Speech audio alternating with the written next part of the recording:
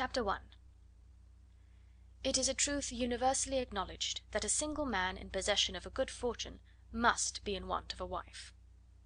However little known the feelings or views of such a man may be on his first entering a neighbourhood, this truth is so well fixed in the minds of the surrounding families that he is considered the rightful property of some one or other of their daughters. "My dear Mr. Bennet," said his lady to him one day, "have you heard that Netherfield Park is let at last?" Mr. Bennet replied that he had not. "But it is," returned she, "for Mrs. Long has just been here, and she told me all about it." Mr. Bennet made no answer. "Do you not want to know who has taken it?" cried his wife impatiently. "You want to tell me, and I have no objection to hearing it." This was invitation enough. "Why, my dear, you must know. Mrs. Long says that Netherfield is taken by a young man of large fortune from the north of England; that he came down on Monday in a chaise and four to see the place, and was so much delighted with it that he agreed with Mr. Morris immediately; that he is to take possession before Michaelmas, and some of his servants are to be in the house by the end of next week." "And what is his name?" "Bingley." "Is he married or single?" "Oh, single, my dear, to be sure. A single man of large fortune, 4,000 or 5,000 a year. What a fine thing for our girls!" "How so?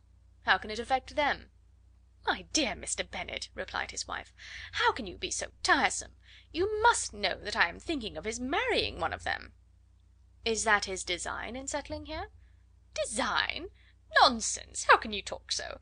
But it is very likely that he may fall in love with one of them, and therefore you must visit him as soon as he comes." "I see no occasion for that. You and the girls may go, or you may send them by themselves, which perhaps will be still better, for as you are as handsome as any of them, Mr. Bingley may like you the best of the party."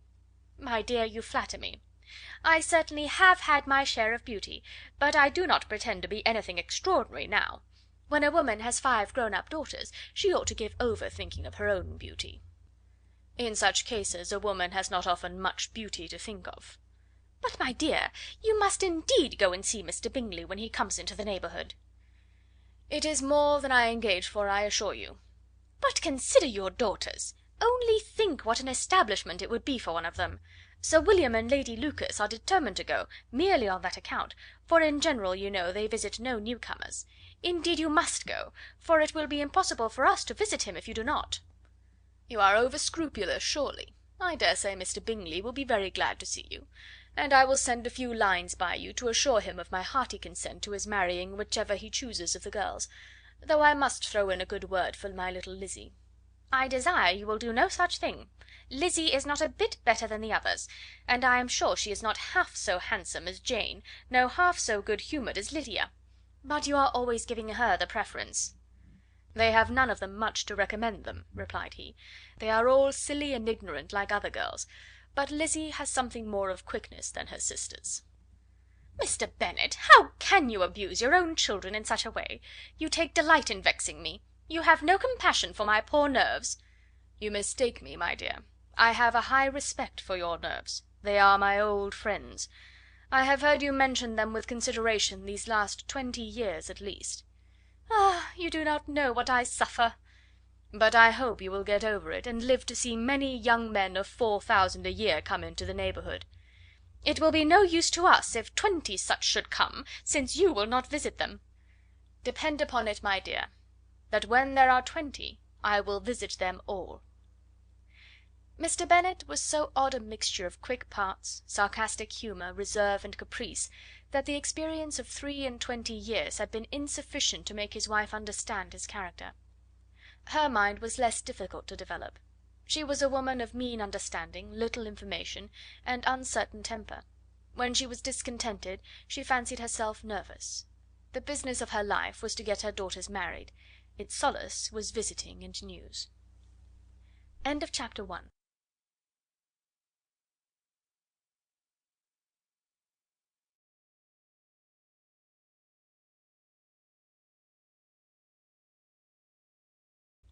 Chapter 2.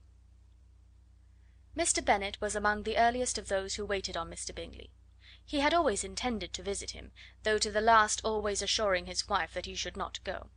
And till the evening after the visit was paid, she had no knowledge of it. It was then disclosed in the following manner. Observing his second daughter employed in trimming a hat, he suddenly addressed her with: "I hope Mr. Bingley will like it, Lizzie." "We are not in a way to know what Mr. Bingley likes," said her mother resentfully, "since we are not to visit." "But you forget, mamma," said Elizabeth, "that we shall meet him at the assemblies, and that Mrs. Long promised to introduce him." "I do not believe Mrs. Long will do any such thing. She has two nieces of her own. She is a selfish, hypocritical woman, and I have no opinion of her." "No more have I," said Mr. Bennet, "and I am glad to find that you do not depend on her serving you." Mrs. Bennet deigned not to make any reply, but, unable to contain herself, began scolding one of her daughters. "Don't keep coughing so, Kitty, for heaven's sake! Have a little compassion on my nerves, you tear them to pieces." "Kitty has no discretion in her coughs," said her father; "she times them ill." "I do not cough for my own amusement," replied Kitty fretfully. "When is your next ball to be, Lizzie?" "To-morrow fortnight." "Ay, so it is," cried her mother, "and Mrs. Long does not come back till the day before, so it will be impossible for her to introduce him, for she will not know him herself." "Then, my dear, you may have the advantage of your friend, and introduce Mr. Bingley to her." "Impossible, Mr. Bennet, impossible, when I am not acquainted with him myself. How can you be so teasing?" "I honour your circumspection. A fortnight's acquaintance is certainly very little. One cannot know what a man really is by the end of a fortnight. But if we do not venture, somebody else will, and after all Mrs. Long and her daughters must stand their chance; and therefore, as she would think it an act of kindness if you decline the office, I will take it on myself." The girls stared at their father. Mrs. Bennet said only: "Nonsense, nonsense!" "What can be the meaning of that emphatic exclamation?" cried he. "Do you consider the forms of introduction, and the stress that is laid on them, as nonsense? I cannot quite agree with you there. What say you, Mary? For you are a young lady of deep reflection, I know, and read great books and make extracts." Mary wished to say something sensible, but knew not how. "While Mary is adjusting her ideas," he continued, "let us return to Mr. Bingley." "I am sick of Mr. Bingley!" cried his wife. "I am sorry to hear that. But why did you not tell me that before? If I had known as much this morning, I certainly would not have called on him. It is very unlucky, but as I have actually paid the visit, we cannot escape the acquaintance now." The astonishment of the ladies was just what he wished; that of Mrs. Bennet perhaps surpassing the rest, though, when the first tumult of joy was over, she began to declare that it was what she had expected all the while. "How good it was in you, my dear Mr. Bennet! But I knew I should persuade you at last. I was sure you loved your girls too well to neglect such an acquaintance. Well, how pleased I am! And it is such a good joke, too, that you should have gone this morning, and never said a word about it till now." "Now, Kitty, you may cough as much as you choose," said Mr. Bennet, and as he spoke he left the room, fatigued with the raptures of his wife. "What an excellent father you have, girls!" said she, when the door was shut. "I do not know how you will ever make him amends for his kindness, or me either, for that matter.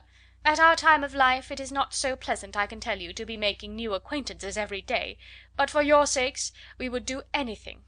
Lydia, my love, though you are the youngest, I dare say Mr. Bingley will dance with you at the next ball." "Oh!" said Lydia stoutly, "I'm not afraid, for though I am the youngest, I'm the tallest." The rest of the evening was spent in conjecturing how soon he would return Mr. Bennet's visit, and determining when they should ask him to dinner. Chapter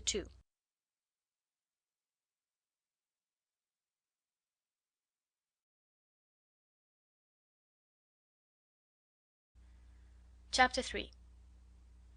Not all that Mrs. Bennet, however, with the assistance of her 5 daughters, could ask on the subject was sufficient to draw from her husband any satisfactory description of Mr. Bingley.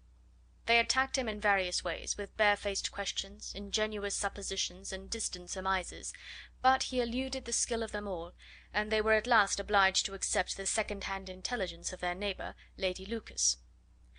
Her report was highly favourable. Sir William had been delighted with him. He was quite young, wonderfully handsome, extremely agreeable, and to crown the whole, he meant to be at the next assembly with a large party. Nothing could be more delightful. To be fond of dancing was a certain step towards falling in love, and very lively hopes of Mr. Bingley's heart were entertained. "If I can but see one of my daughters happily settled at Netherfield," said Mrs. Bennet to her husband, "and all the others equally well married, I shall have nothing to wish for."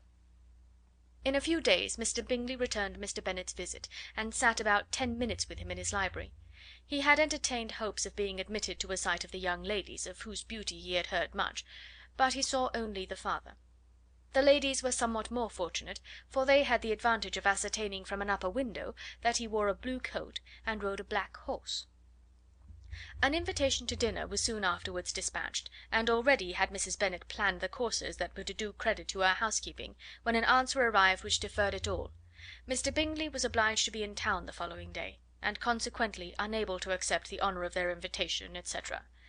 Mrs. Bennet was quite disconcerted. She could not imagine what business he could have in town so soon after his arrival in Hertfordshire, and she began to fear that he might be always flying about from one place to another, and never settled at Netherfield as he ought to be. Lady Lucas quieted her fears a little by stating the idea of his being gone to London only to get a large party for the ball, and a report soon followed that Mr. Bingley was to bring 12 ladies and 7 gentlemen with him to the assembly. The girls grieved over such a number of ladies, but were comforted the day before the ball by hearing that, instead of 12, he brought only 6 with him from London, his 5 sisters and a cousin; and when the party entered the assembly room, it consisted only of 5 altogether: Mr. Bingley, his 2 sisters, the husband of the eldest, and another young man. Mr. Bingley was good looking and gentlemanlike. He had a pleasant countenance and easy unaffected manners. His sisters were fine women, with an air of decided fashion. His brother-in-law, Mr. Hurst, merely looked the gentleman, but his friend Mr. Darcy soon drew the attention of the room by his fine, tall person, handsome features, noble mien, and the report, which was in general circulation within 5 minutes after his entrance, of his having 10,000 a year. The gentlemen pronounced him to be a fine figure of a man, the ladies declared he was much handsomer than Mr. Bingley, and he was looked at with great admiration for about half the evening, till his manners gave a disgust which turned the tide of his popularity, for he was discovered to be proud, to be above his company, and above being pleased, and not all his large estate in Derbyshire could then save him from having a most forbidding, disagreeable countenance, and being unworthy to be compared with his friend. Mr. Bingley had soon made himself acquainted with all the principal people in the room. He was lively and unreserved, danced every dance, was angry that the ball closed so early, and talked of giving one himself at Netherfield. Such amiable qualities must speak for themselves. What a contrast between him and his friend! Mr. Darcy danced only once with Mrs. Hurst, and once with Miss Bingley, declined being introduced to any other lady, and spent the rest of the evening in walking about the room, speaking occasionally to one of his own party. His character was decided. He was the proudest, most disagreeable man in the world, and everybody hoped that he would never come there again. Amongst the most violent against him was Mrs. Bennet, whose dislike of his general behaviour was sharpened into particular resentment by his having slighted one of her daughters. Elizabeth Bennet had been obliged, by the scarcity of gentlemen, to sit down for 2 dances, and during part of that time Mr. Darcy had been standing near enough for her to hear a conversation between him and Mr. Bingley, who came from the dance for a few minutes to press his friend to join it. "Come, Darcy," said he, "I must have you dance. I hate to see you standing about by yourself in this stupid manner. You had much better dance." "I certainly shall not. You know how I detest it, unless I am particularly acquainted with my partner. At such an assembly as this it would be insupportable.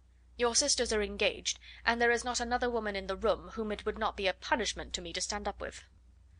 "I would not be so fastidious as you are," cried Mr. Bingley, "for a kingdom. Upon my honour, I never met with so many pleasant girls in my life as I have this evening, and there are several of them, you see, uncommonly pretty."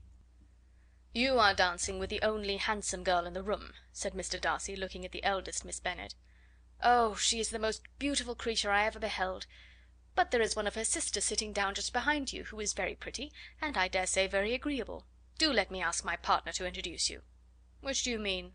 And turning round, he looked for a moment at Elizabeth, till catching her eye, he withdrew his own and coldly said, "She is tolerable, but not handsome enough to tempt me. I am in no humour at present to give consequence to young ladies who are slighted by other men. You had better return to your partner and enjoy her smiles, for you are wasting your time with me." Mr. Bingley followed his advice. Mr. Darcy walked off, and Elizabeth remained with no very cordial feelings toward him. She told the story, however, with great spirit among her friends, for she had a lively, playful disposition, which delighted in anything ridiculous. The evening altogether passed off pleasantly to the whole family. Mrs. Bennet had seen her eldest daughter much admired by the Netherfield party. Mr. Bingley had danced with her twice, and she had been distinguished by his sisters. Jane was as much gratified by this as her mother could be, though in a quieter way. Elizabeth felt Jane's pleasure. Mary had heard herself mentioned to Miss Bingley as the most accomplished girl in the neighbourhood, and Catherine and Lydia had been fortunate enough never to be without partners, which was all that they had yet learnt to care for at a ball. They returned, therefore, in good spirits to Longbourn, the village where they lived, and of which they were the principal inhabitants. They found Mr. Bennet still up. With a book he was regardless of time, and on the present occasion he had a good deal of curiosity as to the events of an evening which had raised such splendid expectations. He had rather hoped that his wife's views on the stranger would be disappointed, but he soon found out that he had a different story to hear. "Oh, my dear Mr. Bennet," as she entered the room, "we have had a most delightful evening, a most excellent ball. I wish you had been there. Jane was so admired, nothing could be like it. Everybody said how well she looked, and Mr. Bingley thought her quite beautiful, and danced with her twice. Only think of that, my dear! He actually danced with her twice, and she was the only creature in the room that he asked a second time. First of all he asked Miss Lucas. I was so vexed to see him stand up with her. But, however, he did not admire her at all. Indeed, nobody can, you know, and he seemed quite struck with Jane as she was going down the dance. So he inquired who she was, and got introduced, and asked her for the two next. Then the 2/3 he danced with Miss King, and the 2/4 with Maria Lucas, and the 2/5 with Jane again, and the 2/6 with Lizzie, and the Boulanger. If he had had any compassion for me," cried her husband impatiently, "he would not have danced half so much. For God's sake, say no more of his partners. Oh, that he had sprained his ankle in the first place!" "Oh, my dear, I am quite delighted with him. He is so excessively handsome, and his sisters are charming women. I never in my life saw anything more elegant than their dresses. I dare say the lace upon Mrs. Hurst's gown—" Here she was interrupted again. Mr. Bennet protested against any description of finery. She was therefore obliged to seek another branch of the subject, and related, with much bitterness of spirit and some exaggeration, the shocking rudeness of Mr. Darcy. "But I can assure you," she added, "that Lizzie does not lose much by not suiting his fancy, for he is a most disagreeable, horrid man, not at all worth pleasing. So high and so conceited that there was no enduring him. He walked here and he walked there, fancying himself so very great. Not handsome enough to dance with. I wish you had been there, my dear, to have given him one of your set downs. I quite detest the man." End of chapter 3.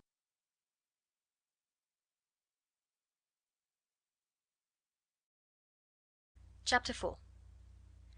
When Jane and Elizabeth were alone, the former, who had been cautious in her praise of Mr. Bingley before, expressed to her sister just how very much she admired him. "He is just what a young man ought to be," said she, "sensible, good humoured, lively, and I never saw such happy manners, so much ease, with such perfect good breeding."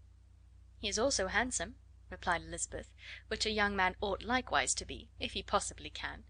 His character is thereby complete." "I was very much flattered by his asking me to dance a second time. I did not expect such a compliment." "Did not you? I did for you. But that is one great difference between us. Compliments always take you by surprise, and me never. What could be more natural than his asking you again? He could not help seeing that you were about 5 times as pretty as every other woman in the room. No thanks to his gallantry for that. Well, he certainly is very agreeable, and I give you leave to like him. You have liked many a stupider person." "Dear Lizzie!" "Oh, you are a great deal too apt, you know, to like people in general. You never see a fault in anybody. All the world are good and agreeable in your eyes. I never heard you speak ill of a human being in your life." "I would not wish to be hasty in censuring any one, but I always speak what I think." "I know you do, and it is that which makes the wonder. With your good sense, to be so honestly blind to the follies and nonsense of others. Affectation of candour is common enough, one meets with it everywhere, but to be candid without ostentation or design, to take the good of everybody's character and make it still better, and say nothing of the bad, belongs to you alone. And so you like this man's sisters too, do you? Their manners are not equal to his." "Certainly not, at first, but they are very pleasing women when you converse with them. Miss Bingley is to live with her brother and keep his house, and I am much mistaken if we shall not find a very charming neighbour in her." Elizabeth listened in silence, but was not convinced.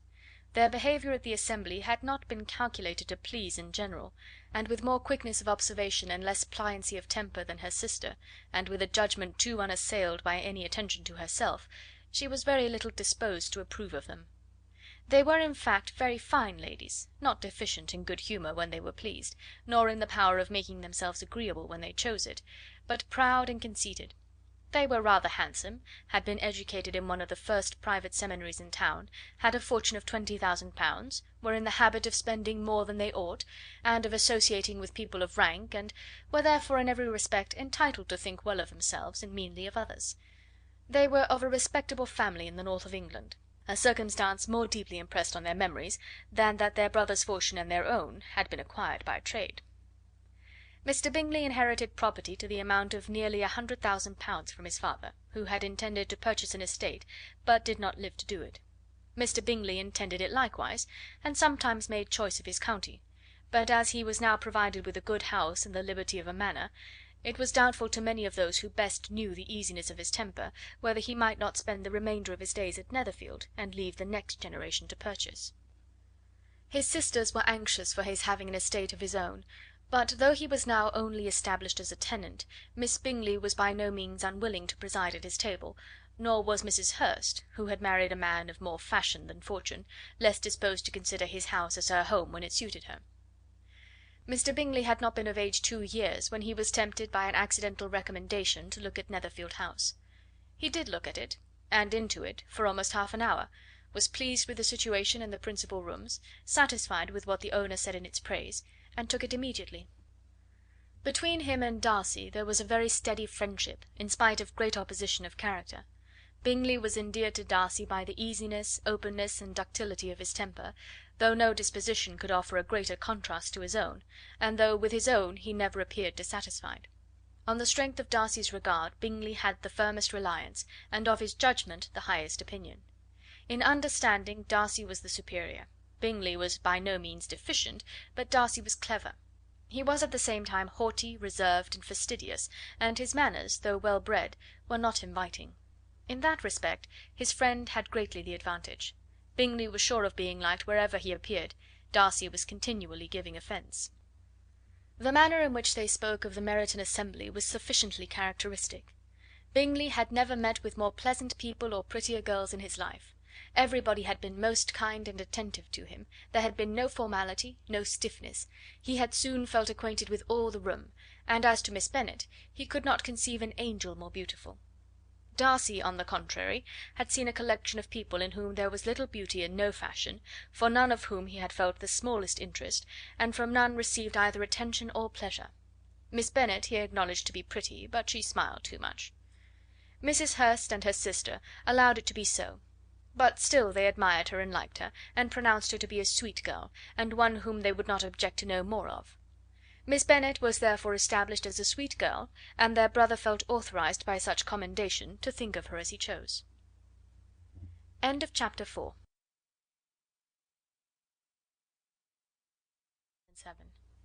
Chapter 5. Within a short walk of Longbourn lived a family with whom the Bennets were particularly intimate. Sir William Lucas had been formerly in trade in Meryton, where he had made a tolerable fortune, and risen to the honour of knighthood by an address to the King during his mayoralty. The distinction had perhaps been felt too strongly. It had given him a disgust to his business, and to his residence in a small market town, and in quitting them both, he had removed with his family to a house about a mile from Meryton, denominated from that period Lucas Lodge, where he could think with pleasure of his own importance, and, unshackled by business, occupy himself solely in being civil to all the world. For though elated by his rank, it did not render him supercilious. On the contrary, he was all attention to everybody. By nature inoffensive, friendly, and obliging, his presentation at St. James's had made him courteous. Lady Lucas was a very good kind of woman, not too clever to be a valuable neighbour to Mrs. Bennet. They had several children. The eldest of them, a sensible, intelligent young woman about 27, was Elizabeth's intimate friend. That the Miss Lucases and the Miss Bennets should meet to talk over a ball was absolutely necessary, and the morning after the assembly brought the former to Longbourn to hear and to communicate. "You began the evening well, Charlotte," said Mrs. Bennet, with civil self command, to Miss Lucas. "You were Mr. Bingley's first choice." "Yes," but he seemed to like his second better. "Oh, you mean Jane, I suppose, because he danced with her twice. To be sure, that did seem as if he admired her. Indeed, I rather believe he did. I heard something about it, but I hardly know what. Something about Mr. Robinson." "Perhaps you mean what I overheard between him and Mr. Robinson. Did not I mention it to you? Mr. Robinson's asking him how he liked our Meryton assemblies, and whether he did not think there were a great many pretty women in the room, and which he thought the prettiest, and his answering immediately to the last question, 'Oh, the eldest Miss Bennet, beyond a doubt. There cannot be two opinions on that point.'" "Upon my word! Well, that is very decided indeed. That does seem as if... but, however, it may all come to nothing, you know." "My overhearings were more to the purpose than yours, Eliza," said Charlotte. "Mr. Darcy is not so well worth listening to as his friend, is he? Poor Eliza! To be only just tolerable! I beg you would not put it into Lizzie's head to be vexed by his ill treatment, for he is such a disagreeable man, that it would be quite a misfortune to be liked by him. Mrs. Long told me last night that he sat close to her for half an hour without once opening his lips." "Are you quite sure, ma'am? Is there not a little mistake?" said Jane. "I certainly saw Mr. Darcy speaking to her." "Ay, because she asked him at last how he liked Netherfield, and he could not help answering her. But she said he seemed quite angry at being spoke to." "Miss Bingley told me," said Jane, "that he never speaks much, unless among his intimate acquaintances. With them he is remarkably agreeable." "I do not believe a word of that, my dear. If he had been so very agreeable, he would have talked to Mrs. Long. But I can guess how it was. Everybody says that he is eat up with pride, and I dare say he had heard somehow that Mrs. Long does not keep a carriage, and had come to the ball in a hack chaise." "I do not mind his not talking to Mrs. Long," said Miss Lucas, "but I wish he had danced with Eliza." "Another time, Lizzie," said her mother, "I would not dance with him, if I were you." "I believe, ma'am, I may safely promise you never to dance with him." "His pride," said Miss Lucas, "does not offend me so much as pride often does, because there is an excuse for it. One cannot wonder that so very fine a young man, with family, fortune, everything in his favour, should think highly of himself. If I may so express it, he has a right to be proud." "That is very true," replied Elizabeth, "that I could easily forgive his pride if he had not mortified mine." "Pride," observed Mary, who piqued herself upon the solidity of her reflections, "is a very common failing, I believe. By all that I have ever read, I am convinced that it is very common indeed, that human nature is particularly prone to it, and that there are very few of us who do not cherish a feeling of self complacency on the score of some quality or other, real or imaginary. Vanity and pride are different things, though the words are often used synonymously. A person may be proud without being vain. Pride relates more to our opinion of ourselves, vanity to what we would have others think of us." "If I were as rich as Mr. Darcy," cried a young Lucas, who came with his sisters, "I should not care how proud I was. I would keep a pack of foxhounds and drink a bottle of wine a day." "Then you would drink a great deal more than you ought," said Mrs. Bennet, "and if I were to see you at it, I should take away your bottle directly." The boy protested that she should not. She continued to declare that she would, and the argument ended only with the visit. End of chapter 5.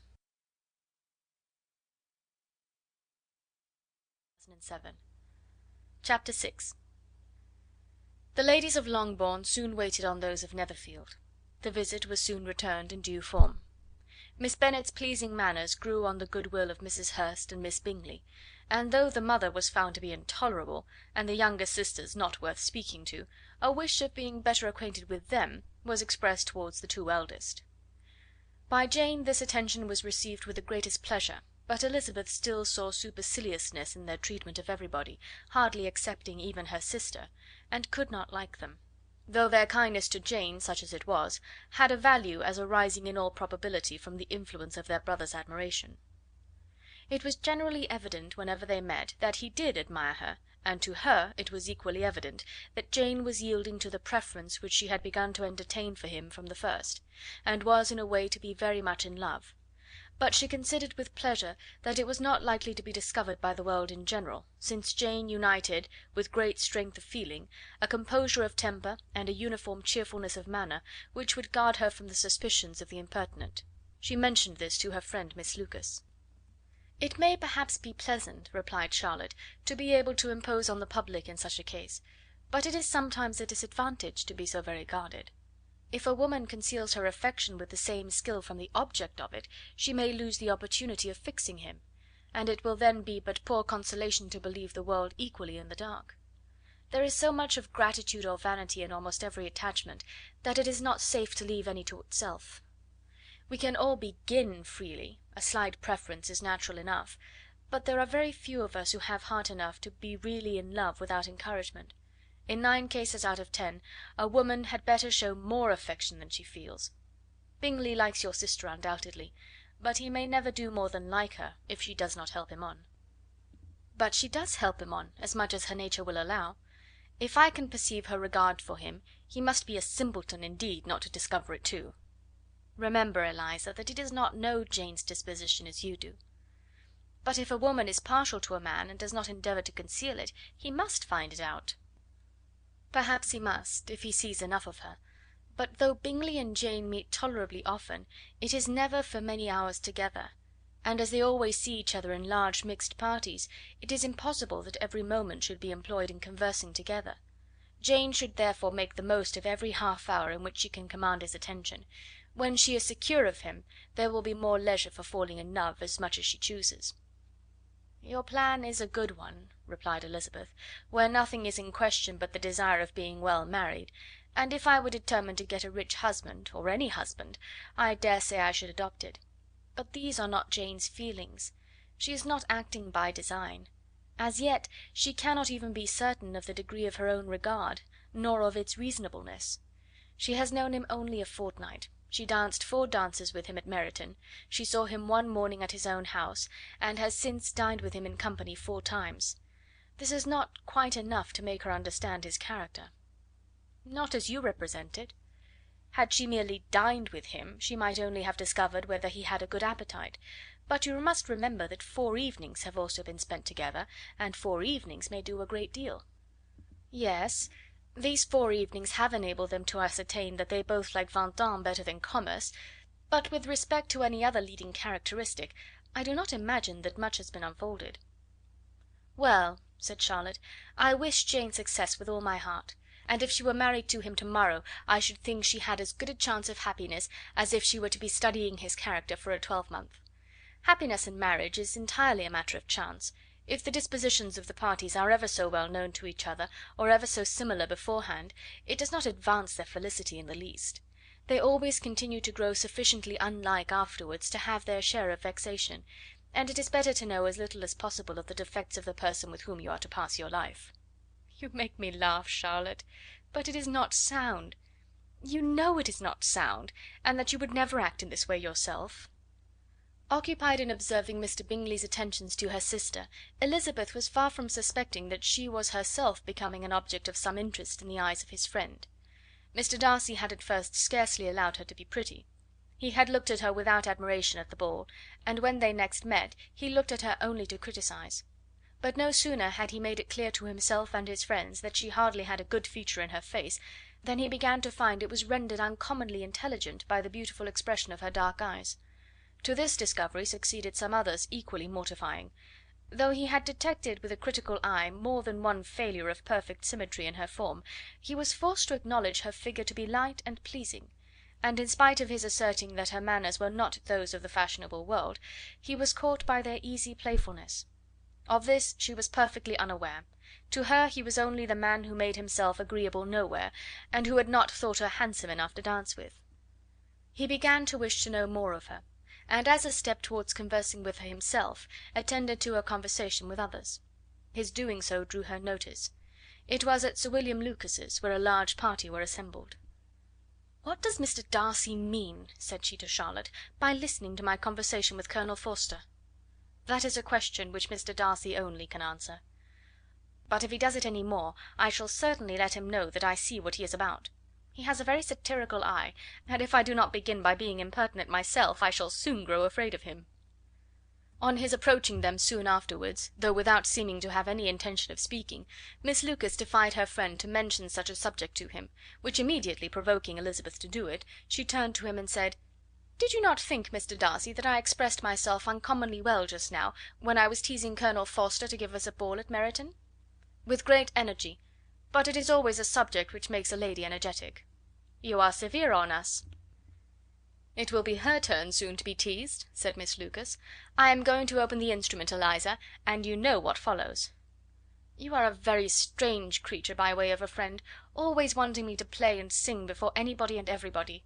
If my vanity had taken a musical turn, you would have been invaluable; but as it is, I would really rather not sit down before those who must be in the habit of hearing the very best performers." On Miss Lucas's persevering, however, she added: "Very well, if it must be so, it must." And gravely glancing at Mr. Darcy: "There is a fine old saying, which everybody here is of course familiar with: 'Keep your breath to cool your porridge,' and I shall keep mine to swell my song." Her performance was pleasing, though by no means capital.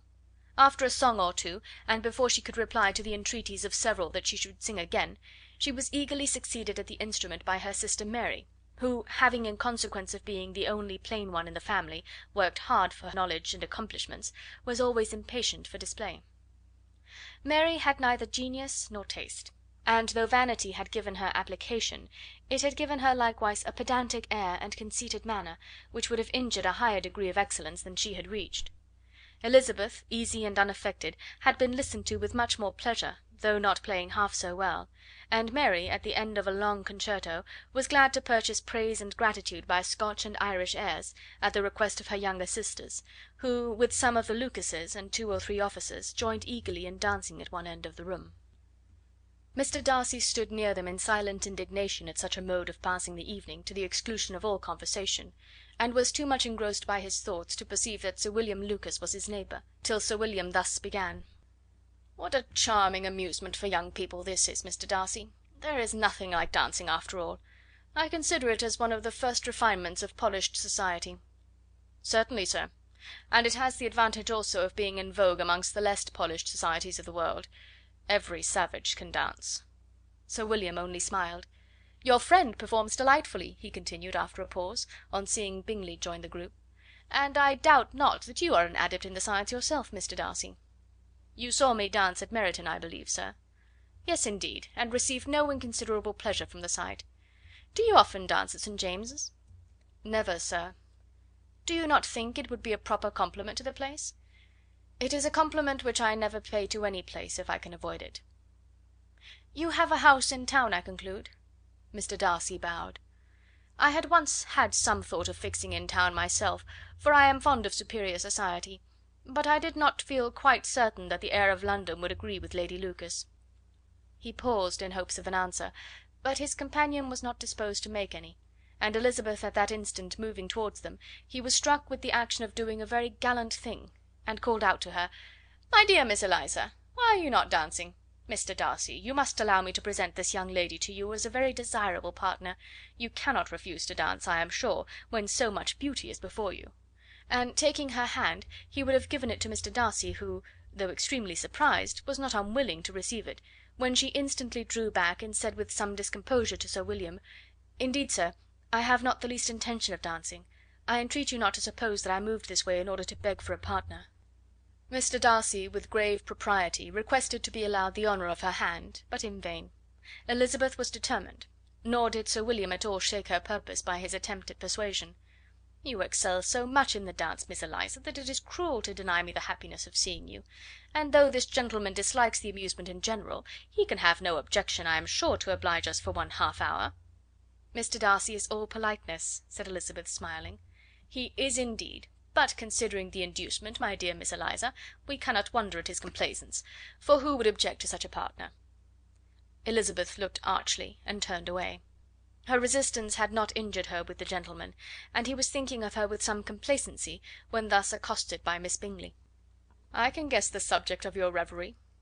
"I should imagine not."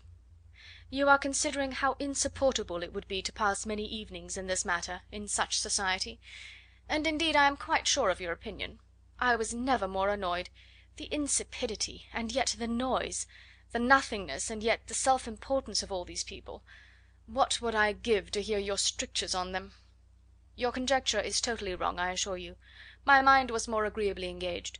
I have been meditating on the very great pleasure which a pair of fine eyes in the face of a pretty woman can bestow."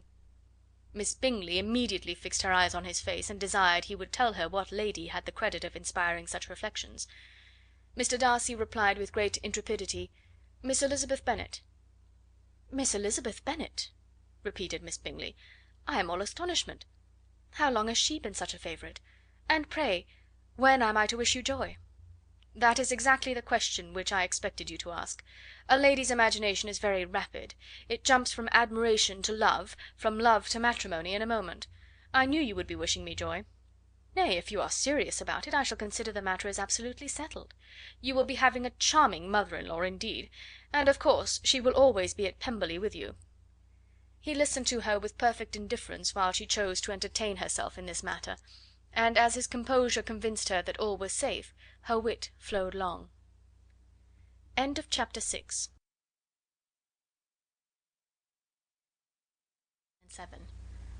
Chapter 7.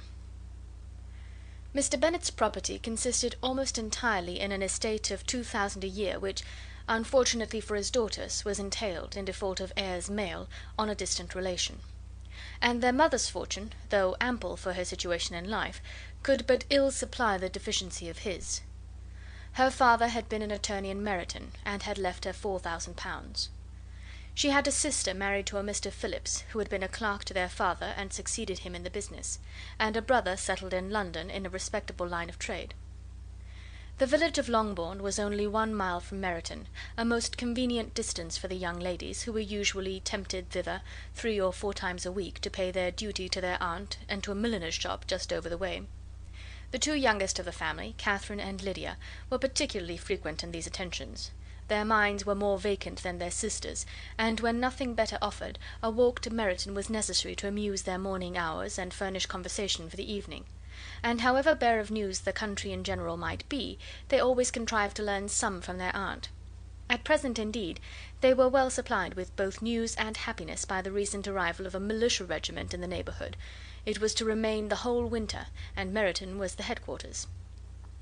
Their visits to Mrs. Phillips were now productive of the most interesting intelligence. Every day added something to their knowledge of the officers' names and connections. Their lodgings were not long a secret, and at length they began to know the officers themselves. Mr. Phillips visited them all, and this opened to his nieces a store of felicity unknown before. They could talk of nothing but officers, and Mr. Bingley's large fortune, the mention of which gave animation to their mother, was worthless in their eyes when opposed to the regimentals of an ensign. After listening one morning to their effusions on this subject, Mr. Bennet coolly observed, "From all that I can collect by your manner of talking, you must be 2 of the silliest girls in the country. I have suspected it some time, but I am now convinced." Catherine was disconcerted and made no answer, but Lydia, with perfect indifference, continued to express her admiration of Captain Carter, and her hope of seeing him in the course of the day, as he was going the next morning to London. "I am astonished, my dear," said Mrs. Bennet, "that you should be so ready to think your own children silly. If I wished to think slightingly of anybody's children, it should not be my own, however." "If my children are silly, I must hope to always be sensible of it." "Yes, but as it happens, they are all of them very clever." "This is the only point, I flatter myself, on which we do not agree. I had hoped that our sentiments coincided in every particular, but I must so far differ from you as to think our 2 youngest daughters uncommonly foolish." "My dear Mr. Bennet, you must not expect such girls to have the sense of their father and mother. When they get to our age, I dare say they will not think about officers any more than we do. I remember the time when I liked a red coat myself very well, and indeed so I do still at my heart; and if a smart young colonel, with 5 or 6,000 a year, should want one of my girls, I shall not say nay to him. And I thought Colonel Forster looked very becoming the other night at Sir William's in his regimentals." "Mamma," cried Lydia, "my aunt says that Colonel Forster and Captain Carter do not go so often to Miss Watson's as they did when they first came. She sees them now very often standing in Clark's library." Mrs. Bennet was prevented replying by the entrance of the footman with a note for Miss Bennet. It came from Netherfield, and the servant waited for an answer. Mrs. Bennet's eyes sparkled with pleasure, and she was eagerly calling out, while her daughter read, "Well, Jane, who is it from? What is it about? What does he say? Well, Jane, make haste and tell us. Make haste, my love." "It is from Miss Bingley," said Jane, and then read it aloud. "My dear friend, If you are not so compassionate as to dine to-day with Louisa and me, we shall be in danger of hating each other for the rest of our lives, for a whole day's tete-a-tete between two women can never end without a quarrel. Come as soon as you can on receipt of this. My brother and the gentlemen are to dine with the officers. Yours ever, Caroline Bingley. "With the officers!" cried Lydia. "I wonder my aunt did not tell us of that." "Dining out," said Mrs. Bennet. "That is very unlucky." "Can I have the carriage?" said Jane. "No, my dear, you had better go on horseback, because it seems likely to rain, and then you must stay all night." "That would be a good scheme," said Elizabeth, "if you were sure that they would not offer to send her home." "Oh, but the gentlemen will have Mr. Bingley's chaise to go to Meryton, and the Hursts have no horses to theirs." "I had much rather go in the coach." "But, my dear, your father cannot spare the horses, I am sure. They are wanted in the farm, Mr. Bennet, are they not?" "They are wanted in the farm much oftener than I can get them." "But if you have got them to-day," said Elizabeth, "my mother's purpose will be answered." She did at last extort from her father an acknowledgment that the horses were engaged. Jane was therefore obliged to go on horseback, and her mother attended her to the door with many cheerful prognostics of a bad day. Her hopes were answered. Jane had not been gone long before it rained hard. Her sisters were uneasy for her, but her mother was delighted. The rain continued the whole evening without intermission. Jane certainly could not come back. "This was a lucky idea of mine, indeed," said Mrs. Bennet more than once, as if the credit of making it rain were all her own. Till the next morning, however, she was not aware of all the felicity of her contrivance. Breakfast was scarcely over when a servant from Netherfield brought the following note for Elizabeth. "My dearest Lizzy, I find myself very unwell this morning, which I suppose is to be imputed to my getting wet through yesterday. My kind friends will not hear of my returning till I am better. They insist also on my seeing Mr. Jones, therefore do not be alarmed if you should hear of his having been to me, and, excepting a sore throat and headache, there is not much the matter with me. Yours, etc. "Well, my dear," said Mr. Bennet, when Elizabeth had read the note aloud, "if your daughter should have a dangerous fit of illness, if she should die, it would be a comfort to know that it was all in pursuit of Mr. Bingley, and under your orders." "Oh, I am not afraid of her dying. People do not die of little trifling colds. She will be taken good care of. As long as she stays there, it is all very well. I would go and see her if I could have the carriage." Elizabeth, feeling really anxious, was determined to go to her, though the carriage was not to be had; and as she was no horsewoman, walking was her only alternative. She declared her resolution. "How can you be so silly," cried her mother, "as to think of such a thing, in all this dirt? You will not be fit to be seen when you get there." "I shall be very fit to see Jane, which is all I want." "Is this a hint to me, Lizzy," said her father, "to send for the horses?" "No, indeed. I do not wish to avoid the walk. The distance is nothing when one has a motive. Only 3 miles. I shall be back by dinner."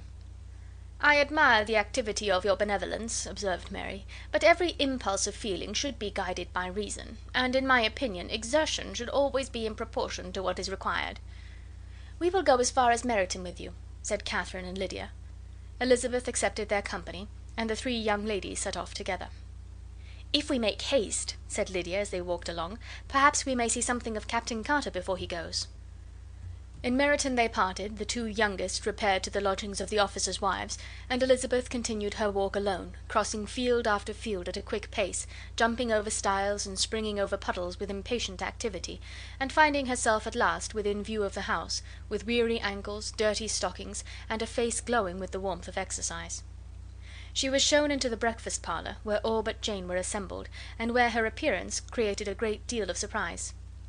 That she should have walked 3 miles so early in the day, in such dirty weather, and by herself, was almost incredible to Mrs. Hurst and Miss Bingley, and Elizabeth was convinced that they held her in contempt for it. She was received, however, very politely by them, and in their brother's manners there was something better than politeness, there was good humour and kindness.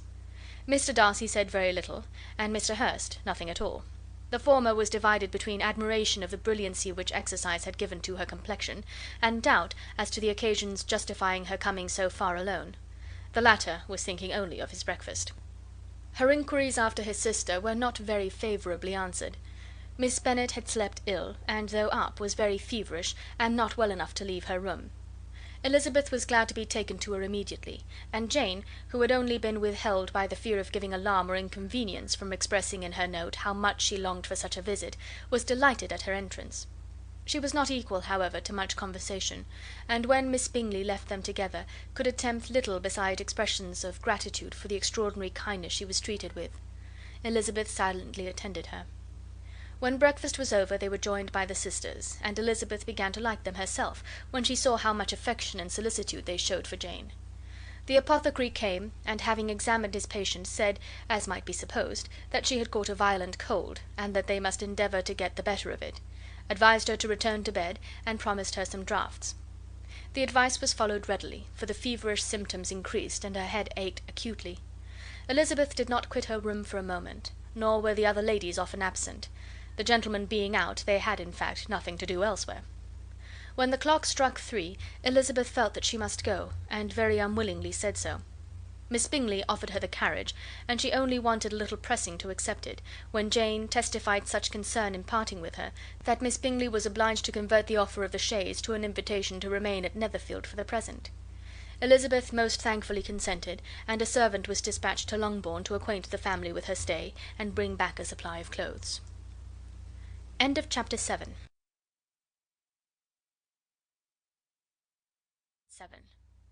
Chapter 8. At 5 o'clock the two ladies retired to dress, and at 6:30 Elizabeth was summoned to dinner. To the civil inquiries which then poured in, and amongst which she had the pleasure of distinguishing the much superior solicitude of Mr. Bingley's, she could not make a very favourable answer. Jane was by no means better.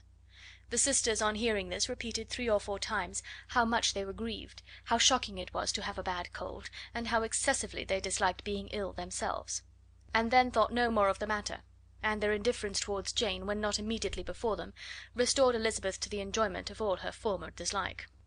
Their brother, indeed, was the only one of the party whom she could regard with any complacency. His anxiety for Jane was evident, and his attentions to herself most pleasing, and they prevented her feeling herself so much an intruder as she believed she was considered by the others. She had very little notice from any but him. Miss Bingley was engrossed by Mr. Darcy, her sister scarcely less so, and as for Mr. Hurst, by whom Elizabeth sat, he was an indolent man, who lived only to eat, drink, and play at cards, who, when he found her to prefer a plain dish to a ragout, had nothing to say to her. When dinner was over, she returned directly to Jane, and Miss Bingley began abusing her as soon as she was out of the room. Her manners were pronounced to be very bad indeed, a mixture of pride and impertinence. She had no conversation, no style, no beauty. Mrs. Hurst thought the same, and added, "She has nothing, in short, to recommend her but being an excellent walker. I shall never forget her appearance this morning. She really looked almost wild." "She did indeed, Louisa. I could hardly keep my countenance. Very nonsensical to come at all. Why must she be scampering about the country because her sister had a cold? Her hair, so untidy, so blousy! Yes, and her petticoat, I hope you saw her petticoat, 6 inches deep in mud, I am absolutely certain, and the gown which had been let down to hide it not doing its office." "Your picture may be very exact, Louisa," said Bingley, "but this was all lost upon me. I thought Miss Elizabeth Bennet looked remarkably well when she came into the room this morning. Her dirty petticoat quite escaped my notice." "You observed it, Mr. Darcy, I am sure," said Miss Bingley, "and I am inclined to think that you would not wish to see your sister make such an exhibition." "Certainly not." "To walk 3 miles, or 4 miles, or 5 miles, or whatever it is, above her ankles in dirt, and alone, quite alone! What could she mean by it? It seems to me to show an abominable sort of conceited independence, a most country town indifference to decorum." "It shows an affection for her sister that is very pleasing," said Bingley. "I am afraid, Mr. Darcy," observed Miss Bingley in a half whisper, "that this adventure has rather affected your admiration of her fine eyes." "Not at all," he replied, "they were brightened by the exercise." A short pause followed this speech, and Mrs. Hurst began again. "I have an excessive regard for Miss Jane Bennet. She is really a very sweet girl, and I wish with all my heart she were well settled; but with such a father and mother, and such low connections, I am afraid there is no chance of it." "I think I have heard you say that their uncle is an attorney on Meryton." "Yes, and they have another who lives somewhere near Cheapside." "That is capital," added her sister, and they both laughed heartily. "If they had uncles enough to fill all Cheapside," cried Bingley, "it would not make them one jot less agreeable." "But it must very materially lessen their chance of marrying men of any consideration in the world," replied Darcy. To this speech Bingley made no answer. but his sisters gave it their hearty assent, and indulged their mirth for some time at the expense of their dear friend's vulgar relations. With the renewal of tenderness, however, they returned to her room on leaving the dining parlour, and sat with her till summoned to coffee. She was still very poorly, and Elizabeth would not quit her at all till late in the evening, when she had the comfort of seeing her sleep, and when it seemed to her rather right than pleasant that she should go downstairs herself. On entering the drawing room she found the whole party at loo, and was immediately invited to join them, but suspecting them to be playing high she declined it, and making her sister the excuse, said she would amuse herself for the short time she could stay below with a book.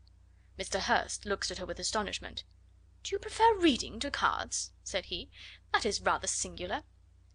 "Miss Eliza Bennet," said Miss Bingley, "despises cards. She is a great reader, and has no pleasure in anything else." "I deserve neither such praise nor such censure," cried Elizabeth. "I am not a great reader, and I have pleasure in many things." "In nursing your sister I am sure you have pleasure," said Bingley, "and I hope it will soon be increased by seeing her quite well." Elizabeth thanked him from her heart, and then walked towards the table where a few books were lying.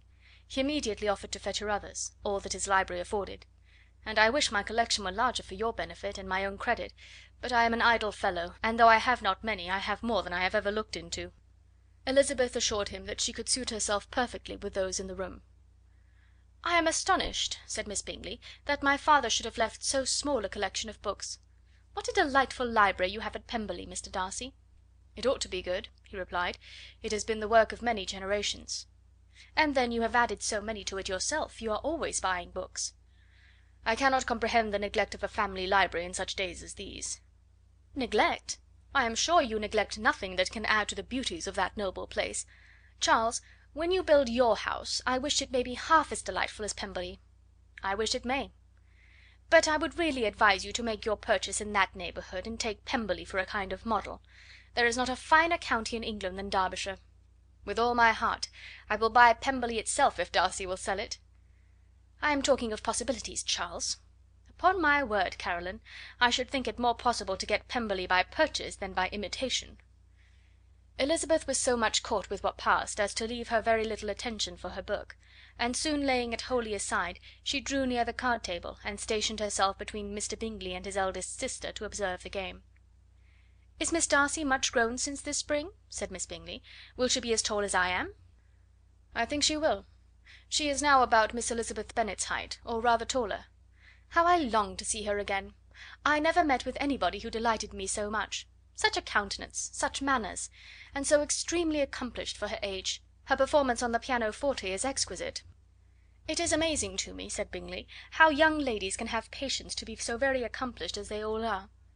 "All young ladies accomplished? My dear Charles, what do you mean?" "Yes, all of them, I think. They all paint tables, cover screens, and net purses. I scarcely know any one who cannot do all this, and I am sure I never heard a young lady spoken of for the first time without being informed that she was very accomplished." "Your list of the common extent of accomplishments," said Darcy, "has too much truth.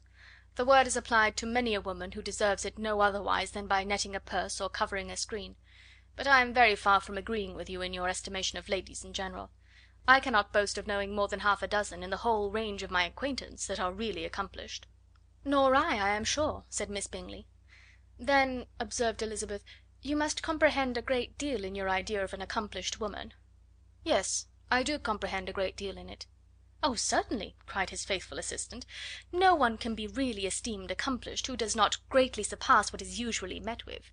A woman must have a thorough knowledge of music, singing, drawing, dancing, and the modern languages, to deserve the word; and besides all this, she must possess a certain something in her air and manner of walking, the tone of her voice, her address and expressions, or the word will be but half deserved." "All this she must possess," added Darcy, "and to all this she must yet add something more substantial, in the improvement of her mind by extensive reading." "I am no longer surprised at your knowing only 6 accomplished women. I rather wonder now at your knowing any." "Are you so severe upon your own sex as to doubt the possibility of all this?" "I never saw such a woman. I never saw such capacity and taste and application and elegance as you describe united." Mrs. Hurst and Miss Bingley both cried out against the injustice of her implied doubt, and both were protesting that they knew many women who answered this description, when Mr. Hurst called them to order, with bitter complaints of their inattention to what was going forward. As all conversation was thereby at an end, Elizabeth soon afterwards left the room.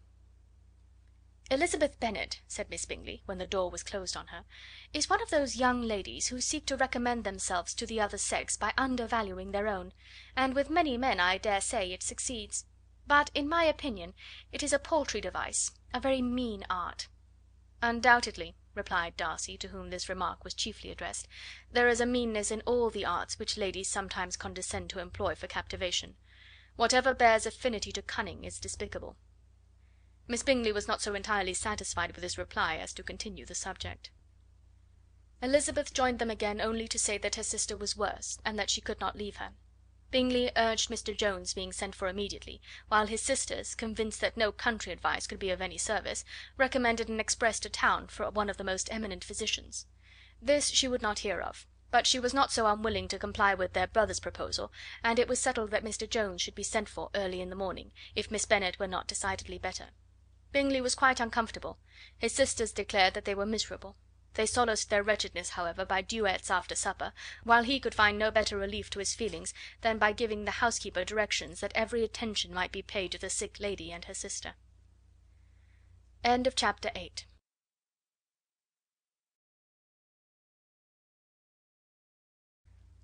Chapter 9.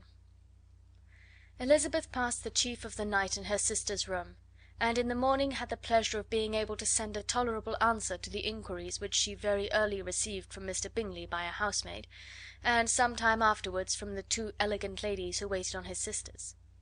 In spite of this amendment, however, she requested to have a note sent to Longbourn, desiring her mother to visit Jane, and form her own judgment of her situation. The note was immediately dispatched, and its contents as quickly complied with. Mrs Bennet, accompanied by her two youngest girls, reached Netherfield soon after the family breakfast. Had she found Jane in any apparent danger, Mrs Bennet would have been very miserable; but being satisfied on seeing her that her illness was not alarming, she had no wish of her recovering immediately, as her restoration to health would probably remove her from Netherfield. She would not listen, therefore, to her daughter's proposal of being carried home, neither did the apothecary, who arrived about the same time, think it at all advisable. After sitting a little while with Jane, on Miss Bingley's appearance and invitation, the mother and three daughters all attended her into the breakfast parlour.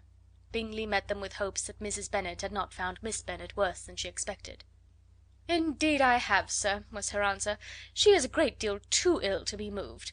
Mr Jones says we must not think of moving her. We must trespass a little longer on your kindness."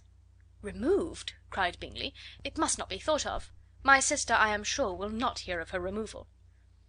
"You may depend upon it, madam," said Miss Bingley with cold civility, "that Miss Bennet will receive every possible attention while she remains with us." Mrs Bennet was profuse in her acknowledgments. "I am sure," she added, "if it was not for such good friends, I do not know what would become of her; for she is very ill indeed, and suffers a vast deal, though with the greatest patience in the world, which is always the way with her, for she has, without exception, the sweetest temper I have ever met with. I often tell my other girls that they are nothing to her. You have a sweet room here, Mr Bingley, and a charming prospect over the gravel walk. I do not know a place in the country that is equal to Netherfield. You will not think of quitting it in a hurry, I hope, though you have but a short lease." "Whatever I do is done in a hurry," replied he, "and therefore, if I should resolve to quit Netherfield, I should probably be off in 5 minutes. At present, however, I consider myself as quite fixed here." "That is exactly what I should have supposed of you," said Elizabeth. "You begin to comprehend me, do you?" cried he, turning towards her. "Oh, yes, I understand you perfectly." "I wish I might take this for a compliment, but to be so easily seen through I am afraid is pitiful." "That is as it happens. It does not follow that a deep, intricate character is more or less estimable than such a one as yours." "Lizzy!" cried her mother, "remember where you are, and do not run on in the wild manner that you are suffered to do at home." "I did not know before," continued Bingley immediately, "that you were a studier of character. It must be an amusing study." "Yes, but the intricate characters are the most amusing. They have at least that advantage." "The country," said Darcy, "can in general supply but a few subjects for such a study. In a country neighbourhood you move in a very confined and unvarying society." "But people themselves alter so much that there is something new to be observed in them for ever." "Yes, indeed!" cried Mrs. Bennet, offended by his manner of mentioning a country neighbourhood. "I assure you there is quite as much of that going on in the country as in town." Everybody was surprised, and Darcy, after looking at her for a moment, turned silently away. Mrs. Bennet, who fancied she had gained a complete victory over him, continued her triumph. "I cannot see that London has any great advantage over the country, for my part, except the shops and public places. The country is a vast deal pleasanter, is it not, Mr. Bingley?" "When I am in the country," he replied, "I never wish to leave it; and when I am in town it is pretty much the same. They have each their advantages, and I can be equally happy in either." "Ay, that is because you have the right disposition; but that gentleman," looking at Darcy, "seemed to think the country was nothing at all." "Indeed, mamma, you are mistaken," said Elizabeth, blushing for her mother. "You quite mistook Mr. Darcy. He only meant that there was not such a variety of people to be met with in the country as in the town, which you must acknowledge to be true." "Certainly, my dear, nobody said there were; but as to not meeting with many people in this neighbourhood, I believe there are few neighbourhoods larger. I know we dine with 24 families." Nothing but concern for Elizabeth could enable Bingley to keep his countenance. His sister was less delicate, and directed her eyes towards Mr. Darcy with a very expressive smile. Elizabeth, for the sake of saying something that might turn her mother's thoughts, now asked her if Charlotte Lucas had been at Longbourn since her coming away. "Yes, she called yesterday with her father. What an agreeable man Sir William is, Mr. Bingley, is not he? So much the man of fashion, so genteel and easy. He had always something good to say to everybody. That is my idea of good breeding; and those persons who fancy themselves very important, and never open their mouths, quite mistake the matter." "Did Charlotte dine with you?" "No, she would go home. I fancy she was wanted about the mince pies. For my part, Mr. Bingley, I always keep servants that can do their own work. My daughters are brought up very differently; but everybody is to judge for themselves, and the Lucases are a very good sort of girls, I assure you. It is a pity they are not handsome. Not that I think Charlotte so very plain, but then she is our particular friend." "She seems a very pleasant young woman." "Oh dear, yes; but you must own she is very plain. Lady Lucas herself has often said so, and envied me Jane's beauty. I do not like to boast of my own child, but to be sure Jane, one does not often see anybody better looking." "It is what everybody says. I do not trust my own partiality. When she was only 15 there was a man at my brother Gardiner's in town so much in love with her that my sister-in-law was sure he would make her an offer before we came away; but, however, he did not. Perhaps he thought her too young. However, he wrote some verses on her, and very pretty they were." "And so ended his affection," said Elizabeth impatiently. "There has been many a one, I fancy, overcome in the same way. I wonder who first discovered the efficacy of poetry in driving away love." "I have been used to consider poetry as the food of love," said Darcy. "Of a fine, stout, healthy love it may. Everything nourishes what is strong already; but if it be only a slight, thin sort of inclination, I am convinced that one good sonnet will starve it entirely away." Darcy only smiled, and the general pause which ensued made Elizabeth tremble lest her mother should be exposing herself again. She longed to speak, but could think of nothing to say, and after a short silence Mrs. Bennet began repeating her thanks to Mr. Bingley for his kindness to Jane, with an apology for troubling him also with Lizzie. Mr. Bingley was unaffectedly civil in his answer, and forced his younger sister to be civil also, and say what the occasion required. She performed her part indeed without much graciousness, but Mrs. Bennet was satisfied, and soon afterwards ordered her carriage. Upon this signal the youngest of her daughters put herself forward. The two girls had been whispering to each other during the whole visit, and the result of it was, that the youngest should tax Mr. Bingley with having promised on his first coming into the country to give a ball at Netherfield. Lydia was a stout, well-grown girl of 15, with a fine complexion and good-humoured countenance, a favourite with her mother, whose affection had brought her into public at an early age. She had high animal spirits, and a sort of natural self-consequence, which the attention of the officers, to whom her uncle's good dinners, and her own easy manners recommended her, had increased into assurance. She was very equal, therefore, to address Mr. Bingley on the subject of the ball, and abruptly reminded him of his promise, adding that it would be the most shameful thing in the world if he did not keep it. His answer to this sudden attack was delightful to their mother's ear. "I am perfectly ready, I assure you, to keep my engagement, and when your sister is recovered you shall, if you please, name the very day of the ball. But you would not wish to be dancing when she is ill." Lydia declared herself satisfied. Oh, yes! It would be much better to wait till Jane was well, and by that time most likely Captain Carter would be at Meryton again. And when you have given your ball," she added, "I shall insist on their giving one also. I shall tell Colonel Forster that it will be quite a shame if he does not." Mrs. Bennet and her daughters then departed, and Elizabeth returned instantly to Jane, leaving her own and her relations' behaviour to the remarks of the two ladies and Mr. Darcy; the latter of whom, however, could not be prevailed on to join in their censure of her, in spite of all Miss Bingley's witticisms on fine eyes. Chapter 9.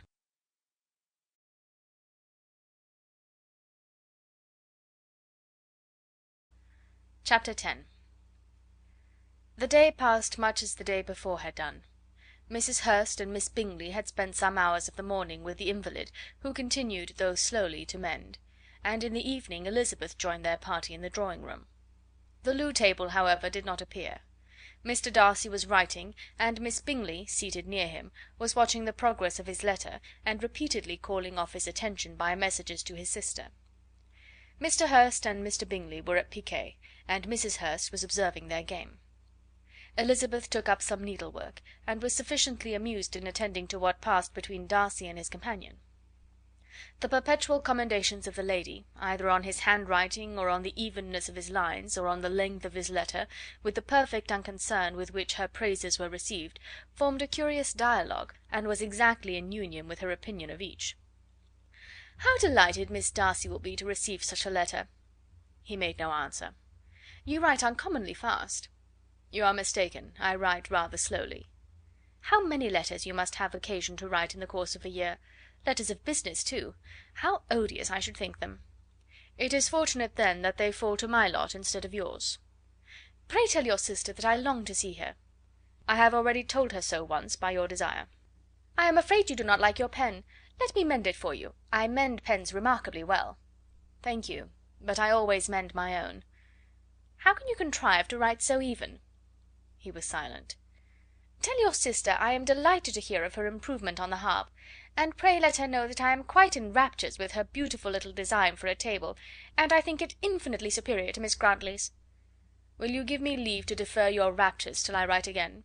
At present I have not room to do them justice." "Oh, it is of no consequence. I shall see her in January. But do you always write such charming long letters to her, Mr. Darcy?" "They are generally long, but whether always charming it is not for me to determine." "It is a rule with me, that a person who can write a long letter with ease cannot write ill." "That will not do for a compliment to Darcy, Caroline," cried her brother, "because he does not write with ease. He studies too much for words of 4 syllables. Do not you, Darcy?" "My style of writing is very different from yours." "Oh!" cried Miss Bingley, "Charles writes in the most careless way imaginable. He leaves out half his words and blots the rest." "My ideas flow so rapidly that I have not time to express them, by which means my letters sometimes convey no ideas at all to my correspondents." "Your humility, Mr. Bingley," said Elizabeth, "must disarm reproof." "Nothing is more deceitful," said Darcy, "than the appearance of humility. It is often only carelessness of opinion, and sometimes an indirect boast." "And which of the two do you call my little recent piece of modesty?" "The indirect boast. For you are really proud of your defects in writing, because you consider them as proceeding from a rapidity of thought and carelessness of execution, which, if not estimable, you think at least highly interesting. The power of doing anything with quickness is always prized much by the possessor, and often without any attention to the imperfection of the performance. When you told Mrs. Bennet this morning that if you ever resolved upon quitting Netherfield you should be gone in 5 minutes, you meant it to be a sort of panegyric, of compliment to yourself. And yet what is there so very laudable in the precipitance which must leave very necessary business undone, and can be of no real advantage to yourself or any one else?" "Nay," cried Bingley, "this is too much, to remember at night all the foolish things that were said in the morning. And yet, upon my honour, I believe what I said of myself to be true, and I believe it at this moment. At least, therefore, I did not assume the character of needless precipitance merely to show off before the ladies." "I dare say you believed it, but I am by no means convinced that you would have gone with such celerity. Your conduct would be quite as dependent on chance as that of any man I know, and if, as you were mounting your horse, a friend were to say, 'Bingley, you had better stay till next week,' you would probably do it. You would probably not go, and at another word might stay a month." "You have only proved by this," cried Elizabeth, "that Mr. Bingley did not do justice to his own disposition. You have shown him off now much more than he did himself." "I am exceedingly gratified," said Bingley, "by your converting what my friend says into a compliment on the sweetness of my temper; but I am afraid you are giving it a turn which that gentleman did by no means intend; for he would certainly think better of me if, under such a circumstance, I were to give a flat denial, and ride off as fast as I could." "Would Mr. Darcy, then, consider the rashness of your original intentions as atoned for by your obstinacy in adhering to it?" "Upon my word, I cannot exactly explain the matter. Darcy must speak for himself." "You expect me to account for opinions which you choose to call mine, but which I have never acknowledged. Allowing the case, however, to stand according to your representation, you must remember, Miss Bennet, that the friend who is supposed to desire his return to the house, and the delay of his plan, has merely desired it, asked it without offering one argument in favour of its propriety. To yield readily, easily to the persuasion of a friend is no merit with you. To yield without conviction is no compliment to the understanding of either." "You appear to me, Mr. Darcy, to allow nothing for the influence of friendship and affection. A regard for the requester would often make one yield readily to a request without waiting for arguments to reason one into it. I am not particularly speaking of such a case as you have supposed about Mr. Bingley. We may as well wait, perhaps, till the circumstance occurs before we discuss the discretion of his behaviour thereupon. But in general and ordinary cases between friend and friend, where one of them is desired by the other to change a resolution of no very great moment, should you think ill of that person for complying with the desire without waiting to be argued into it? Will it not be advisable, before we proceed on this subject, to arrange with rather more precision the degree of importance which is to appertain to this request, as well as the degree of intimacy subsisting between the parties?" "By all means," cried Bingley. "Let us hear all the particulars, not forgetting their comparative height and size, for that will have more weight in the argument, Miss Bennet, than you may be aware of. I assure you that if Darcy were not such a great tall fellow in comparison with myself, I should not pay him half so much deference. I declare I do not know a more awful object than Darcy on particular occasions, and in particular places; at his own house especially, and of a Sunday evening, when he has nothing to do." Mr. Darcy smiled, but Elizabeth thought she could perceive that he was rather offended, and therefore checked her laugh. Miss Bingley warmly resented the indignity he had received, in an expostulation with her brother for talking such nonsense. "I see your design, Bingley," said his friend. "You dislike an argument, and want to silence this. Perhaps I do. Arguments are too much like disputes. If you and Miss Bennet will defer yours till I am out of the room, I shall be very thankful, and then you may say whatever you like of me." "What you ask," said Elizabeth, "is no sacrifice on my side, and Mr. Darcy had much better finish his letter." Mr. Darcy took her advice, and did finish his letter. When that business was over, he applied to Miss Bingley and Elizabeth for an indulgence of some music. Miss Bingley moved with some alacrity to the pianoforte, and, after a polite request that Elizabeth would lead the way, which the other as politely and more earnestly negatived, she seated herself. Mrs. Hurst sang with her sister, and while they were thus employed, Elizabeth could not help observing, as she turned over some music books that lay on the instrument, how frequently Mr. Darcy's eyes were fixed on her. She hardly knew how to suppose that she could be an object of admiration to so great a man, and yet that he should look at her because he disliked her was still more strange. She could only imagine, however, at last, that she drew his notice because there was something more wrong and reprehensible, according to his ideas of right, than in any other person present. The supposition did not pain her. She liked him too little to care for his approbation.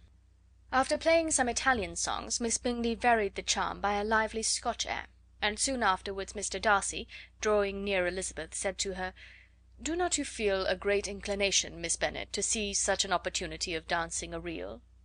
She smiled, but made no answer. He repeated the question with some surprise at her silence. "Oh," said she, "I heard you before, but I could not immediately determine what to say in reply. You wanted me, I know, to say yes, that you might have the pleasure of despising my taste, but I always delight in overthrowing those kind of schemes, and cheating a person of their premeditated contempt. I have therefore made up my mind to tell you that I do not want to dance a reel at all. And now despise me if you dare." "Indeed I do not dare." Elizabeth, having rather expected to affront him, was amazed at his gallantry. but there was a mixture of sweetness and archness in her manner which made it difficult for her to affront anybody, and Darcy had never been so bewitched by any woman as he was by her. He really believed that were it not for the inferiority of her connections, he should be in some danger. Miss Bingley saw or suspected enough to be jealous, and her great anxiety for the recovery of her dear friend Jane received some assistance from her desire of getting rid of Elizabeth. She often tried to provoke Darcy into disliking her guest by talking of their supposed marriage, and planning his happiness in such an alliance. "I hope," said she, as they were walking together in the shrubbery the next day, "you will give your mother-in-law a few hints, when this desirable event takes place, as to the advantage of holding her tongue, and if you can compass it, do cure the younger girls of running after officers. And if I may mention so delicate a subject, endeavour to check that little something bordering on conceit and impertinence which your lady possesses." "Have you anything else to propose for my domestic felicity?" "Oh, yes. Do let the portraits of your uncle and aunt Phillips be placed in the gallery at Pemberley. Put them next to your great uncle the judge. They are in the same profession, you know, only in different lines. As for your Elizabeth's picture, you must not have it taken, for what painter could do justice to those beautiful eyes?" "It would not be easy, indeed, to catch their expression, but their colour and shape, and the eyelashes, so remarkably fine, might be copied." At that moment they were met from another walk by Mrs. Hurst and Elizabeth herself. "I did not know that you intended to walk," said Miss Bingley, in some confusion, lest they had been overheard. "You used us abominably ill," answered Mrs. Hurst, "running away without telling us that you were coming out." Then, taking the disengaged arm of Mr. Darcy, she left Elizabeth to walk by herself. The path just admitted three. Mr. Darcy felt their rudeness, and immediately said, "This walk is not wide enough for our party. We had better go into the avenue." But Elizabeth, who had not the least inclination to remain with them, laughingly answered, "No, no, stay where you are. You are charmingly grouped, and appear to uncommon advantage. The picturesque would be spoiled by admitting a fourth. Good bye." She then ran gaily off, rejoicing, as she rambled about, in the hope of being at home again in a day or two. Jane was already so much recovered as to intend leaving her room for a couple of hours that evening. End of chapter 10.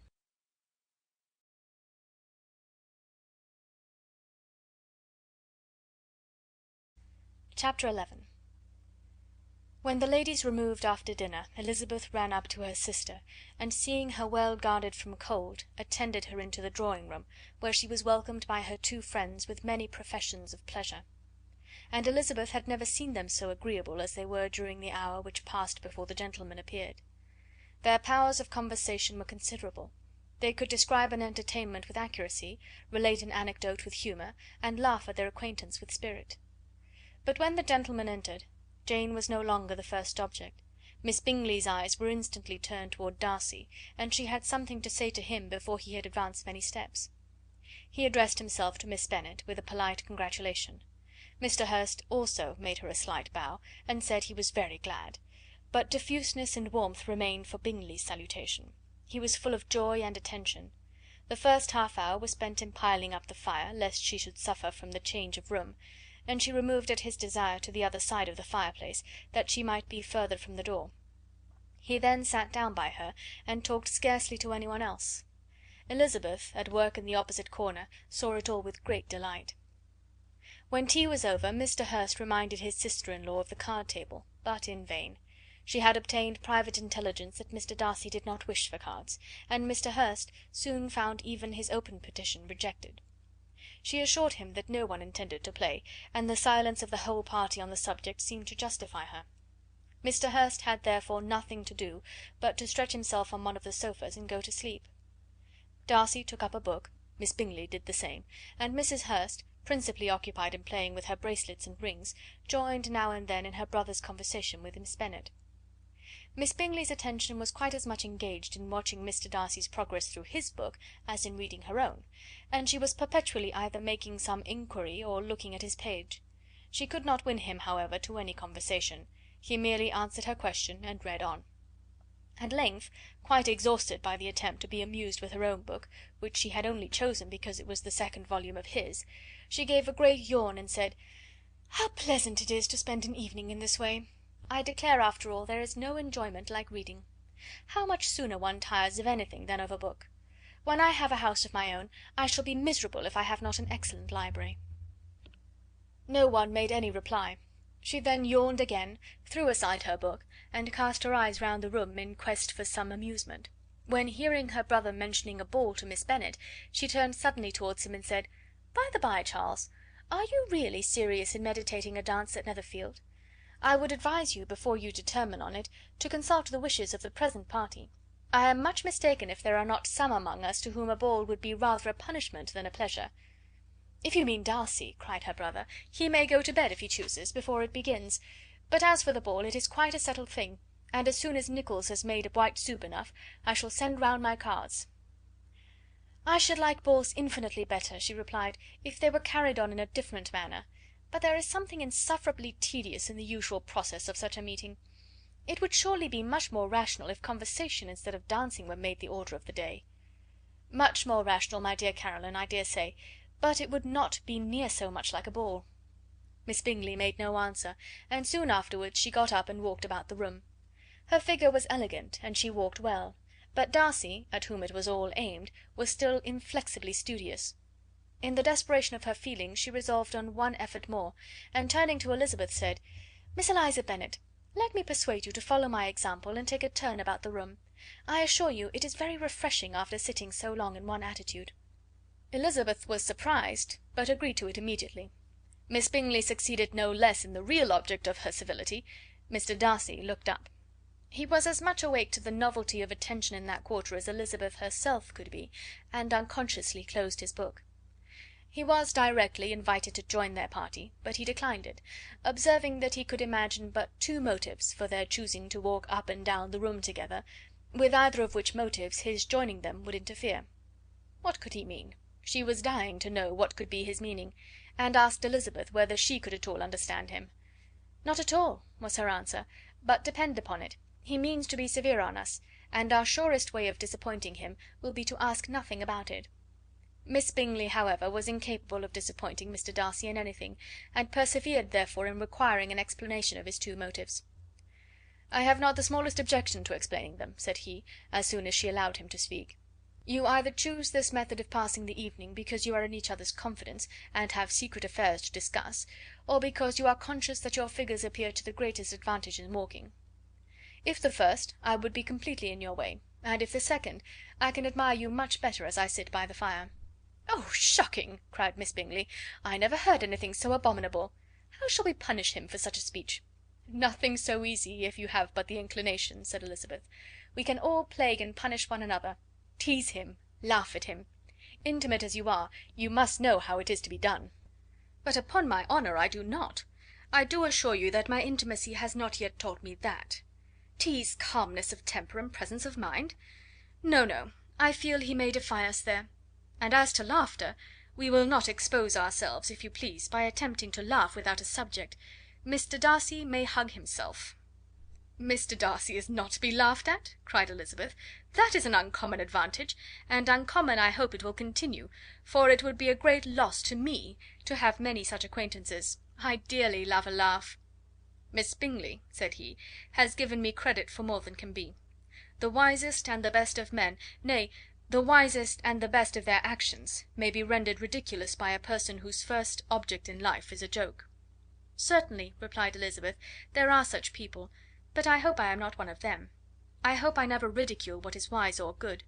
Follies and nonsense, whims and inconsistencies, do divert me, I own, and I laugh at them whenever I can; but these, I suppose, are precisely what you are without." "Perhaps that is not possible for any one.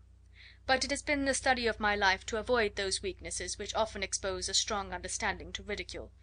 "Such as vanity and pride?" "Yes, vanity is a weakness indeed; but pride, where there is a real superiority of mind, pride will always be under good resolution." Elizabeth turned away to hide a smile. "Your examination of Mr. Darcy is over, I presume," said Miss Bingley; "and pray what is the result?" "I am perfectly convinced by it that Mr. Darcy has no defect. He owns it to himself without disguise." "No," said Darcy, "I have made no such pretension. I have faults enough, but they are not, I hope, of understanding. My temper I dare not vouch for. It is, I believe, too little yielding, certainly too little for the convenience of the world. I cannot forget the follies and vices of others so soon as I ought, nor their offences against myself. My feelings are not puffed about with every attempt to move them. My temper would perhaps be called resentful. My good opinion, once lost, is lost for ever." "That is a failing indeed," cried Elizabeth. "Implacable resentment is a shade in a character. But you have chosen your fault well. I really cannot laugh at it. You are safe from me." "There is, I believe, in every disposition a tendency to some particular evil, a natural defect which not even the best education can overcome." "And your defect is a propensity to hate everybody." "And yours," he replied with a smile, "is wilfully to misunderstand them." "Do let us have a little music," cried Miss Bingley, tired of a conversation in which she had no share. "Louisa, you will not mind my waking Mr. Hurst?" Her sister made not the slightest objection, and the pianoforte was opened, and Darcy, after a few moments' recollection, was not sorry for it. He began to feel the danger of paying Elizabeth too much attention. Chapter 11.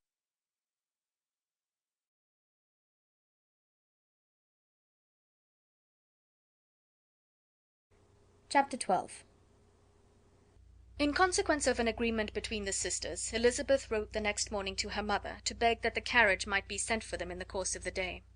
But Mrs. Bennet, who had calculated on her daughters remaining at Netherfield till the following Tuesday, which would exactly finish Jane's week, could not bring herself to receive them with pleasure before.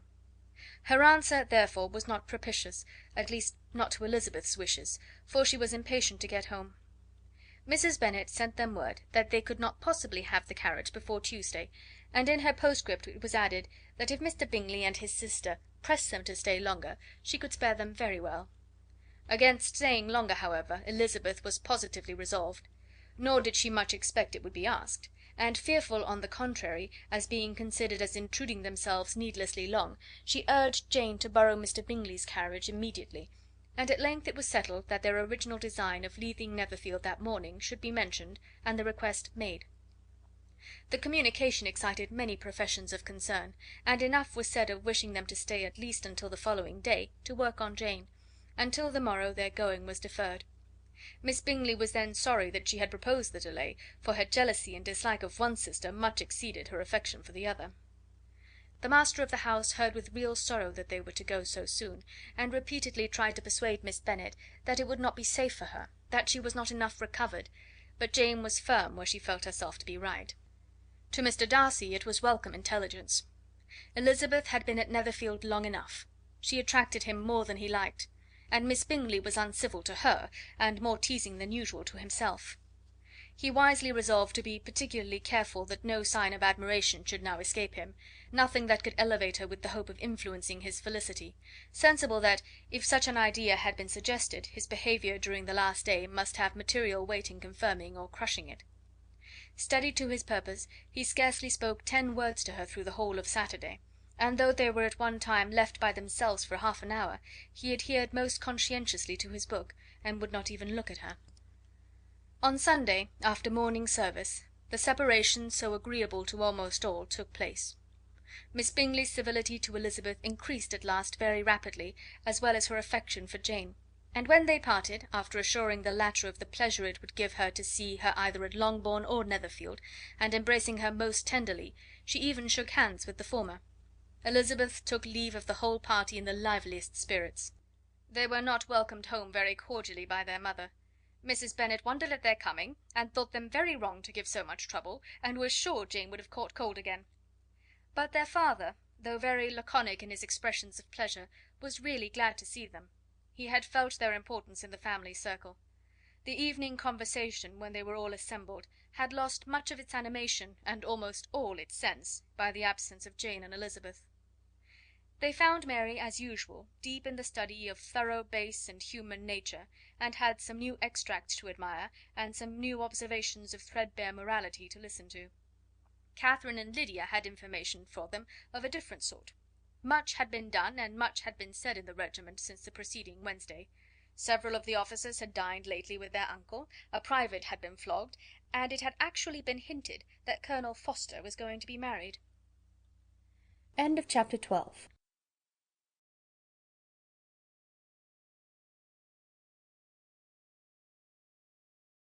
Chapter 13. "I hope, my dear," said Mr. Bennet to his wife, as they were at breakfast the next morning, "that you have ordered a good dinner to day, because I have reason to expect an addition to our family party." "Who do you mean, my dear? I know of nobody that is coming, I am sure, unless Charlotte Lucas should happen to call in, and I am sure my dinners are good enough for her. I do not believe she often sees such at home." "The person of whom I speak is a gentleman and a stranger." Mrs. Bennet's eyes sparkled. "A gentleman and a stranger! It is Mr. Bingley, I am sure. Well, I am sure I shall be extremely glad to see Mr. Bingley. But, good Lord, how unlucky! There is not a bit of fish to be got to day. Lydia, my love, ring the bell. I must speak to Hill this moment." "It is not Mr. Bingley," said her husband. "It is a person whom I never saw in the whole course of my life." This roused a general astonishment, and he had the pleasure of being eagerly questioned by his wife and his 5 daughters at once. After amusing himself some time with their curiosity, he thus explained: "About a month ago I received this letter, and about a fortnight ago I answered it, for I thought it a cause of some delicacy, and requiring early attention. It is from my cousin Mr. Collins, who, when I am dead, may turn you all out of this house as soon as he pleases." "Oh, my dear," cried his wife, "I cannot bear to hear that mentioned. Pray do not talk of that odious man. I do think it is the hardest thing in the world that your estate should be entailed away from your own children. I am sure, if I had been you, I should have tried long ago to do something or other about it." Jane and Elizabeth tried to explain to her the nature of an entail. They had often attempted to do it before, but it was a subject on which Mrs. Bennet was beyond the reach of reason, and she continued to rail bitterly against the cruelty of settling an estate away from a family of 5 daughters, in favour of a man whom nobody cared anything about. "It certainly is a most iniquitous affair," said Mr. Bennet, "and nothing can clear Mr. Collins from the guilt of inheriting Longbourn; but if you will listen to his letter, you may perhaps be a little softened by his manner of expressing himself." "No, that I am sure I shall not; and I think it is very impertinent of him to write to you at all, and very hypocritical. I hate such false friends. Why could he not keep on quarrelling with you, as his father did before him?" "Why, indeed? He does seem to have had some filial scruples on that head, as you will hear. Hunsford, near Westerham, Kent, 15th October. "Dear Sir, the disagreement subsisting between yourself and my late honoured father always gave me much uneasiness, and since I have had the misfortune to lose him, I have frequently wished to heal the breach, but for some time I was kept back by my own doubts, fearing lest it might seem disrespectful to his memory for me to be on good terms with any one with whom it had always pleased him to be at variance. There, Mrs. Bennet. My mind, however, is now made up on the subject, for having received ordination at Easter, I have been so fortunate as to be distinguished by the patronage of the Right Honourable Lady Catherine de Bourgh, widow of Sir Lewis de Bourgh, whose bounty and beneficence has preferred me to the valuable rectory of this parish, where it shall be my earnest endeavour to demean myself with grateful respect towards her ladyship, and be ever ready to perform those rites and ceremonies which are instituted by the Church of England.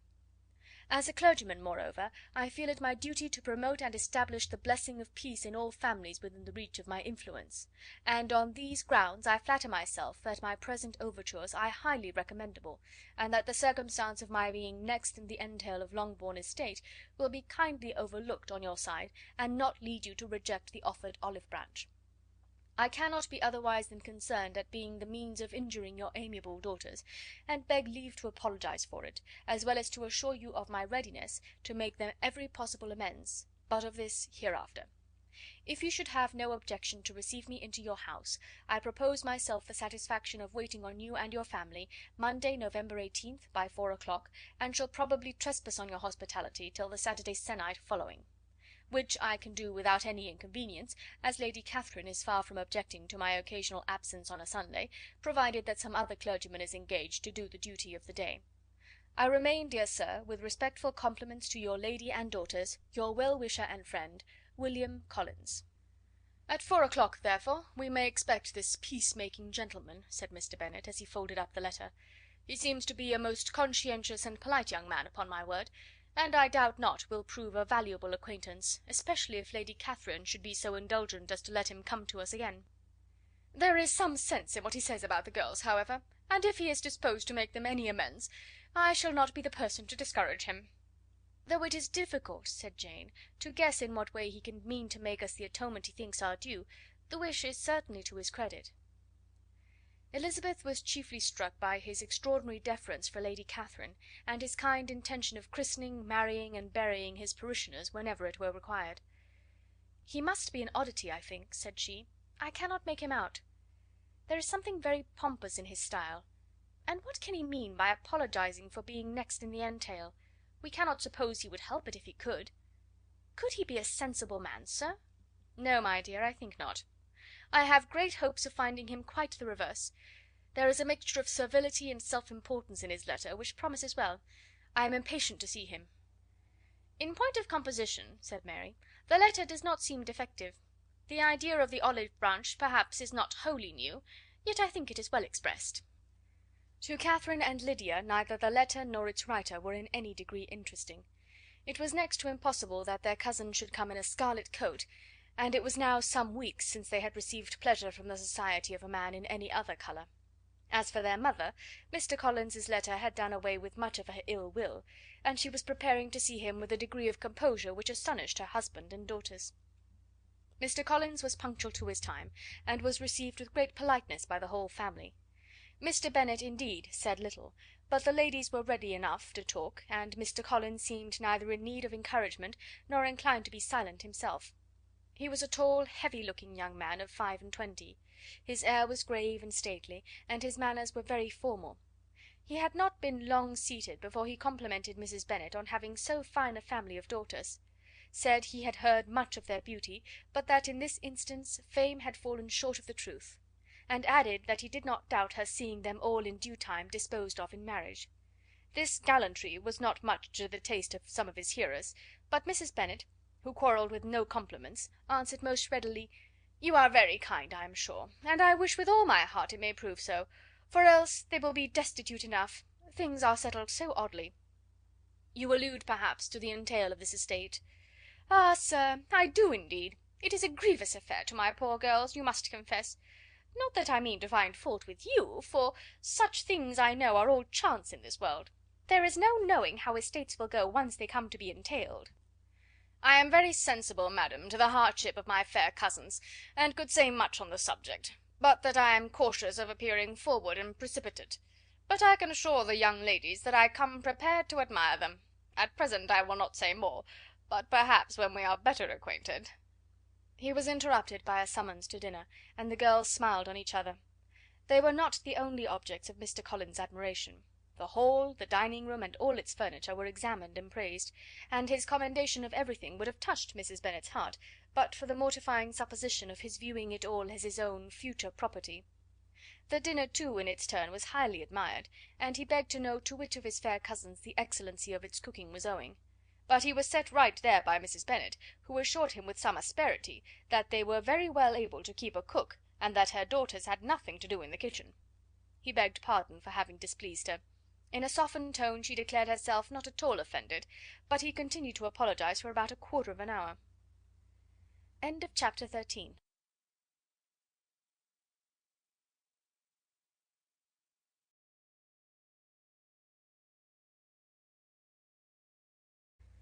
Chapter 14.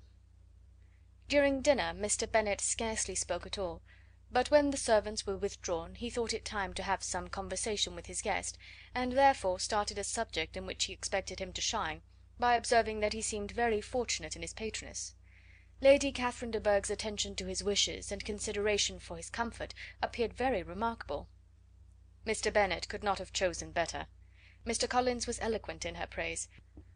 The subject elevated him to more than usual solemnity of manner, and with a most important aspect he protested that he had never in his life witnessed such behaviour in a person of rank, such affability and condescension, as he had himself experienced from Lady Catherine. She had been graciously pleased to approve of both of the discourses which he had already had the honour of preaching before her. She had also asked him twice to dine at Rosings, and had sent for him only the Saturday before, to make up her pool of quadrille in the evening. Lady Catherine was reckoned proud by many people he knew, but he had never seen anything but affability in her. She had always spoken to him as she would to any other gentleman. She made not the smallest objection to his joining in the society of the neighbourhood, nor to his leaving the parish occasionally for a week or two to visit his relations. She had even condescended to advise him to marry as soon as he could, provided he chose with discretion, and had once paid him a visit in his humble parsonage, where she had perfectly approved all the alterations he had been making, and had even vouchsafed to suggest some herself, some shelves in the closet upstairs. "That is all very proper and civil, I am sure," said Mrs. Bennet, "and I dare say she is a very agreeable woman. It is a pity that great ladies in general are not more like her. Does she live near you, sir?" "The garden in which stands my humble abode is separated only by a lane from Rosings Park, her ladyship's residence." "I think you said she was a widow, sir. Has she any family?" "She has only one daughter, the heiress of Rosings, and a very extensive property." "Ah," said Mrs. Bennet, shaking her head, "then she is better off than many girls. And what sort of young lady is she? Is she handsome?" "She is a most charming young lady indeed. Lady Catherine herself says that, in point of true beauty, Miss de Bourgh is far superior to the handsomest of her sex, because there is that in her features which marks the young lady of distinguished birth.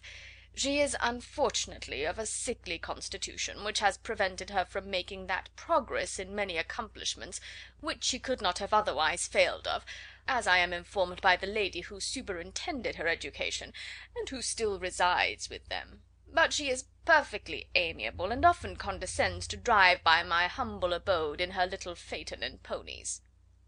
"Has she been presented? I do not remember her name among the ladies at court."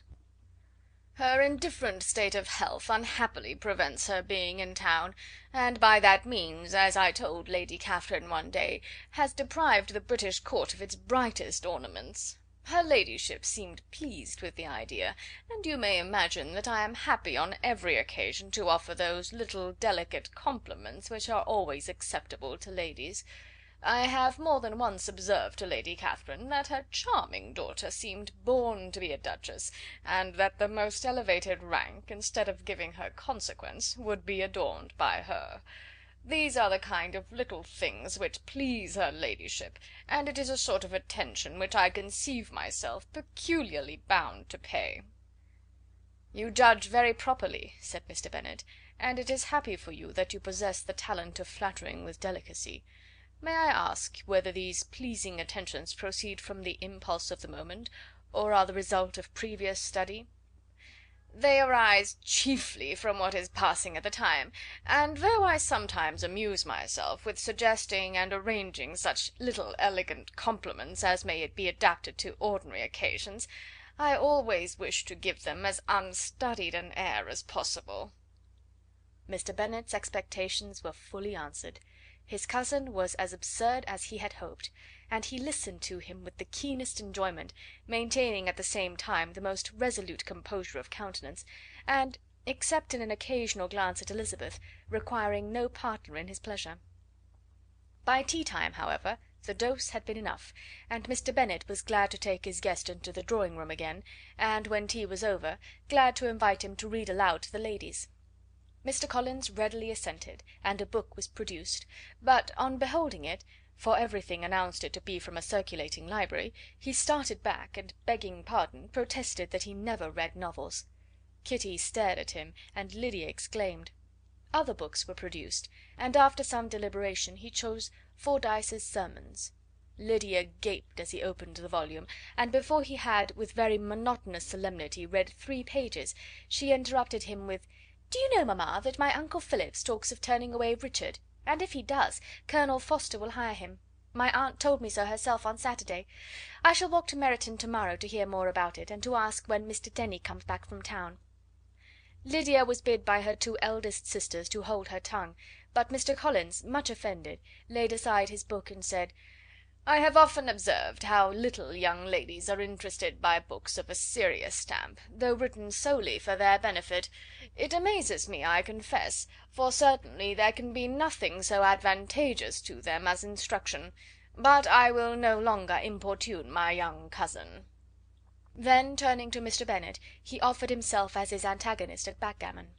Mr. Bennet accepted the challenge, observing that he acted very wisely in leaving the girls to their own trifling amusements. Mrs. Bennet and her daughters apologized most civilly for Lydia's interruption, and promised that it should not occur again, if he would resume his book; but Mr. Collins, after assuring them that he bore his young cousin no ill will, and should never resent her behaviour as any affront, seated himself at another table with Mr. Bennet, and prepared for backgammon. Chapter 14.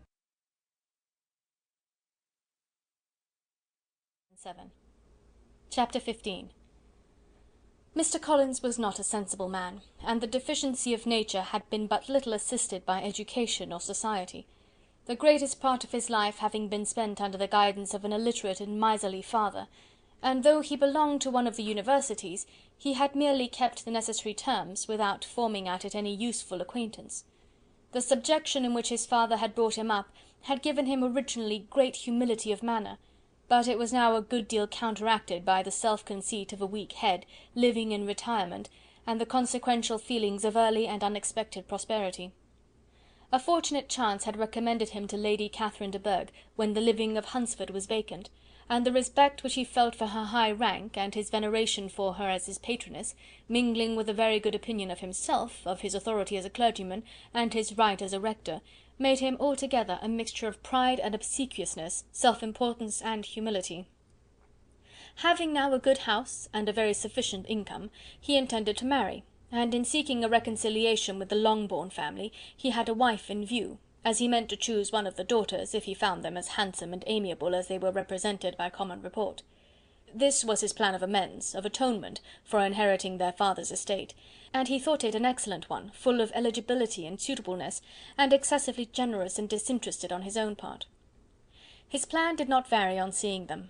Miss Bennet's lovely face confirmed his views, and established all his strictest notions of what was due to seniority, and for the first evening she was his settled choice. The next morning, however, made an alteration, for in a quarter of an hour's tete-a-tete with Mrs. Bennet before breakfast, a conversation beginning with his parsonage house, and leading naturally to the avowal of his hopes that a mistress might be found for it at Longbourn, produced from her, amid very complaisant smiles and general encouragement, a caution against the very Jane he had fixed on. As to her younger daughters, she could not take upon her to say, she could not positively answer, but she did not know of any prepossession. Her eldest daughter, she must just mention, she felt it incumbent on her to hint, was likely to be very soon engaged. Mr. Collins had only to change from Jane to Elizabeth, and it was soon done while Mrs. Bennet was stirring the fire. Elizabeth, equal next to Jane in birth and beauty, succeeded her of course. Mrs. Bennet treasured up the hint, and trusted that she might soon have 2 daughters married, and the man whom she could not bear to speak of the day before was now high in her good graces. Lydia's intention of walking to Meryton was not forgotten. Every sister except Mary agreed to go with her, and Mr. Collins was to attend them, at the request of Mr. Bennet, who was most anxious to get rid of him, and have his library to himself. For thither Mr. Collins had followed him after breakfast, and there he would continue, nominally engaged with one of the largest folios in the collection, but really talking to Mr. Bennet, with little cessation, of his house and garden at Hunsford. Such doings discomposed Mr. Bennet exceedingly. In his library he had been always sure of leisure and tranquillity, and though prepared, as he told Elizabeth, to meet with folly and conceit in every other room of the house, he was used to be free from them there. His civility, therefore, was most prompt in inviting Mr. Collins to join his daughters in their walk, and Mr. Collins, being in fact much better fitted for a walker than a reader, was extremely pleased to close his large book and go. In pompous nothings on his side, and civil assents on that of his cousins, their time passed till they entered Meryton. The attention of the younger ones was then no longer to be gained by him. Their eyes were immediately wandering up in the street in quest of the officers, and nothing less than a very smart bonnet indeed, or a really new muslin in a shop window, could recall them. But the attention of every lady was soon caught by a young man whom they had never seen before, of most gentlemanlike appearance, walking with another officer on the other side of the way. The officer was the very Mr. Denny concerning whose return from London Lydia came to inquire, and he bowed as they passed. All were struck with the stranger's air. All wondered who he could be, and Kitty and Lydia, determined if possible to find out, led the way across the street, under pretence of wanting something in an opposite shop, and fortunately had just gained the pavement when the 2 gentlemen, turning back, had reached the same spot. Mr. Denny addressed them directly, and entreated permission to introduce his friend, Mr. Wickham, who had returned with him the day before from town, and he was happy to say had accepted a commission in their corps. This was exactly as it should be, for the young man wanted only regimentals to make him completely charming. His appearance was greatly in his favour. He had all the best part of beauty, a fine countenance, a good figure, and very pleasing address. The introduction was followed up on his side by a happy readiness of conversation, a readiness at the same time perfectly correct and unassuming, and the whole party was still standing and talking together very agreeably, when the sound of horses drew their notice, and Darcy and Bingley were seen riding down the street. On distinguishing the ladies of the group, the two gentlemen came directly towards them, and began the usual civilities. Bingley was the principal spokesman, and Miss Bennet the principal object. He was then, he said, on his way to Longbourn on purpose to inquire after her. Mr. Darcy corroborated it with a bow, and was beginning to determine not to fix his eyes on Elizabeth, when they were suddenly arrested by the sight of the stranger, and Elizabeth, happening to see the countenance of both as they looked at each other, was all astonishment at the effect of the meeting. Both changed colour. One looked white, the other red. Mr. Wickham, after a few moments, touched his hat, a salutation which Mr. Darcy just deigned to return. What could be the meaning of it? It was impossible to imagine. It was impossible not to long to know. In another minute Mr. Bingley, but without seeming to have noticed what passed, took leave and rode on with his friend. Mr. Denny and Mr. Wickham walked with the young ladies to the door of Mr. Phillips's house, and then made their bows, in spite of Miss Lydia's pressing entreaties that they should come in, and even in spite of Mrs. Phillips throwing up the parlour window and loudly seconding the invitation. Mrs. Phillips was always glad to see her nieces, and the two eldest, from their recent absence, were particularly welcome, and she was eagerly expressing her surprise at their sudden return home, which, as their own carriage had not fetched them, she should have known nothing about, if she had not happened to see Mr. Jones' shop-boy in the street, who had told her that they were not to send any more draughts to Netherfield, because the Miss Bennets were come away, when her civility was claimed towards Mr. Collins by Jane's introduction of him.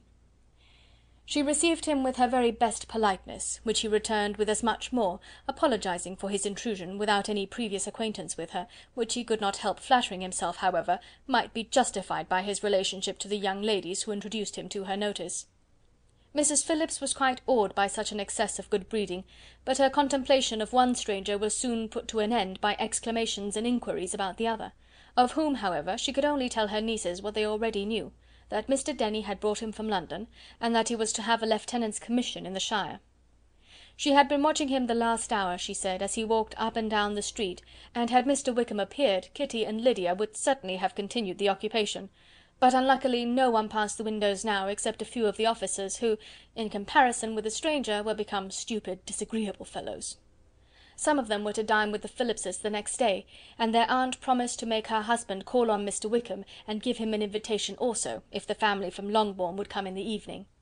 This was agreed to, and Mrs. Phillips protested that they would have a nice, comfortable, noisy game of lottery tickets, and a little bit of hot supper afterwards. The prospect of such delights was very cheering, and they parted in mutual good spirits. Mr. Collins repeated his apologies in quitting the room, and was assured with unwearying civility that they were perfectly needless. As they walked home, Elizabeth related to Jane what she had seen pass between the two gentlemen, but though Jane would have defended either or both had they appeared to be in the wrong, she could no more explain such behaviour than her sister. Mr. Collins, on his return, highly gratified Mrs. Bennet by admiring Mrs. Phillips's manners and politeness. He protested that, except Lady Catherine and her daughter, he had never seen a more elegant woman, for she had not only received him with the utmost civility, but even pointedly included him in her invitation for the next evening, although utterly unknown to her before. Something, he supposed, might be attributed to his connection with them, but yet he had never met with so much attention in the whole course of his life. End of chapter 15. And 7. Chapter 16. As no objection was made to the young people's engagement with their aunt, and all Mr. Collins's scruples of leaving Mr. and Mrs. Bennet for a single evening during his visit were most steadily resisted, the coach conveyed him and his 5 cousins at a suitable hour to Meryton, and the girls had the pleasure of hearing, as they entered the drawing-room, that Mr. Wickham had accepted their uncle's invitation, and was then in the house. When this information was given, and they had all taken their seats, Mr. Collins was at leisure to look around him and admire, and he was so much struck with the size and furniture of the apartment, that he declared he might almost have supposed himself in the small summer breakfast parlour at Rosings, a comparison that did not at first convey much gratification, but when Mrs. Phillips understood from him what Rosings was, and who was its proprietor, when she had listened to the description of only one of Lady Catherine's drawing-rooms, and found that the chimney-piece alone had cost £800, she felt all the force of the compliment, and would hardly have resented a comparison with the housekeeper's room. In describing to her all the grandeur of Lady Catherine and her mansion, with occasional digressions in praise of his own humble abode, and the improvements it was receiving, he was happily employed until the gentlemen joined them, and he found in Mrs. Phillips a very attentive listener, whose opinion of his consequence increased with what she heard, and who was resolving to retail it all among her neighbours as soon as she could. To the girls, who could not listen to their cousin, and who had nothing to do but to wish for an instrument, and examine their own indifferent imitations of china on the mantelpiece, the interval of waiting appeared very long. It was over at last, however. The gentlemen did approach, and when Mr. Wickham walked into the room, Elizabeth felt that she had neither been seeing him before, nor thinking of him since, with the smallest degree of unreasonable admiration. The officers of the shire were in general a very creditable, gentlemanlike set, and the best of them were of the present party, but Mr. Wickham was as far beyond them all in person, countenance, air, and walk, as they were superior to the broad-faced, stuffy uncle Phillips, breathing port wine, who followed them into the room. Mr. Wickham was the happy man towards whom almost every female eye was turned, and Elizabeth was the happy woman by whom he finally seated himself, and the agreeable manner in which he immediately fell into conversation, though it was only on its being a wet night, made her feel that the commonest, dullest, most threadbare topic might be rendered interesting by the skill of the speaker. With such rivals for the notice of the fair as Mr. Wickham and the officers, Mr. Collins seemed to sink into insignificance. To the young ladies he certainly was nothing, but he had still at intervals a kind listener in Mrs. Phillips, and was by her watchfulness most abundantly supplied with coffee and muffin. When the card tables were placed, he had the opportunity of obliging her in turn by sitting down to whist. "I know little of the game at present," said he, "but I shall be glad to improve myself, for in my situation in life—" Mrs. Phillips was very glad for his compliance, but could not wait for his reason. Mr. Wickham did not play at whist, and with ready delight was he received at the other table between Elizabeth and Lydia. At first there seemed danger of Lydia's engrossing him entirely, for she was a most determined talker, but being likewise extremely fond of lottery tickets, she soon grew too much interested in the game, too eager in making bets and exclaiming after prizes, to have attention for anyone in particular. Allowing for the common demands of the game, Mr. Wickham was therefore at leisure to talk to Elizabeth, and she was very willing to hear him, though what she chiefly wished to hear she could not hope to be told, the history of his acquaintance with Mr. Darcy. She dared not even mention that gentleman. Her curiosity, however, was unexpectedly relieved. Mr. Wickham began the subject himself. He inquired how far Netherfield was from Meryton, and after receiving her answer, asked in a hesitating manner how long Mr. Darcy had been staying there. "About a month," said Elizabeth, and then, unwilling to let the subject drop, added, "He is a man of very large property in Derbyshire, I understand." "Yes," replied Mr. Wickham, "his estate there is a noble one. A clear 10,000 per annum. You could not have met with a person more capable of giving you certain information on that head than myself, for I have been connected with his family in a particular manner from my infancy." Elizabeth could not but look surprised. "You may well be surprised, Miss Bennet, at such an assertion, after seeing, as you probably might, the very cold manner of our meeting yesterday. Are you much acquainted with Mr. Darcy?" "As much as I ever wished to be," cried Elizabeth very warmly. "I have spent 4 days in the same house with him, and I think him very disagreeable." "I have no right to give my opinion," said Wickham, "as to his being agreeable or otherwise. I am not qualified to form one. I have known him too long and too well to be a fair judge. It is impossible for me to be impartial, but I believe your opinion of him would in general astonish, and perhaps you would not express it quite so strongly anywhere else. Here you are in your own family." "Upon my word, I say no more here than I might say in any house in the neighbourhood, except Netherfield. He is not at all liked in Hertfordshire. Everybody is disgusted with his pride. You will not find him more favourably spoken of by any one." "I cannot pretend to be sorry," said Wickham, after a short interruption, "that he or that any man should not be estimated beyond their deserts, but with him, I believe, it does not often happen. The world is blinded by his fortune and consequence, or frightened by his high and imposing manners, and sees him only as he chooses to be seen. I should take him, even on my slight acquaintance, to be an ill-tempered man." Wickham only shook his head. "I wonder," said he, at the next opportunity of speaking, "whether he is likely to be in this country much longer. I do not at all know, but I heard nothing of his going away when I was at Netherfield. I hope your plans in favour of the shire will not be affected by his being in the neighbourhood?" "Oh, no, it is not for me to be driven away by Mr. Darcy. If he wishes to avoid seeing me, he must go. We are not on friendly terms, and it always gives me pain to meet him, but I have no reason for avoiding him, but what I might proclaim before all the world, a sense of a very great ill-usage, and most painful regrets at his being what he is. His father, Miss Bennet, the late Mr. Darcy, was one of the best men that ever breathed, and the truest friend I ever had, and I can never be in company with this Mr. Darcy without being grieved to the soul by 1,000 tender recollections. His behaviour to myself has been scandalous, but I verily believe I could forgive him anything and everything, rather than his disappointing the hopes and disgracing the memory of his father." Elizabeth found the interest of the subject increase, and listened with all her heart, but the delicacy of it prevented further inquiry. Mr. Wickham began to speak on more general topics, Meryton, the neighbourhood, the society, appearing highly pleased with all that he had yet seen, and speaking of the latter with gentle but very intelligible gallantry. "It was the prospect of constant society, and good society," he added, "which was my chief inducement to enter the shire. I knew it to be a most respectable, agreeable corps, and my friend Denny tempted me further by his account of their present quarters, and the very great attentions and excellent acquaintances Meryton had procured them. Society, I own, is necessary to me. I have been a disappointed man, and my spirits will not bear solitude. I must have employment and society. A military life is not what I was intended for, but circumstances have now made it eligible. The Church ought to have been my profession. I was brought up for the Church, and I should at this time have been in possession of a most valuable living, had it pleased the gentleman we were speaking of just now." "Indeed?" "Yes. The late Mr. Darcy bequeathed me the next presentation of the best living in his gift. He was my godfather, and excessively attached to me. I cannot do justice to his kindness. He meant to provide for me amply, and thought he had done it, but when the living fell, it was given elsewhere." "Good heavens!" cried Elizabeth, "but how could that be? How could his will be disregarded? Why did you not seek legal redress?" "There was just such an informality in the terms of the bequest as to give me no hope from law. A man of honour could not have doubted the intention, but Mr. Darcy chose to doubt it, or to treat it as a merely conditional recommendation, and to assert that I had forfeited all claim to it by extravagance, imprudence, in short, anything or nothing.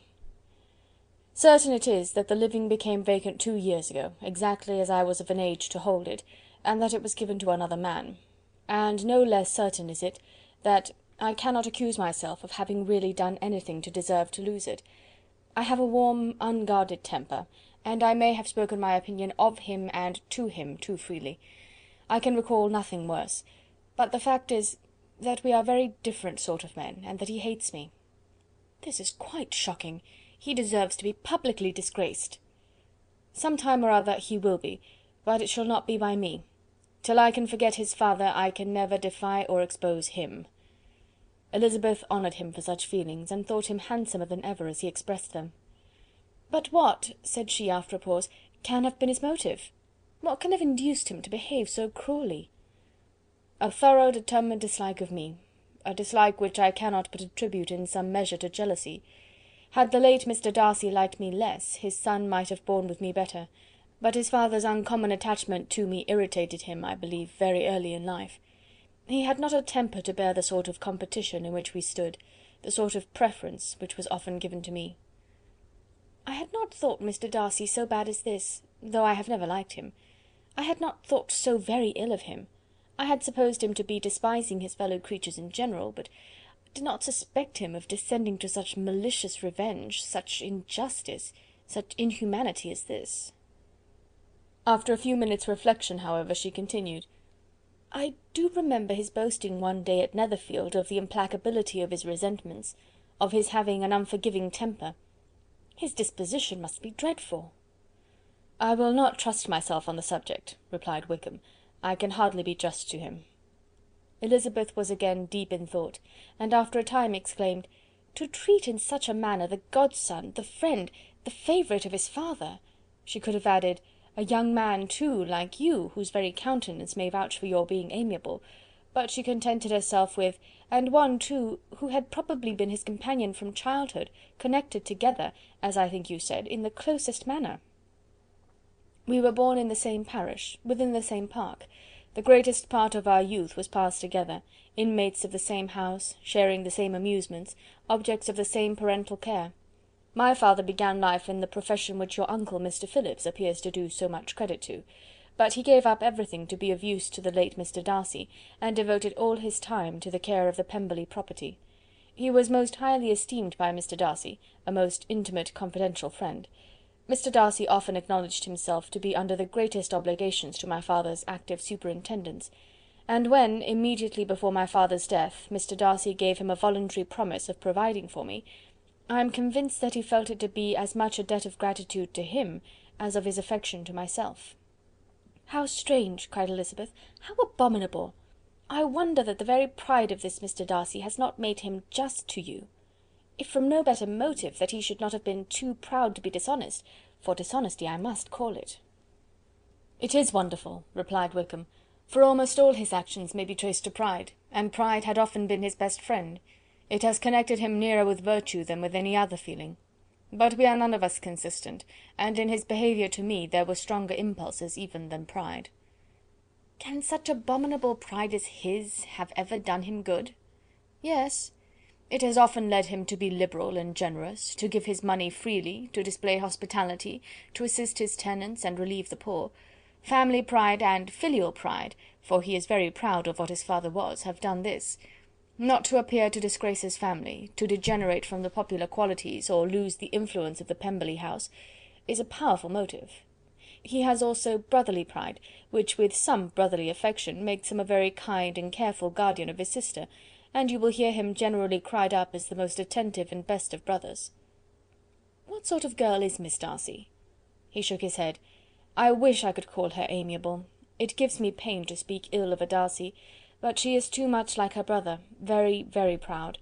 As a child she was affectionate and pleasing, and extremely fond of me, and I have devoted hours and hours to her amusement, but she is nothing to me now. She is a handsome girl, about 15 or 16, and, I understand, highly accomplished. Since her father's death, her home has been London, where a lady lives with her, and superintends her education." After many pauses, and many trials of other subjects, Elizabeth could not help reverting once more to the first, and saying, "I am astonished at his intimacy with Mr. Bingley. How can Mr. Bingley, who seems good humour itself, and is, I really believe, truly amiable, be in friendship with such a man? How can they suit each other? Do you know Mr. Bingley?" "Not at all." "He is a sweet-tempered, amiable, charming man. He cannot know what Mr. Darcy is." "Probably not, but Mr. Darcy can please where he chooses. He does not want abilities. He can be a conversible companion if he thinks it worth his while. Among those who are at all his equals in consequence, he is a very different man from what he is to the less prosperous. His pride never deserts him, but with the rich he is liberal-minded, just, sincere, rational, honourable, and perhaps agreeable, allowing something for fortune and figure." The whist party soon afterwards breaking up, the players gathered round the other table, and Mr. Collins took his station between his cousin Elizabeth and Mrs. Phillips. The usual inquiries as to his success were made by the latter. It had not been very great. He had lost every point, but when Mrs. Phillips began to express her concern thereupon, he assured her with much earnest gravity that it was not of the least importance, that he considered the money as a mere trifle, and begged that she would not make herself uneasy. "I know very well, madam," said he, "that when persons sit down to a card-table they must take their chances of these things, and happily I am not in such circumstances as to make 5 shillings any object. There are undoubtedly many who could not say the same, but, thanks to Lady Catherine de Bourgh, I am removed far beyond the necessity of regarding little matters." Mr. Wickham's attention was caught, and, after observing Mr. Collins for a few moments, he asked Elizabeth in a low voice whether her relation was very intimately acquainted with the family of de Bourgh. "Lady Catherine de Bourgh," she replied, "has very lately given him a living. I hardly know how Mr. Collins was first introduced to her notice, but he certainly has not known her long. You know, of course, that Lady Catherine de Bourgh and Lady Anne Darcy were sisters, consequently that she is aunt to the present Mr. Darcy." "No, indeed I did not. I knew nothing at all of Lady Catherine's connections. I never heard of her existence till the day before yesterday." "Her daughter, Miss de Bourgh, will have a very large fortune, and it is believed that she and her cousin will unite the two estates." This information made Elizabeth smile as she thought of poor Miss Bingley. Vain indeed must be all her attentions, vain and useless her affection for his sister and her praise of himself, if he were already self-destined for another. "Mr. Collins," said she, "speaks highly both of Lady Catherine and her daughter, but from some particulars that he has related of her ladyship, I suspect his gratitude misleads him, and that in spite of her being his patroness, she is an arrogant, conceited woman." "I believe her to be both in a great degree," replied Wickham. "I have not seen her for many years, but I very well remember that I never liked her, and that her manners were dictatorial and insolent. She has the reputation of being remarkably sensible and clever, but I rather believe she derives part of her abilities from her rank and fortune, part from her authoritative manner, and the rest from the pride for her nephew, who chooses that every one connected with him should have an understanding of the first class." Elizabeth allowed that he had given a very rational account of it, and they continued talking together with mutual satisfaction till supper put an end to cards, and gave the rest of the ladies their share of Mr. Wickham's attentions. There could be no conversation in the noise of Mrs. Phillips's supper party, but his manners recommended him to everybody. Whatever he said was said well, and whatever he did, done gracefully. Elizabeth went away with her head full of him. She could think of nothing but of Mr. Wickham, and of what he had told her, all the way home, but there was not time for her even to mention his name as they went, for neither Lydia nor Mr. Collins were once silent. Lydia talked incessantly of lottery tickets, of the fish she had lost and the fish she had won, and Mr. Collins, in describing the civility of Mr. and Mrs. Phillips, protesting that he did not in the least regard his losses at whist, enumerating all the dishes at supper, and repeatedly fearing that he crowded his cousins, had more to say than he could well manage before the carriage stopped at Longbourn House. Chapter 16.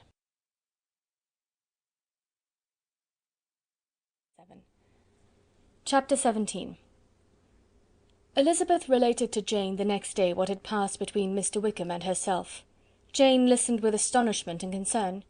She knew not how to believe that Mr. Darcy could be so unworthy of Mr. Bingley's regard, and yet it was not in her nature to question the veracity of a young man of such amiable appearance as Wickham. The possibility of his having endured such unkindness was enough to interest all her tender feelings, and nothing remained therefore to be done but to think well of them both, to defend the conduct of each, and throw into the account of accident or mistake whatever could not be otherwise explained. "They have both," said she, "been deceived, I dare say, in some way or other, of which we can form no idea. Interested people have perhaps misrepresented each to the other. It is, in short, impossible for us to conjecture the causes or circumstances which may have alienated them, without actual blame on either side." "Very true indeed. And now, my dear Jane, what have you got to say on behalf of the interested people who have probably been concerned in the business? Do clear them too, or we shall be obliged to think ill of somebody. Laugh as much as you choose, but you will not laugh me out of my opinion. My dearest Lizzy, do but consider in what a disgraceful light it places Mr. Darcy, to be treating his father's favourite in such a manner, one whom his father had promised to provide for. It is impossible. No man of common humanity, no man who had any value for his character, could be capable of it. Can his most intimate friends be so excessively deceived in him? Oh no! I can much more easily believe Mr. Bingley's being imposed on, than that Mr. Wickham should invent such a history of himself as he gave me last night. Names, facts, everything mentioned without ceremony. If it be not so, let Mr. Darcy contradict it. Besides, there was truth in his looks. It is difficult indeed. It is distressing. One does not know what to think. I beg your pardon, one knows exactly what to think. But Jane could think with certainty on only one point, that Mr. Bingley, if he had been imposed on, would have much to suffer when the affair became public. The two young ladies were summoned from the shrubbery where this conversation passed, by the arrival of the very persons of whom they had been speaking. Mr. Bingley and his sisters came to give their personal invitation for the long expected ball at Netherfield, which was fixed for the following Tuesday. The two ladies were delighted to see their dear friend again, called it an age since they had met, and repeatedly asked what she had been doing with herself since their separation. To the rest of the family they paid little attention, avoiding Mrs. Bennet as much as possible, saying not much to Elizabeth, and nothing at all to the others. They were soon gone again, rising from their seats with an activity which took their brother by surprise, and hurrying off as if eager to escape from Mrs. Bennet's civilities. The prospect of the Netherfield ball was extremely agreeable to every female of the family. Mrs. Bennet chose to consider it as given in compliment to her eldest daughter, and was particularly flattered by receiving the invitation from Mr. Bingley himself, instead of a ceremonious card. Jane pictured to herself a happy evening in the society of her two friends, and the attentions of their brother, and Elizabeth thought with pleasure of dancing a great deal with Mr. Wickham, and of seeing a confirmation of everything in Mr. Darcy's look and behaviour. The happiness anticipated by Catherine and Lydia depended less on any single event, or any particular person, for though they each, like Elizabeth, meant to dance half the evening with Mr. Wickham, he was by no means the only partner who could satisfy them, and a ball was, at any rate, a ball, and even Mary could assure her family that she had no disinclination for it. "While I can have my mornings to myself," said she, "it is enough. I think it is no sacrifice to join occasionally in evening engagements. Society has claims on us all, and I profess myself one of those who consider intervals of recreation and amusement as desirable for everybody." Elizabeth's spirits were so high on this occasion, that though she did not often speak unnecessarily to Mr. Collins, she could not help asking him whether he intended to accept Mr. Bingley's invitation, and if he did, whether he would think it proper to join in the evening's amusement. And she was rather surprised to find that he entertained no scruple whatever on that head, and was very far from dreading a rebuke either from the Archbishop or Lady Catherine de Bourgh by venturing to dance. "I am by no means of the opinion, I assure you," said he, "that a ball of this kind, given by a young man of character to respectable people, can have any evil tendency, and I am so far from objecting to dancing myself, that I shall hope to be honoured with the hands of all my fair cousins in the course of the evening, and I take this opportunity of soliciting yours, Miss Elizabeth, for the first two dances especially. A preference which I trust my cousin Jane will attribute to the right cause, and not to any disrespect for her." Elizabeth felt herself completely taken in. She had fully proposed being engaged by Mr. Wickham for those very dances, and to have Mr. Collins instead! Her liveliness had never been worse timed. There was no help for it, however. Mr. Wickham's happiness and her own were perforce delayed a little longer, and Mr. Collins' proposal accepted with as good a grace as she could. She was not the better pleased with his gallantry from the idea it suggested of something more. It now first struck her that she was selected from among her sisters as worthy of being mistress of Hunsford Parsonage, and of assisting to form a quadrille table at Rosings, in the absence of more eligible visitors. The idea soon reached to conviction, as she observed his increasing civilities toward herself, and heard his frequent attempt at a compliment on her wit and vivacity; and though more astonished than gratified herself by this effect of her charms, it was not long before her mother gave her to understand that the probability of their marriage was extremely agreeable to her. Elizabeth, however, did not choose to take the hint, being well aware that a serious dispute must be the consequence of any reply. Mr. Collins might never make the offer, and till he did, it was useless to quarrel about him. If there had not been a Netherfield ball to prepare for and talk of, the younger Miss Bennets would have been in a very pitiable state at this time, for from the day of the invitation to the day of the ball, there was such a succession of rain as prevented their walking to Meryton once. No aunt, no officers, no news could be sought after. The very shoe roses for Netherfield were got by proxy. Even Elizabeth might have found some trial of her patience in weather which totally suspended the improvement of her acquaintance with Mr. Wickham, and nothing less than a dance on Tuesday could have made such a Friday, Saturday, Sunday, and Monday endurable to Kitty and Lydia. Chapter 17.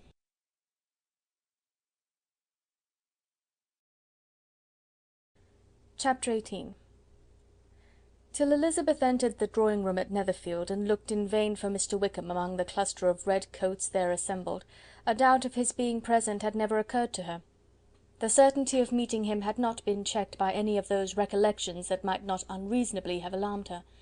She had dressed with more than usual care, and prepared in the highest spirits for the conquest of all that remained unsubdued of his heart, trusting that it was not more than might be won in the course of the evening. but in an instant arose the dreadful suspicion of his being purposely omitted for Mr. Darcy's pleasure in the Bingleys' invitation to the officers; and though this was not exactly the case, the absolute fact of his absence was pronounced by his friend Denny, to whom Lydia eagerly applied, and who told them that Wickham had been obliged to go to town on business the day before, and was not yet returned; adding with a significant smile, "I do not imagine his business would have called him away just now, if he had not wanted to avoid a certain gentleman here." This part of his intelligence, though unheard by Lydia, was caught by Elizabeth, and as it assured her that Darcy was not less answerable for Wickham's absence than if her first surmise had been just, every feeling of displeasure against the former was so sharpened by immediate disappointment, that she could hardly reply with tolerable civility to the polite inquiries which he directly afterwards approached to make. Attendance, forbearance, patience with Darcy, was injury to Wickham. She was resolved against any sort of conversation with him, and turned away with a degree of ill humour which she could not wholly surmount even in speaking to Mr. Bingley, whose blind partiality provoked her. But Elizabeth was not formed for ill humour, and though every prospect of her own was destroyed for the evening, it could not dwell long on her spirits, and having told all her griefs to Charlotte Lucas, whom she had not seen for a week, she was soon able to make a voluntary transition to the oddities of her cousin, and to point him out to her particular notice. The first two dances, however, brought a return of distress. They were dances of mortification. Mr. Collins, awkward and solemn, apologizing instead of attending, and often moving wrong without being aware of it, gave her all the shame and misery which a disagreeable partner for a couple of dances can give. The moment of her release from him was ecstasy. She danced next with an officer, and had the refreshment of talking of Wickham, and of hearing that he was universally liked. When those dances were over, she returned to Charlotte Lucas, and was in conversation with her when she found herself suddenly addressed by Mr. Darcy, who took her so much by surprise in his application for her hand, that, without knowing what she did, she accepted him. He walked away again immediately, and she was left to fret over her own want of presence of mind. Charlotte tried to console her. "I dare say you will find him very agreeable." "Heaven forbid! That would be the greatest misfortune of all. To find a man agreeable whom one is determined to hate! Do not wish me such an evil." When the dancing recommenced, however, and Darcy approached to claim her hand, Charlotte could not help cautioning her in a whisper not to be a simpleton, and allow her fancy for Wickham to make her appear unpleasant in the eyes of a man 10 times his consequence. Elizabeth made no answer, and took her place in the set, amazed at the dignity to which she was arrived in being allowed to stand opposite Mr. Darcy, and reading in her neighbours' looks their equal amazement in beholding it. They stood for some time without speaking a word, and she began to imagine that their silence was to last through the 2 dances, and at first was resolved not to break it, till suddenly, fancying that it would make the greater punishment to her partner to oblige him to talk, she made some slight observation on the dance. He replied, and was again silent. After a pause of some minutes, she addressed him a second time with: "It is your turn to say something now, Mr. Darcy. I talked about the dance, and you ought to make some sort of remark on the size of the room, or the number of couples." He smiled, and assured her that whatever she wished him to say should be said. "Very well, that reply will do for the present. Perhaps by and by I may observe that private balls are much pleasanter than public ones. But now we may be silent." "Do you talk by rule, then, while you are dancing?" "Sometimes. One must speak a little, you know. It would look odd to be entirely silent for half an hour together, and yet for the advantage of some, conversation ought to be so arranged as that they might have the trouble of saying as little as possible."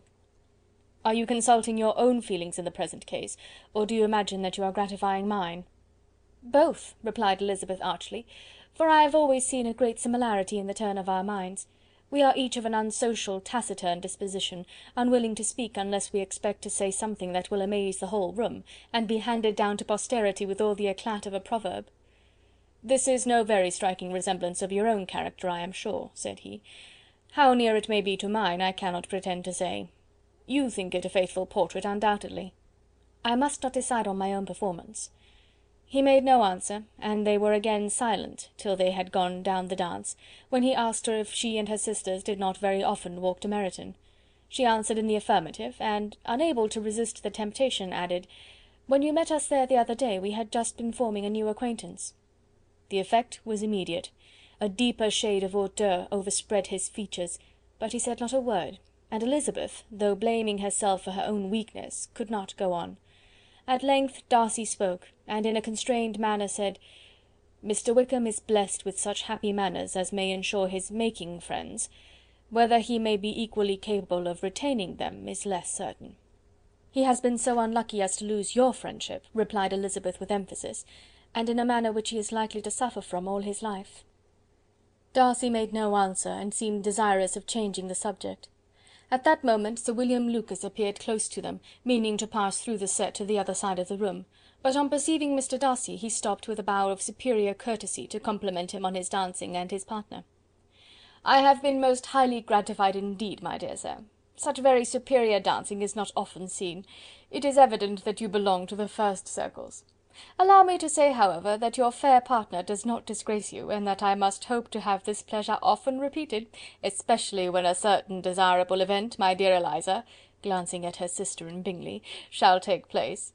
What congratulations will then flow in! I appeal to Mr. Darcy... But let me not interrupt you, sir. You will not thank me for detaining you from the bewitching converse of that young lady, whose bright eyes are also upbraiding me." The latter part of this address was scarcely heard by Darcy, but Sir William's allusion to his friend seemed to strike him forcibly, and his eyes were directed with a very serious expression towards Bingley and Jane, who were dancing together. Recovering himself, however, shortly, he turned to his partner and said: "Sir William's interruption has made me forget what we were talking of." "I do not think we were speaking at all. Sir William could not have interrupted two people in the room who had less to say for themselves. We have tried 2 or 3 subjects already without success, and what we are to talk of next I cannot imagine." "What think you of books?" said he, smiling. "Books? Oh no! I am sure we never read the same, or not with the same feelings." "I am sorry you think so, but if that be the case, there can at least be no want of subject. We may compare our different opinions." "No, I cannot talk of books in a ballroom. My head is always full of something else." "The present always occupies you in such scenes, does it?" said he, with a look of doubt. "Yes, always," she replied, without knowing what she said, for her thoughts had wandered far from the subject, as soon afterwards appeared by her suddenly exclaiming: "I remember hearing you once say, Mr. Darcy, that you hardly ever forgave, that your resentment once created was unappeasable. You are very cautious, I suppose, as to its being created?" "I am," said he, with a firm voice. "And never allow yourself to be blinded by prejudice?" "I hope not." "It is particularly incumbent on those who never change their opinion to be secure of judging properly at first." "May I ask to what these questions tend?" "Merely to the illustration of your character," said she, endeavouring to shake off her gravity. "I am trying to make it out." "And what is your success?" She shook her head. "I do not get on at all. I hear such different accounts of you as puzzle me exceedingly." "I can readily believe," answered he, gravely, "that reports may vary greatly with respect to me, and I could wish, Miss Bennet, that you were not to sketch my character at the present moment, as there is reason to fear that the performance would reflect no credit on either. But if I do not take your likeness now, I may never have another opportunity." "I would by no means suspend any pleasure of yours," he coldly replied.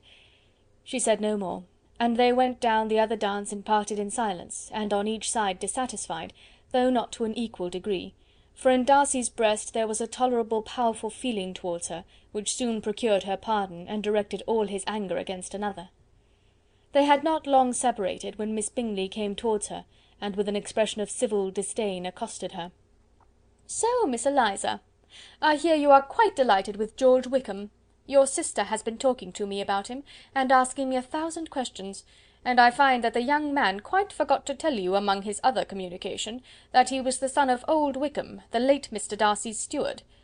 Let me recommend you, however, as a friend, not to give implicit confidence to all his assertions, for as to Mr. Darcy's using him ill, it is perfectly false, for on the contrary, he has always been remarkably kind to him, though George Wickham has treated Mr. Darcy in a most infamous manner.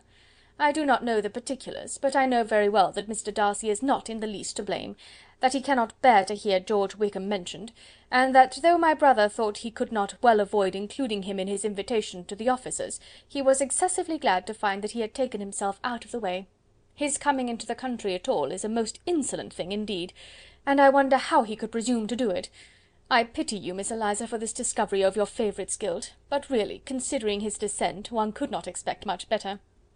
"His guilt and his descent appear by your account to be the same." said Elizabeth angrily, "for I have heard you accuse him of nothing worse than of being the son of Mr. Darcy's steward, and of that, I can assure you, he informed me himself." "I beg your pardon," replied Miss Bingley, turning away with a sneer. "Excuse my interference, it was kindly meant."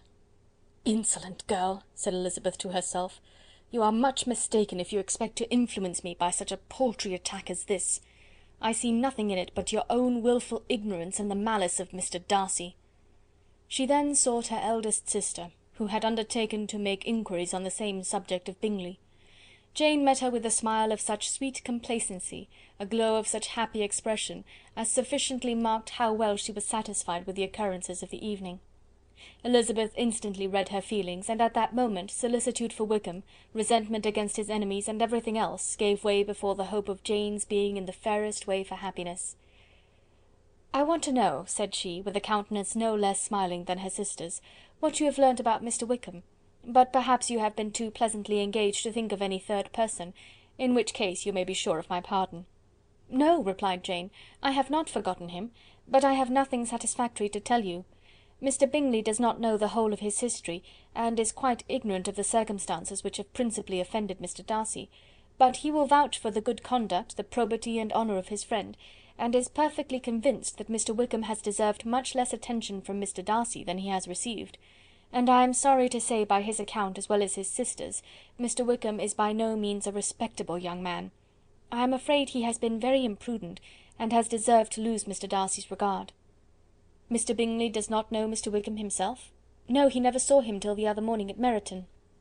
"This account, then, is what he has received from Mr. Darcy. I am satisfied. But what does he say of the living?" "He does not exactly recollect the circumstances, though he has heard them from Mr. Darcy more than once, but he believes that it was left to him conditionally only." "I have not a doubt of Mr. Bingley's sincerity," said Elizabeth warmly, "but you must excuse my not being convinced by assurances only. Mr. Bingley's defence of his friend was a very able one, I dare say, but since he is unacquainted with several parts of the story, and has learnt the rest from that friend himself, I shall venture to still think of both gentlemen as I did before." She then changed the discourse to one more gratifying to each, and on which there could be no difference of sentiment. Elizabeth listened with delight to the happy though modest hopes which Jane entertained of Mr. Bingley's regard, and said all in her power to heighten her confidence in it. On their being joined by Mr. Bingley himself, Elizabeth withdrew to Miss Lucas, to whose inquiry after the pleasantness of her last partner she had scarcely replied, before Mr. Collins came up to them, and told her with great exultation that he had just been so fortunate as to make a most important discovery. "I have found out," said he, "by a singular accident, that there is now in the room a near relation of my patroness. I happened to overhear the gentleman himself mentioning to the young lady who does the honours of the house the names of his cousin Miss de Bourgh, and of her mother Lady Catherine. How wonderfully these sort of things occur! Who would have thought of my meeting with perhaps a nephew of Lady Catherine de Bourgh in this assembly? I am most thankful that the discovery is made in time for me to pay my respects to him, which I am now going to do, and trust he will excuse my not having done it before. My total ignorance of the connection must plead my apology." "You are not going to introduce yourself to Mr. Darcy?" "Indeed I am. I shall entreat his pardon for not having done it earlier. I believe him to be Lady Catherine's nephew. It will be in my power to assure him that her ladyship was quite well yesterday se'nnight." Elizabeth tried hard to dissuade him from such a scheme, assuring him that Mr. Darcy would consider his addressing him without introduction as an impertinent freedom, rather than a compliment to his aunt, that it was not in the least necessary there should be any notice on either side, and that if it were, it must belong to Mr. Darcy, the superior in consequence, to begin the acquaintance.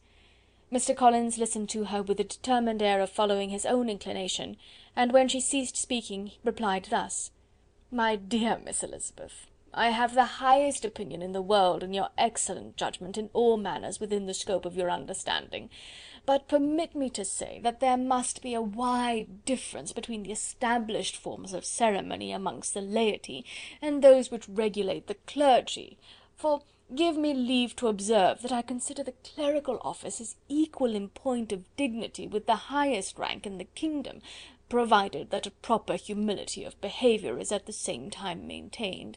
You must therefore allow me to follow the dictates of my conscience on this occasion, which leads me to perform what I look on as a point of duty. Pardon me for neglecting to profit by your advice, which on every other subject shall be my constant guide, though in the case before us I consider myself more fitted by education and habitual study to decide on what is right, than a young lady like yourself." And with a low bow he left her to attack Mr. Darcy, whose reception of his advances she eagerly watched, and whose astonishment at being so addressed was very evident. Her cousin prefaced his speech with a solemn bow, and though she could not hear a word of it, she felt as if hearing it all, and saw in the motion of his lips the words apology, Hunsford, and Lady Catherine de Bourgh. It vexed her to see him expose himself to such a man. Mr. Darcy was eyeing him with unrestrained wonder, and when at last Mr. Collins allowed him time to speak, replied with an air of distant civility. Mr. Collins, however, was not discouraged from speaking again, and Mr. Darcy's contempt seemed abundantly increasing with the length of his second speech, and at the end of it he only made him a slight bow, and moved another way. Mr. Collins then returned to Elizabeth. "I have no reason, I assure you," said he, "to be dissatisfied with my reception. Mr. Darcy seemed much pleased with the attention. He answered me with the utmost civility, and even paid me the compliment of saying that he was so well convinced of Lady Catherine's discernment as to be certain she could never bestow a favour unworthily. It was really a very handsome thought. Upon the whole, I am much pleased with him." As Elizabeth had no longer any interest of her own to pursue, she turned her attention almost entirely on her sister and Mr. Bingley. The train of agreeable reflections which her observations gave birth to made her perhaps almost as happy as Jane. She saw her in idea settled in that very house, in all the felicity which a marriage of true affection could bestow, and she felt capable, under such circumstances, of endeavouring even to like Bingley's two sisters. Her mother's thoughts she plainly saw were bent the same way, and she determined not to venture near her, lest she might hear too much. When they sat down to supper, therefore, she considered it a most unlucky perverseness which placed them within one of each other, and deeply was she vexed to find that her mother was talking to that one person, Lady Lucas, freely, openly, and of nothing else but her expectation that Jane would soon be married to Mr. Bingley. It was an animating subject, and Mrs. Bennet seemed incapable of fatigue while enumerating the advantages of the match. His being such a charming young man, and so rich, and living but 3 miles from them, were the first points of self-gratulation. And then it was such a comfort to think how fond the two sisters were of Jane, and to be certain that they must desire the connection as much as she could do. It was, moreover, such a promising thing for her younger daughters, as Jane's marrying so greatly must throw them in the way of other rich men. And lastly, it was so pleasant at her time of life to be able to consign her single daughters to the care of their sister, that she might not be obliged to go into company more than she liked. It was necessary to make this circumstance a matter of pleasure, because on such occasions it is the etiquette, but no one was less likely than Mrs. Bennet to find comfort in staying home at any period of her life. She concluded with many good wishes that Lady Lucas might soon be equally fortunate, though evidently and triumphantly believing there was no chance of it. In vain did Elizabeth endeavour to check the rapidity of her mother's words, or persuade her to describe her felicity in a less audible whisper, for to her inexpressible vexation she could perceive that the chief of it was overheard by Mr. Darcy, who sat opposite to them. Her mother only scolded her for being nonsensical. "What is Mr. Darcy to me, pray, that I should be afraid of him? I am sure we owe him no such particular civility as to be obliged to say nothing he may not like to hear." "For heaven's sake, madam, speak lower. What advantage can it be for you to offend Mr. Darcy? You will never recommend yourself to his friend by so doing." Nothing that she could say, however, had any influence. Her mother would talk of her views in the same intelligible tone. Elizabeth blushed and blushed again with shame and vexation. She could not help frequently glancing her eye at Mr. Darcy, though every glance convinced her of what she dreaded, for though he was not always looking at her mother, she was convinced that his attention was invariably fixed by her.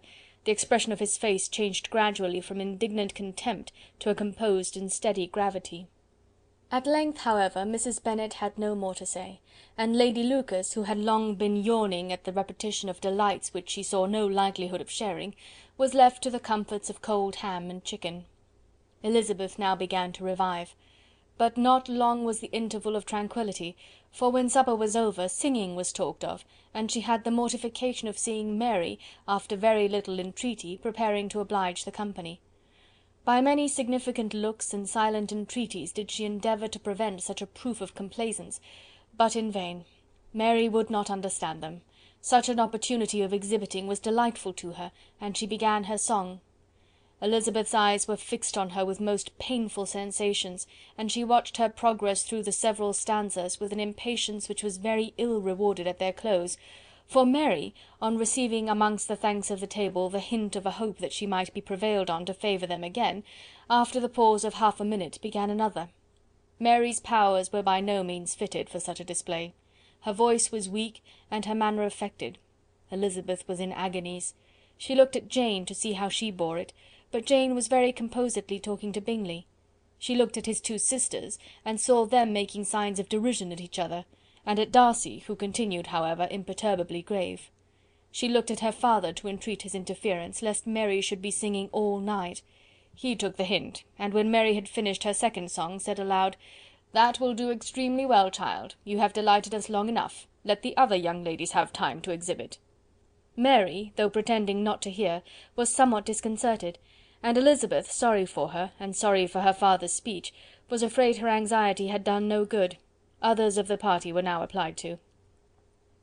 "If I," said Mr. Collins, "were so fortunate as to be able to sing, I should have great pleasure, I am sure, in obliging the company with an air, for I consider music as a very innocent diversion, and perfectly compatible with the profession of a clergyman. I do not mean, however, to assert that we can be justified in devoting too much of our time to music, for there are certainly other things to be attended to. The rector of a parish has much to do. In the first place, he must make such an agreement for tithes as may be beneficial to himself, and not offensive to his patron. He must write his own sermons, and the time that remains will not be too much for his parish duties, and the care and improvement of his dwelling, which he cannot be excused from making as comfortable as possible. And I do not think it of light importance that he should have attentive and conciliatory manner towards everybody, especially towards those to whom he owes his preferment. I cannot acquit him of that duty, nor could I think well of the man who should omit an occasion of testifying his respect towards anybody connected with the family." And with a bow to Mr. Darcy he concluded his speech, which had been spoken so loud as to be heard by half the room.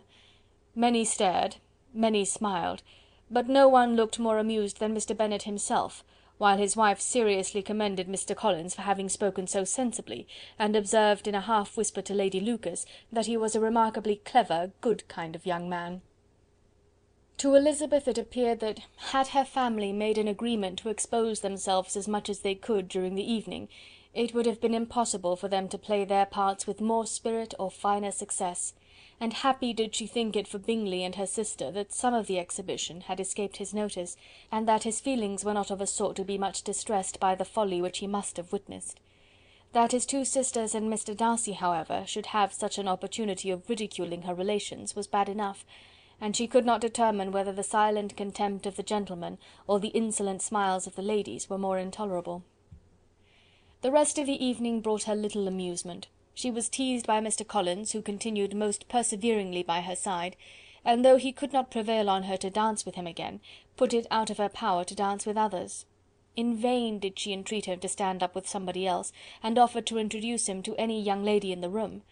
He assured her that as to dancing he was perfectly indifferent to it, that his chief object was by delicate attentions to recommend himself to her, and that he should therefore make a point of remaining close to her the whole evening. There was no arguing upon such a project. She owed her greatest relief to her friend Miss Lucas, who often joined them, and good-naturedly engaged Mr. Collins' conversation to herself. She was at least free from the offence of Mr. Darcy's further notice.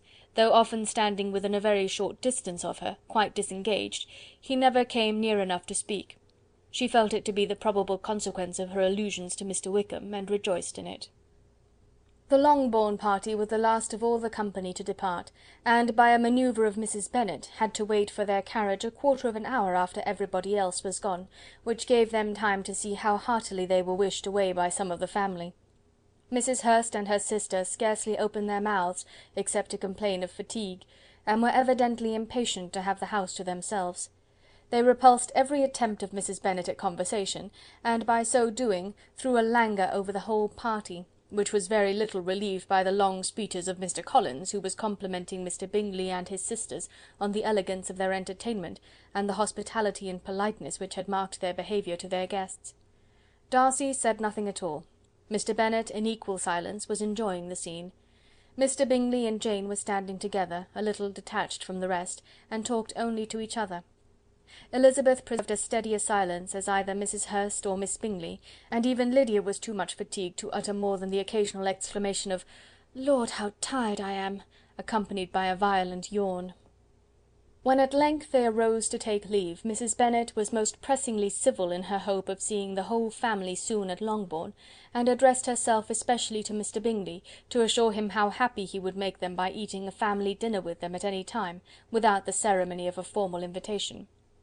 Bingley was all grateful pleasure, and he readily engaged for taking the earliest opportunity of waiting on her, after his return from London, whither he was obliged to go the next day for a short time. Mrs. Bennet was perfectly satisfied, and quitted the house under the delightful persuasion that, allowing for the necessary preparations of settlements, new carriages, and wedding clothes, she should undoubtedly see her daughter settled at Netherfield in the course of 3 or 4 months. Of having another daughter married to Mr. Collins, she thought with equal certainty, and with considerable though not equal pleasure. Elizabeth was the least dear to her of all her children, and though the man and the match were quite good enough for her, the worth of each was eclipsed by Mr. Bingley and Netherfield. Chapter 18.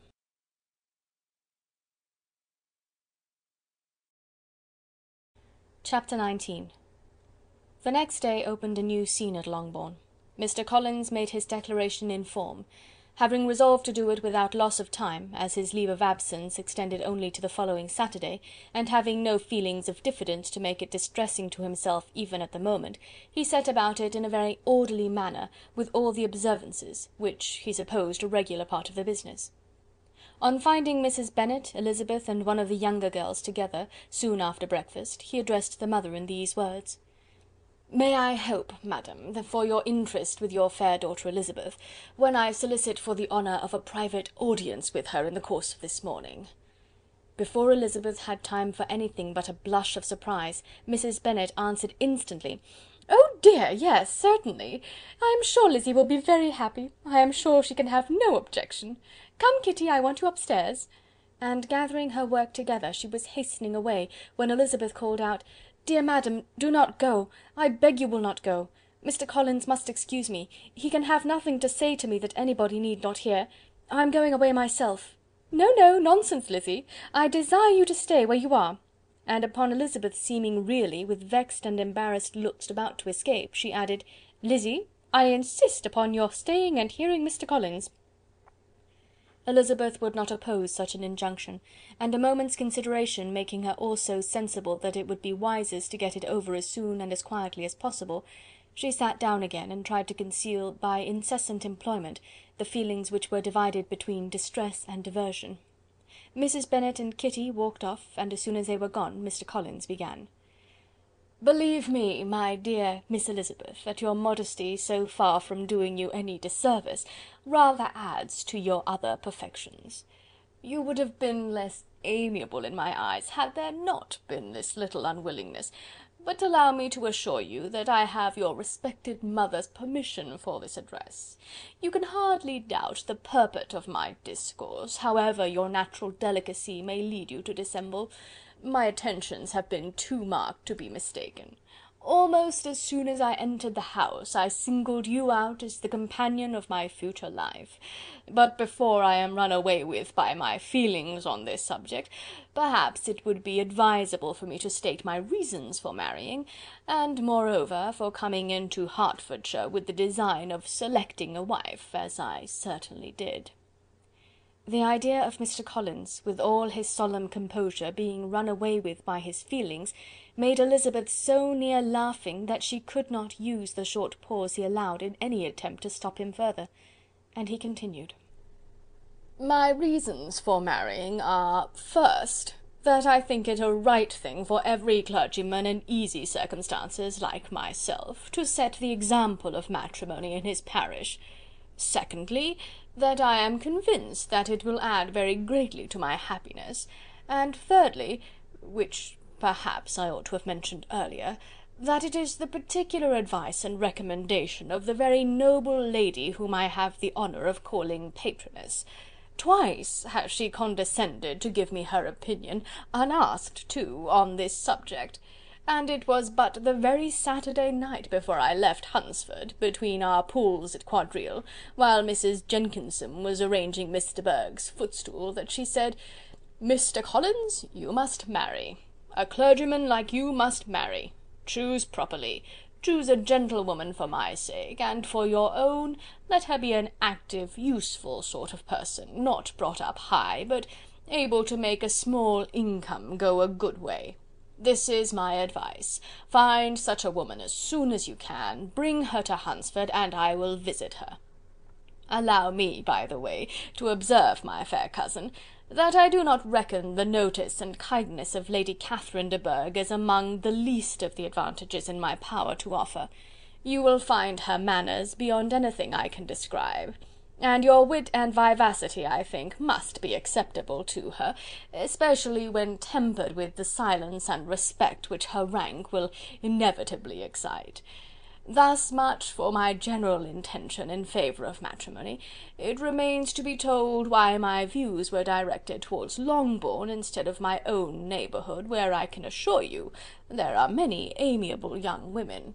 But the fact is that, being as I am to inherit this estate after the death of your honoured father, who, however, may live many years longer, I could not satisfy myself without resolving to choose a wife from among his daughters, that the loss to them might be as little as possible when the melancholy event takes place, which, however, as I have already said, may not be for several years. This has been my motive, fair cousin, and I flatter myself it will not sink me in your esteem. And now nothing remains for me but to assure you in the most animated language of the violence of my affection. To fortune I am perfectly indifferent, and shall make no demand of that nature on your father, since I am well aware that it could not be complied with, and that £1000 in the 4 per cents, which will not be yours till after your mother's decease, is all that you may ever be entitled to. On that head, therefore, I shall be uniformly silent, and you may assure yourself that no ungenerous reproach shall ever pass my lips when we are married." It was absolutely necessary to interrupt him now. "You are too hasty, sir," she cried. "You forget that I have made no answer. Let me do it without further loss of time. Accept my thanks for the compliment you are paying me. I am very sensible of the honour of your proposals, but it is impossible for me to do otherwise than to decline them." "I am not now to learn," replied Mr. Collins, with a formal wave of the hand, "that it is usual with young ladies to reject the addresses of the man whom they secretly mean to accept, when he first applies for their favour, and that sometimes the refusal is repeated a second or even a third time. I am therefore by no means discouraged by what you have just said, and shall hope to lead you to the altar ere long." "Upon my word, sir," cried Elizabeth, "your hope is a rather extraordinary one after my declaration. I do assure you that I am not one of those young ladies, if such young ladies there are, who are so daring as to risk their happiness on the chance of being asked a second time. I am perfectly serious in my refusal. You could not make me happy, and I am convinced that I am the last woman in the world who could make you so. Nay, were your friend Lady Catherine to know me, I am persuaded she would find me in every respect ill qualified for the situation." "Were it certain that Lady Catherine would think so," said Mr. Collins very gravely, "but I cannot imagine that her ladyship would at all disapprove of you, and you may be certain when I have the honour of seeing her again, I shall speak in the very highest terms of your modesty, economy, and other amiable qualification." "Indeed, Mr. Collins, all praise of me will be unnecessary.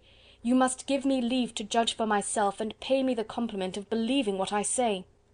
I wish you very happy and very rich, and by refusing your hand, do all in my power to prevent your being otherwise. In making me the offer, you must have satisfied the delicacy of your feelings with regard to my family, and may take possession of Longbourn estate whenever it falls, without any self-reproach. This matter may be considered, therefore, as finally settled. and rising as she thus spoke, she would have quitted the room, had Mr. Collins not thus addressed her.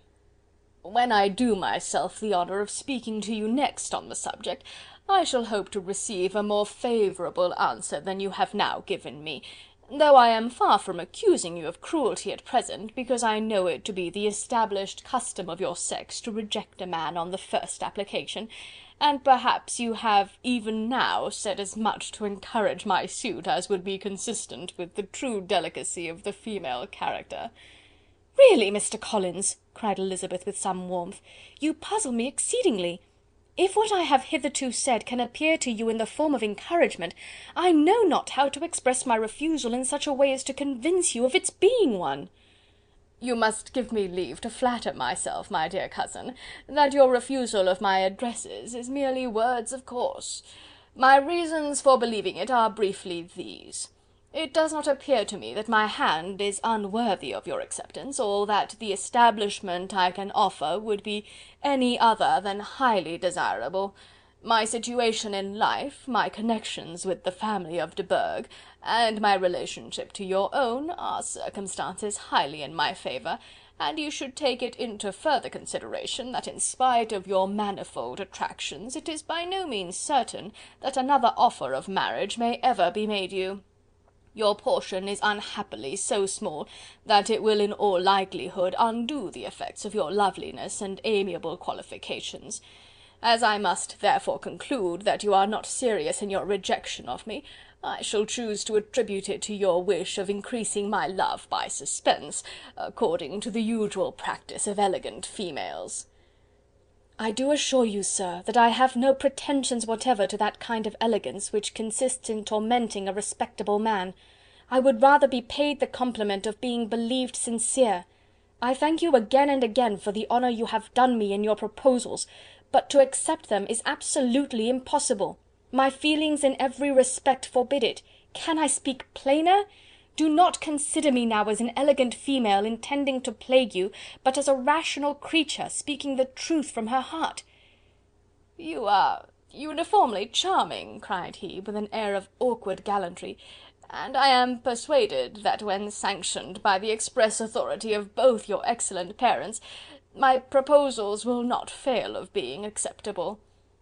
To such perseverance in wilful self-deception Elizabeth would make no reply, and immediately and in silence withdrew, determined, if he persisted in considering her repeated refusals as flattering encouragement, to apply to her father, whose negative might be uttered in such a manner as to be decisive, and whose behaviour at least could not be mistaken for the affectation and coquetry of an elegant female.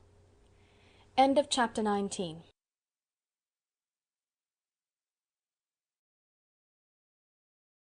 Chapter 20.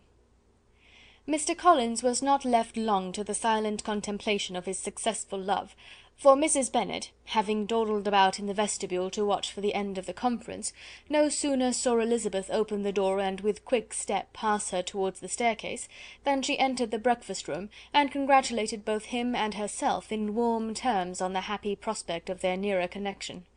Mr. Collins received and returned these felicitations with equal pleasure, and then proceeded to relate the particulars of their interview, with the result of which he trusted he had every reason to be satisfied, since the refusal which his cousin had steadfastly given him would naturally flow from her bashful modesty and the genuine delicacy of her character. This information, however, startled Mrs. Bennet. She would have been glad to be equally satisfied that her daughter had meant to encourage him by protesting against his proposals, but she dared not believe it, and could not help saying so. "But depend upon it, Mr. Collins," she added, "that Lizzy shall be brought to reason. I will speak to her about it directly. She is a very headstrong, foolish girl, and does not know her own interest, but I will make her know it." "Pardon me for interrupting you, madam," cried Mr. Collins, "but if she is really headstrong and foolish, I know not whether she would altogether be a desirable wife to a man in my situation, who naturally looks for happiness in the marriage state. If therefore she actually persists in rejecting my suit, perhaps it were better not to force her into accepting me, because if liable to such defects of temper, she could not contribute much to my felicity." "Sir, you quite misunderstand me," said Mrs. Bennet, alarmed. Lizzie is only headstrong in such matters as these. In everything else she is as good-natured a girl as ever lived. I will go directly to Mr. Bennet, and we shall very soon settle it with her, I am sure." She would not give him time to reply, but hurrying instantly to her husband, called out as she entered the library, "Oh, Mr. Bennet, you are wanted immediately. We are all in an uproar. You must come and make Lizzie marry Mr. Collins, for she vows she will not have him, and if you do not make haste, he will change his mind and not have her." Mr. Bennet raised his eyes from his book as she entered, and fixed them on her face with a calm unconcern which was not in the least altered by her communication. "I have not the pleasure of understanding you," said he, when she had finished her speech. "Of what are you talking?" "Of Mr. Collins and Lizzie. Lizzie declares she will not have Mr. Collins, and Mr. Collins begins to say that he will not have Lizzie." "And what am I to do on the occasion? It seems a hopeless business." "Speak to Lizzie about it yourself. Tell her that you insist upon her marrying him." "Let her be called down. She shall hear my opinion." Mrs. Bennet rang the bell, and Miss Elizabeth was summoned to the library. "Come here, child," cried her father as she appeared. "I have sent for you on an affair of importance. I understand that Mr. Collins has made you an offer of marriage. Is it true?" Elizabeth replied that it was. "Very well.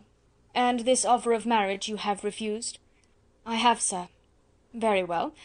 We now come to the point. Your mother insists upon your accepting it. Is it not so, Mrs. Bennet?" "Yes, or I will never see her again." "An unhappy alternative is before you, Elizabeth. From this day you must be a stranger to one of your parents. Your mother will never see you again if you do not marry Mr. Collins, and I will never see you again if you do." Elizabeth could not but smile at such a conclusion of such a beginning, but Mrs. Bennet, who had persuaded herself that her husband regarded the affair as she wished, was excessively disappointed. "What do you mean, Mr. Bennet, in talking this way? You promised me to insist upon her marrying him." "My dear," replied her husband, "I have two small favours to request. First, that you will allow me the free use of my understanding on the present occasion, and secondly, of my room. I shall be glad to have the library to myself as soon as may be." Not yet, however, in spite of her disappointment in her husband, did Mrs. Bennet give up the point. She talked to Elizabeth again and again, coaxed and threatened her by turns.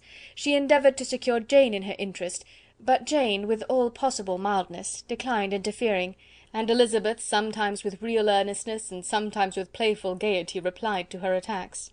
Though her manner varied, however, her determination never did. Mr. Collins, meanwhile, was meditating in solitude on what had passed. He thought too well of himself to comprehend on what motives his cousin could refuse him, and though his pride was hurt, he suffered in no other way. His regard for her was quite imaginary, and the possibility of her deserving her mother's reproach prevented his feeling any regret.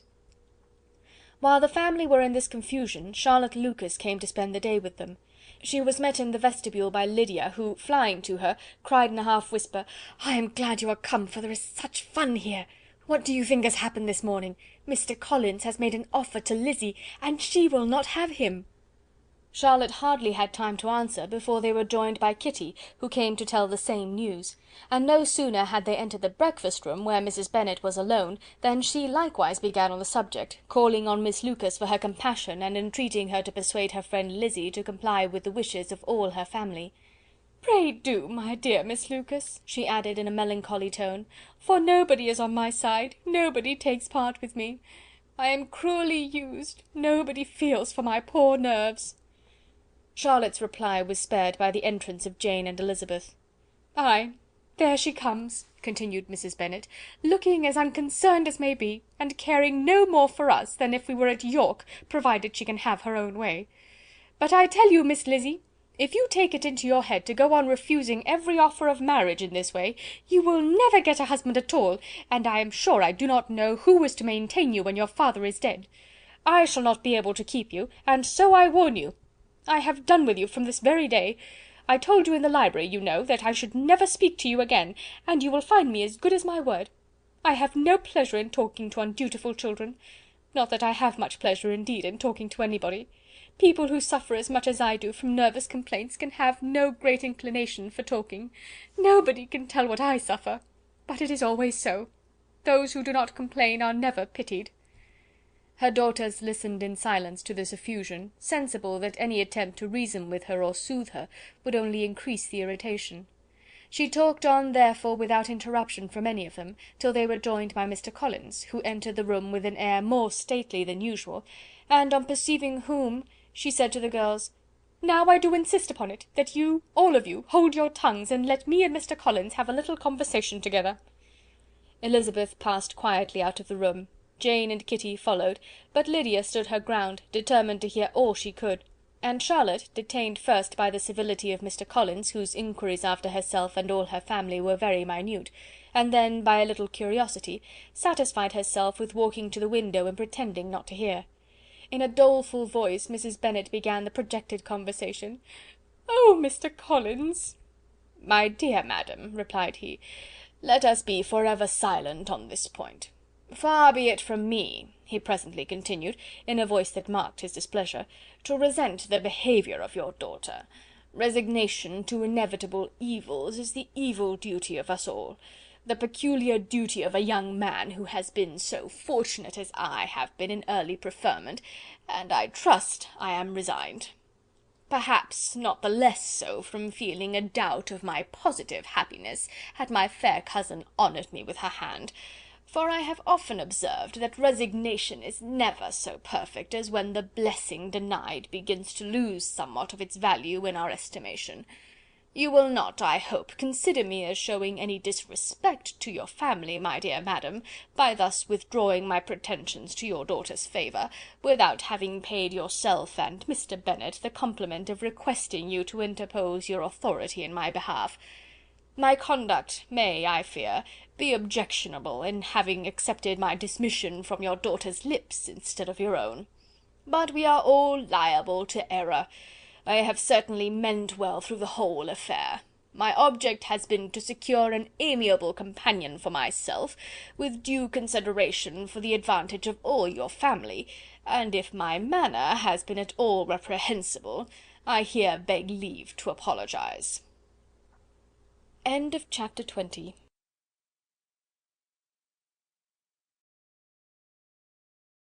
Chapter 21. The discussion of Mr. Collins's offer was now nearly at an end, and Elizabeth had only to suffer from the uncomfortable feelings necessarily attending it, and occasionally from some peevish allusions of her mother. As for the gentleman himself, his feelings were chiefly expressed, not by embarrassment or dejection, or by trying to avoid her, but by stiffness of manner and resentful silence. He scarcely ever spoke to her, and the assiduous attentions which he had been so sensible of himself were transferred for the rest of the day to Miss Lucas, whose civility in listening to him was a seasonable relief to them all, and especially to her friend. The morrow produced no abatement to Mrs. Bennet's ill humour or ill health. Mr. Collins was also in the same state of angry pride. Elizabeth had hoped that his resentment might shorten his visit, but his plan did not appear in the least affected by it. He was always to have gone on Saturday, and to Saturday he meant to stay. After breakfast the girls walked to Meryton to inquire if Mr. Wickham were returned, and to lament over his absence from the Netherfield ball. He joined them on their entering the town, and attended them to their aunt's, where his regret and vexation, and the concern of everybody, was well talked over. To Elizabeth, however, he voluntarily acknowledged that the necessity of his absence had been self-imposed. "I found," said he, as the time drew near, "that I had better not meet Mr. Darcy, that to be in the same room, the same party with him for so many hours together, might be more than I could bear, and that scenes might arise unpleasant to more than myself." She highly approved his forbearance, and they had leisure for a full discussion of it, and for all the commendation which they civilly bestowed on each other, as Wickham and another officer walked back with them to Longbourn, and during the walk he particularly attended to her. His accompanying them was a double advantage. She felt all the compliment it offered to herself, and it was most acceptable as an occasion of introducing him to her father and mother. Soon after their return a letter was delivered to Miss Bennet. It came from Netherfield. The envelope contained a sheet of elegant, little hot-pressed paper, well covered with the lady's fair flowing hand, and Elizabeth saw her sister's countenance change as she read it, and saw her dwelling intently on some particular passages. Jane recollected herself soon, and putting the letter away tried to join with her usual cheerfulness in the general conversation, but Elizabeth felt an anxiety on the subject which drew off her attention even from Wickham, and no sooner had he and his companion taken leave, than a glance from Jane invited her to follow her upstairs.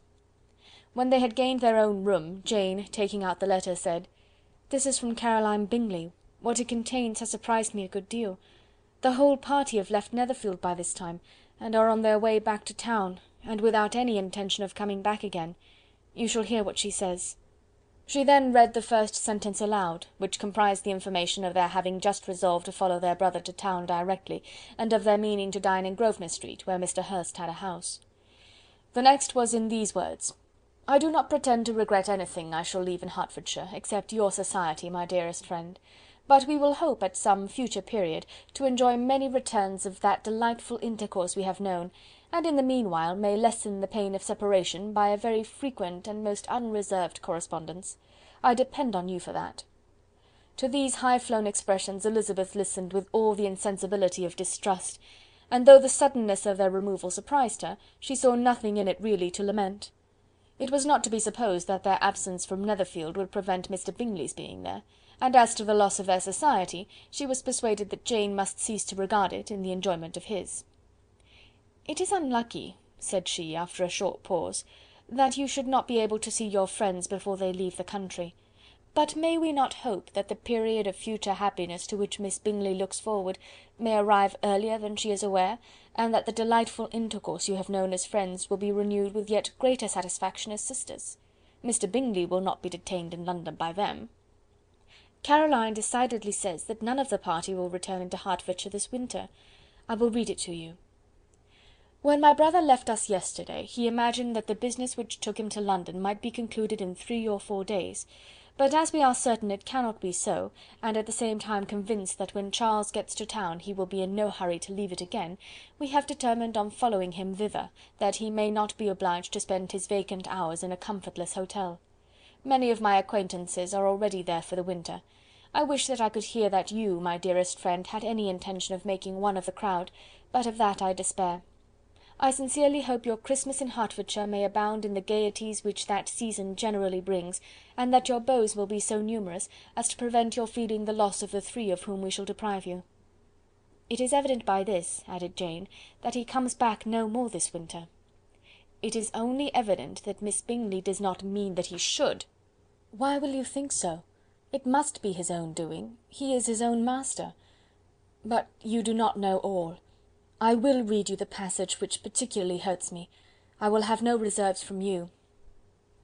"Mr. Darcy is impatient to see his sister, and, to confess the truth, we are scarcely less eager to meet her again.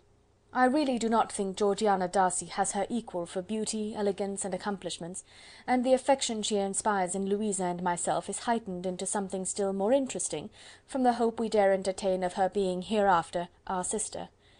I do not know whether I ever before mentioned to you my feelings on this subject, but I will not leave the country without confiding them, and I trust you will not esteem them unreasonable.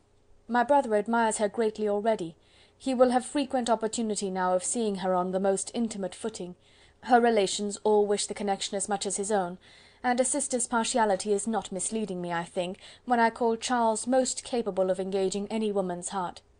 With all these circumstances to favour an attachment, and nothing to prevent it, am I wrong, my dearest Jane, in indulging the hope of an event which will secure the happiness of so many?"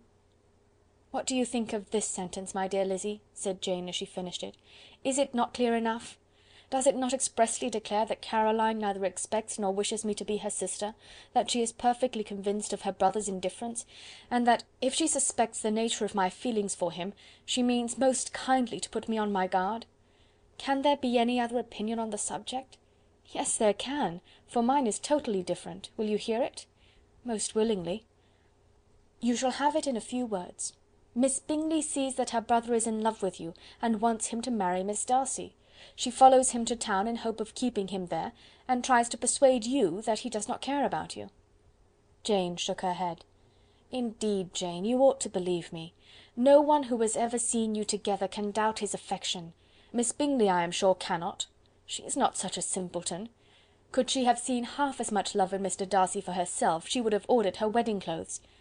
But the case is this. We are not rich enough or grand enough for them, and she is the more anxious to get Miss Darcy for her brother, from the notion that when there has been one intermarriage, she may have less trouble in achieving a second, in which there is certainly more ingenuity, and I dare say it would succeed, if Mr. Burgh were out of the way. But, my dearest Jane, you cannot seriously imagine that because Miss Bingley tells you her brother greatly admires Miss Darcy, he is in the smallest degree less sensible of your merit than when he took leave of you on Tuesday, or that it will be in her power to persuade him that, instead of being in love with you, he is very much in love with her friend." "If we thought alike of Miss Bingley," replied Jane, "your representation of all this might make me quite easy, but I know the foundation is unjust. Caroline is incapable of wilfully deceiving any one, and all that I can hope in this case is that she is deceiving herself." "That is right. You could not have started a more happy idea, since you will not take comfort in mine. Believe her to be deceived by all means. You have now done your duty by her, and must fret no longer. But, my dear sister, can I be happy, even supposing the best, in accepting a man whose sisters and friends are all wishing him to marry elsewhere?" "You must decide for yourself," said Elizabeth, "and if, upon mature deliberation, you find that the misery of disobliging his two sisters is more than equivalent to the happiness of being his wife, I advise you by all means to refuse him." "How can you talk so?" said Jane, faintly smiling. "You must know that though I should be exceedingly grieved at their disapprobation, I could not hesitate."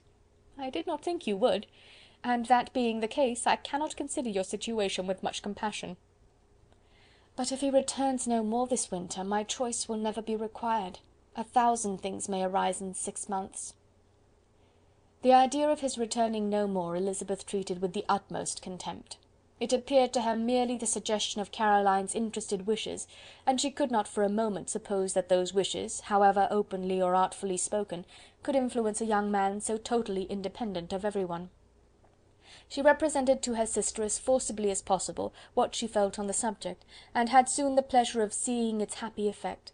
Jane's temper was not desponding, and she was gradually led to hope, though the diffidence of affection sometimes overcame the hope, that Bingley would return to Netherfield and answer every wish of her heart. They agreed that Mrs. Bennet should only hear of the departure of the family, without being alarmed on the score of the gentleman's conduct; but even this partial communication gave her a great deal of concern, and she bewailed it as exceedingly unlucky that the ladies should happen to go away just as they were all getting so intimate together. After lamenting it, however, at some length, she had the consolation that Mr. Bingley would soon be down again, and soon dining at Longbourn; and the conclusion of all was the comfortable declaration that, though he had been invited only to a family dinner, she would take care to have 2 full courses. Chapter 21.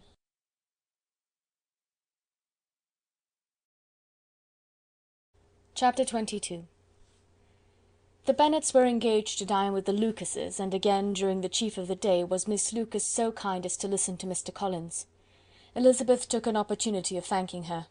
"It keeps him in good humour," said she, "and I am more obliged to you than I can express." Charlotte assured her friend of her satisfaction in being useful, and that it amply repaid her for the little sacrifice of her time.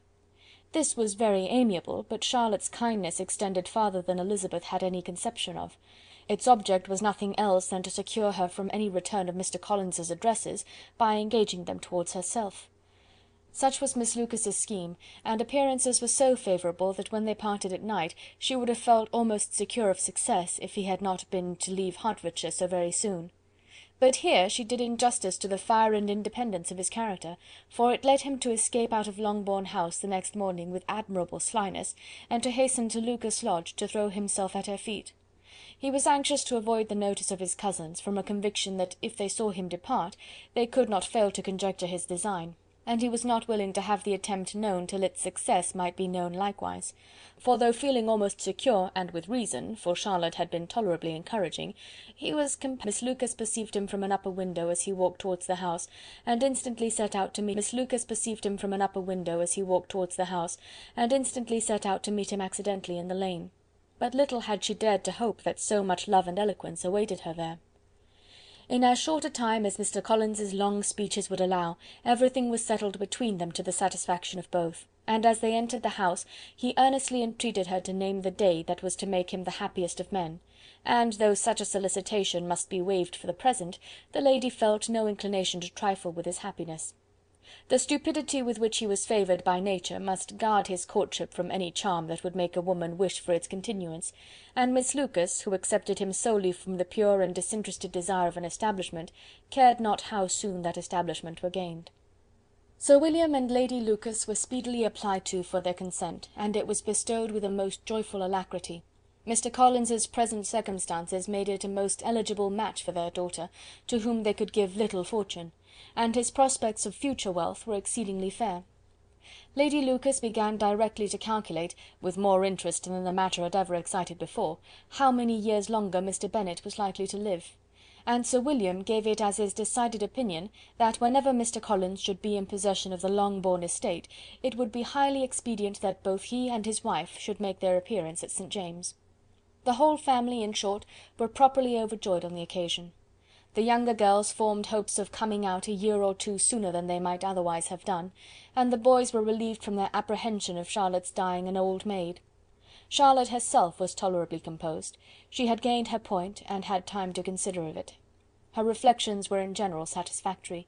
Mr. Collins, to be sure, was neither sensible nor agreeable, his society was irksome, and his attachment to her must be imaginary, but still he would be her husband. Without thinking highly either of men or matrimony, marriage had always been her object. It was the only provision for well-educated young women of small fortune, and however uncertain of giving happiness, must be their pleasantest preservative from want. This preservative she had now obtained, and at the age of 27, without having ever been handsome, she felt all the good luck of it. The least agreeable circumstance in the business was the surprise it must occasion to Elizabeth Bennet, whose friendship she valued beyond that of any other person.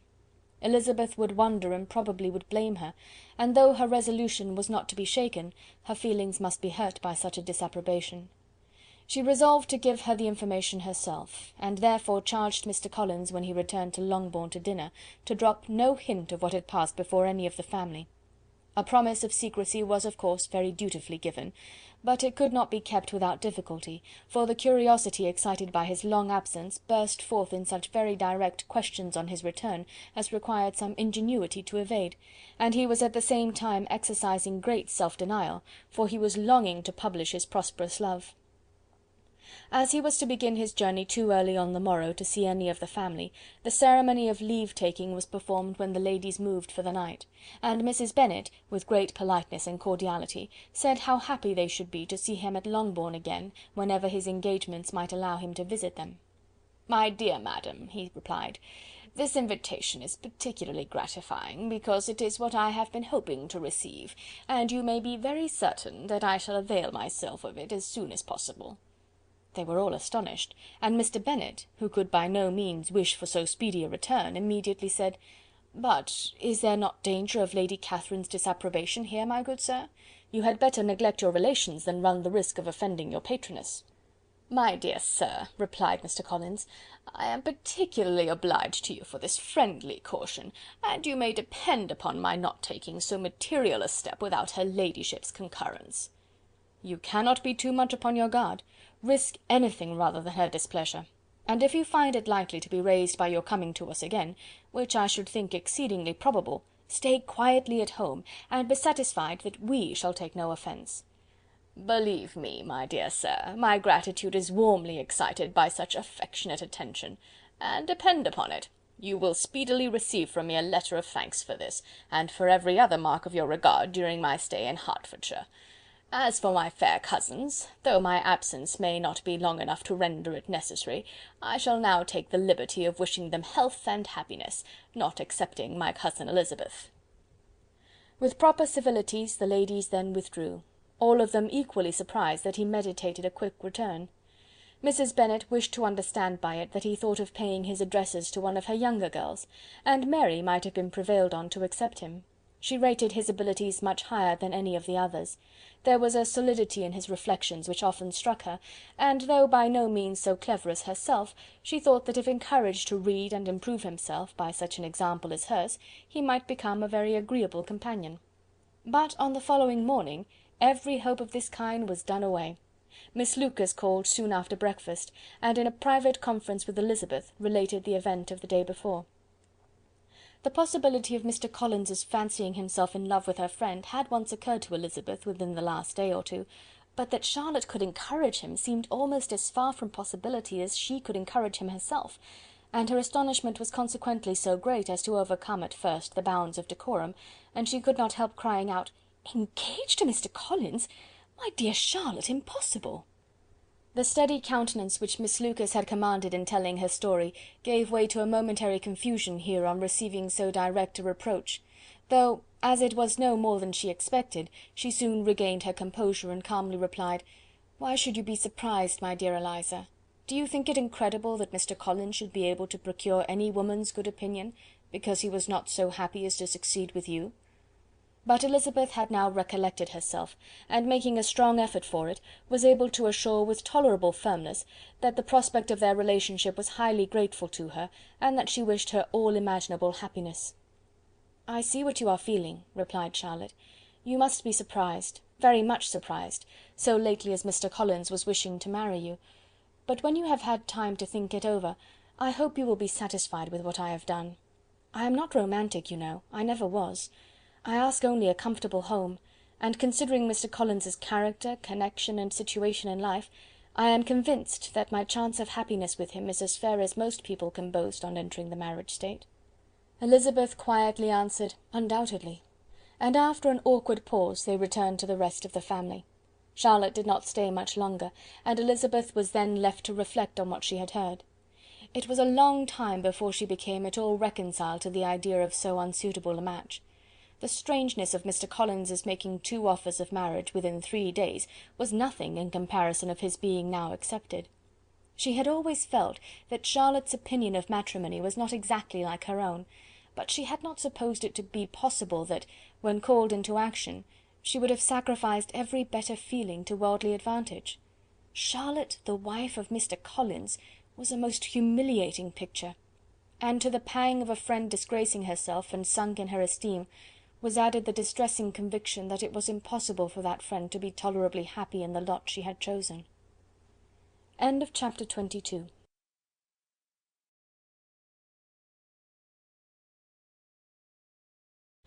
Chapter 23. Elizabeth was sitting with her mother and sisters, reflecting on what she had heard, and doubting whether she was authorized to mention it, when Sir William Lucas himself appeared, sent by his daughter to announce her engagement to the family. With many compliments to them, and much self-gratulation on the prospect of a connection between the 2 houses, he unfolded the matter to an audience not merely wondering but incredulous, for Mrs. Bennet, with more perseverance than politeness, protested he must be entirely mistaken, and Lydia, always unguarded and often uncivil, boisterously exclaimed, "Good Lord, Sir William, how can you tell such a story? Do not you know that Mr. Collins wants to marry Lizzy?" Nothing less than the complaisance of a courtier could have borne without anger such treatment, but Sir William's good breeding carried him through it all, and though he begged leave to be positive as to the truth of his information, he listened to all their impertinence with the most forbearing courtesy.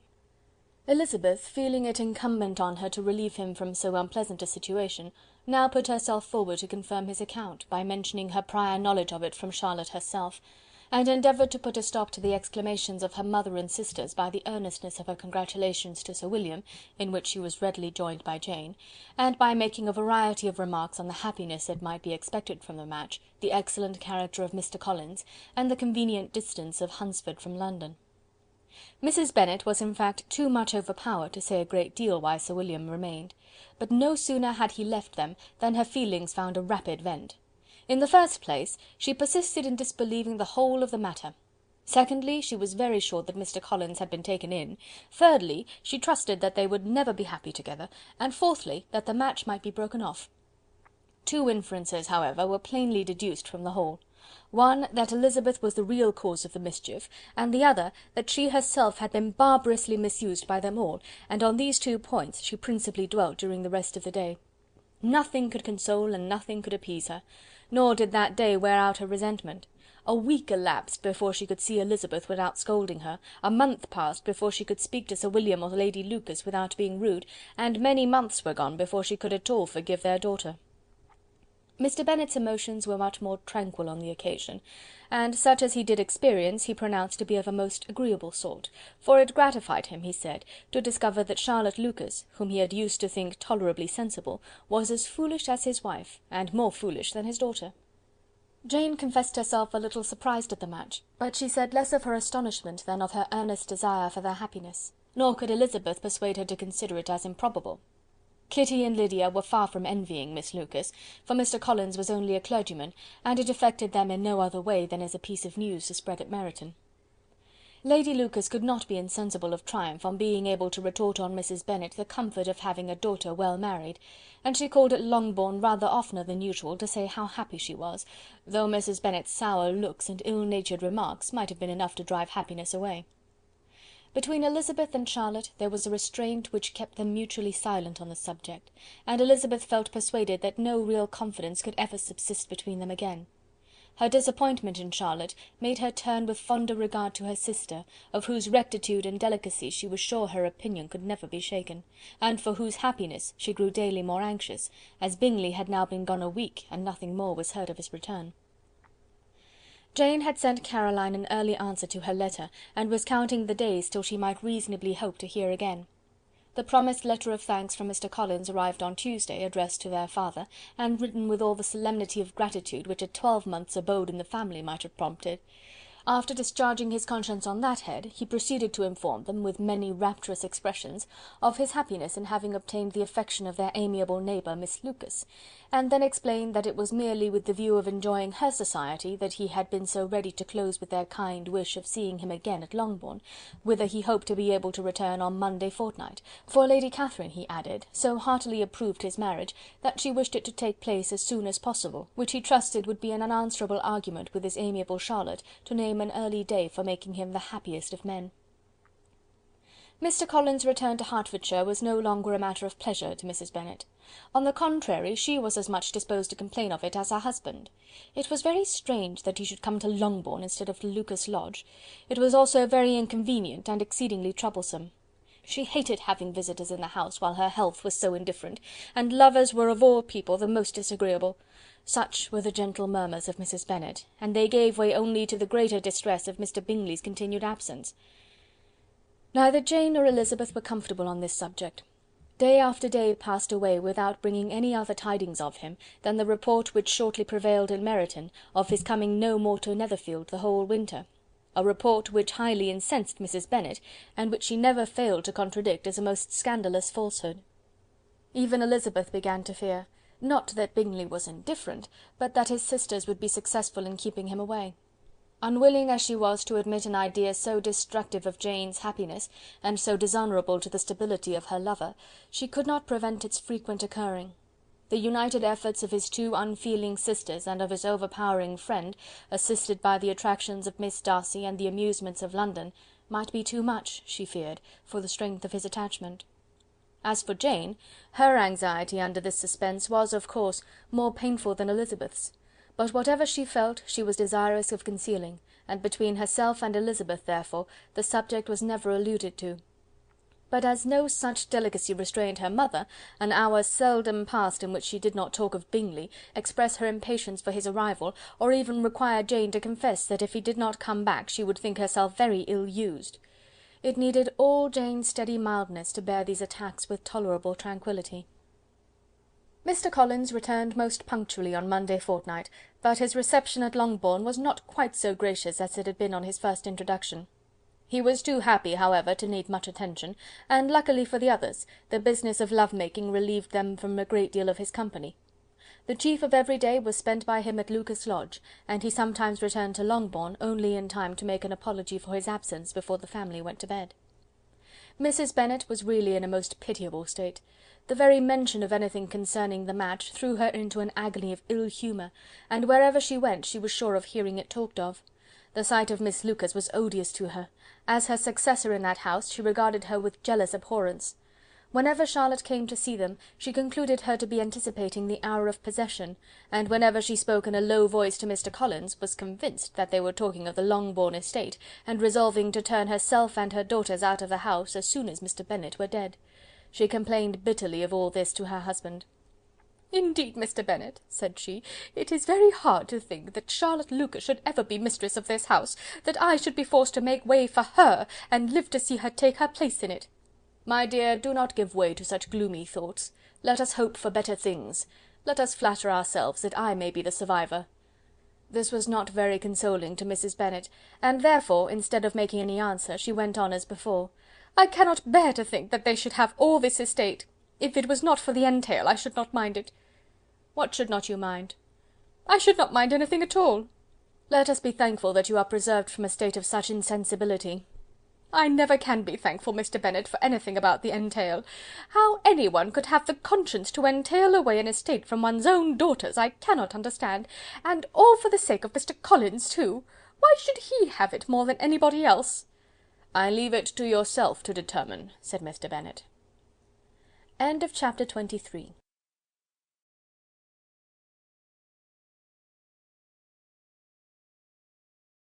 Chapter 24. Miss Bingley's letter arrived and put an end to doubt. The very first sentence conveyed the assurance of their being all settled in London for the winter, and concluded with her brother's regret at not having had time to pay his respects to his friends in Hertfordshire before he left the country. Hope was over, entirely over, and when Jane could attend to the rest of the letter, she found little, except the professed affection of the writer, that could give her any comfort. Miss Darcy's praise occupied the chief of it, her many attractions were again dwelt on, and Caroline boasted joyfully of their increasing intimacy, and ventured to predict the accomplishment of the wishes which had been unfolded in her former letter. She wrote also with great pleasure of her brother's being an inmate of Mr. Darcy's house, and mentioned with rapture some plans of the latter with regard to new furniture. Elizabeth, to whom Jane very soon communicated the chief of all this, heard it in silent indignation. Her heart was divided between concern for her sister and resentment against all others. To Caroline's assertion of her brother's being partial to Miss Darcy she paid no credit. That he was really fond of Jane she doubted no more than she had ever done, and much as she had always been disposed to like him, she could not think without anger, hardly without contempt, on that easiness of temper, that want of proper resolution, which now made him the slave of his designing friends, and led him to sacrifice his own happiness to the caprice of their inclination. Had his own happiness, however, been the only sacrifice, he might have been allowed to sport with it in whatever manner he thought best, but her sister's was involved in it, as she thought he must be sensible himself. It was a subject, in short, on which reflection would be long indulged, and must be unavailing. She could think of nothing else, and yet, whether Bingley's regard had really died away, or were suppressed by his friend's interference, whether he had been aware of Jane's attachment, or whether it had escaped his observation, whatever were the case, though her opinion of him must be materially affected by the difference, her sister's situation remained the same, her peace equally wounded. A day or two passed before Jane had the courage to speak of her feelings to Elizabeth, but at last, on Mrs. Bennet's leaving them together, after a longer irritation than usual about Netherfield and its master, she could not help saying, "Oh, that my dear mother had more command over herself! She can have no idea of the pain she gives me by her continual reflections on him. But I will not repine, it cannot last long. He will be forgot, and we shall all be as we were before." Elizabeth looked at her sister with incredulous solicitude, but said nothing. "You doubt me," cried Jane, slightly colouring. "Indeed, you have no reason. He may live in my memory as the most amiable man of my acquaintance, but that is all. I have nothing either to hope or fear, and nothing to reproach him with. Thank God! I have not that pain. A little time, therefore, I shall certainly try to get the better." With a stronger voice she soon added, "I have this comfort immediately, that it has not been more than an error of fancy on my side, and that it has done no harm to anyone but myself." "My dear Jane," exclaimed Elizabeth, "you are too good. Your sweetness and disinterestedness are really angelic. I do not know what to say to you. I feel as if I had never done you justice, or loved you as you deserve." Miss Bennet eagerly disclaimed all extraordinary merit, and threw back the praise on her sister's warm affection. "Nay," said Elizabeth, "this is not fair. You wish to think all the world respectable, and are hurt if I speak ill of anybody. I only want to think you perfect, and you set yourself against it. Do not be afraid of my running into any excess, of my encroaching on your privilege of universal goodwill. You need not. There are few people whom I really love, and still fewer of whom I think well. The more I see of the world, the more I am dissatisfied with it, and every day confirms my belief of the inconsistency of all human characters, and of the little dependence that can be placed on the appearance of merit or sense. I have met with two instances lately, one I will not mention, the other is Charlotte's marriage. It is unaccountable, in every view it is unaccountable. My dear Lizzy, do not give way to such feelings as these, they will ruin your happiness. You do not make allowance enough for difference of situation and temper. Consider Mr. Collins's respectability and Charlotte's steady, prudent character. Remember that she is one of a large family, that as to fortune it is a most eligible match, and be ready to believe, for everybody's sake, that she may feel something like regard and esteem for our cousin. To oblige you, I would try to believe almost anything, but no one else could be benefited by such a belief as this, for were I persuaded that Charlotte had any regard for him, I should only think worse of her understanding than I do now of her heart. My dear Jane, Mr. Collins is a conceited, pompous, narrow-minded, silly man. You know he is, as well as I do, and you must feel as well as I do, that the woman who married him cannot have a proper way of thinking. You shall not defend her, though it is Charlotte Lucas. You shall not, for the sake of one individual, change the meaning of principle and integrity, nor endeavour to persuade yourself or me that selfishness is prudence, and insensibility of danger security for happiness. "I must think your language too strong in speaking of both," replied Jane, "and I hope you will be convinced of it by seeing them happy together. But enough of this. You alluded to something else. You mentioned two instances. I cannot misunderstand you, but I entreat you, dear Lizzy, not to pain me by thinking that person to blame, and saying your opinion of him is sunk. We must not be so ready to fancy ourselves intentionally injured. We must not expect a lively young man to be always so guarded and circumspect. It is very often nothing but our own vanity that deceives us. Women fancy admiration means more than it does. And men take care that they should. If it is designedly done, they cannot be justified, but I have no idea of there being so much design in the world as some persons imagine. "I fear I am far from attributing any part of Mr. Bingley's conduct to design," said Elizabeth, "but without scheming to do wrong, or to make others unhappy, there may be error, and there may be misery. Thoughtlessness, want of attention to other people's feelings, and want of resolution will do the business." "And do you impute it to either of those?" "Yes, to the last. But if I go on, I shall displease you by saying what I think of persons you esteem. Stop me whilst you can." "You persist, then, in supposing his sisters influence him?" "Yes, in conjunction with his friend." "I cannot believe it. Why should they try to influence him? They can only wish his happiness, and if he is attached to me, no other woman can secure it." "Your first position is false. They may wish many things besides his happiness. They may wish his increase of wealth and consequence. They may wish him to marry a girl who has all the importance of money, great connections, and pride." "Beyond a doubt, they do wish him to choose Miss Darcy," replied Jane, "but this may be from better feelings than you are supposing. They have known her much longer than they have known me. No wonder if they love her better. But whatever may be their own wishes, it is very unlikely they should have opposed their brother's. What sister would think herself at liberty to do it, unless there was something very objectionable? If they believed him attached to me, they would not try to part us. If he were so, they could not succeed. By supposing such an affection, you make everybody acting unnaturally and wrong, and me most unhappy. Do not distress me by the idea. I am not ashamed of having been mistaken, or at least it is light. It is nothing in comparison of what I should feel in thinking ill of him or his sisters. Let me take it in the best light, in the light in which it may be understood." Elizabeth could not oppose such a wish, and from this time Mr. Bingley's name was scarcely ever mentioned between them. Mrs. Bennet still continued to wonder and repine at his returning no more, and though a day seldom passed in which Elizabeth did not account for it clearly, there was little chance of her ever considering it with less perplexity.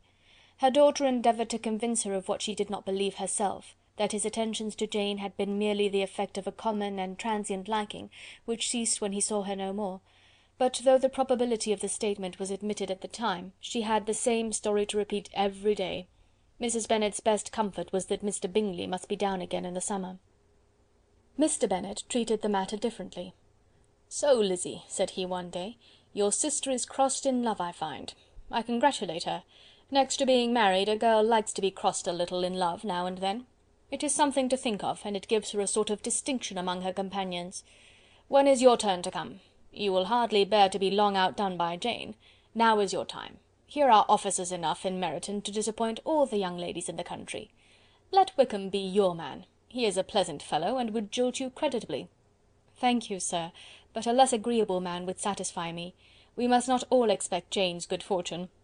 "True," said Mr. Bennet, "but it is a comfort to think that whatever of that kind may befall you, you have an affectionate mother who will make the most of it." Mr. Wickham's society was of material service in dispelling the gloom which the late perverse occurrences had thrown on many of the Longbourn family. They saw him often, and to his other recommendations was now added that of general unreserve. The whole of what Elizabeth had already heard, his claims on Mr. Darcy, and all that he had suffered from him, was now openly acknowledged and publicly canvassed, and everybody was pleased to know how much they had always disliked Mr. Darcy before they had known anything of the matter. Miss Bennet was the only creature who could suppose there might be any extenuating circumstances in the case, unknown to the society of Hertfordshire. Her mild and steady candour always pleaded for allowances, and urged the possibility of mistakes. But by everybody else, Mr. Darcy was condemned as the worst of men. End of chapter 24.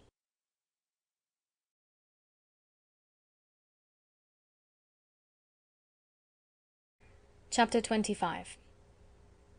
After a week spent in professions of love and schemes of felicity, Mr. Collins was called from his amiable Charlotte by the arrival of Saturday.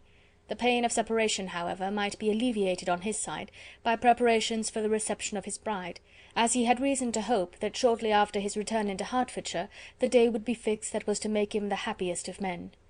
He took leave of his relations at Longbourn with as much solemnity as before, wished his fair cousins health and happiness again, and promised their father another letter of thanks.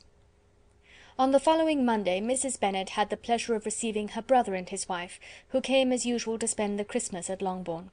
Mr. Gardiner was a sensible, gentlemanlike man, greatly superior to his sister, as well by nature as education. The Netherfield ladies would have had difficulty in believing that a man who lived by trade and within view of his own warehouses could have been so well bred and agreeable. Mrs. Gardiner, who was several years younger than Mrs. Bennet and Mrs. Phillips, was an amiable, intelligent, elegant woman, and a great favourite with all her Longbourn nieces. Between the two eldest and herself especially there subsisted a particular regard. They had frequently been staying with her in town. The first part of Mrs. Gardiner's business on her arrival was to distribute her presents and describe the newest fashions. When this was done, she had a less active part to play. It became her turn to listen. Mrs. Bennet had many grievances to relate, and much to complain of. They had all been very ill used since she last saw her sister.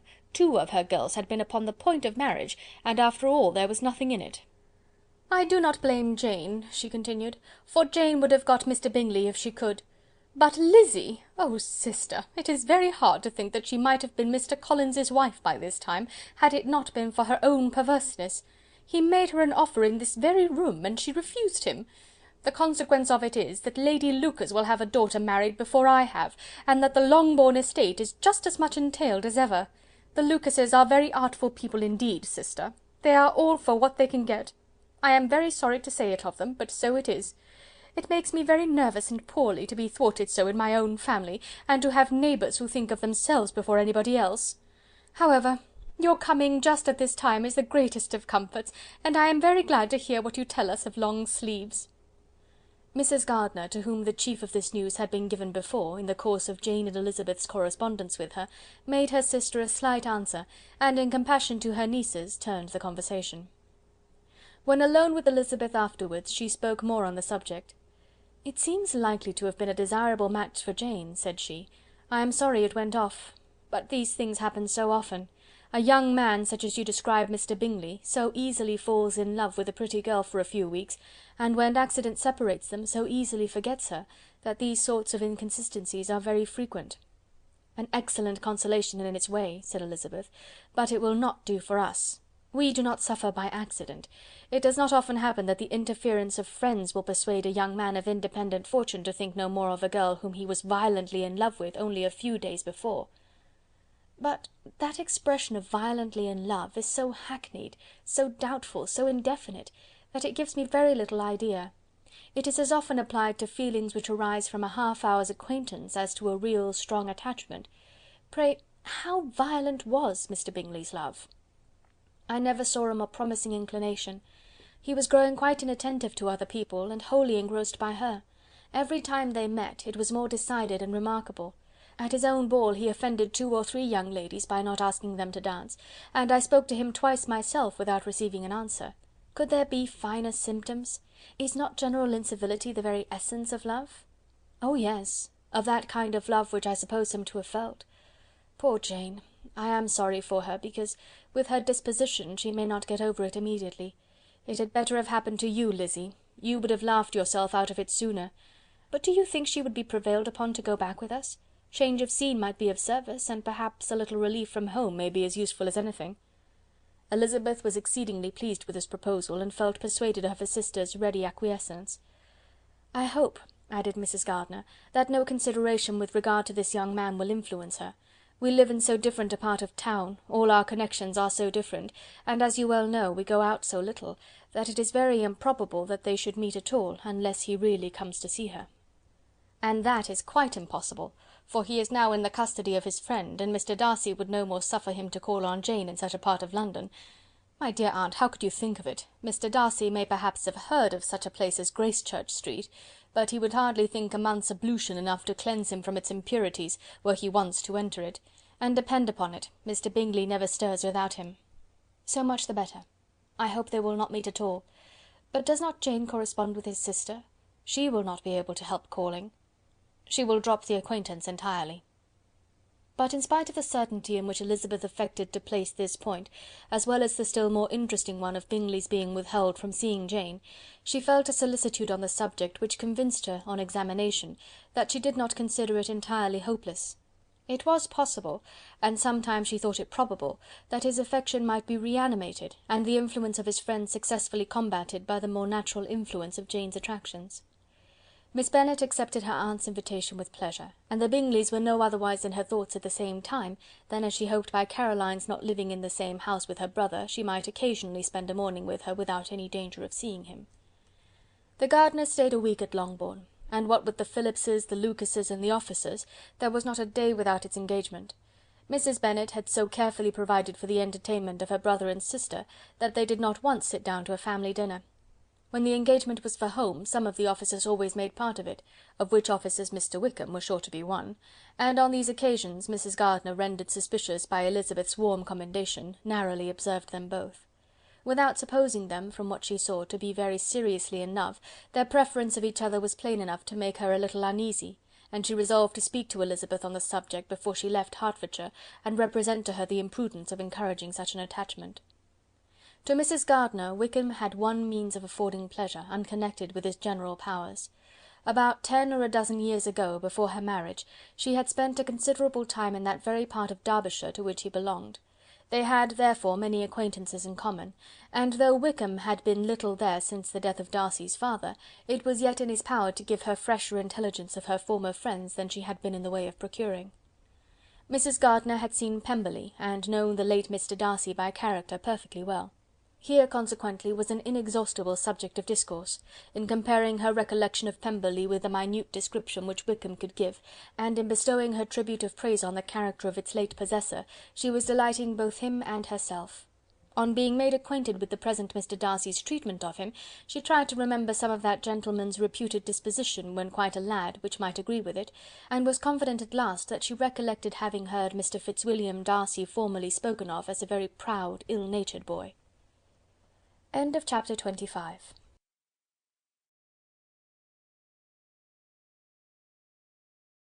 Chapter 26.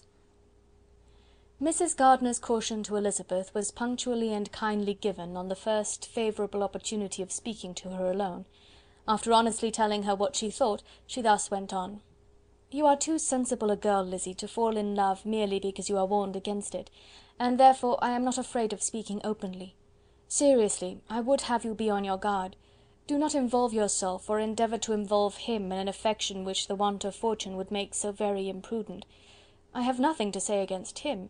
He is a most interesting young man, and if he had the fortune he ought to have, I should think you could not do better. But as it is, you must not let your fancy run away with you. You have sense, and we all expect you to use it. Your father would depend on your resolution and good conduct, I am sure. You must not disappoint your father." "My dear aunt, this is being serious indeed." "Yes, and I hope to engage you to be serious likewise." "Well, then, you need not be under any alarm. I will take care of myself and of Mr. Wickham too. He shall not be in love with me if I can prevent it." Elizabeth, you are not serious now." "I beg your pardon, I will try again. At present I am not in love with Mr. Wickham. No, I certainly am not.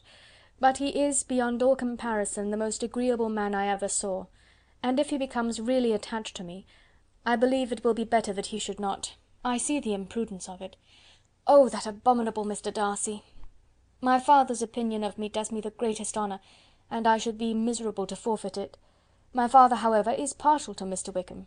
In short, my dear aunt, I should be very sorry to be the means of making any of you unhappy, but since we see every day that where there is affection young people are seldom withheld by immediate want of fortune from entering into engagements with each other, how can I promise to be wiser than so many of my fellow creatures if I am tempted, or how am I even to know that it would be wisdom to resist? All that I can promise you, therefore, is not to be in a hurry. I will not be in a hurry to believe myself his first object. When I am in company with him, I will not be wishing. In short, I will do my best. Perhaps it will be as well if you discourage his coming here so very often. At least, you should not remind your mother of inviting him." "As I did the other day," said Elizabeth with a conscious smile. "Very true. It will be wise in me to refrain from that. But do not imagine that he is always here so often. It is on your account that he has been so frequently invited this week. You know my mother's ideas as to the necessity of constant company for her friends. But really, and upon my honour, I will try to do what I think to be the wisest. And now I hope you are satisfied." Her aunt assured her that she was, and Elizabeth having thanked her for the kindness of her hints, they parted. A wonderful instance of advice being given on such a point without being resented.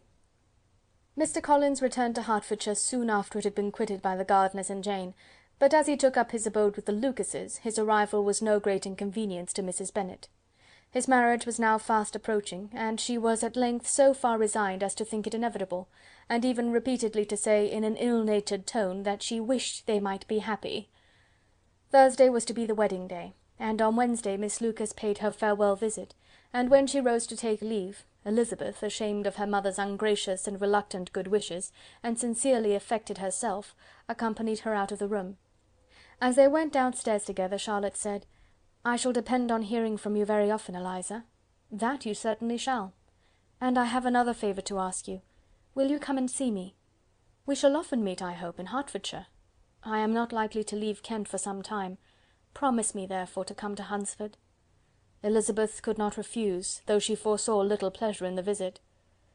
"My father and Maria are coming to me in March," added Charlotte, "and I hope you will consent to be of the party.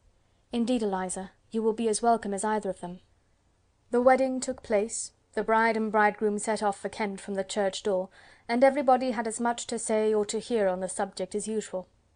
Elizabeth soon heard from her friend, and their correspondence was as regular and frequent as it had ever been. That it should be equally unreserved was impossible. Elizabeth could never address her without feeling that all the comfort of intimacy was over, and though determined not to slacken as a correspondent, it was for the sake of what had been rather than what was. Charlotte's first letters were received with a good deal of eagerness. There could not but be curiosity to know how she would speak of her new home, how she would like Lady Catherine, and how happy she would dare pronounce herself to be. Though, when the letters were read, Elizabeth felt that Charlotte expressed herself on every point exactly as she might have foreseen. She wrote cheerfully, seemed surrounded with comforts, and mentioned nothing which she could not praise. The house, the furniture, neighbourhood, and roads were all to her taste, and Lady Catherine's behaviour was most friendly and obliging. It was Mr. Collins's picture of Hunsford and Rosings rationally softened, and Elizabeth perceived that she must wait for her own visit there to know the rest. Jane had already written a few lines to her sister to announce their safe arrival in London, and when she wrote again, Elizabeth hoped it would be in her power to say something of the Bingleys. Her impatience for this second letter was as well rewarded as impatience generally is. Jane had been a week in town without either seeing or hearing from Caroline. She accounted for it, however, by supposing that her last letter to her friend from Longbourn had by some accident been lost. "My aunt," she continued, "is going to-morrow into that part of the town, and I shall take the opportunity of calling in Grosvenor Street." She wrote again when the visit was paid, and she had seen Miss Bingley. "I did not think Caroline in spirits," were her words, "but she was very glad to see me, and reproached me for giving her no notice of my coming to London. I was right, therefore, my last letter had never reached her. I inquired after their brother, of course. He was well, but so engaged with Mr. Darcy that they scarcely ever saw him. I found that Miss Darcy was expected to dinner. I wish I could see her. My visit was not long, as Caroline and Mrs. Hurst were going out. I dare say I shall see them soon here." Elizabeth shook her head over this letter. It convinced her that accident only could discover to Mr. Bingley her sister's being in town. 4 weeks passed away, and Jane saw nothing of him. She endeavoured to persuade herself that she did not regret it, but she could no longer be blind to Miss Bingley's inattention. After waiting at home every morning for a fortnight, and inventing every evening a fresh excuse for her, the visitor did at last appear, but the shortness of her stay, and yet more, the alteration of her manner, would allow Jane to deceive herself no longer. The letter which she wrote on this occasion to her sister will prove what she felt. "My dearest Lizzy will, I am sure, be incapable of triumphing in her better judgment at my expense, when I confess myself to have been entirely deceived in Miss Bingley's regard for me. But, my dear sister, though the event has proved you right, do not think me obstinate if I still assert that, considering what her behaviour was, my confidence was as natural as your suspicion. I do not at all comprehend her reason for wishing to be intimate with me, but if the same circumstances were to happen again, I am sure I should be deceived again. Caroline did not return my visit till yesterday, and not a note, not a line did I receive in the meantime. When she did come, it was very evident that she had no pleasure in it. She made a slight, formal apology for not calling before, said not a word of wishing to see me again, and was in every respect so altered a creature, that when she went away I was perfectly resolved to continue the acquaintance no longer. I pity, though I cannot help blaming her. She was very wrong in singling me out as she did. I can safely say that every advance to intimacy began on her side. But I pity her because she must feel that she has been acting wrong, and because I am very sure that anxiety for her brother is the cause of it. I need not explain myself farther, though we know this anxiety to be quite needless, yet if she feels it, it will easily account for her behaviour to me, and so deservedly dear as he is to his sister, whatever anxiety she must feel on his behalf is natural and amiable. I cannot but wonder, however, at her having any such fears now, because, if he had at all cared about me, we must have met long ago. He knows of my being in town, I am certain, from something she said herself, and yet it would seem, by her manner of talking, as if she wanted to persuade herself that he is really partial to Miss Darcy. I cannot understand it. If I were not afraid of judging harshly, I should be almost tempted to say that there is a strong appearance of duplicity in all this, but I will endeavour to banish every painful thought, and think only of what will make me happy, your affection, and the invariable kindness of my dear uncle and aunt. Let me hear from you very soon. Miss Bingley said something of his never returning to Netherfield again, of giving up the house, but not with any certainty. We had better not mention it. I am extremely glad that you have such pleasant accounts from our friends at Hunsford. Pray go to see them with Sir William and Maria. I am sure you will be very comfortable there. Yours, etc. This letter gave Elizabeth some pain, but her spirits returned as she considered that Jane would no longer be duped, by the sister at least. All expectation from the brother was now absolutely over. She could not even wish for a renewal of his attentions. His character sunk on every review of it, and as a punishment for him, as well as a possible advantage to Jane, she seriously hoped that he might really soon marry Mr. Darcy's sister, as, by Wickham's account, she would make him abundantly regret what he had thrown away. Mrs. Gardiner about this time reminded Elizabeth of her promise concerning that gentleman, and required information, and Elizabeth had such to send as might rather give contentment to her aunt than to herself. His apparent partiality had subsided, his attentions were over, he was the admirer of someone else.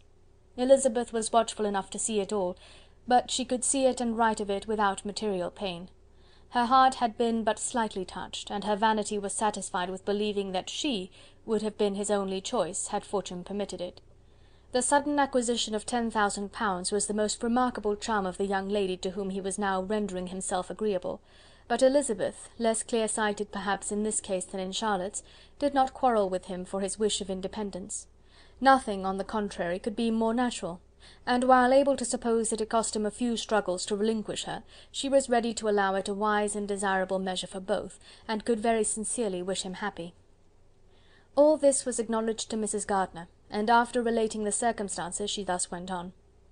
"I am now convinced, my dear aunt, that I have never been much in love, for had I really experienced that pure and elevating passion, I should at present detest his very name, and wish him all manner of evil. but my feelings are not only cordial towards him, they are even impartial towards Miss King. I cannot find out that I hate her at all, or that I am in the least unwilling to think her a very good sort of girl. There can be no love in all this. My watchfulness has been effectual, and though I certainly should be a more interesting object to all my acquaintances were I distractedly in love with him, I cannot say that I regret my comparative insignificance. Importance may sometimes be purchased too dearly. Kitty and Lydia take his defection much more to heart than I do. They are young in the ways of the world, and not yet open to the mortifying conviction that handsome young men must have something to live on as well as the plain. End of chapter 26.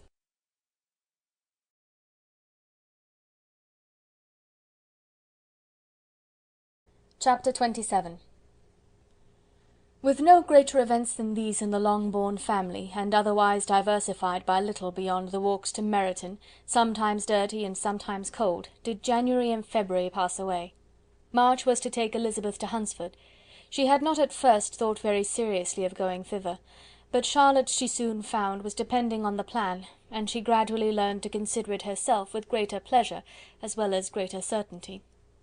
Absence had increased her desire of seeing Charlotte again, and weakened her disgust of Mr. Collins. There was novelty in the scheme, and as with such a mother and such uncompanionable sisters, home could not be faultless, a little change was not unwelcome for its own sake. The journey would, moreover, give her a peep at Jane, and in short, as the time drew near, she would have been very sorry for any delay. Everything, however, went on smoothly, and was finally settled according to Charlotte's first sketch. She was to accompany Sir William and his second daughter. The improvement of spending a night in London was added in time, and the plan became as perfect as plan could be. The only pain was in leaving her father, who would certainly miss her, and who, when it came to the point, so little liked her going, that he told her to write to him, and almost promised to answer her letter. The farewell between herself and Mr. Wickham was perfectly friendly, on his side even more.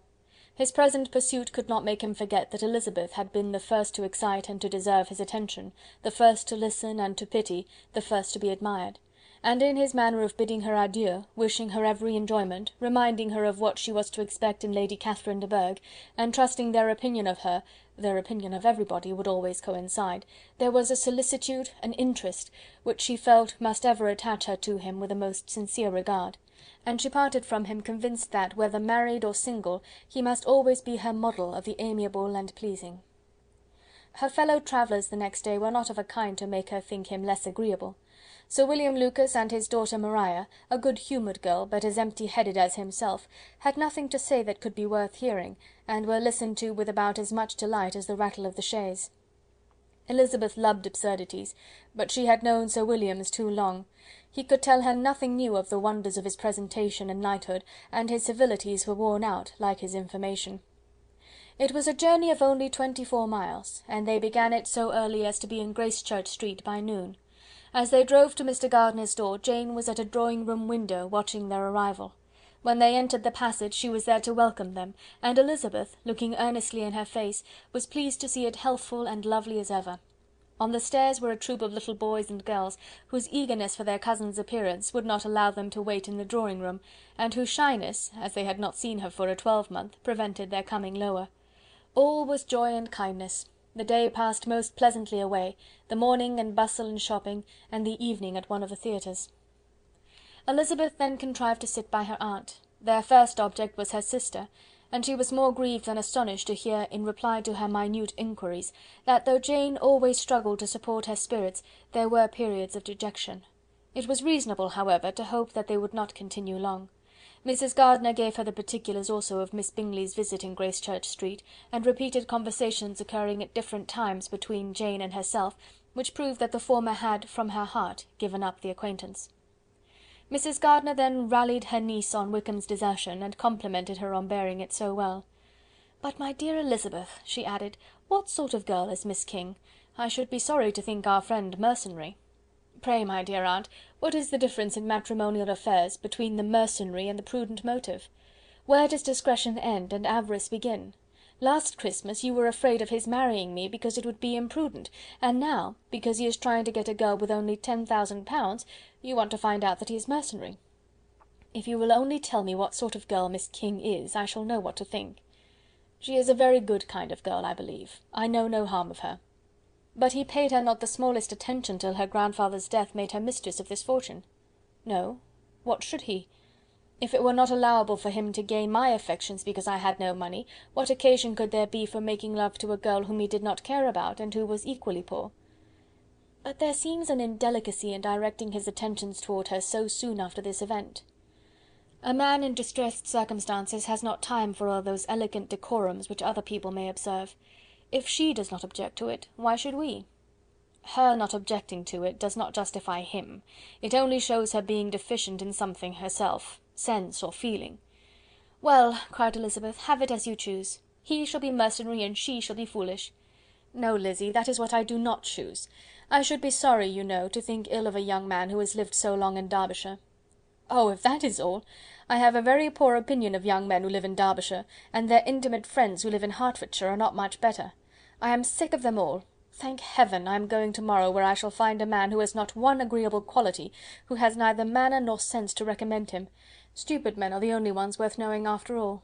"Take care, Lizzy, that speech savours strongly of disappointment." Before they were separated by the conclusion of the play, she had the unexpected happiness of an invitation to accompany her uncle and aunt in a tour of pleasure which they proposed taking in the summer. "We have not determined how far it shall carry us," said Mrs. Gardiner, "but perhaps to the Lakes." No scheme could have been more agreeable to Elizabeth, and her acceptance of the invitation was most ready and grateful. "Oh, my dear, dear aunt!" she rapturously cried, "what delight! What felicity! You give me fresh life and vigour. Adieu to disappointment and spleen! What are young men to rocks and mountains? Oh, what hours of transport we shall spend! And when we do return, it shall not be like other travellers, without being able to give one accurate idea of anything. We will know where we have gone, we will recollect what we have seen. Lakes, mountains, and rivers shall not be jumbled together in our imaginations, nor when we attempt to describe any particular scene, will we begin quarrelling about its relative situation. Let our first effusions be less insupportable than those of the generality of travellers." End of chapter 27.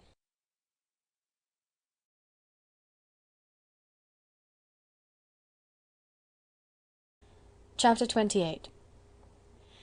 Every object in the next day's journey was new and interesting to Elizabeth, and her spirits were in a state of enjoyment, for she had seen her sister looking so well as to banish all fear for her health, and the prospect of her northern tour was a constant source of delight. When they left the high road for the lane to Hunsford, every eye was in search of the parsonage, and every turning expected to bring it in view. The palings of Rosings Park was their boundary on one side. Elizabeth smiled at the recollection of all that she had heard of its inhabitants. At length the parsonage was discernible. The garden sloping to the road, the house standing in it, the green pales and the laurel hedge, everything declared they were arriving. Mr. Collins and Charlotte appeared at the door, and the carriage stopped at the small gate which led by a short gravel walk to the house, amidst the nods and smiles of the whole party. In a moment they were all out of the chaise, rejoicing at the sight of each other. Mrs. Collins welcomed her friend with the liveliest pleasure, and Elizabeth was more and more satisfied with coming when she found herself so affectionately received. She saw instantly that her cousin's manners were not altered by his marriage. His formal civility was just what it had been, and he detained her some minutes at the gate to hear and satisfy his inquiries after all her family. They were then, with no other delay than his pointing out the neatness of the entrance, taken into the house. And as soon as they were in the parlour, he welcomed them a second time, with ostentatious formality, to his humble abode, and punctually repeated all his wife's offers of refreshment. Elizabeth was prepared to see him in his glory, and she could not help fancying that in displaying the good proportion of the room, its aspect and its furniture, he addressed himself particularly to her, as if wishing to make her feel what she had lost in refusing him. But though everything seemed neat and comfortable, she was not able to gratify him by any sigh of repentance, and rather looked with wonder at her friend that she could have so cheerful an air with such a companion. When Mr. Collins said anything of which his wife might reasonably be ashamed, which certainly was not unseldom, she involuntarily turned her eye on Charlotte. Once or twice she could discern a faint blush, but in general Charlotte wisely did not hear. After sitting long enough to admire every article of furniture in the room, from the sideboard to the fender, to give an account of their journey, and of all that had happened in London, Mr. Collins invited them to take a stroll in the garden, which was large and well laid out, and to the cultivation of which he attended himself. To work in this garden was one of his most respectable pleasures, and Elizabeth admired the command of countenance with which Charlotte talked of the healthfulness of the exercise, and owned she encouraged it as much as possible. Here, leading the way through every walk and cross-walk, and scarcely allowing them an interval to utter the praises he asked for, every view was pointed out with a minuteness which left beauty entirely behind. He could number the fields in every direction, and could tell how many trees there were in the most distant clump. But of all the views which his garden, or which the country or kingdom could boast, none were to be compared with the prospect of Rosings, afforded by an opening in the trees that bordered the park nearly opposite the front of his house. It was a handsome modern building, well situated on rising ground. From his garden Mr. Collins would have led them round his 2 meadows, but the ladies, not having shoes to encounter the remains of a white frost, turned back, and while Sir William accompanied him, Charlotte took her sister and friend over the house, extremely well pleased probably to have the opportunity of showing it without her husband's help. It was rather small, but well built and convenient, and everything was fitted up and arranged with a neatness and consistency of which Elizabeth gave Charlotte all the credit. When Mr. Collins could be forgotten, there was really an air of great comfort throughout, and by Charlotte's evident enjoyment of it, Elizabeth supposed he must be often forgotten. She had already learnt that Lady Catherine was still in the country. It was spoken of again while they were at dinner, when Mr. Collins, joining in, observed: "Yes, Miss Elizabeth, you will have the honour of seeing Lady Catherine de Bourgh on the ensuing Sunday at church, and I need not say you will be delighted with her. She is all affability and condescension, and I doubt not but you will be honoured with some portion of her notice when service is over. I have scarcely any hesitation in saying she will include you and my sister Maria in every invitation with which she honours us during your stay here. Her behaviour to my dear Charlotte is charming. We dine at Rosings twice every week, and are never allowed to walk home. Her ladyship's carriage is regularly ordered for us. I should say one of her ladyship's carriages, for she has several." "Lady Catherine is a very respectable, sensible woman indeed," added Charlotte, "and a most attentive neighbour." "Very true, my dear, that is exactly what I say. She is the sort of woman whom one cannot regard with too much deference." The evening was spent chiefly in talking over Hertfordshire news, and telling again what had already been written, and when it closed, Elizabeth, in the solitude of her chamber, had to meditate upon Charlotte's degree of contentment, to understand her address in guiding, and composure in bearing with, her husband, and to acknowledge that it was all done very well. She also had to anticipate how her visit would pass: the quiet tenor of their usual employments, the vexatious interruptions of Mr. Collins, and the gaieties of their intercourse with Rosings. A lively imagination soon settled it all. About the middle of the next day, as she was in her room getting ready for a walk, a sudden noise below seemed to speak the whole house in confusion, and after listening a moment, she heard somebody running upstairs in a violent hurry, and calling loudly after her. She opened the door and met Maria in the landing-place, who, breathless with agitation, cried out: "Oh, my dear Eliza, pray make haste and come into the dining-room, for there is such a sight to be seen, I will not tell you what it is. Make haste and come down this moment." Elizabeth asked questions in vain. Maria would tell her nothing more, and down they ran into the dining-room, which fronted the lane, in quest of this wonder. It was 2 ladies stopping in a low phaeton in the garden gate. "And is this all?" cried Elizabeth. "I expected at least that the pigs were got into the garden, and here is nothing but Lady Catherine and her daughter." "La, my dear," said Maria, quite shocked at the mistake, "it is not Lady Catherine. The old lady is Mrs. Jenkinson, who lives with them. The other is Miss de Bourgh. Only look at her! She is quite a little creature. Who would have thought that she could be so thin and small? She is abominably rude to keep Charlotte out of doors in all this wind. Why does she not come in?" "Oh, Charlotte says she hardly ever does. It is the greatest of favours when Mr. Bourgh comes in." "I like her appearance," said Elizabeth, struck with other ideas. "She looks sickly and cross. Yes, she will do for him very well. She will make him a very proper wife." Mr. Collins and Charlotte were both standing at the gate in conversation with the ladies, and Sir William, to Elizabeth's high diversion, was stationed in the doorway, in earnest contemplation of the greatness before him, and constantly bowing whenever Mr. Burgh looked that way. At length there was nothing more to be said. The ladies drove on, and the others returned into the house. Mr. Collins no sooner saw the two girls than he began to congratulate them on their good fortune, which Charlotte explained by letting them know that the whole party was asked to dine at Rosings the next day. Chapter 28.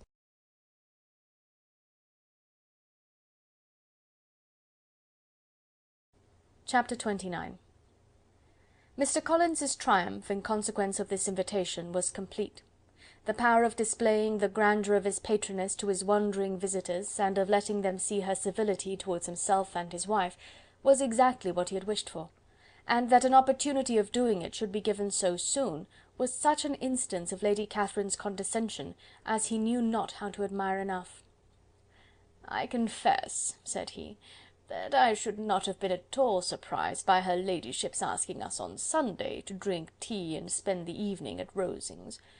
I rather expected, from my knowledge of her affability, that it would happen.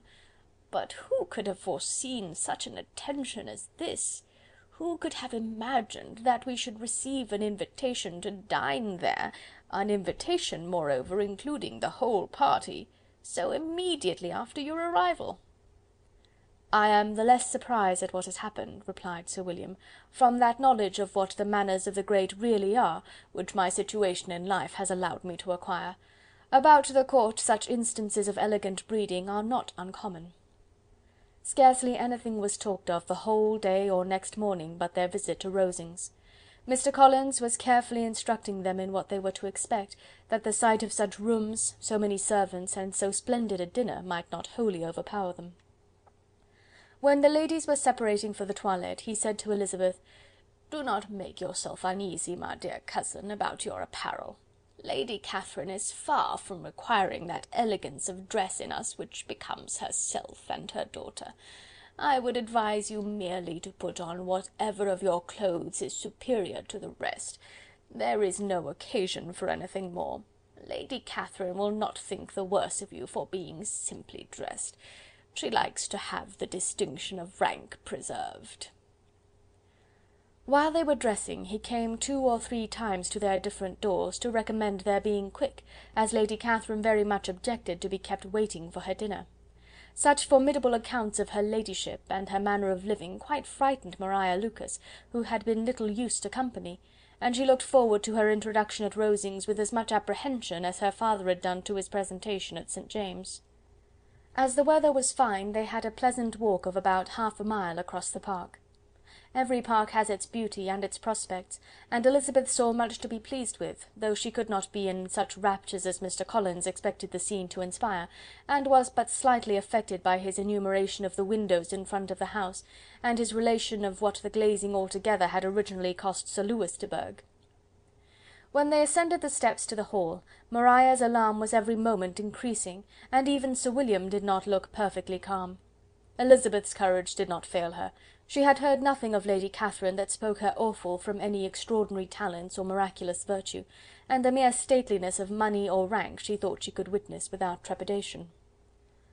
From the entrance hall, of which Mr. Collins pointed out with a rapturous air the fine proportion and the finished ornaments, they followed the servants through an antechamber to the room where Lady Catherine, her daughter, and Mrs. Jenkinson were sitting. Her ladyship, with great condescension, arose to receive them, and as Mrs. Collins had settled it with her husband that the office of introduction should be hers, it was performed in a proper manner, without any of those apologies and thanks which he would have thought necessary. In spite of having been at St. James's, Sir William was so completely awed by the grandeur surrounding him, that he had but just courage enough to make a very low bow and take his seat without saying a word, and his daughter, frightened almost out of her senses, sat on the edge of her chair, not knowing which way to look. Elizabeth found herself quite equal to the scene, and could observe the 3 ladies before her composedly. Lady Catherine was a tall, large woman, with strongly marked features, which might once have been handsome.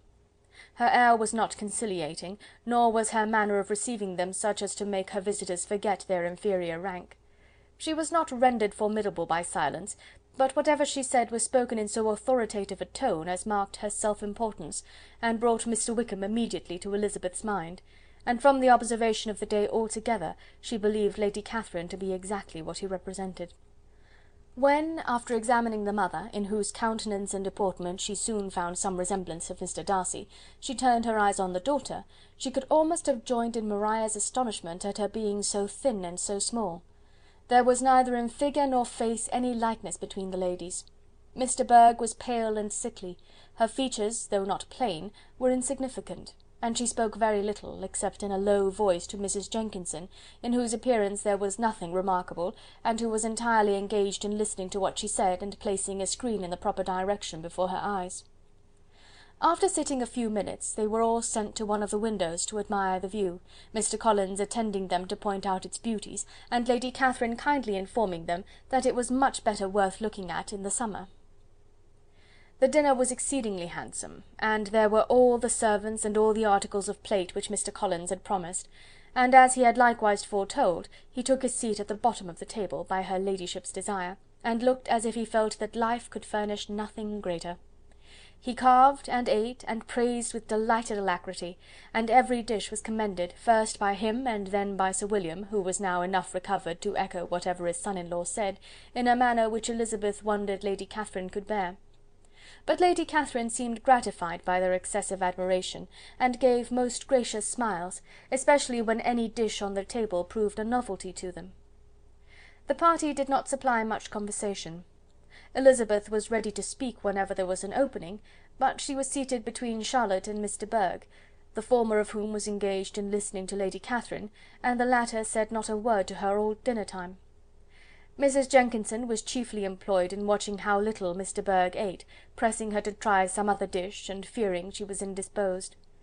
Maria thought speaking out of the question, and the gentlemen did nothing but eat and admire.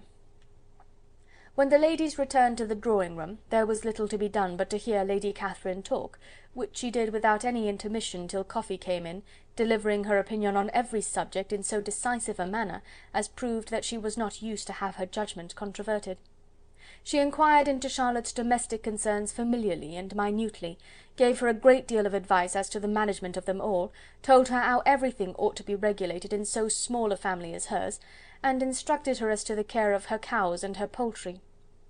Elizabeth found that nothing was beneath this great lady's attention, which could furnish her with an occasion of dictating to others. In the intervals of her discourse with Mrs. Collins, she addressed a variety of questions to Maria and Elizabeth, but especially to the latter, of whose connections she knew the least, and who, she observed to Mrs. Collins, was a very genteel, pretty kind of girl. She asked her, at different times, how many sisters she had, whether they were older or younger than herself, whether any of them were likely to be married, whether they were handsome, where they had been educated, what carriage her father kept, and what had been her mother's maiden name. Elizabeth felt all the impertinence of her questions, but answered them very composedly. Lady Catherine then observed, "Your father's estate is entailed on Mr. Collins, I think. For your sake," turning to Charlotte, "I am glad of it, but otherwise I see no occasion for entailing estates from the female line. It was not thought necessary in Sir Lewis de Bourgh's family. Do you play and sing, Miss Bennet?" "A little." "Oh, then some time or other we shall be happy to hear you. Our instrument is a capital one, probably superior to... You shall try it some day. Do your sisters play and sing?" "One of them does." "Why did not you all learn? You ought all to have learned. The Miss Webbs all play, and their father has not so good an income as yours. Do you draw?" "No, not at all." "What, none of you?" "Not one." "That is very strange. But I suppose you had no opportunity. Your mother should have taken you to town every spring for the benefit of masters." "My mother would have had no objection, but my father hates London." "Has your governess left you?" "We never had a governess." "No governess! How was that possible? 5 daughters brought up at home without a governess! I never heard of such a thing. Your mother must have been quite a slave to your education." Elizabeth could hardly help smiling as she assured her that had not been the case. "Then who taught you? Who attended to you? Without a governess you must have been neglected." "Compared with some families, I believe we were, but such of us as wished to learn never wanted the means. We were always encouraged to read, and had all the masters that were necessary. Those who chose to be idle certainly might." "Ay, no doubt, but that is what a governess will prevent, and if I had known your mother, I should have advised her most strenuously to engage one. I always say that nothing is to be done in education without steady and regular instruction, and nobody but a governess can give it. It is wonderful how many families I have been the means of supplying in that way. I am always glad to get a young person well placed out. 4 nieces of Mrs. Jenkinson are most delightfully situated through my means, and it was but the other day that I recommended another young person, who was merely accidentally mentioned to me, and the family are quite delighted with her. Mrs. Collins, did I tell you of Lady Metcalfe's calling yesterday to thank me? She finds Miss Pope a treasure. Lady Catherine, said she, you have given me a treasure. Are any of your younger sisters out, Miss Bennet? Yes, ma'am, all. All? What, all 5 out at once? Very odd. And you only the second? The younger ones out before the elder ones are married? Your younger sisters must be very young. Yes, my youngest is not 16. Perhaps she is full young to be much in company, but really, ma'am, I think it would be very hard upon younger sisters that they should not have their share of society and amusement, because the elder have not the means or inclination to marry early. The last-born has as good a right to the pleasures of youth as the first, and to be kept back on such a motive, I think it would not be very likely to promote sisterly affection or delicacy of mind. Upon my word, said her ladyship, you give your opinion very decidedly for so young a person. Pray, what is your age? With 3 younger sisters grown up, replied Elizabeth, smiling, your ladyship can hardly expect me to own it. Lady Catherine seemed quite astonished at not receiving a direct answer, and Elizabeth suspected herself to be the first creature who had ever dared to trifle with so much dignified impertinence. You cannot be more than 20, I am sure, therefore you need not conceal your age. I am not 21. When the gentlemen had joined them, and tea was over, the card tables were placed. Lady Catherine, Sir William, and Mr. and Mrs. Collins sat down to quadrille, and as Miss de Bourgh chose to play at casino, the 2 girls had the honour of assisting Mrs. Jenkinson to make up her party. Their table was superlatively stupid. Scarcely a syllable was uttered that did not relate to the game, except when Mrs. Jenkinson expressed her fears of Miss de Bourgh's being too hot or too cold, or having too much or too little light. A great deal more passed at the other table. Lady Catherine was generally speaking, stating the mistakes of the 3 others, or relating some anecdote of herself. Mr. Collins was employed in agreeing to everything her ladyship said, thanking her for every fish he won, and apologizing if he thought he won too many. Sir William did not say much. He was storing his memory with anecdotes and noble names. When Lady Catherine and her daughter had played as long as they chose, the tables were broken up, the carriage was offered to Mrs. Collins, gratefully accepted and immediately ordered. The party then gathered round the fire to hear Lady Catherine determine what weather they were to have on the morrow. From these instructions they were summoned by the arrival of the coach, and with many speeches of thankfulness on Mr. Collins's side, and as many bows on Sir William's, they departed. As soon as they had driven from the door, Elizabeth was called on by her cousin to give her opinion of all that she had seen at Rosings, which, for Charlotte's sake, she made more favourable than it really was. But her commendation, though costing her some trouble, could by no means satisfy Mr. Collins, and he was very soon obliged to take her ladyship's praise into his own hands. End of chapter 29.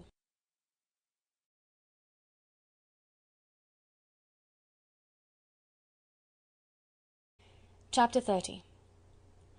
Sir William stayed only a week at Hunsford, but his visit was long enough to convince him of his daughter's being most comfortably settled, and of her possessing such a husband and such a neighbour as were not often met with. While Sir William was with them, Mr. Collins devoted his morning to driving him out in his gig and showing him the country, but when he went away, the whole family returned to their usual employments, and Elizabeth was thankful to find that they did not see more of her cousin by the alteration, for the chief of the time between breakfast and dinner was now passed by him either at work in the garden, or in reading and writing, and looking out of the window in his own book-room, which fronted the road. The room in which the ladies sat was backwards. Elizabeth had at first rather wondered that Charlotte should not prefer the dining parlour for common use. It was a better-sized room, and had a more pleasant aspect, but she soon saw that her friend had an excellent reason for what she did, for Mr. Collins would undoubtedly have been much less in his own apartment, had they sat in one equally lively, and she gave Charlotte credit for the arrangement. From the drawing-room they could distinguish nothing in the lane, and were indebted to Mr. Collins for the knowledge of what carriages went along, and how often especially Miss de Bourgh drove by in her phaeton, which he never failed coming to inform them of, though it happened almost every day. She not infrequently stopped at the parsonage, and had a few minutes' conversation with Charlotte, but was scarcely ever prevailed upon to get out.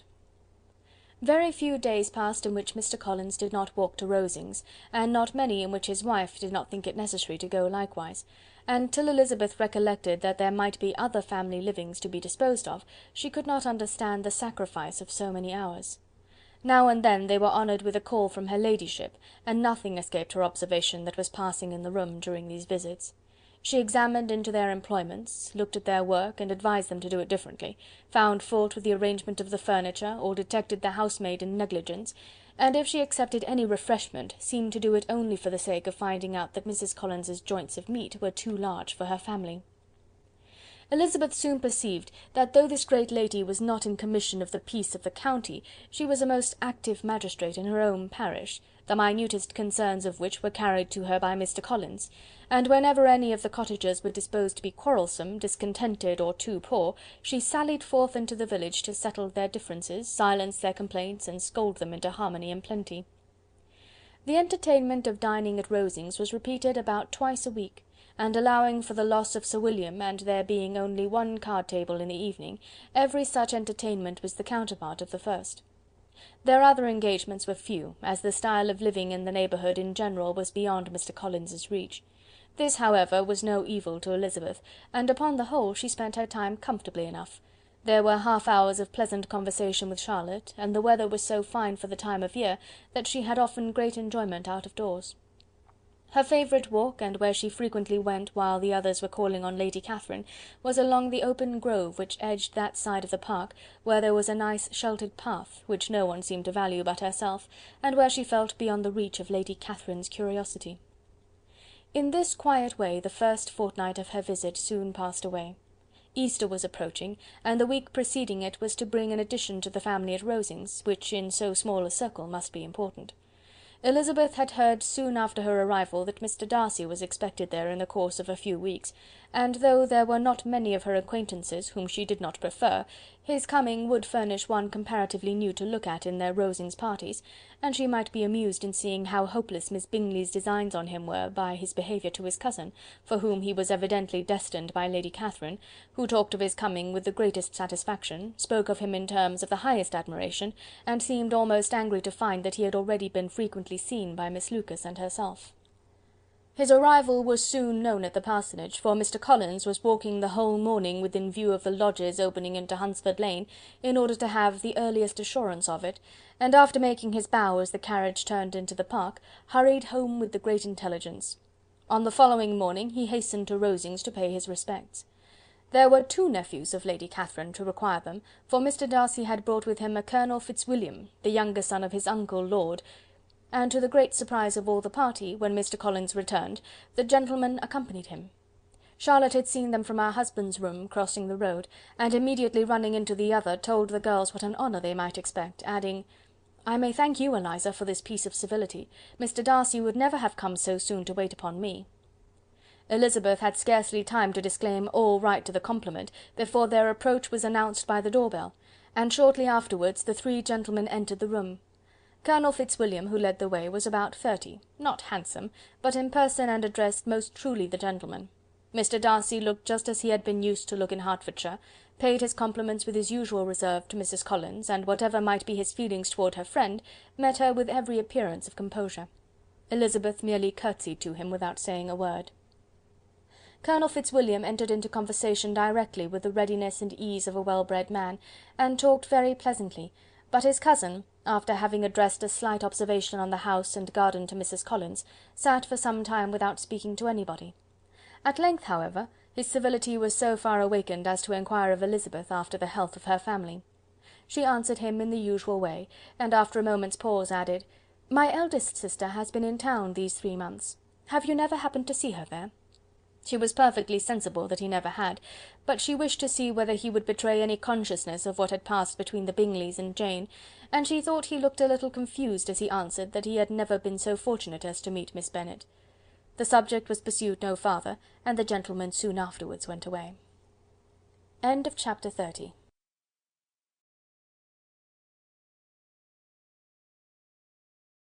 Chapter 31. Colonel Fitzwilliam's manners were very much admired at the parsonage, and the ladies all felt that he must add considerably to the pleasures of their engagements at Rosings.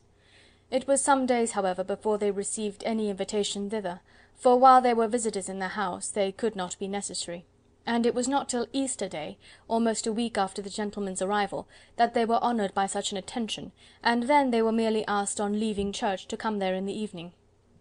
For the last week they had seen very little of Lady Catherine or her daughter. Colonel Fitzwilliam had called at the parsonage more than once during the time, but Mr. Darcy they had seen only at church. The invitation was accepted, of course, and at a proper hour they joined the party in Lady Catherine's drawing-room. Her ladyship received them civilly, but it was plain that their company was by no means so acceptable as when she could get nobody else, and she was, in fact, almost engrossed by her nephews, speaking to them, especially to Darcy, much more than any other person in the room. Colonel Fitzwilliam seemed really glad to see them. Anything was a welcome relief to him at Rosings, and Mrs. Collins's pretty friend had moreover caught his fancy very much. He now seated himself by her, and talked so agreeably of Kent and Hertfordshire, of travelling and staying at home, of new books and music, that Elizabeth had never been half so well entertained in that room before; and they conversed with so much spirit and flow as to draw the attention of Lady Catherine herself, as well as of Mr. Darcy. His eyes had been soon and repeatedly turned towards them with a look of curiosity, and that her ladyship after a while shared the feeling was more openly acknowledged, for she did not scruple to call out, "What is it that you are saying, Fitzwilliam? What is it that you are talking of? What are you telling Miss Bennet? Let me hear what it is." "We are speaking of music, madam," said he, when no longer able to avoid a reply. "Of music? Then pray speak aloud. It is of all subjects my delight. I must have my share in the conversation, if you are speaking of music. There are few people in England, I suppose, who have more true enjoyment of music than myself, or a better natural taste. If I had ever learned, I should have been a great proficient, and so would Anne, if her health had allowed her to apply. I am confident that she would have performed delightfully. How does Georgiana get on, Darcy?" Mr. Darcy spoke with affectionate praise of his sister's proficiency. "I am very glad to hear such a good account of her," said Lady Catherine, "and pray tell her from me that she cannot expect to excel if she does not practise a good deal." "I assure you, madam," he replied, "that she does not need such advice. She practises very constantly." "So much the better. It cannot be done too much, and when I next write to her, I shall charge her not to neglect it on any account. I often tell young ladies that no excellence in music is to be acquired without constant practice. I have told Miss Bennet several times that she will never play really well unless she practises more, and though Mrs. Collins has no instrument, she is very welcome, as I have often told her, to come to Rosings every day and play on the pianoforte in Mrs. Jenkinson's room. She would be in nobody's way, you know, in that part of the house." Mr. Darcy looked a little ashamed of his aunt's ill-breeding, and made no answer. When coffee was over, Colonel Fitzwilliam reminded Elizabeth of having promised to play to him, and she sat down directly to the instrument. He drew a chair near her. Lady Catherine listened to half a song, and then talked, as before, to her other nephew, till the latter walked away from her, and making with his usual deliberation towards the pianoforte, stationed himself so as to command a full view of the fair performer's countenance. Elizabeth saw what he was doing, and at the first convenient pause turned to him with an arch smile, and said, "You mean to frighten me, Mr. Darcy, by coming in all this state to hear me? I will not be alarmed, though your sister does play so well. There is a stubbornness about me that can never bear to be frightened at the will of others. My courage always rises at every attempt to intimidate me." "I shall not say you are mistaken," he replied, "because you could not really believe me to entertain any design of alarming you, and I have had the pleasure of your acquaintance long enough to know that you find great enjoyment in occasionally professing opinions which, in fact, are not your own." Elizabeth laughed heartily at this picture of herself, and said to Colonel Fitzwilliam, "Your cousin will give you a very pretty notion of me, and teach you not to believe a word I say. I am particularly unlucky in meeting with a person so able to expose my real character in a part of the world where I had hoped to pass myself off with some degree of credit. Indeed, Mr. Darcy, it is very ungenerous in you to mention all that you knew to my disadvantage in Hertfordshire, and, give me leave to say, very impolitic too, for it is provoking me to retaliate, and such things may come out as will shock your relations to hear." "I am not afraid of you," said he, smilingly. "Pray let me hear what you have to accuse him of," cried Colonel Fitzwilliam. "I should like to know how he behaves among strangers." "You shall hear then, but prepare yourself for something very dreadful. The first time of my ever seeing him in Hertfordshire, you must know, was at a ball, and at this ball, what do you think he did? He danced only 4 dances, though gentlemen were scarce, and to my certain knowledge more than one young lady was sitting down in want of a partner. Mr. Darcy, you cannot deny the fact." "I had not at that time the honour of knowing any lady in the assembly beyond my own party." "True, and nobody can ever be introduced in a ball-room. Well, Colonel Fitzwilliam, what do I play next? My fingers wait your orders." "Perhaps," said Darcy, "I should have judged better, had I sought an introduction, but I am ill qualified to recommend myself to strangers." "Shall we ask your cousin the reason of this?" said Elizabeth, still addressing Colonel Fitzwilliam. "Shall we ask him why a man of sense and education, and who has lived in the world, is ill qualified to recommend himself to strangers?" "I can answer your question," said Fitzwilliam, without applying to him. "It is because he will not give himself the trouble."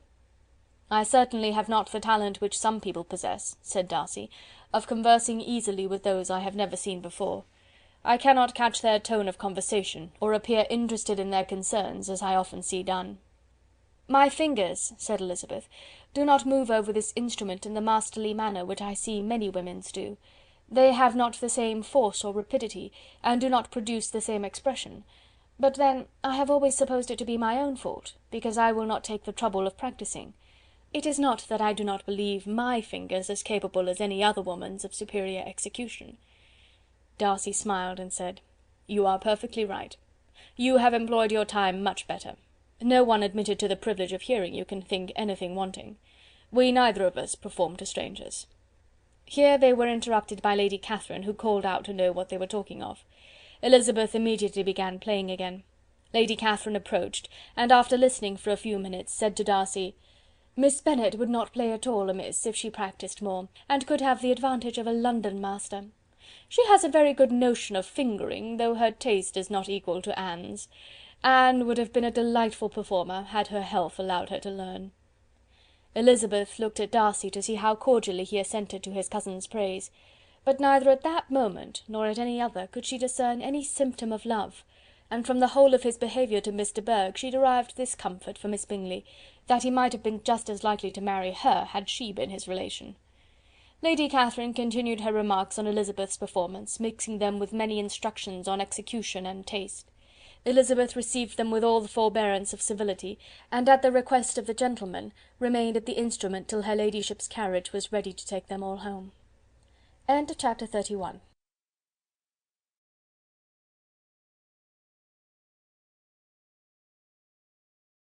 Chapter 32. Elizabeth was sitting by herself the next morning, and writing to Jane, while Mrs. Collins and Maria were gone on business into the village, when she was startled by a ring at the door, the certain signal of a visitor. As she had heard no carriage, she thought it not unlikely to be Lady Catherine, and under that apprehension was putting away her half-finished letter, that she might escape all impertinent questions, when the door opened, and to her very great surprise, Mr. Darcy, and Mr. Darcy only, entered the room. He seemed astonished too on finding her alone, and apologized for his intrusion by letting her know that he had understood all the ladies were to be within. They then sat down, and when her inquiries after Rosings were made, seemed in danger of sinking into total silence. It was absolutely necessary, therefore, to think of something, and in this emergence recollecting when she had seen him last in Hertfordshire, and feeling curious to know what he would say on the subject of their hasty departure, she observed, "How very suddenly you all quitted Netherfield last November, Mr. Darcy. It must have been a most agreeable surprise to Mr. Bingley to see you all after him so soon, for if I recollect right, he went but the day before. He and his sisters were well, I hope, when you left London?" "Perfectly so, I thank you." She found that she was to receive no other answer, and after a short pause added, I think I have understood that Mr. Bingley has not much idea of ever returning to Netherfield again." "I have heard him say so, but it is probable that he may spend very little of his time there in the future. He has many friends, and is at a time of life when friends and engagements are continually increasing." "If he means to be but little at Netherfield, it would be better for the neighbourhood that he should give up the place entirely, for then we might possibly get a settled family there. But perhaps Mr. Bingley did not take the house so much for the convenience of the neighbourhood as for his own, and we must expect him to keep it or quit it on the same principle." "I should not be surprised," said Darcy, "if he were to give it up as soon as any eligible purchase offers." Elizabeth made no answer. She was afraid of talking longer of his friend, and having nothing else to say, was now determined to leave the trouble of finding a subject to him. He took the hint, and soon began with: "This seems a very comfortable house. Lady Catherine, I believe, did a great deal to it when Mr. Collins first came to Hunsford." "I believe she did, and I am sure she could not have bestowed her kindness on a more grateful object." "Mr. Collins appears to be very fortunate in his choice of a wife." "Yes, indeed. His friends may well rejoice in his having met with one of the very few sensible women who would have accepted him, or have made him happy if they had. My friend has an excellent understanding, though I am not certain that I consider her marrying Mr. Collins as the wisest thing she ever did. She seems perfectly happy, however, and in a prudential light it is certainly a very good match for her." "It must be very agreeable for her to be settled within so easy a distance of her own family and friends." "An easy distance, do you call it? It is nearly 50 miles." "And what is 50 miles of good road? Little more than half a day's journey. Yes, I call it a very easy distance." "I should never have considered the distance as one of the advantages of the match," cried Elizabeth. "I should never have said Mrs. Collins was settled near her family." "It is a proof of your own attachment to Hertfordshire. Anything beyond the neighbourhood of Longbourn, I suppose, would appear far." As he spoke, there was a sort of smile which Elizabeth fancied she understood. He must be supposing her to be thinking of Jane and Netherfield, and she blushed as she answered: "I do not mean to say that a woman may not be settled too near her family. The far and the near must be relative, and depend on many varying circumstances. Where there is fortune to make the expenses of travelling unimportant, distance becomes no evil. But that is not the case here. Mr. and Mrs. Collins have a comfortable income, but not such a one as will allow of frequent journeys, and I am persuaded my friend would not call herself near her family under less than half the present distance." Mr. Darcy drew his chair a little towards her, and said: "You cannot have a right to such very strong local attachment. You cannot have been always at Longbourn." Elizabeth looked surprised. The gentleman experienced some change of feeling. He drew back his chair, took a newspaper from the table, and glancing over it, said in a colder voice: "Are you pleased with Kent?" A short dialogue on the subject of the country ensued, on either side calm and concise, and soon put an end to by the entrance of Charlotte and her sister, just returned from her walk. The tete-a-tete surprised them. Mr. Darcy related the mistake which had occasioned his intruding on Miss Bennet, and after sitting a few minutes longer without saying much to anybody, went away. "What can be the meaning of this?" said Charlotte, as soon as he was gone. "My dear Eliza, he must be in love with you, or he would never have called on us in this familiar way." But when Elizabeth told of his silence, it did not seem very likely, even to Charlotte's wishes, to be the case, and after various conjectures they could at last only suppose his visit to proceed from the difficulty of finding anything to do, which was the more probable from the time of year. All field sports were over. Within doors there was Lady Catherine, books, and a billiard table, but gentlemen cannot always be within doors, and in the nearness of the parsonage, or the pleasantness of the walk to it, or of the people who lived in it, the two cousins found a temptation from this period of walking thither almost every day. They called at various times of the morning, sometimes separately, sometimes together, and now and then accompanied by their aunt. It was plain to them all that Colonel Fitzwilliam came because he had pleasure in their society, a persuasion which of course recommended him still more, and Elizabeth was reminded by her own satisfaction in being with him, as well as by his evident admiration of her former favourite, George Wickham, and though, in comparing them, she saw there was less captivating softness in Colonel Fitzwilliam's manners, she believed he might have the best informed mind. But why Mr. Darcy came so often to the parsonage, it was more difficult to understand. It could not be for society, as he frequently sat there 10 minutes together without opening his lips, and when he did speak, it seemed the effect of necessity rather than of choice, a sacrifice to propriety, not a pleasure to himself. He seldom appeared really animated. Mrs. Collins knew not what to make of him. Colonel Fitzwilliam's occasionally laughing at his stupidity proved that he was generally different, which her own knowledge of him could not have told her, and as she would like to have believed this change the effect of love, and the object of that love her friend Eliza, she set herself seriously to work to find it out. She watched him whenever they were at Rosings, and whenever he came to Hunsford, but without much success. He certainly looked at her friend a great deal, but the expression of that look was disputable. It was an earnest, steadfast gaze, but she often doubted whether there were much admiration in it, and sometimes it seemed nothing but absence of mind. She had once or twice suggested to Elizabeth the possibility of his being partial to her, but Elizabeth always laughed at the idea, and Mrs. Collins did not think it right to press the subject, from the danger of raising expectations which might only end in disappointment, for in her opinion it admitted not of a doubt that all her friend's dislike would vanish if she could suppose him to be in her power. In her kind schemes for Elizabeth, she sometimes planned her marrying Colonel Fitzwilliam. He was beyond comparison the most pleasant man. He certainly admired her, and his situation in life was most eligible. But to counterbalance these advantages, Mr. Darcy had considerable patronage in the church, and his cousin could have none at all. End of chapter 32.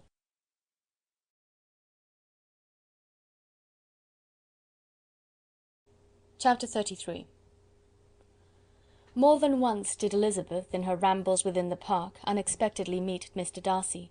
She felt all the perverseness of the mischance that should bring him where no one else was brought, and, to prevent its ever happening again, took care to inform him at first that it was a favourite haunt of hers.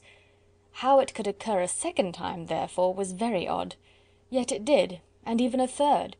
It seemed like wilful ill nature, or a voluntary penance, for on these occasions it was not merely a few formal inquiries and an awkward pause and then away, but he actually thought it necessary to turn back and walk with her. He never said a great deal, nor did she give herself the trouble of talking or of listening much, but it struck her in the course of their third rencontre that he was asking some odd, unconnected questions about her pleasure in being at Hunsford, her love of solitary walks, and her opinion of Mr. and Mrs. Collins's happiness, and that in speaking of Rosings and her not perfectly understanding the house, he seemed to expect that whenever she came into Kent again she would be staying there too. His words seemed to imply it. Could he have Colonel Fitzwilliam in his thoughts? She supposed, if he meant anything, he must mean an allusion to what might arise in that quarter. It distressed her a little, and she was quite glad to find herself at the gate in the pales opposite the parsonage. She was engaged one day as she walked, in perusing Jane's last letter, and dwelling on some passages which proved that Jane had not written in spirits, when, instead of being again surprised by Mr. Darcy, she saw on looking up that Colonel Fitzwilliam was meeting her. Putting away the letter immediately, and forcing a smile, she said, "I did not know before that you ever walked this way." "I have been making the tour of the park," he replied, "as I generally do every year, and intend to close it with a call at the parsonage. Are you going much farther?" "No, I should have turned in a moment." And accordingly she did turn, and they walked towards the parsonage together. "Do you certainly leave Kent on Saturday?" said she. "Yes, if Darcy does not put it off again, but I am at his disposal. He arranges the business just as he pleases." "And if not able to please himself in the arrangement, he has at least pleasure in the great power of choice. I do not know anybody who seems more to enjoy the power of doing what he likes than Mr. Darcy." "He likes to have his own way very well," replied Colonel Fitzwilliam, "but so we all do. It is only that he has better means of having it than many others, because he is rich, and many others are poor. I speak feelingly. A younger son, you know, must be inured to self-denial and dependence." "In my opinion, the younger son of an earl can know very little of either. Now, seriously, what have you ever known of self-denial and dependence? When have you been prevented by want of money from going wherever you chose, or procuring anything you had a fancy for?" "These are home questions, and perhaps I cannot say that I have experienced many hardships of that nature. But in matters of greater weight I may suffer from want of money. Younger sons cannot marry where they like." "Unless they like women of fortune, which I think they very often do." "Our habits of expense make us too dependent, and there are not many in my rank of life who can afford to marry without some attention to money." "Is this," thought Elizabeth, "meant for me?" And she coloured at the idea, but recovering herself, said in a lively tone, And pray, what is the usual price of an earl's younger son? Unless the elder brother is very sickly, I suppose you would not ask above £50,000? He answered her in the same style, and the subject dropped. To interrupt a silence which might make him fancy her affected with what had passed, she soon afterwards said, "I imagine your cousin brought you down with him chiefly for the sake of having some one at his disposal. I wonder he does not marry, to secure a lasting convenience of that kind. But perhaps his sister does as well for the present, and, as she is under his sole care, he may do what he likes with her." "No," said Colonel Fitzwilliam, "that is an advantage which he must divide with me. I am joined with him in the guardianship of Miss Darcy." "Are you indeed? And pray what sort of guardians do you make? Does your charge give you much trouble? Young ladies of her age are sometimes a little difficult to manage, and if she has the true Darcy spirit, she may like to have her own way."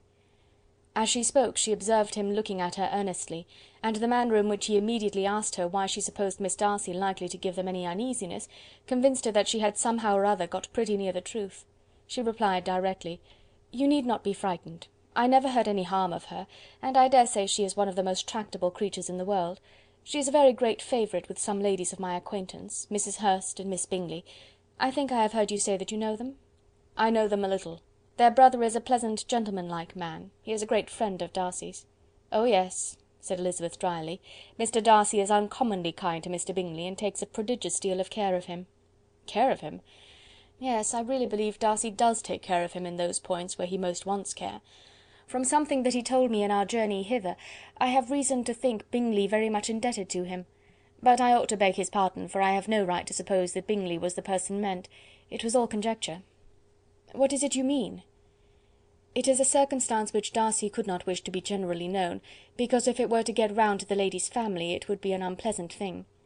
"You may depend upon my not mentioning it." "And remember that I have not much reason for supposing it to be Bingley. What he told me was merely this, that he congratulated himself on having lately saved a friend from the inconveniences of a most imprudent marriage, but without mentioning names or any other particulars, and I only suspected it to be Bingley from believing him the kind of young man to get into a scrape of that sort, and from knowing them to have been together the whole of last summer." "Did Mr. Darcy give you reasons for this interference?" "I understood that there were some very strong objections against the lady." "And what arts did he use to separate them?" "He did not talk to me of his own arts," said Fitzwilliam, smiling. "He only told me what I have now told you." Elizabeth made no answer, and walked on, her heart swelling with indignation. After watching her a little, Fitzwilliam asked her why she was so thoughtful. "I am thinking of what you have been telling me," said she. "Your cousin's conduct does not suit my feelings. Why was he to be the judge?" "You are rather disposed to call his interference officious?"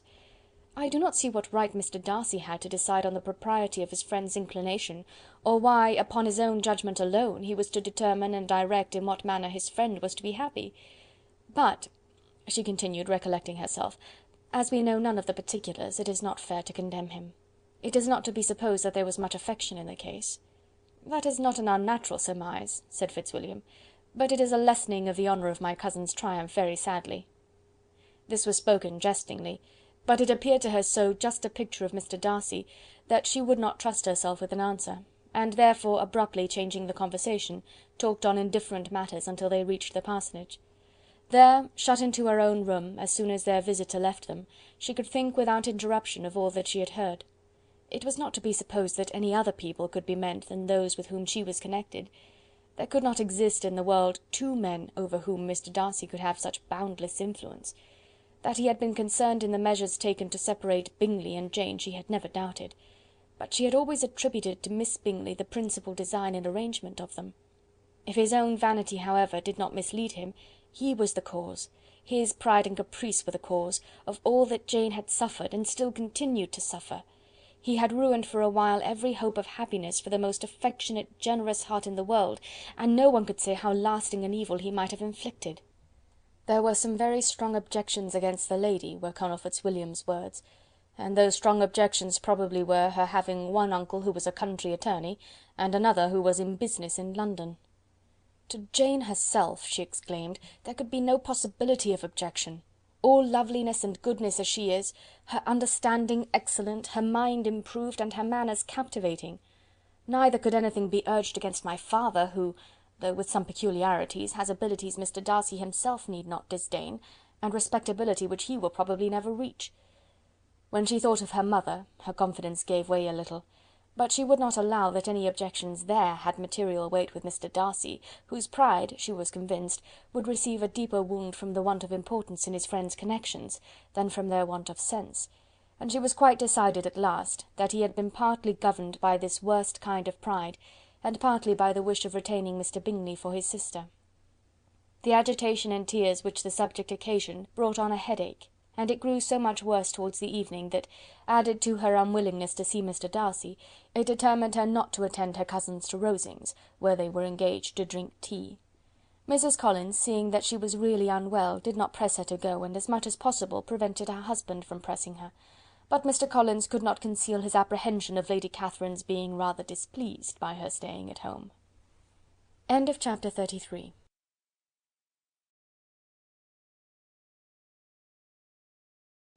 Chapter 34. When they were gone, Elizabeth, as if intending to exasperate herself as much as possible against Mr. Darcy, chose for her employment the examination of all the letters which Jane had written to her since her being in Kent. They contained no actual complaint, nor was there any revival of past occurrences, or any communication of present suffering. But in all, and in almost every line of each, there was a want of that cheerfulness which had been used to characterize her style, and which, proceeding from the serenity of a mind at ease with itself and kindly disposed towards everyone, had been scarcely ever clouded. Elizabeth noticed every sentence conveying the idea of uneasiness with an attention which it had hardly received on the first perusal. Mr. Darcy's shameful boast of what misery he had been able to inflict gave her a keener sense of her sister's sufferings. It was some consolation to think that his visit to Rosings was to end on the day after the next, and a still greater, that in less than a fortnight she should herself be with Jane again, and enabled to contribute to the recovery of her spirits by all that affection could do. She could not think of Darcy's leaving Kent without remembering that his cousin was to go with him, but Colonel Fitzwilliam had made it clear that he had no intentions at all, and agreeable as he was, she did not mean to be unhappy about him.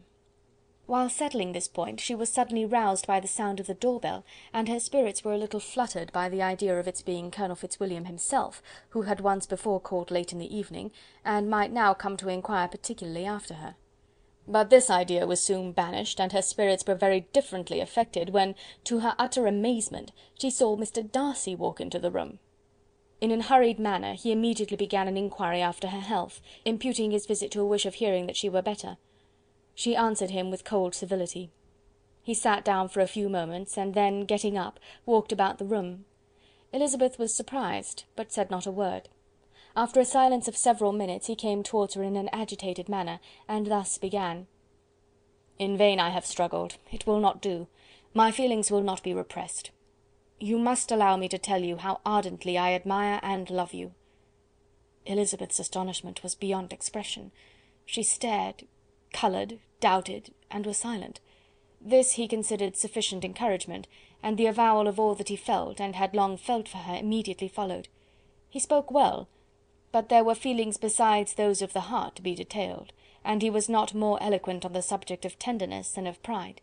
His sense of her inferiority, of its being a degradation, of the family obstacles which had always opposed to inclination, were dwelt on with a warmth which seemed due to the consequence he was wounding, but was very unlikely to recommend his suit.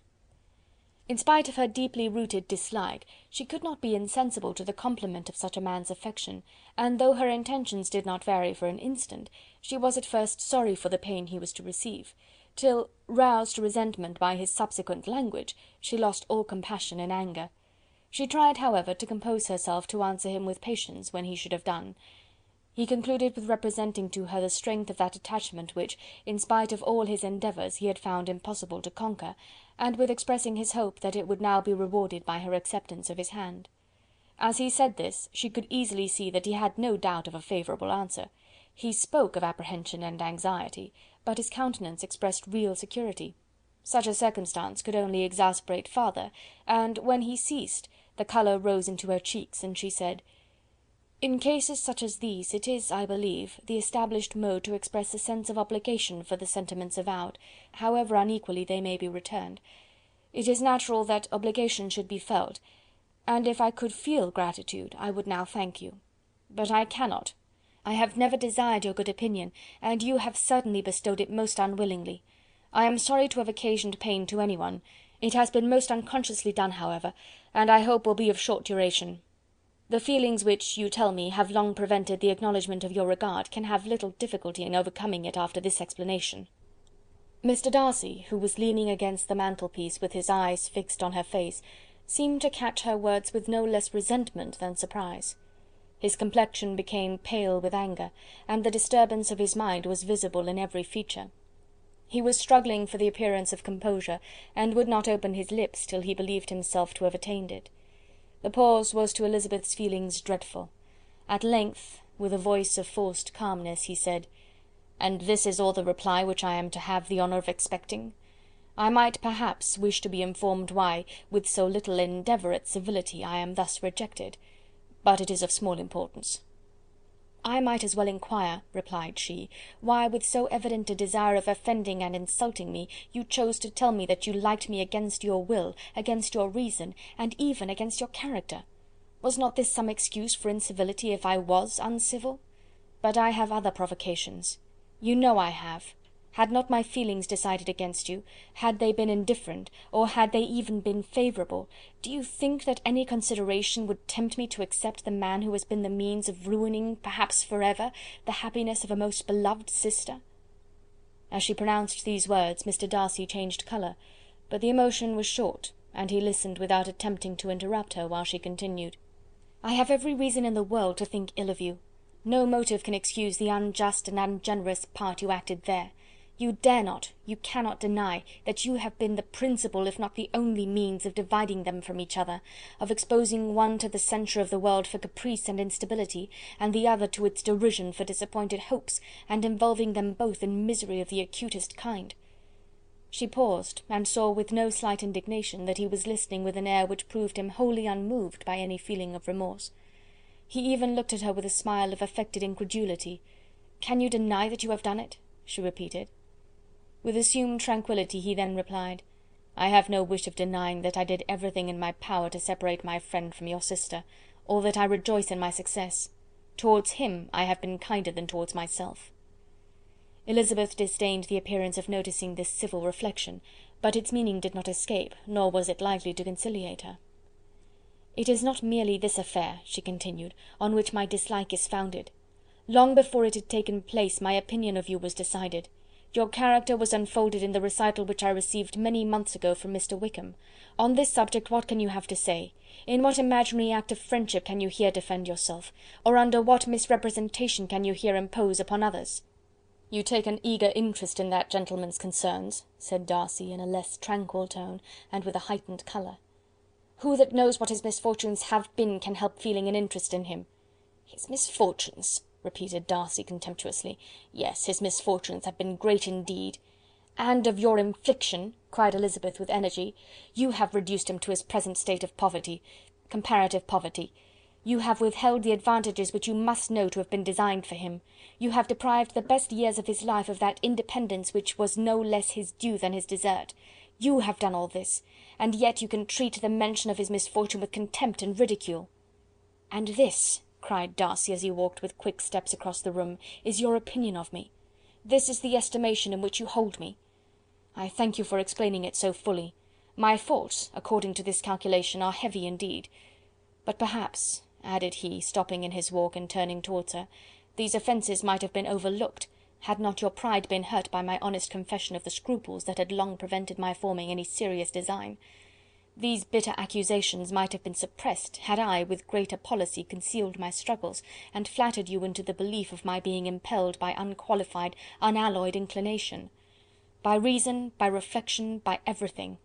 But disguise of every sort is my abhorrence.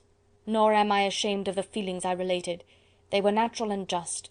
Could you expect me to rejoice in the inferiority of your connections? To congratulate myself on the hope of relations whose condition in life is so decidedly beneath my own?" Elizabeth felt herself growing more angry every moment, yet she tried to the utmost to speak with composure when she said, "You are mistaken, Mr. Darcy, if you suppose that the mode of your declaration affected me in any other way than as it spared the concern which I might have felt in refusing you, had you behaved in a more gentlemanlike manner." She saw him start at this, but he said nothing, and she continued: "You could not have made the offer of your hand in any possible way that would have tempted me to accept it." Again his astonishment was obvious, and he looked at her with an expression of mingled incredulity and mortification. She went on: "From the very beginning, from the first moment, I may almost say, of my acquaintance with you, your manners, impressing me with the fullest belief of your arrogance, your conceit, and your selfish disdain of the feelings of others, were such as to form the groundwork of disapprobation on which succeeding events have built so immovable a dislike, and I had not known you a month before I felt that you were the last man in the world whom I could ever be prevailed on to marry." "You have said quite enough, madam. I perfectly comprehend your feelings, and have now only to be ashamed of what my own have been. Forgive me for having taken up so much of your time, and accept my best wishes for your health and happiness." And with these words he hastily left the room, and Elizabeth heard him the next moment open the front door and quit the house. The tumult of her mind was now painfully great. She knew not how to support herself, and from actual weakness sat down and cried for half an hour. Her astonishment, as she reflected on what had passed, was increased by every review of it. That she should receive an offer of marriage from Mr. Darcy! That he should have been in love with her for so many months! So much in love as to wish to marry her in spite of all the objections which had made him prevent his friends marrying her sister, and which must appear at least with equal force in his own case, was almost incredible. It was gratifying to have inspired unconsciously so strong an affection, but his pride, his abominable pride, his shameless avowal of what he had done with respect to Jane, his unpardonable assurance in acknowledging, though he could not justify it, and the unfeeling manner in which he had mentioned Mr. Wickham, his cruelty towards whom he had not attempted to deny, soon overcame the pity which the consideration of his attachment had for a moment excited. She continued in very agitated reflections till the sound of Lady Catherine's carriage made her feel how unequal she was to encounter Charlotte's observation, and hurried her away to her room. Chapter 34.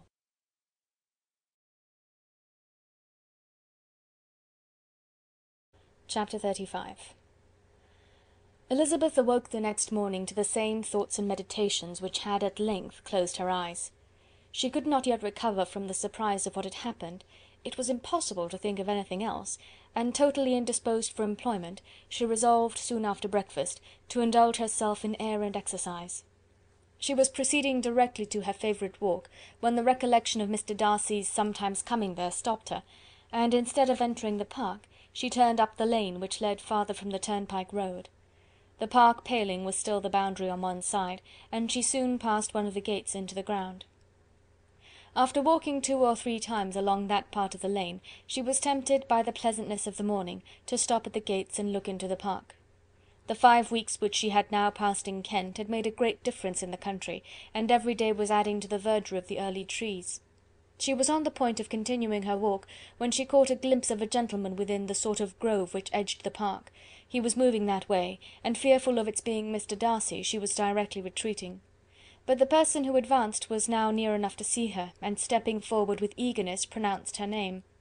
She had turned away, but on hearing herself called, though in a voice which proved it to be Mr. Darcy, she moved again towards the gate. He had by that time reached it also, and holding out a letter, which she instinctively took, said, with a look of haughty composure, "I have been walking in the grove some time in the hope of meeting you. Will you do me the honour of reading that letter?" And then, with a slight bow, turned again into the plantation, and was soon out of sight. With no expectation of pleasure, but with the strongest curiosity, Elizabeth opened the letter, and to her still increasing wonder, perceived an envelope containing 2 sheets of letter paper, written quite through in a very close hand. The envelope itself was likewise full. Pursuing her way along the lane, she then began it. It was dated from Rosings at 8 o'clock in the morning, and was as follows: "Be not alarmed, madam, on receiving this letter, by the apprehension of its containing any repetitions of those sentiments or renewal of those offers, which were last night so disgusting to you. I write without any intention of paining you, or humbling myself, by dwelling on wishes which, for the happiness of both, cannot be too soon forgotten, and the effort which the formation and the perusal of this letter must occasion should have been spared had not my character required it to be written and read. You must therefore pardon the freedom with which I demand your attention. Your feelings, I know, will bestow it unwillingly, but I demand it of your justice. Two offences of a very different nature, and by no means of equal magnitude, you laid last night to my charge.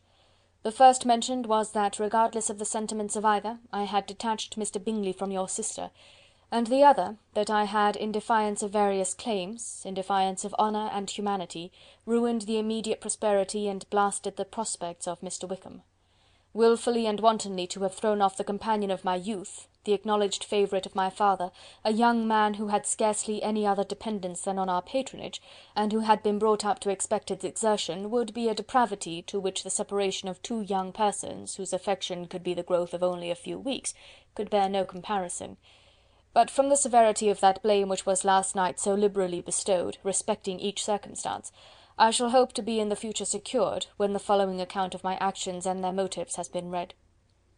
If, in the explanation of them, which is due to myself, I am under the necessity of relating feelings which may be offensive to yours, I can only say that I am sorry.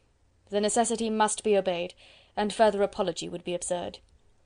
I had not been long in Hertfordshire before I saw, in common with others, that Bingley preferred your elder sister to any other young woman in the country. But it was not till the evening of the dance at Netherfield that I had any apprehension of his feeling a serious attachment. I had often seen him in love before. At that ball, while I had the honour of dancing with you, I was first made acquainted, by Sir William Lucas's accidental information, that Bingley's attentions to your sister had given rise to a general expectation of their marriage. He spoke of it as a certain event, of which the time alone could be undecided. From that moment I observed my friend's behaviour attentively, and I could then perceive that his partiality for Miss Bennet was beyond what I had ever witnessed in him. Your sister I also watched. Her look and manners were open, cheerful, and engaging as ever, but without any symptom of peculiar regard, and I remained convinced, from the evening's scrutiny, that though she received his attentions with pleasure, she did not invite them by any participation of sentiment. If you have not been mistaken here, I must have been in error. Your superior knowledge of your sister must make the latter probable. If it be so, if I have been misled by such error to inflict pain on her, your resentment has not been unreasonable. But I shall not scruple to assert that the serenity of your sister's countenance and air was such as might have given the most acute observer a conviction that, however amiable her temper, her heart was not likely to be easily touched. That I was desirous of believing her indifferent is certain, but I will venture to say that my investigation and decisions are not usually influenced by my hopes or fears. I did not believe her to be indifferent because I wished it. I believed it on impartial conviction as truly as I wished it in reason. My objections to the marriage were not merely those which I last night acknowledged to have the utmost force of passion to put aside, in my own case. The want of connection could not be so great an evil to my friend as to me. But there were other causes of repugnance, causes which, though still existing, and existing to an equal degree in both instances, I had myself endeavoured to forget, because they were not immediately before me. These causes must be stated, though briefly. The situation of your mother's family, though objectionable, was nothing in comparison to that total want of propriety so frequently, so almost uniformly betrayed by herself, by your 3 younger sisters, and occasionally even by your father. Pardon me, it pains me to offend you, but amidst your concern for the defects of your nearest relations, and your displeasure at this representation of them, let it give you consolation to consider that to have conducted yourselves so as to avoid any share of the like censure is praise no less generally bestowed on you and your elder sister than it is honourable to the sense and disposition of both. I will only say farther, that from what passed that evening, my opinion of all parties was confirmed, and every inducement heightened which could have led me before to preserve my friend from what I esteemed a most unhappy connection. He left Netherfield for London on the day following, as you, I am certain, remember, with the design of soon returning. The part which I acted is now to be explained. His sister's uneasiness had been equally excited with my own. Our coincidence of feeling was soon discovered, and alike sensible that no time was to be lost in detaching their brother, we shortly resolved on joining him directly in London. We accordingly went, and there I readily engaged in the office of pointing out to my friend the certain evils of such a choice. I described and enforced them earnestly. But however this remonstrance might have staggered or delayed his determination, I do not suppose that it would ultimately have prevented the marriage, had it not been seconded by the assurance that I hesitated not in giving, of your sister's indifference. He had before believed her to return his affection with sincere, if not with equal regard. But Bingley has great natural modesty, with a stronger dependence on my judgment than on his own. To convince him, therefore, that he had deceived himself was no very difficult point. To persuade him against returning to Hertfordshire, when that conviction had been given, was scarcely the work of a moment. I cannot blame myself for having done thus much. There is but one part of my conduct in the whole affair on which I do not reflect with satisfaction. It is that I condescended to adopt the measures of art so far as to conceal from him your sister's being in town. I knew it myself, as it was known to Miss Bingley, but her brother is even yet ignorant of it. That they might have met without ill consequence is perhaps probable, but his regard did not appear to me enough extinguished for him to see her without some danger. Perhaps this concealment, this disguise, was beneath me. It is done, however, and it was done for the best. On this subject I have nothing more to say, no other apology to offer. If I have wounded your sister's feelings, it was unknowingly done, and though the motives which governed me may to you very naturally appear insufficient, I have not yet learned to condemn them. With respect to that other more weighty accusation, of having injured Mr. Wickham, I can only refute it by laying before you the whole of his connection with my family. Of what he has particularly accused me I am ignorant, but of the truth of what I shall relate I can summon more than one witness of undoubted veracity. Mr. Wickham is the son of a very respectable man, who had for many years the management of all the Pemberley estates, and whose good conduct in the discharge of his trust naturally inclined my father to be of service to him. And on George Wickham, who was his godson, his kindness was therefore liberally bestowed. My father supported him at school, and afterwards at Cambridge, most important assistance, as his own father, always poor from the extravagance of his wife, would have been unable to give him a gentleman's education. My father was not only fond of this young man's society, whose manners were always engaging, he had also the highest opinion of him, and hoping the church would be his profession, intended to provide for him in it. As for myself, it is many, many years since I first began to think of him in a very different manner. The vicious propensities, the want of principle which he was careful to guard from the knowledge of his best friend, could not escape the observation of a young man of nearly the same age with himself, and who had opportunities of seeing him in unguarded moments, which Mr. Darcy could not have. Here again I shall give you pain, to what degree you only can tell. But whatever may be the sentiments which Mr. Wickham has created, a suspicion of their nature shall not prevent me from unfolding his real character. It adds even another motive. My excellent father died about 5 years ago, and his attachment to Mr. Wickham was to the last so steady, that in his will he particularly recommended it to me to promote his advancement in the best manner that his profession might allow, and if he took orders, desired that a valuable family living might be his as soon as it became vacant. There was also a legacy of £1000. His own father did not long survive mine, and within half a year from these events, Mr. Wickham wrote to inform me that, having finally resolved against taking orders, he hoped I should not think it unreasonable for him to expect some more immediate pecuniary advantage in lieu of the preferment by which he could not be benefited. He had some intention, he added, of studying law, and I must be aware that the interest of £1000 would be a very insufficient support therein. I rather wished than believed him to be sincere, but at any rate was perfectly ready to accede to his proposal. I knew that Mr. Wickham ought not to be a clergyman. The business was therefore soon settled. He resigned all claim to assistance in the church, were it possible that he could ever be in a situation to receive it, and accepted in return £3000. All connection between us seemed now dissolved. I thought too ill of him to invite him to Pemberley or admit his society in town. In town I believe he chiefly lived, but his studying the law was a mere pretence, and being now free from all restraint, his life was a life of idleness and dissipation. For about 3 years I heard little of him, but on the decease of the incumbent of the living which had been designed for him, he applied to me again by letter for the presentation. His circumstances, he assured me, and I had no difficulty in believing it, were exceedingly bad. He had found the law a most unprofitable study, and was now absolutely resolved on being ordained, if I would present him to the living in question, of which he trusted there could be little doubt, as he was well assured that I had no other person to provide for, and I could not have forgotten my revered father's intentions. You will hardly blame me for refusing to comply with this entreaty, or for resisting every repetition of it. His resentment was in proportion to the distress of his circumstances, and he was doubtless as violent in his abuse of me to others as in his reproaches to myself. After this period every appearance of acquaintance was dropped. How he lived I know not. But last summer he was again most painfully obtruded on my notice. I must now mention a circumstance which I would wish to forget myself, and which no obligation less than the present should induce me to unfold to any human being. Having said thus much, I feel no doubt of your secrecy. My sister, who is more than 10 years my junior, was left to the guardianship of my mother's nephew, Colonel Fitzwilliam, and myself. About a year ago she was taken from school, and an establishment formed for her in London, and last summer she went with the lady who presided over it to Ramsgate, and thither also went Mr. Wickham, undoubtedly by design, for there proved to have been a prior acquaintance between him and Mrs. Younge, in whose character we were most unhappily deceived.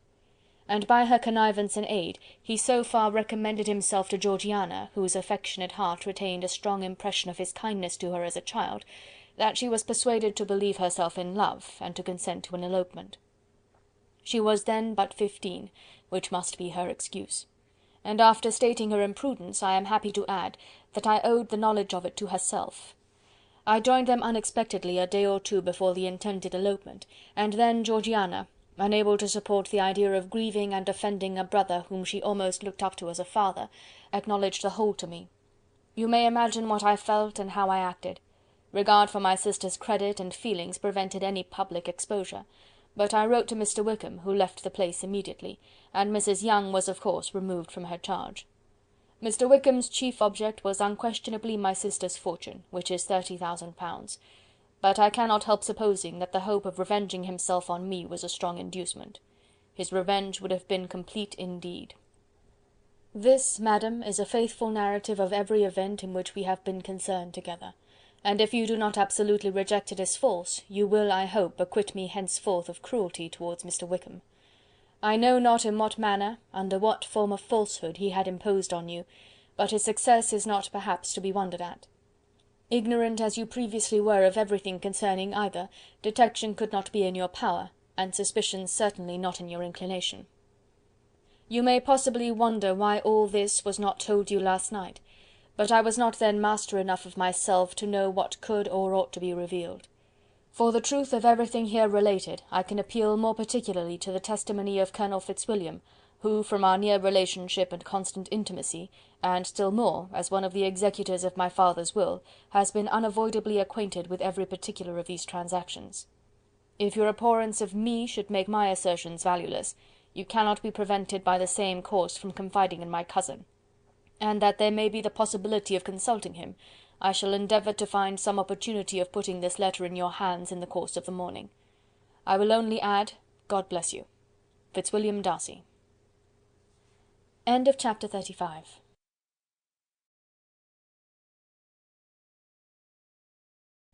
Chapter 36. If Elizabeth, when Mr. Darcy gave her the letter, did not expect it to contain a renewal of his offers, she had formed no expectation at all of its contents. But such as they were, it may well be supposed how eagerly she went through them, and what a contrariety of emotion they excited. Her feelings as she read were scarcely to be defined. With amazement did she first understand that he believed any apology to be in his power, and steadfastly was she persuaded that he could have no explanation to give, which a just sense of shame would not conceal. With a strong prejudice against everything he might say, she began his account of what had happened at Netherfield. She read with an eagerness which hardly left her power of comprehension, and from impatience of knowing what the next sentence might bring, was incapable of attending to the sense of the one before her eyes. His belief of her sister's insensibility she instantly resolved to be false, and his account of the real, the worst objections to the match, made her too angry to have any wish of doing him justice. He expressed no regret for what he had done which satisfied her. His style was not penitent, but haughty. It was all pride and insolence. But when this subject was succeeded by his account of Mr. Wickham, when she read with somewhat clearer attention a relation of events which, if true, must overthrow every cherished opinion of his worth, and which bore so alarming an affinity to his own history of himself, her feelings were yet more acutely painful and more difficult of definition. Astonishment, apprehension, and even horror oppressed her. She wished to discredit it entirely, repeatedly exclaiming, "This must be false, this cannot be, this must be the grossest falsehood," and when she had gone through the whole letter, though scarcely knowing anything of the last page or two, put it hastily away, protesting that she would not regard it, that she would never look in it again. In this perturbed state of mind, with thoughts that could rest on nothing, she walked on. But it would not do. In half a minute the letter was unfolded again, and collecting herself as well as she could, she again began the mortifying perusal of all that related to Wickham, and commanded herself so far as to examine the meaning of every sentence. The account of his connection with the Pemberley family was exactly what he had related himself, and the kindness of the late Mr. Darcy, though she had not before known its extent, agreed equally well with his own words. So far each recital confirmed the other. But when she came to the will, the difference was great.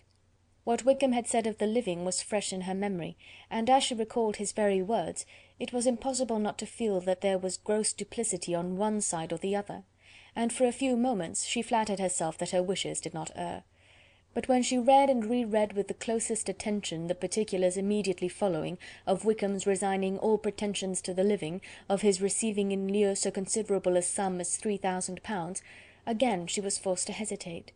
She put down the letter, weighed every circumstance with what she meant to be impartiality, deliberated on the probability of each statement, but with little success. On both sides it was only assertion. Again she read on, but every line proved more clearly that the affair, which she had believed it impossible that any contrivance could so represent as to render Mr. Darcy's conduct in it less than infamous, was capable of a turn which must make him entirely blameless throughout the whole. The extravagance and general profligacy which he scrupled not to lay at Mr. Wickham's charge exceedingly shocked her, the more so as she could bring no proof of its injustice. She had never heard of him before his entrance into the shire militia, in which she had engaged at the persuasion of the young man who, on meeting him accidentally in town, had there renewed a slight acquaintance. Of his former way of life nothing had been known in Hertfordshire but what he told himself. As to his real character, had information been in her power, she had never felt a wish of inquiring. His countenance, voice, and manner had established him at once in the possession of every virtue. She tried to recollect some instance of goodness, some distinguished trait of integrity or benevolence that might rescue him from the attacks of Mr. Darcy, or at least by the predominance of virtue atone for those casual errors under which she would endeavour to class what Mr. Darcy had described as the idleness and vice of many years' continuance. But no such recollection befriended her. She could see him instantly before her, in every charm of air and address, but she could remember no more substantial good than the general approbation of the neighbourhood, and the regard which his social powers had gained him in the mess. After pausing on this point a considerable while, she once more continued to read. But alas! the story which followed of his designs on Miss Darcy received some confirmation from what had passed between Colonel Fitzwilliam and herself only the morning before, and at last she was referred for the truth of every particular to Colonel Fitzwilliam himself, from whom she had previously received the information of his near concern in all his cousin's affairs, and whose character she had no reason to question. At one time she had almost resolved on applying to him, but the idea was checked by the awkwardness of the application, and at length wholly banished by the conviction that Mr. Darcy would never have hazarded such a proposal if he had not been well assured of his cousin's corroboration. She perfectly remembered everything that had passed in conversation between Wickham and herself in their first evening at Mr. Phillips's. Many of his expressions were still fresh in her memory. She was now struck with the impropriety of such communications to a stranger, and wondered it had escaped her before. She saw the indelicacy of putting himself forward as he had done, and the inconsistency of his professions with his conduct. She remembered that he had boasted of having no fear of seeing Mr. Darcy, that Mr. Darcy might leave the country, but that he should stand his ground, yet he had avoided the Netherfield ball the very next week. She remembered also that, till the Netherfield family had quitted the country, he had told his story to no one but herself, but that after their removal it had been everywhere discussed, that he had then no reserves, no scruples in sinking Mr. Darcy's character, though he had assured her that respect for the father would always prevent his exposing the son. How differently did everything now appear in which he was concerned! His attentions to Miss King were now the consequence of views solely and hatefully mercenary, and the mediocrity of her fortune proved no longer the moderation of his wishes, but his eagerness to grasp at anything. His behaviour to herself could now have had no tolerable motive. He had either been deceived with regard to her fortune, or had been gratifying his vanity by encouraging the preference which she believed she had most incautiously shown. Every lingering struggle in his favour grew fainter and fainter, and in farther justification of Mr. Darcy, she could not but allow Mr. Bingley, when questioned by Jane, had long ago asserted his blamelessness in the affair; that proud and repulsive as were his manners, she had never, in the whole course of their acquaintance, an acquaintance which had latterly brought them much together, and given her a sort of intimacy with his ways, seen anything that betrayed him to be unprincipled or unjust, anything that spoke him of irreligious or immoral habits; that among his own connections he was esteemed and valued; that even Wickham had allowed him merit as a brother, and that she had often heard him speak so affectionately of his sister as to prove him capable of some amiable feeling; that, had his actions been what Mr. Wickham represented them, so gross a violation of everything right could hardly have been concealed from the world, and that friendship between a person capable of it and such an amiable man as Mr. Bingley was incomprehensible. She grew absolutely ashamed of herself.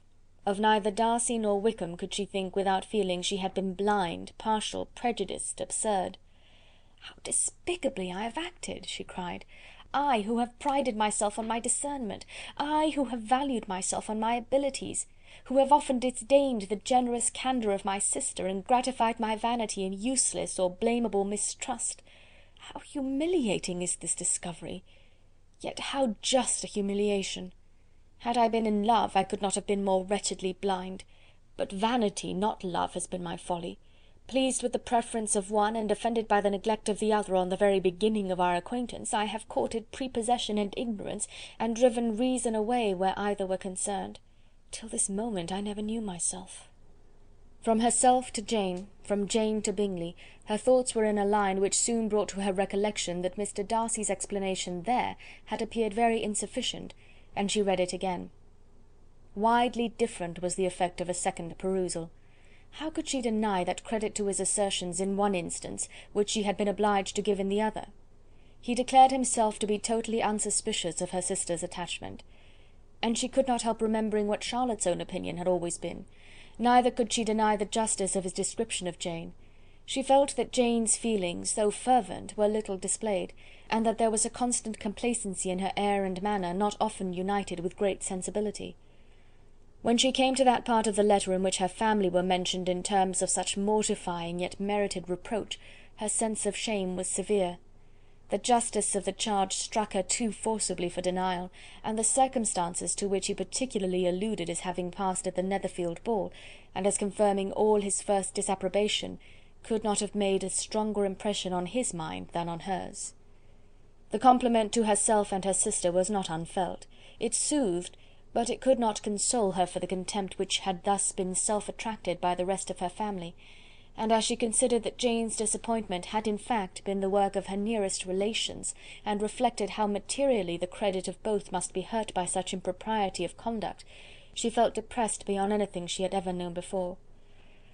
After wandering along the lane for 2 hours, giving way to every variety of thought, reconsidering events, determining probabilities, and reconciling herself as well as she could to a change so sudden and so important, fatigue and a recollection of her long absence made her at length return home, and she entered the house with the wish of appearing cheerful as usual, and the resolution of repressing such reflections as must make her unfit for conversation. She was immediately told that the 2 gentlemen from Rosings had each called during her absence, Mr. Darcy only for a few minutes to take leave, but that Colonel Fitzwilliam had been sitting with them at least an hour, hoping for her return, and almost resolving to walk after her till she could be found. Elizabeth could but just affect concern in missing him. She really rejoiced at it. Colonel Fitzwilliam was no longer an object. She could think only of her letter. End of chapter 36.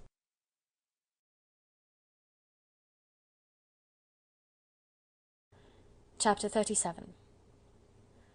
The two gentlemen left Rosings the next morning, and Mr. Collins, having been in waiting near the lodges to make them his parting obeisance, was able to bring home the pleasing intelligence of their appearing in very good health, and in as tolerable spirits as could be expected after the melancholy scene so lately gone through at Rosings. To Rosings he then hastened to console Lady Catherine and her daughter, and on his return brought back, with great satisfaction, a message from her ladyship, importing that she felt herself so dull as to make her very desirous of having them all to dine with her. Elizabeth could not see Lady Catherine without recollecting that, had she chosen it, she might by this time have been presented to her as her future niece, nor could she think without a smile of what her ladyship's indignation would have been. What would she have said, how would she have behaved, were questions with which she amused herself.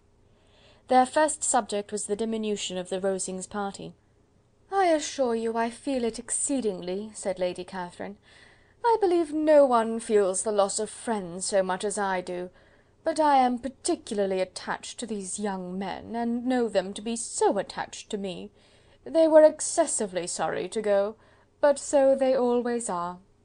The dear Colonel rallied his spirits tolerably till just at last, but Darcy seemed to feel it most acutely, more, I think, than last year. His attachment to Rosings certainly increases." Mr. Collins had a compliment and an allusion to throw in here, which were kindly smiled on by the mother and daughter. Lady Catherine observed, after dinner, that Miss Bennet seemed out of spirits, and immediately accounting for it by herself, by supposing that she did not like to go home again so soon, she added, "But if that is the case, you must write to your mother and beg that you may stay a little longer. Mrs. Collins will be very glad of your company, I am sure." "I am very obliged to your ladyship for your kind invitation," replied Elizabeth, "but it is not in my power to accept it. I must be in town next Saturday." "Why, at that rate, you will have been here only 6 weeks. I expected you to stay 2 months. I told Mrs. Collins so before you came. There can be no occasion for your going so soon. Mrs. Bennet could certainly spare you for another fortnight." "But my father cannot. He wrote last week to hurry my return." "Oh, your father, of course, may spare you, if your mother can. Daughters are never of so much consequence to a father, and if you will stay another month complete, it will be in my power to take one of you as far as London, for I am going there early in June for a week, and as Dawson does not object to the barouche box, there will be very good room for one of you, and indeed, if the weather should happen to be cool, I should not object to taking you both, as you are neither of you large." "You are all kindness, madam, but I believe we must abide by our original plan." Lady Catherine seemed resigned. "Mrs. Collins, you must send a servant with them. You know I always speak my mind, and I cannot bear the idea of 2 young women travelling post by themselves. It is highly improper. You must contrive to send somebody. I have the greatest dislike in the world to that sort of thing. Young women should always be properly guarded and attended, according to their situation in life. When my niece Georgiana went to Ramsgate last summer, I made a point of her having 2 men-servants go with her. Miss Darcy, the daughter of Mr. Darcy of Pemberley, and Lady Anne, could not have appeared with propriety in a different manner. I am excessively attentive to all those things. You must send John with the young ladies, Mrs. Collins. I am glad it occurred to me to mention it, for it would really be discreditable to you to let them go alone." "My uncle is to send a servant for us." "Oh, your uncle! He keeps a manservant, does he? I am very glad you have somebody who thinks of these things. Where shall you change horses? Oh, Bromley, of course. If you mention my name at the bell, you will be attended to." Lady Catherine had many other questions to ask respecting their journey, and as she did not answer them all herself, attention was necessary, which Elizabeth believed to be lucky for her, or with a mind so occupied, she might have forgotten where she was. Reflection must be reserved for solitary hours. Whenever she was alone, she gave way to it as the greatest relief, and not a day went by without a solitary walk, in which she might indulge in all the delight of unpleasant recollections. Mr. Darcy's letter she was in a fair way of soon knowing by heart. She studied every sentence, and her feelings towards its writer were at times widely different. When she remembered the style of his address, she was still full of indignation, but when she considered how unjustly she had condemned and upbraided him, her anger was turned against herself, and his disappointed feelings became the object of compassion. His attachment excited gratitude, his general character respect, but she could not approve him, nor could she for a moment repent her refusal, or feel the slightest inclination ever to see him again. In her own past behaviour there was a constant source of vexation and regret, and in the unhappy defects of her family a subject of yet heavier chagrin. They were hopeless of remedy. Her father, contented with laughing at them, would never exert himself to restrain the wild giddiness of his youngest daughters, and her mother, with manners so far from right herself, was entirely insensible of the evil. Elizabeth had frequently united with Jane in an endeavour to check the imprudence of Catherine and Lydia, but while they were supported by their mother's indulgence, what chance could there be of improvement? Catherine, weak-spirited, irritable, and completely under Lydia's guidance, had always been affronted by their advice, and Lydia, self-willed and careless, would scarcely give them a hearing. They were ignorant, idle, and vain. While there was an officer in Meryton, they would flirt with him, and while Meryton was within a walk of Longbourn, they would be going there for ever. Anxiety on Jane's behalf was another prevailing concern, and Mr. Darcy's explanation, by restoring Bingley to all her former good opinion, heightened the sense of what Jane had lost. His affection was proved to have been sincere, and his conduct cleared of all blame, unless any could attach to the implicitness of his confidence in his friend. How grievous, then, was the thought that, of a situation so desirable in every respect, so replete with advantage, so promising for happiness, Jane had been deprived by the folly and indecorum of her own family! When to these recollections was added the development of Wickham's character, it may be easily believed that the happy spirits which had seldom been depressed before, were now so much affected as to make it almost impossible for her to appear tolerably cheerful. Their engagements at Rosings were as frequent during the last week of her stay as they had been at first. The very last evening was spent there, and her ladyship again inquired minutely into the particulars of their journey, gave them directions as to the best method of packing, and was so urgent on the necessity of placing gowns in the only right way, that Maria thought herself obliged, on her return, to undo all the work of the morning, and pack her trunk afresh. When they parted, Lady Catherine, with great condescension, wished them a good journey, and invited them to come to Hunsford again next year, and Miss de Bourgh exerted herself so far as to curtsy and hold out her hand to both. End of chapter 37.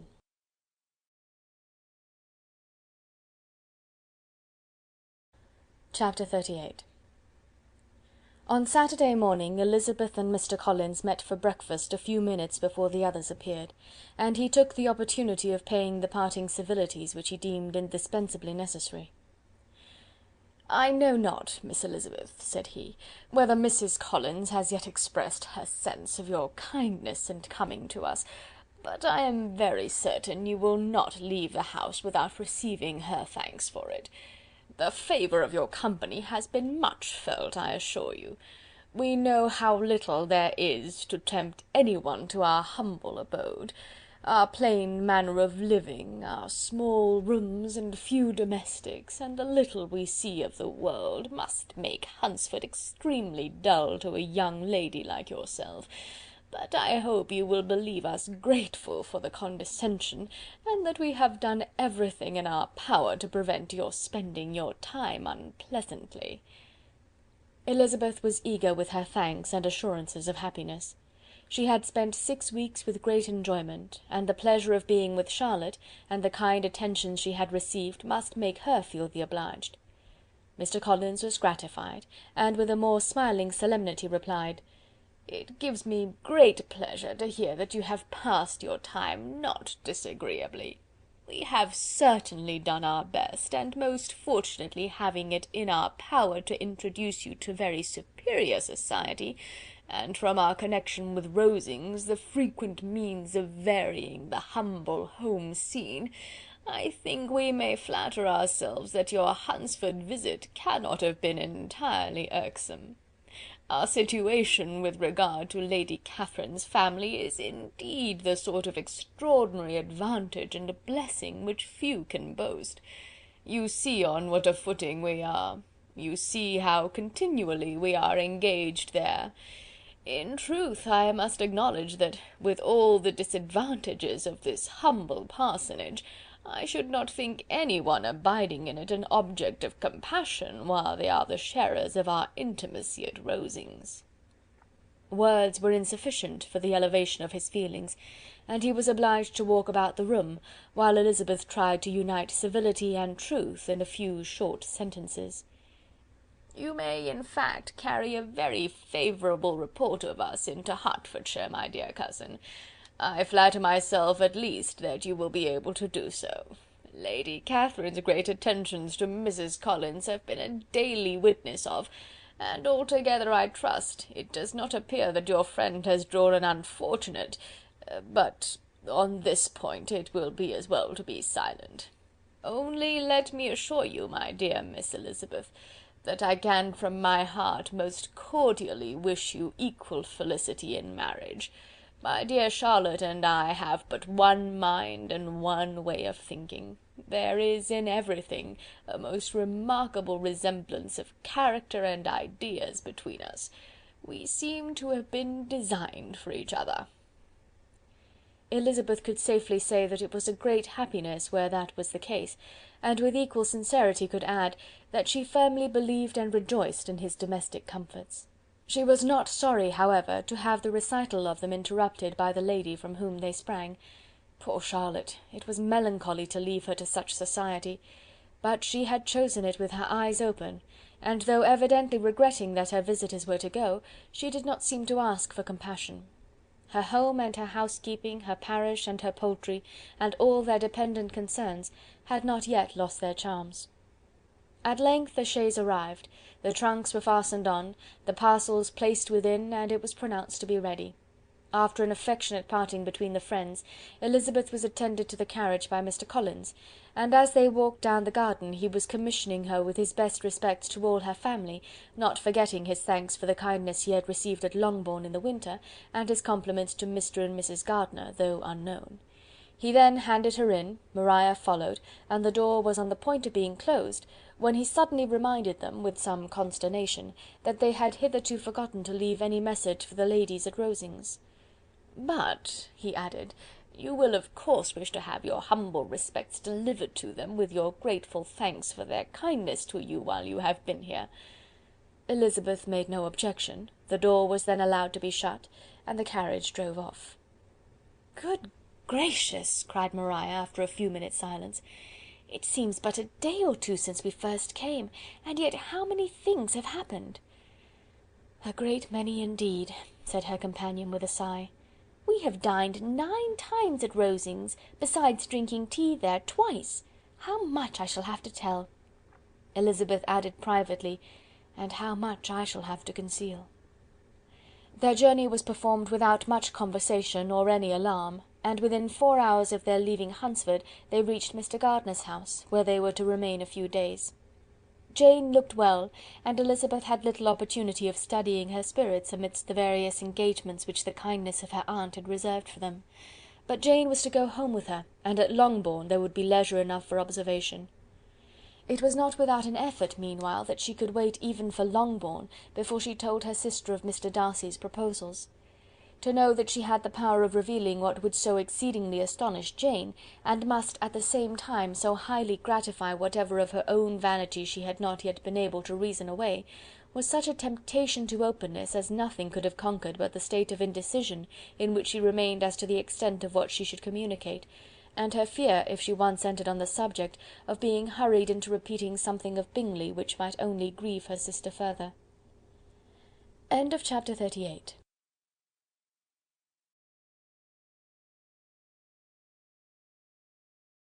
Chapter 39. It was the second week in May in which the 3 young ladies set out together from Gracechurch Street for the town of in Hertfordshire, and as they drew near the appointed inn where Mr. Bennet's carriage was to meet them, they quickly perceived, in token of the coachman's punctuality, both Kitty and Lydia looking out of a dining room upstairs. These two girls had been above an hour in the place, happily employed in visiting an opposite milliner, watching the sentinel on guard, and dressing a salad and cucumber. After welcoming their sisters, they triumphantly displayed a table set out with such cold meat as an inn larder usually affords, exclaiming, "Is not this nice? Is not this an agreeable surprise?" "And we mean to treat you all," added Lydia, "but you must lend us the money, for we have just spent ours at the shop out there." Then, showing her purchases, "Look here, I have bought this bonnet. I do not think it is very pretty, but I thought I might as well buy it as not. I shall pull it to pieces as soon as I get home, and see if I can make it up any better." And when her sisters abused it as ugly, she added, with perfect unconcern, "Oh, but there were 2 or 3 much uglier in the shop, and when I have bought some prettier coloured satin to trim it with fresh, I think it will be very tolerable. Besides, it will not much signify what one wears this summer, after the Shire have left Meryton, and they are going in a fortnight." "Are they indeed?" cried Elizabeth, with the greatest satisfaction. "They are going to be encamped near Brighton, and I do so want papa to take us all there for the summer. It would be such a delicious scheme, and I dare say would hardly cost anything at all. Mamma would like to go too, of all things. Only think what a miserable summer else we shall have." "Yes," thought Elizabeth, "that would be a delightful scheme indeed, and completely do for us at once. Good heaven! Brighton and a whole campful of soldiers to us, who have been overset already by one poor regiment of militia and the monthly balls of Meryton." "Now I have got some news for you," said Lydia, as they sat down at table. "What do you think? It is excellent news, capital news, and about a certain person we all like." Jane and Elizabeth looked at each other, and the waiter was told he need not stay. Lydia laughed and said, "Aye, that is just like your formality and discretion. You thought the waiter must not hear, as if he cared. I dare say he often hears worse things said than I am going to say, but he is an ugly fellow. I am glad he is gone. I never saw such a long chin in my life. Well, but now for my news. It is about dear Wickham, too good for the waiter, is it not? There is no danger of Wickham's marrying Mary King. That's for you. She is gone down to her uncle at Liverpool, gone to stay. Wickham is safe." "And Mary King is safe," added Elizabeth, "safe from a connection imprudent as to fortune." "She's a great fool for going away if she liked him." "But I hope there is no strong attachment on either side," said Jane. "I'm sure there is not on his. I will answer for it, he never cared 3 straws about her. Who could about such a nasty little freckled thing?"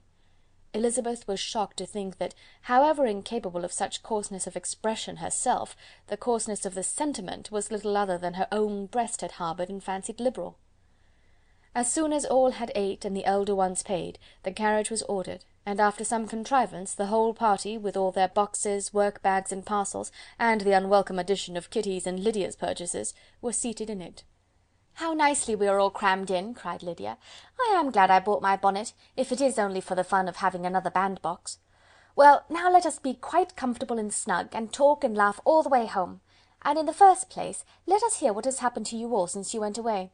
Have you seen any pleasant men? Have you had any flirting? I was in great hopes that one of you would have got a husband before you came back. Jane will be quite an old maid soon, I declare. She is almost 23. Lord, how ashamed I should be of not being married before 23.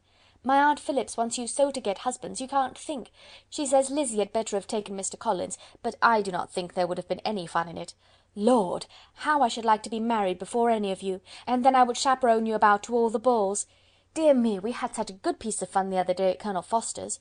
Kitty and me were to spend the day there, and Mrs. Forster promised to have a little dance in the evening. By the by, Mrs. Forster and me are such friends, and so she asked the 2 Harringtons to come, but Harriet was ill, and so Pen was forced to come by herself. And then, what do you think we did? We dressed up Chamberlain in women's clothes, on purpose to pass for a lady. Only think what fun! Not a soul knew of it but Colonel and Mrs. Forster and Kitty and me, except my aunt, for we were forced to borrow one of her gowns, and you cannot imagine how well he looked. When Denny and Wickham and Pratt and 2 or 3 more of the men came in, they did not know him in the least. Lord, how I laughed, and so did Mrs. Forster. I thought I should have died, and that made the men suspect something, and they soon found out what was the matter." With such kinds of histories of their parties and good jokes did Lydia, assisted by Kitty's hints and additions, endeavour to amuse her companions all the way to Longbourn. Elizabeth listened as little as she could, but there was no escaping the frequent mention of Wickham's name. Their reception at home was most kind. Mrs. Bennet rejoiced to see Jane in undiminished beauty, and more than once during dinner did Mr. Bennet say voluntarily to Elizabeth, "I am glad you are come back, Lizzy." Their party in the dining-room was large, for almost all the Lucases came to meet Maria and hear the news, and various were the subjects that occupied them. Lady Lucas was inquiring of Maria after the welfare and poultry of her eldest daughter. Mrs. Bennet was doubly engaged, on one hand collecting an account of the present fashions from Jane, who sat some way below her, and on the other retailing them to all the younger Lucases, and Lydia, in a voice rather louder than any other person's, was enumerating the various pleasures of the morning to anybody who would hear her. "Oh, Mary," said she, "I wish you had gone with us, for we had such fun! As we went along, Kitty and I drew up the blinds and pretended there was nobody in the coach, and I should have gone so all the way if Kitty had not been sick, and when we got to the George I do think we behaved very handsomely, for we treated the other three with the nicest cold luncheon in the world, and if you had gone we would have treated you too, and then when we came away it was such fun, I thought we should never have got into the coach, I was ready to die of laughter, and then we were so merry all the way home, we talked and laughed so loud that anybody might have heard us 10 miles off." To this Mary gravely replied, "Far be it from me, my dear sister, to depreciate such pleasures. They would doubtless be congenial with the generality of female minds, but I confess they would have no charms for me. I should infinitely prefer a book." But of this answer Lydia heard not a word. She seldom listened to anybody for more than half a minute, and never attended to Mary at all. In the afternoon Lydia was urgent with the rest of the girls to walk to Meryton, and to see how everybody went on, but Elizabeth steadily opposed the scheme. It should not be said that the Miss Bennets could not be at home half a day before they were in pursuit of the officers. There was another reason, too, for her opposition. She dreaded seeing Mr. Wickham again, and was resolved to avoid it as long as possible. The comfort to her of the regiment's approaching removal was indeed beyond expression. In a fortnight they were to go, and once gone, she hoped there could be nothing more to plague her on his account. She had not been many hours at home before she found that the Brighton scheme, of which Lydia had given them a hint at the inn, was under frequent discussion between her parents. Elizabeth saw directly that her father had not the smallest intention of yielding, but his answers were at the same time so vague and equivocal, that her mother, though often disheartened, had never yet despaired of succeeding at last. Chapter 39.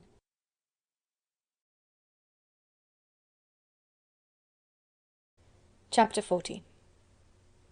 Elizabeth's impatience to acquaint Jane with what had happened could no longer be overcome, and at length, resolving to suppress every particular in which her sister was concerned, and preparing her to be surprised, she related to her the next morning the chief of the scene between Mr. Darcy and herself. Miss Bennet's astonishment was soon lessened by the strong sisterly partiality which made any admiration of Elizabeth appear perfectly natural, and all surprise was shortly lost in other feelings. She was sorry that Mr. Darcy should have delivered his sentiments in a manner so little suited to recommend them, but still more was she grieved for the unhappiness which her sister's refusal must have given him. "His being so sure of succeeding was wrong," said she, "and certainly ought not to have appeared, but consider how much it must increase his disappointment." "Indeed," replied Elizabeth, "I am heartily sorry for him, but he has other feelings, which will probably soon drive away his regard for me. You do not blame me, however, for refusing him?" "Blame you? Oh, no." "But you blame me for having spoken so warmly of Wickham?" "No, I do not know that you were wrong in saying what you did." "But you will know it when I tell you what happened the very next day." She then spoke of the letter, repeating the whole of its contents as far as they concerned George Wickham. What a stroke was this for poor Jane, who would willingly have gone through the world without believing that so much wickedness existed in the whole race of mankind as were here collected in one individual. Nor was Darcy's vindication, though grateful to her feelings, capable of consoling her for such discovery. Most earnestly did she labour to prove the probability of error, and seek to clear the one without involving the other. "This will not do," said Elizabeth. "You will never be able to make both of them good for anything. Take your choice, but you must be satisfied with only one. There is but such a quantity of merit between them, just enough to make one good sort of man, and of late it has been shifting about pretty much. For my part, I am inclined to believe it all Darcy's, but you shall do as you choose." It was some time, however, before a smile could be extorted from Jane. "I do not know when I have been more shocked," said she. "Wickham so very bad? It is almost past belief. And poor Mr. Darcy! Dear Lizzy, only consider what he must have suffered. Such a disappointment, and with the knowledge of your ill opinion too, and having to relate such a thing of his sister! It is really too distressing. I am sure you must feel it so." "Oh, no, my regret and compassion are all done away by seeing you so full of both. I know you will do him such ample justice, that I am growing every moment more unconcerned and indifferent. Your profusion makes me saving, and if you lament over him much longer, my heart will be as light as a feather." "Poor Wickham! There is such an expression of goodness in his countenance, such an openness and gentleness in his manner." "There certainly was some great mismanagement in the education of those two young men. One has got all the goodness, and the other all the appearance of it." "I never thought Mr. Darcy so deficient in the appearance of it as you used to do. And yet I meant to be uncommonly clever in taking so decided a dislike to him without any reason. It is such a spur to one's genius, such an opening for wit, to have a dislike of that kind. One may be continually abusive without saying anything just, but one cannot always be laughing at a man without now and then stumbling on something witty. Lizzy, when you first read that letter, I am sure you could not treat the matter as you do now." "Indeed I could not. I was uncomfortable enough, I may say unhappy, and with no one to speak to about what I felt, no Jane to comfort me and say that I had not been so very weak and vain and nonsensical as I knew I had. Oh, how I wanted you! How unfortunate that you should have used such very strong expressions in speaking of Wickham to Mr. Darcy, for now they do appear wholly undeserved." "Certainly. But the misfortune of speaking with bitterness is a most natural consequence of the prejudices I have been encouraging. There is one point on which I want your advice. I want to be told whether I ought or ought not to make our acquaintances in general understand Wickham's character." Miss Bennet paused a little, and then replied, "Surely there can be no occasion for exposing him so dreadfully. What is your opinion?" "That it ought not to be attempted. Mr. Darcy has not authorized me to make his communication public. On the contrary, every particular relative to his sister was meant to be kept as much as possible to myself, and if I endeavour to undeceive people as to the rest of his conduct, who will believe me? The general prejudice against Mr. Darcy is so violent, that it would be the death of half the good people in Meryton to attempt to place him in an amiable light. I am not equal to it. Wickham will soon be gone, and therefore it will not signify to any one here what he really is. Some time hence it will all be found out, and then we may laugh at their stupidity in not knowing it before. At present I will say nothing about it." "You are quite right. To have his errors made public might ruin him for ever. He is now, perhaps, sorry for what he has done, and anxious to re-establish a character. We must not make him desperate." The tumult of Elizabeth's mind was allayed by this conversation. She had got rid of two of the secrets which had weighed on her for a fortnight, and was certain of a willing listener in Jane, whenever she might wish to talk again of either. But there was still something lurking behind, of which prudence forbade the disclosure. She dared not relate the other half of Mr. Darcy's letter, nor explain to her sister how sincerely she had been valued by her friend. Here was knowledge in which no one could partake, and she was sensible that nothing less than a perfect understanding between the parties could justify her in throwing off this last encumbrance of mystery. "And then," said she, "if that very improbable event should ever take place, I shall merely be able to tell what Bingley may tell in a much more agreeable manner himself. The liberty of communication cannot be mine till it has lost all its value." She was now, on being settled at home, at leisure to observe the real state of her sister's spirits. Jane was not happy. She still cherished a very tender affection for Bingley. Having never even fancied herself in love before, her regard had all the warmth of first attachment, and from her age and disposition, greater steadiness than most first attachments often boast; and so fervently did she value his remembrance, and prefer him to every other man, that all her good sense and all her attention to the feelings of her friends were requisite to check the indulgence of those regrets which must have been injurious to her own health and their tranquillity. "Well, Lizzy," said Mrs. Bennet one day, "what is your opinion now of this sad business of Jane's? For my part, I am determined never to speak of it again to anybody. I told my sister Philip so the other day. But I cannot find out that Jane saw anything of him in London. Well, he is a very undeserving young man, and I do not suppose there's the least chance in the world of her ever getting him now. There is no talk of his coming to Netherfield again in the summer, and I have inquired of everybody, too, who is likely to know." "I do not believe he will ever live at Netherfield any more." "Oh, well, it is just as he chooses. Nobody wants him to come, though I shall always say he used my daughter extremely ill, and if I was her I would not have put up with it. Well, my comfort is, I am sure Jane will die of a broken heart, and then he will be sorry for what he has done." But as Elizabeth should not receive comfort from any such expectation, she made no answer. "Well, Lizzy," continued her mother soon afterwards, "and so the Collinses live very comfortable, do they? Well, well, I only hope it will last. And what sort of table do they keep? Charlotte is an excellent manager, I dare say. If she is half as sharp as her mother, she is saving enough. There is nothing extravagant in their housekeeping, I dare say." "No, nothing at all." "A great deal of good management, depend upon it. Yes, yes, they will take care not to outrun their income. They will never be distressed for money. Well, much good may it do them. And so, I suppose, they often talk of having Longbourn when your father is dead. They look upon it as quite their own, I dare say, whenever that happens." "It was a subject which they could not mention before me." "No, it would have been strange if they had. But I make no doubt they often talk of it between themselves. Well, if they can be easy with an estate that is not lawfully their own, so much the better.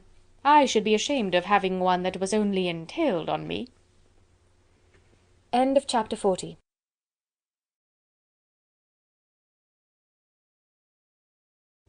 Chapter 41. The first week of their return was soon gone. The second began. It was the last of the regiment's stay at Meryton, and all the young ladies in the neighbourhood were drooping apace. The dejection was almost universal.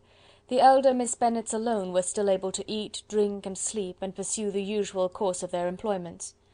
Very frequently they were reproached for this insensibility by Kitty and Lydia, whose own misery was extreme, and who could not comprehend such hard-heartedness in any of the family. "Good Heaven! What is to become of us? What are we to do?" they would often exclaim in the bitterness of woe. "How can you be smiling so, Lizzy?" Their affectionate mother shared all of their grief. She remembered what she had herself endured on a similar occasion 25 years ago. "I am sure," said she, "I cried for 2 days together when Colonel Miller's regiment went away. I thought I should have broken my heart." "I am sure I shall break mine," said Lydia. "If one could but go to Brighton," observed Mrs. Bennet. "Oh yes, if one could but go to Brighton, but papa is so disagreeable. A little sea bathing would set me up for ever." "And my Aunt Phillips is sure it would do me a great deal of good," added Kitty. Such were the kind of lamentations resounding perpetually through Longbourn House. Elizabeth tried to be diverted by them, but all sense of pleasure was lost in shame. She felt and knew the justice of Mr. Darcy's objections, and never had she been so much disposed to pardon his interference in the views of his friend. But the gloom of Lydia's prospect was shortly cleared away, for she received an invitation from Mrs. Forster, the wife of the colonel of the regiment, to accompany her to Brighton. This invaluable friend was a very young woman, and very lately married. A resemblance in good humour and good spirits had recommended her and Lydia to each other, and out of their 3 months' acquaintance they had been intimate too. The rapture of Lydia on this occasion, her adoration of Mrs. Forster, the delight of Mrs. Bennet, and the mortification of Kitty, are scarcely to be described. Wholly inattentive to her sister's feelings, Lydia flew about the house in restless ecstasy, calling for everyone's congratulations, and laughing and talking with more violence than ever, whilst the luckless Kitty continued in the parlour, repined at her fate in terms as unreasonable as her accent was peevish. "I cannot see why Mrs. Forster should not ask me as well as Lydia," said she, "though I am not her particular friend.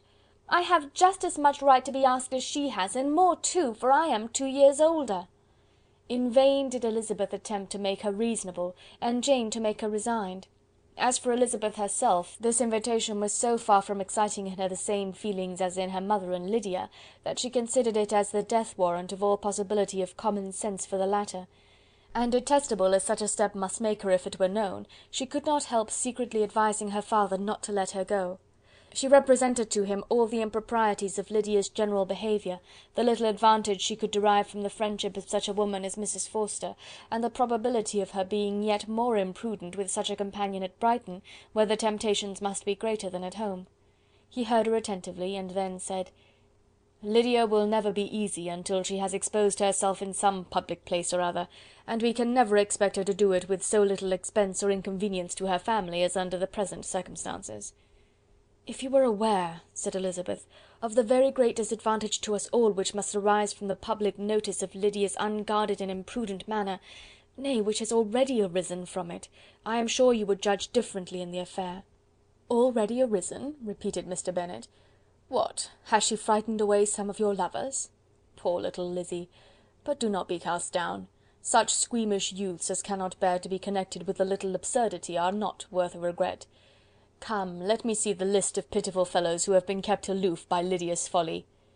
"Indeed you are mistaken. I have no such injuries to resent. It is not of particular, but of general evils which I am now complaining. Our importance, our respectability in the world, must be affected by the wild volatility, the assurance and disdain of all restraint which mark Lydia's character. Excuse me, for I must speak plainly. If you, my dear father, will not take the trouble of checking her exuberant spirits, and of teaching her that her present pursuits are not to be the business of her life, she will soon be beyond the reach of amendment. Her character will be fixed, and she will, at 16, be the most determined flirt that ever made herself or her family ridiculous.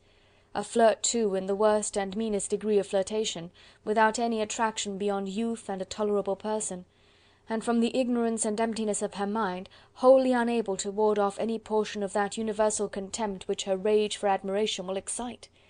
In this danger Kitty also is comprehended.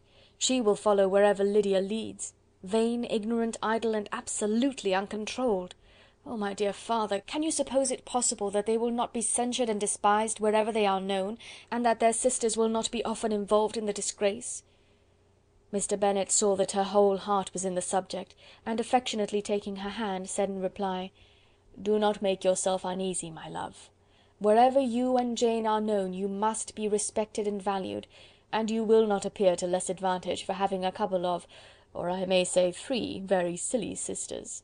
We shall have no peace at Longbourn if Lydia does not go to Brighton. Let her go then. Colonel Forster is a sensible man, and will keep her out of any real mischief. And she is luckily too poor to be an object of prey to anybody. At Brighton she will be of less importance even as a common flirt than she has been here. The officers will find women better worth their notice. Let us hope, therefore, that her being there may teach her her own insignificance. At any rate, she cannot grow many degrees worse without authorizing us to lock her up for the rest of her life." With this answer Elizabeth was forced to be content, but her own opinion continued the same, and she left him disappointed and sorry. It was not in her nature, however, to increase her vexations by dwelling on them. She was confident of having performed her duty, and to fret over unavoidable evils, or augment them by anxiety, was no part of her disposition. Had Lydia and her mother known the substance of her conference with her father, their indignation would hardly have found expression in their united volubility. In Lydia's imagination a visit to Brighton comprised every possibility of earthly happiness. She saw, with the creative eye of fancy, the streets of that gay bathing place covered with officers.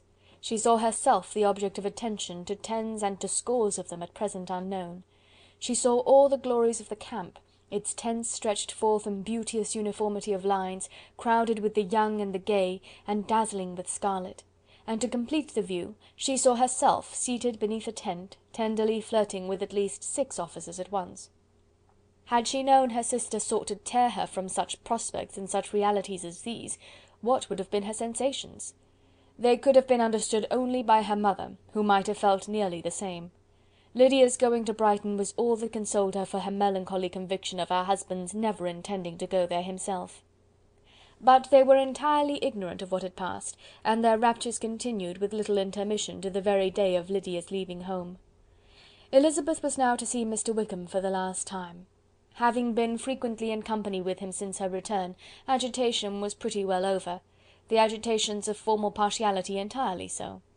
She had even learnt to detect, in the very gentleness which had at first delighted her, an affectation and a sameness to disgust and weary.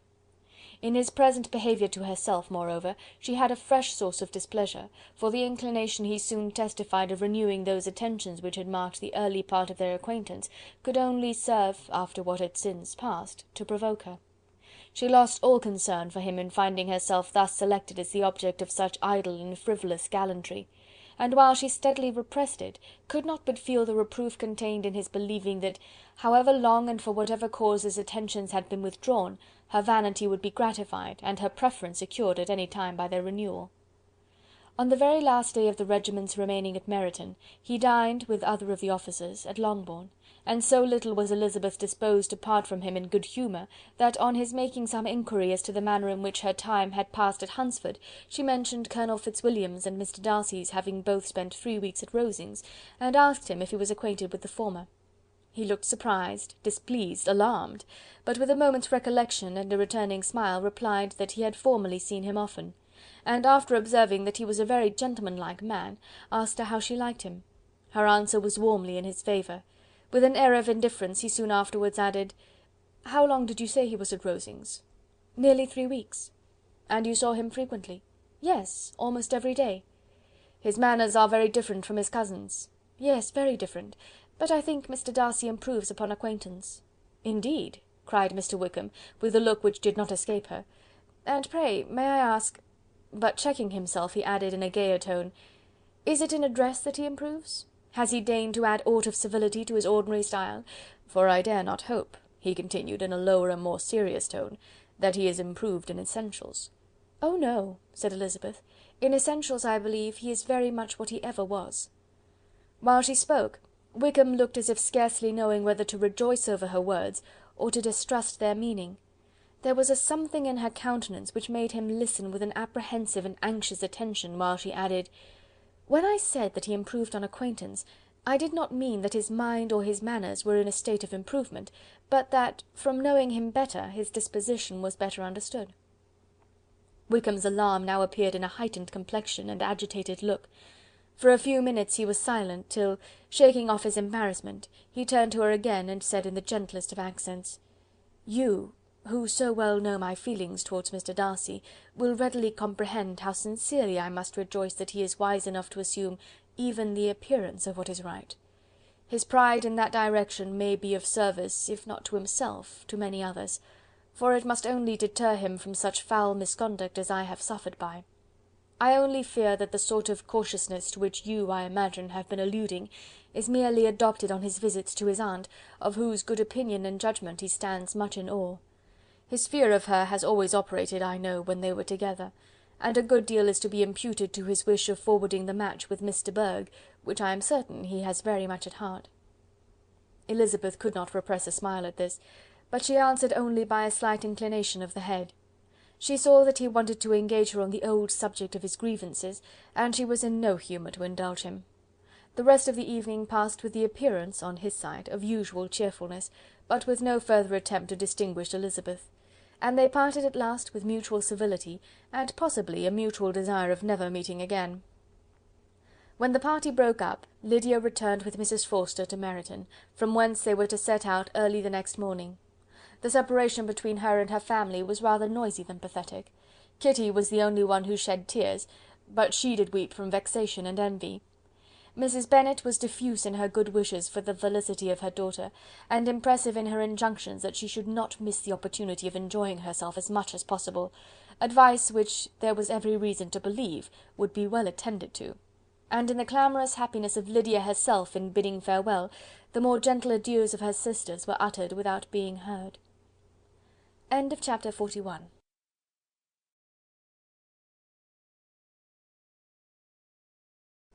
Chapter 42. Had Elizabeth's opinion been all drawn from her own family, she could not have formed a very pleasing opinion of conjugal felicity or domestic comfort. Her father, captivated by youth and beauty, and that appearance of good humour which youth and beauty generally give, had married a woman whose weak understanding and illiberal mind had very early in their marriage put an end to all real affection for her. Respect, esteem, and confidence had vanished for ever, and all his views of domestic happiness were overthrown. But Mr. Bennet was not of a disposition to seek comfort for the disappointment which his own imprudence had brought on, in any of those pleasures which too often console the unfortunate for their folly or their vice. He was fond of the country and of books, and from these tastes had arisen his principal enjoyments. To his wife he was very little otherwise indebted than as her ignorance and folly had contributed to his amusement. This is not the sort of happiness which a man would in general wish to owe to his wife, but where other powers of entertainment are wanting, the true philosopher will derive benefit from such as are given. Elizabeth, however, had never been blind to the impropriety of her father's behaviour as a husband. She had always seen it with pain, but respecting his abilities, and grateful for his affectionate treatment of herself, she endeavoured to forget what she could not overlook, and to banish from her thoughts that continual breach of conjugal obligation and decorum which, in exposing his wife to the contempt of her own children, was so highly reprehensible. But she had never felt so strongly as now the disadvantages which must attend the children of so unsuitable a marriage, nor ever been so fully aware of the evils arising from so ill-judged a direction of talents, talents which, rightly used, might at least have preserved the respectability of his daughters, even if incapable of enlarging the mind of his wife. When Elizabeth had rejoiced over Wickham's departure, she found little other cause for satisfaction in the loss of the regiment. Their parties abroad were less varied than before, and at home she had a mother and sister whose constant repinings at the dullness of everything around them threw a real gloom over their domestic circle. And though Kitty might in time regain her natural degree of sense, since the disturbers of her brain were removed, her other sister, from whose disposition greater evil might be apprehended, was likely to be hardened in all her folly and assurance by a situation of such double danger as a watering-place and a camp. Upon the whole, therefore, she found what has been sometimes found before, that an event to which she had been looking with impatient desire did not, in taking place, bring all the satisfaction she had promised herself.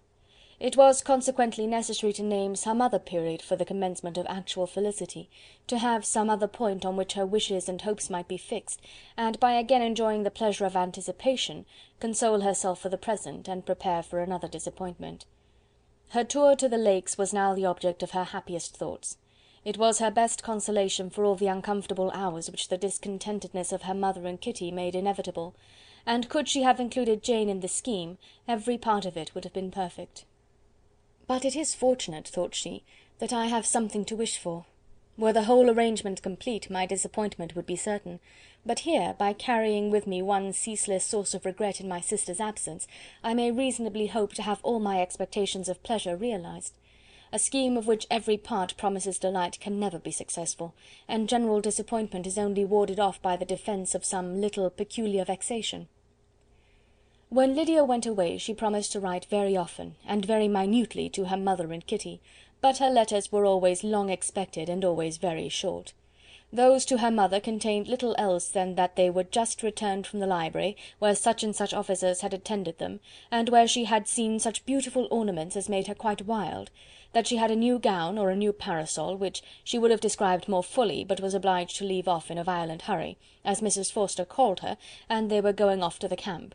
And from her correspondence with her sister, there was still less to be learnt, for her letters to Kitty, though rather longer, were much too full of lines under the words to be made public. After the first fortnight or 3 weeks of her absence, health, good humour and cheerfulness began to reappear at Longbourn. Everything wore a happier aspect. The families who had been in town for the winter came back again, and summer finery and summer engagements arose.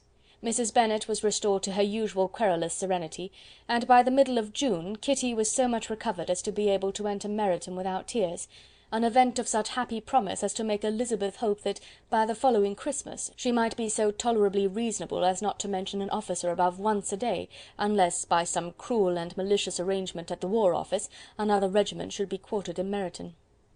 The time fixed for the beginning of their northern tour was now fast approaching, and a fortnight only was wanting of it, when a letter arrived from Mrs. Gardiner, which at once delayed its commencement, and curtailed its extent. Mr. Gardiner would be prevented by business from setting out till a fortnight later in July, and must be in London again within a month, and as that left too short a period for them to go so far and see so much as they had proposed, or at least to see it with the leisure and comfort they had built on, they were obliged to give up the Lakes, and substitute a more contracted tour, and according to the present plan, were to go no farther northwards than Derbyshire. In that county there was enough to be seen to occupy the chief of their 3 weeks, and to Mrs. Gardiner it had a peculiarly strong attraction. The town where she had formerly passed some years of her life, and where they were now to spend a few days, was probably as great an object of her curiosity as all the celebrated beauties of Matlock, Chatsworth, Dovedale, or the Peak. Elizabeth was excessively disappointed. She had set her heart on seeing the Lakes, and still thought there might have been time enough. But it was her business to be satisfied, and certainly her temper to be happy, and all was soon right again. With the mention of Derbyshire there were many ideas connected. It was impossible for her to see the word without thinking of Pemberley and its owner. "But surely," said she, "I may enter his county without impunity, and rob it of a few petrified spars without his perceiving me." The period of expectation was now doubled. 4 weeks were to pass away before her uncle and aunt's arrival. But they did pass away, and Mr. and Mrs. Gardiner, with their 4 children, did at length appear at Longbourn. The children, 2 girls of 6 and 8 years old, and 2 younger boys, were to be left under the particular care of their cousin Jane, who was the general favourite, and whose steady sense and sweetness of temper exactly adapted her for attending to them in every way, teaching them, playing with them, and loving them. The Gardiners stayed only 1 night at Longbourn, and set off the next morning with Elizabeth in pursuit of novelty and amusement.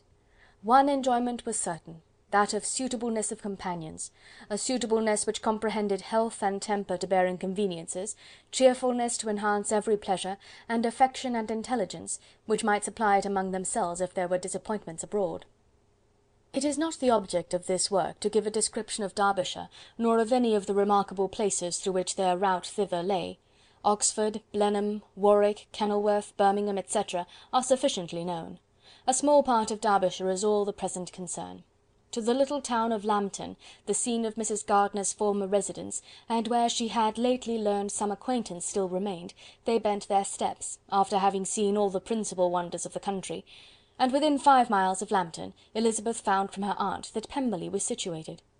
It was not in their direct road, nor more than a mile or 2 out of it. In talking over their route the evening before, Mrs. Gardiner expressed an inclination to see the place again. Mr. Gardiner declared his willingness, and Elizabeth was applied to for her approbation. "My love, should you not like to see a place of which you have heard so much?" said her aunt. "A place, too, with which so many of your acquaintances are connected. Wickham passed all his youth there, you know." Elizabeth was distressed. She felt that she had no business at Pemberley, and was obliged to assume a disinclination for seeing it. She must own that she was tired of seeing great houses; after going over so many, she really had no pleasure in fine carpets or satin curtains. Mrs. Gardiner abused her stupidity. "If it were merely a fine house, richly furnished," said she, "I should not care about it myself, but the grounds are delightful. They have some of the finest woods in the country." Elizabeth said no more, but her mind could not acquiesce. The possibility of meeting Mr. Darcy while viewing the place instantly occurred. It would be dreadful! She blushed at the very idea, and thought it would be better to speak openly to her aunt than to run such a risk. But against this there were objections, and she finally resolved that it could be the last resource if her private inquiries to the absence of the family were unfavourably answered. Accordingly, when she retired at night, she asked the chambermaid whether Pemberley were not a very fine place. What was the name of its proprietor? And, with no little alarm, whether the family were down for the summer. A most welcome negative followed the last question, and her alarms now being removed, she was at leisure to feel a great deal of curiosity to see the house herself, and when the subject was revived the next morning, and she was again applied to, could readily answer, and with a proper air of indifference, that she had not really any dislike to the scheme. To Pemberley, therefore, they were to go. End of chapter 42.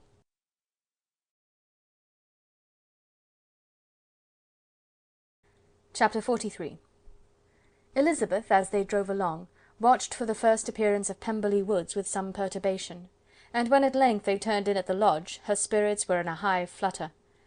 The park was very large, and contained great variety of ground. They entered it in one of its lowest points, and drove for some time through a beautiful wood, stretching over a wide extent. Elizabeth's mind was too full for conversation, but she saw and admired every remarkable spot and point of view. They gradually ascended for half a mile, and then found themselves at the top of a considerable eminence, where the wood ceased, and the eye was instantly caught by Pemberley House, situated on the opposite side of a valley, into which the road with some abruptness wound.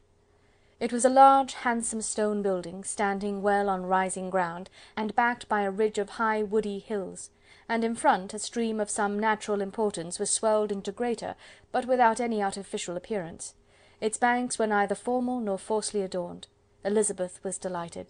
She had never seen a place for which nature had done more, or where natural beauty had been so little counteracted by an awkward taste. They were all of them warm in their admiration, and at that moment she felt that to be mistress of Pemberley might be something. They descended the hill, crossed the bridge, and drove to the door, and while examining the nearer aspect of the house, all her apprehension of meeting its owner returned. She dreaded lest the chambermaid had been mistaken. On applying to see the place, they were admitted into the hall, and Elizabeth, as they waited for the housekeeper, had leisure to wonder at her being where she was. The housekeeper came, a respectable-looking elderly woman, much less fine and more civil than she had any notion of finding her. They followed her into the dining parlour. It was a large, well-proportioned room, handsomely fitted up. Elizabeth, after slightly surveying it, went to a window to enjoy its prospect. The hill, crowned with wood, which they had descended, receiving increased abruptness from the distance, was a beautiful object. Every disposition of the ground was good, and she looked on the whole scene, the river, the trees scattered on its banks, and the winding of the valley, as far as she could trace it, with delight. As they passed into other rooms, these objects were taking different positions, but from every window there were beauties to be seen. The rooms were lofty and handsome, and their furniture suitable to the fortune of its proprietor, but Elizabeth saw, with admiration of his taste, that it was neither gaudy nor uselessly fine, with less splendour and more real elegance than the furniture of Rosings. "And of this place," thought she, "I might have been mistress. With these rooms I might now have been familiarly acquainted. Instead of viewing them as a stranger, I might have rejoiced in them as my own, and welcomed to them as visitors my uncle and aunt. But no," recollecting herself, "that could never be. My uncle and aunt would have been lost to me. I should not have been allowed to invite them." This was a lucky recollection. It saved her from something very like regret. She longed to inquire of the housekeeper whether her master was really absent, but had not the courage for it. At length, however, the question was asked by her uncle, and she turned away with alarm, while Mrs. Reynolds replied that he was, adding, "But we expect him to-morrow, with a large party of friends." How rejoiced was Elizabeth that their own journey had not by any circumstance been delayed a day! Her aunt now called her to look at a picture. She approached and saw the likeness of Mr. Wickham, suspended amongst several other miniatures, over the mantelpiece. Her aunt asked her smilingly how she liked it. The housekeeper came forward and told them it was a picture of a young gentleman, the son of her late master's steward, who had been brought up by him at his own expense. "He is now gone into the army," she added, "but I am afraid he has turned out very wild." Mrs. Gardiner looked at her niece with a smile, but Elizabeth could not return it. "And that," said Mrs. Reynolds, pointing to another of the miniatures, "is my master, and very like him. It was drawn at the same time as the other, about 8 years ago." "I have heard much of your master's fine person," said Mrs. Gardiner, looking at the picture. "It is a handsome face. But, Lizzy, you can tell us whether it is like or not." Mrs. Reynolds' respect for Elizabeth seemed to increase on this intimation of her knowing her master. "Does that young lady know Mr. Darcy?" Elizabeth coloured, and said, "A little." "And do not you think him a very handsome gentleman, ma'am?" "Yes, very handsome." "I am sure I know none so handsome. But in the gallery upstairs you will see a finer, larger picture of him than this. This room was my late master's favourite room, and these miniatures are just as they used to be then. He was very fond of them." This accounted to Elizabeth for Mr. Wickham's being among them. Mrs. Reynolds then directed their attention to one of Miss Darcy, drawn when she was only 8 years old. "And is Miss Darcy as handsome as her brother?" said Mrs. Gardiner. "Oh, yes, the handsomest young lady that ever was seen, and so accomplished. She plays and sings all day long. In the next room is a new instrument just come down for her, a present from my master. She comes here to-morrow with him." Mr. Gardiner, whose manners were very easy and pleasant, encouraged her communicativeness by his questions and remarks. Mrs. Reynolds, either by pride or attachment, had evidently great pleasure in talking of her master and his sister. "Is your master much at Pemberley in the course of the year?" "Not so much as I could wish, sir, but I dare say he may spend half his time here, and Miss Darcy is always down for the summer months." "Except," thought Elizabeth, "when she goes to Ramsgate." "If your master would marry, you might see more of him." "Yes, sir, but I do not know when that will be. I do not know who is good enough for him." Mr. and Mrs. Gardiner smiled. Elizabeth could not help saying, "It is very much to his credit, I am sure, that you should think so." "I say no more than the truth, and everybody will say that knows him," replied the other. Elizabeth thought this was going pretty far, and she listened with increasing astonishment as the housekeeper added, "I have never known a cross word from him in my life, and I have known him ever since he was 4 years old." This was praise, of all others most extraordinary, most opposite to her ideas. That he was not a good-tempered man had been her firmest opinion. Her keenest attention was awakened. She longed to hear more, and was grateful to her uncle for saying, "There are several people of whom so much can be said. You are lucky in having such a master." "Yes, sir, I know I am. If I were to go through the world, I could not meet with a better. But I have always observed that they who are good-natured when children are good-natured when they grow up, and he was always the sweetest-tempered, most generous-hearted boy in the world." Elizabeth almost stared at her. "Can this be Mr. Darcy?" thought she. "His father was an excellent man," said Mrs. Gardiner. "Yes, ma'am, that he was indeed, and his son will be just like him, just as affable to the poor." Elizabeth listened, wondered, doubted, and was impatient for more. Mrs. Reynolds could interest her on no other point. She related the subjects of the pictures, the dimensions of the rooms, and the price of the furniture in vain. Mr. Gardiner, highly amused by the kind of family prejudice to which he attributed her excessive commendation of her master, soon led again to the subject, and she dwelt with energy on his many merits as they proceeded together up the great staircase. "He is the best landlord and the best master," said she, "that ever lived. Not like the wild young men nowadays, who think of nothing but themselves. There is not one of his tenants or servants but will give him a good name.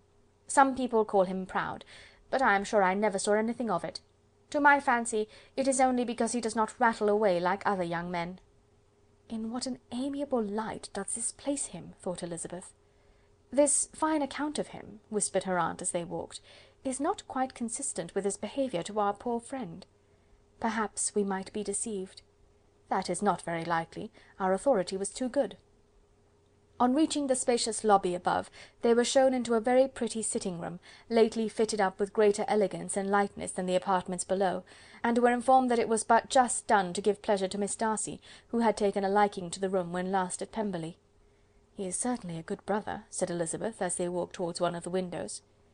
Mrs. Reynolds anticipated Miss Darcy's delight when she should enter the room. "And this is always the way with him," she added. "Whatever can give his sister any pleasure is sure to be done in a moment. There is nothing he would not do for her." The picture gallery and 2 or 3 of the principal bedrooms were all that remained to be shown. In the former were many good paintings, but Elizabeth knew nothing of the art, and from such as had already been visible below, she had willingly turned to look at some drawings of Miss Darcy's, in crayons, whose subjects were usually more interesting and also more intelligible. In the gallery there were many family portraits, but they could have little to fix the attention of a stranger. Elizabeth walked in quest of the only face whose features would be known to her. At last it arrested her, and she beheld a striking resemblance to Mr. Darcy, with such a smile over the face as she remembered to have sometimes seen when he looked at her. She stood several minutes before the picture, in earnest contemplation, and returned to it again before they quitted the gallery. Mrs. Reynolds informed them that it had been taken in his father's lifetime. There was certainly at this moment, in Elizabeth's mind, a more gentle sensation towards the original than she had ever felt at the height of their acquaintance.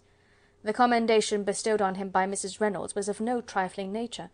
What praise is more valuable than the praise of an intelligent servant?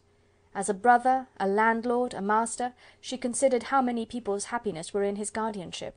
How much of pleasure or pain was it in his power to bestow? How much of good or evil must be done by him? Every idea that had been brought forward by the housekeeper was favourable to his character, and as she stood before the canvas on which he was represented, and fixed his eyes upon herself, she thought of his regard with a deeper sentiment of gratitude than it had ever raised before. She remembered its warmth, and softened its impropriety of expression. When all of the house that was open to general inspection had been seen, they returned downstairs, and taking leave of the housekeeper, were consigned over to the gardener, who met them at the hall door. As they walked across the hall towards the river, Elizabeth turned back to look again. Her uncle and aunt stopped also, and while the former was conjecturing as to the date of the building, the owner of it himself suddenly came forward from the road, which led behind it to the stables. They were within 20 yards of each other, and so abrupt was his appearance that it was impossible to avoid his sight. Their eyes instantly met, and the cheeks of both were overspread with the deepest blush. He absolutely started, and for a moment seemed immovable from surprise, but shortly recovering himself, advanced towards the party and spoke to Elizabeth, if not in terms of perfect composure, at least of perfect civility. She had instinctively turned away, but stopping on his approach, received his compliments with an embarrassment impossible to be overcome. Had his first appearance, or his resemblance to the picture they had just been examining, been insufficient to assure the other two that they now saw Mr. Darcy, the gardener's expression of surprise, on beholding his master, must immediately have told it. They stood a little aloof while he was talking to their niece, who, astonished and confused, scarcely dared lift her eyes to his face, and knew not what answer she returned to his civil inquiries after her family. Amazed at the alteration of his manner since they last parted, every sentence that he uttered was increasing her embarrassment, and every idea of the impropriety of her being found there recurring to her mind, the few minutes in which they continued were some of the most uncomfortable in her life. Nor did he seem much more at ease. When he spoke, his accent had none of its usual sedateness, and he repeated his inquiries as to the time of her having left Longbourn, and of her having stayed in Derbyshire so often, and in so hurried a way, as plainly spoke the distraction of his thoughts. At length every idea seemed to fail him, and after standing a few moments without saying a word, he suddenly recollected himself, and took leave. The others then joined her, and expressed admiration of his figure, but Elizabeth heard not a word, and wholly engrossed by her own feelings, followed them in silence. She was overpowered by shame and vexation. Her coming there was the most unfortunate, the most ill-judged thing in the world. How strange it must appear to him! In what a disgraceful light might it not strike so vain a man! It might seem as if she had purposely thrown herself in his way again. Oh, why did she come? Or why did he thus come a day before he was expected? Had they been only 10 minutes sooner, they could have been beyond the reach of his discrimination, for it was plain that he was that moment arrived, that moment alighted from his horse, or his carriage. She blushed again and again over the perverseness of the meeting, and his behaviour, so strikingly altered, what could it mean? That he should even speak to her was amazing, but to speak with such civility, to inquire after her family! Never in her life had she seen his manners so little dignified, never had he spoken with such gentleness as on this unexpected meeting. What a contrast did it offer to his last address in Rosings Park, when he put his letter into her hand! She knew not what to think, or how to account for it. They had now entered a beautiful walk by the side of the water, and every step was bringing forward a nobler fall of ground, or a finer reach of the woods to which they were approaching. But it was some time before Elizabeth was sensible of any of it, and though she answered mechanically to the repeated appeals of her uncle and aunt, and seemed to direct her eyes to such objects as they pointed out, she distinguished no part of the scene. Her thoughts were all fixed on that one spot of Pemberley House, whichever it might be, where Mr. Darcy then was. She longed to know what at the moment was passing in his mind, in what manner he thought of her, and whether, in defiance of everything, she was still dear to him. Perhaps he had been civil only because he felt himself at ease, yet there had been that in his voice which was not like ease. Whether he had felt more of pain or of pleasure in seeing her she could not tell, but he certainly had not seen her with composure. At length, however, the remarks of her companions on her absence of mind aroused her, and she felt the necessity of appearing more like herself. They entered the woods, and bidding adieu to the river for a while, ascended some of the higher grounds. When in spots where the opening of the trees gave the eye power to wander, were many charming views of the valley, the opposite hills with the long range of woods overspreading many, and occasionally part of the stream. Mr. Gardiner expressed a wish of going round the whole park, but feared it might be beyond a walk. With a triumphant smile they were told that it was 10 miles round. It settled the matter, and they pursued the accustomed circuit, which brought them again, after some time, in a descent among hanging woods, to the edge of the water, and one of its narrowest parts. They crossed it by a simple bridge, in character with the general air of the scene. It was a spot less adorned than any they had yet visited, and the valley, here contracted into a glen, allowed room only for the stream, and a narrow walk amidst the rough coppice wood which bordered it. Elizabeth longed to explore its windings, but when they had crossed the bridge and perceived their distance from the house, Mrs. Gardiner, who was not a great walker, could go no farther, and thought only of returning to the carriage as quickly as possible. Her niece was, therefore, obliged to submit, and they took their way towards the house on the opposite side of the river, in the nearest direction. But their progress was slow, for Mr. Gardiner, though seldom able to indulge the taste, was very fond of fishing, and was so much engaged in watching the occasional appearance of some trout in the water, and talking to the man about them, that he advanced but little. Whilst wandering on in this slow manner, they were again surprised, and Elizabeth's astonishment was quite equal to what it had been at first, by the sight of Mr. Darcy approaching them, and at no great distance. The walk here being less sheltered than on the other side, allowed them to see him before they met. Elizabeth, however astonished, was at least more prepared for an interview than before, and resolved to appear and to speak with calmness, if he really intended to meet them. For a few moments, indeed, she felt that he would probably strike into some other path. The idea lasted while a turning in the walk concealed him from their view. The turning past, he was immediately before them. With a glance she saw that he had lost none of his recent civility, and to imitate his politeness she began, as they met, to admire the beauty of the place. But she had not got beyond the words delightful and charming, when some unlucky recollections obtruded, and she fancied that praise of Pemberley from her might be mischievously construed. Her colour changed, and she said no more. Mrs. Gardiner was standing a little behind, and on her pausing, he asked her if she would do him the honour of introducing him to her friends.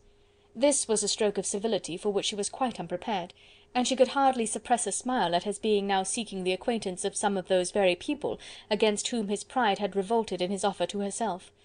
What will be his surprise, thought she, when he knows who they are? He takes them now for people of fashion.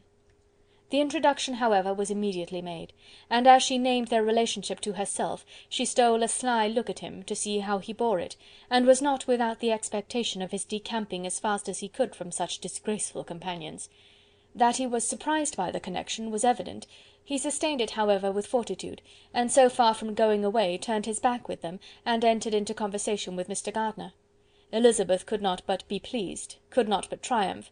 It was consoling that he should know she had some relations for whom there was no need to blush. She listened most attentively to all that passed between them, and gloried in every expression, every sentence of her uncle, which marked his intelligence, his taste, or his good manners. The conversation soon turned upon fishing, and she heard Mr. Darcy invite him, with the greatest civility, to fish there as often as he chose while he continued in the neighbourhood, offering at the same time to supply him with fishing tackle, and pointing out those parts of the stream where there was usually most sport.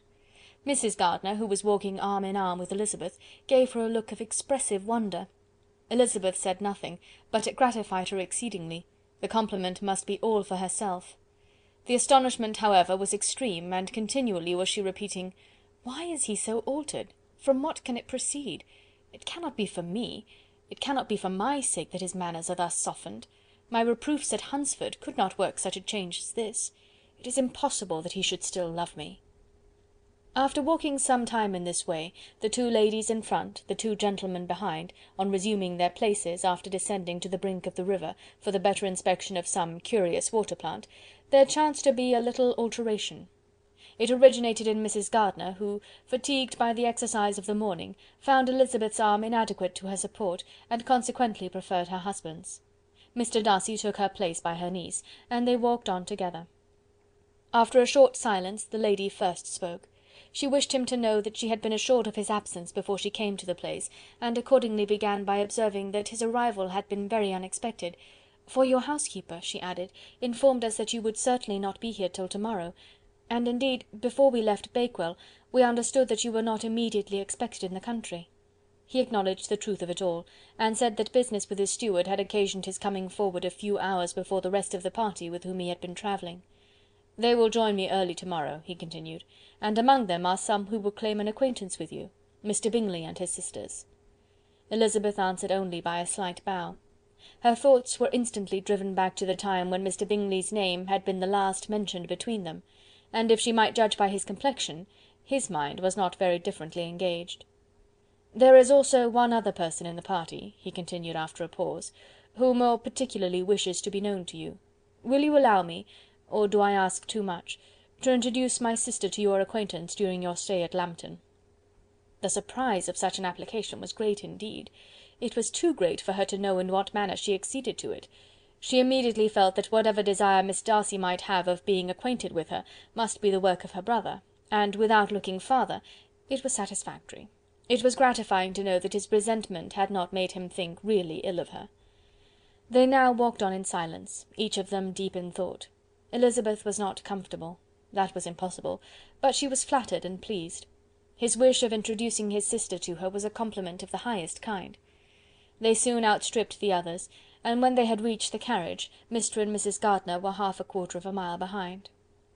He then asked her to walk into the house, but she declared herself not tired, and they stood together on the lawn. At such a time much might have been said, and silence was very awkward. She wanted to talk, but there seemed to be an embargo on every subject. At last she recollected that she had been travelling, and they talked of Matlock and Dovedale with great perseverance. Yet time and her aunt moved slowly, and her patience and her ideas were nearly worn out before the tete-a-tete was over. On Mr. and Mrs. Gardiner's coming up, they were all pressed to go into the house and take some refreshment, but this was declined, and they parted on each side with utmost politeness. Mr. Darcy handed the ladies into the carriage, and when it drove off, Elizabeth saw him walking slowly towards the house. The observations of her aunt and uncle now began, and each of them pronounced him to be infinitely superior to anything they had expected. "He is perfectly well behaved, polite, and unassuming," said her uncle. "There is something a little stately in him, to be sure," replied her aunt, "but it is confined to his air, and is not unbecoming. I can now say with his housekeeper, that though some people may call him proud, I have seen nothing of it. I was never more surprised by his behaviour to us. It was more than civil, it was really attentive, and there was no necessity for such attention. His acquaintance with Elizabeth was very trifling." "To be sure, Lizzy," said her aunt, "he is not so handsome as Wickham, or rather, he has not Wickham's countenance, for his features are perfectly good. But how came you to tell me that he was so disagreeable?" Elizabeth excused herself as well as she could, said that she had liked him better when they had met in Kent than before, and that she had never seen him so pleasant as this morning. "But perhaps he may be a little whimsical in his civilities," replied her uncle. "Your great men often are, and therefore I shall not take him at his word, as he might change his mind another day and warn me off his grounds." Elizabeth felt that they had entirely misunderstood his character, but said nothing. "From what we have seen of him," continued Mrs. Gardiner, "I really should not have thought that he could have behaved in so cruel a way by anybody as he has done by poor Wickham. He has not an ill-natured look. On the contrary, there is something pleasing about his mouth when he speaks, and there is something of dignity in his countenance that would not give one an unfavourable idea of his heart. But, to be sure, the good lady who showed us his house did give him a most flaming character. I could hardly help laughing aloud sometimes. But he is a liberal master, I suppose, and that, in the eye of a servant, comprehends every virtue." Elizabeth here felt herself called on to say something in vindication of his behaviour to Wickham, and therefore gave them to understand, in as guarded a manner as she could, that, by what she had heard from his relations in Kent, his actions were capable of a very different construction, and that his character was by no means so faulty, nor Wickham's so amiable, as they had been considered in Hertfordshire. In confirmation of this, she related the particulars of all the pecuniary transactions in which they had been connected, without actually naming her authority, but stating it to be such as might be relied on. Mrs. Gardiner was surprised and concerned, but as they were now approaching the scene of her former pleasures, every idea gave way to the charm of recollection, and she was too much engaged in pointing out to her husband all the interesting spots in its environs to think of anything else. Fatigued as she had been by the morning's walk, they had no sooner dined than she set off again in quest of her former acquaintance, and the evening was spent in the satisfactions of an intercourse renewed after many years' discontinuance. The occurrences of the day were too full of interest to leave Elizabeth much attention for any of these new friends, and she could do nothing but think, and think with wonder, of Mr. Darcy's civility, and above all, of his wishing her to be acquainted with his sister. Chapter 43.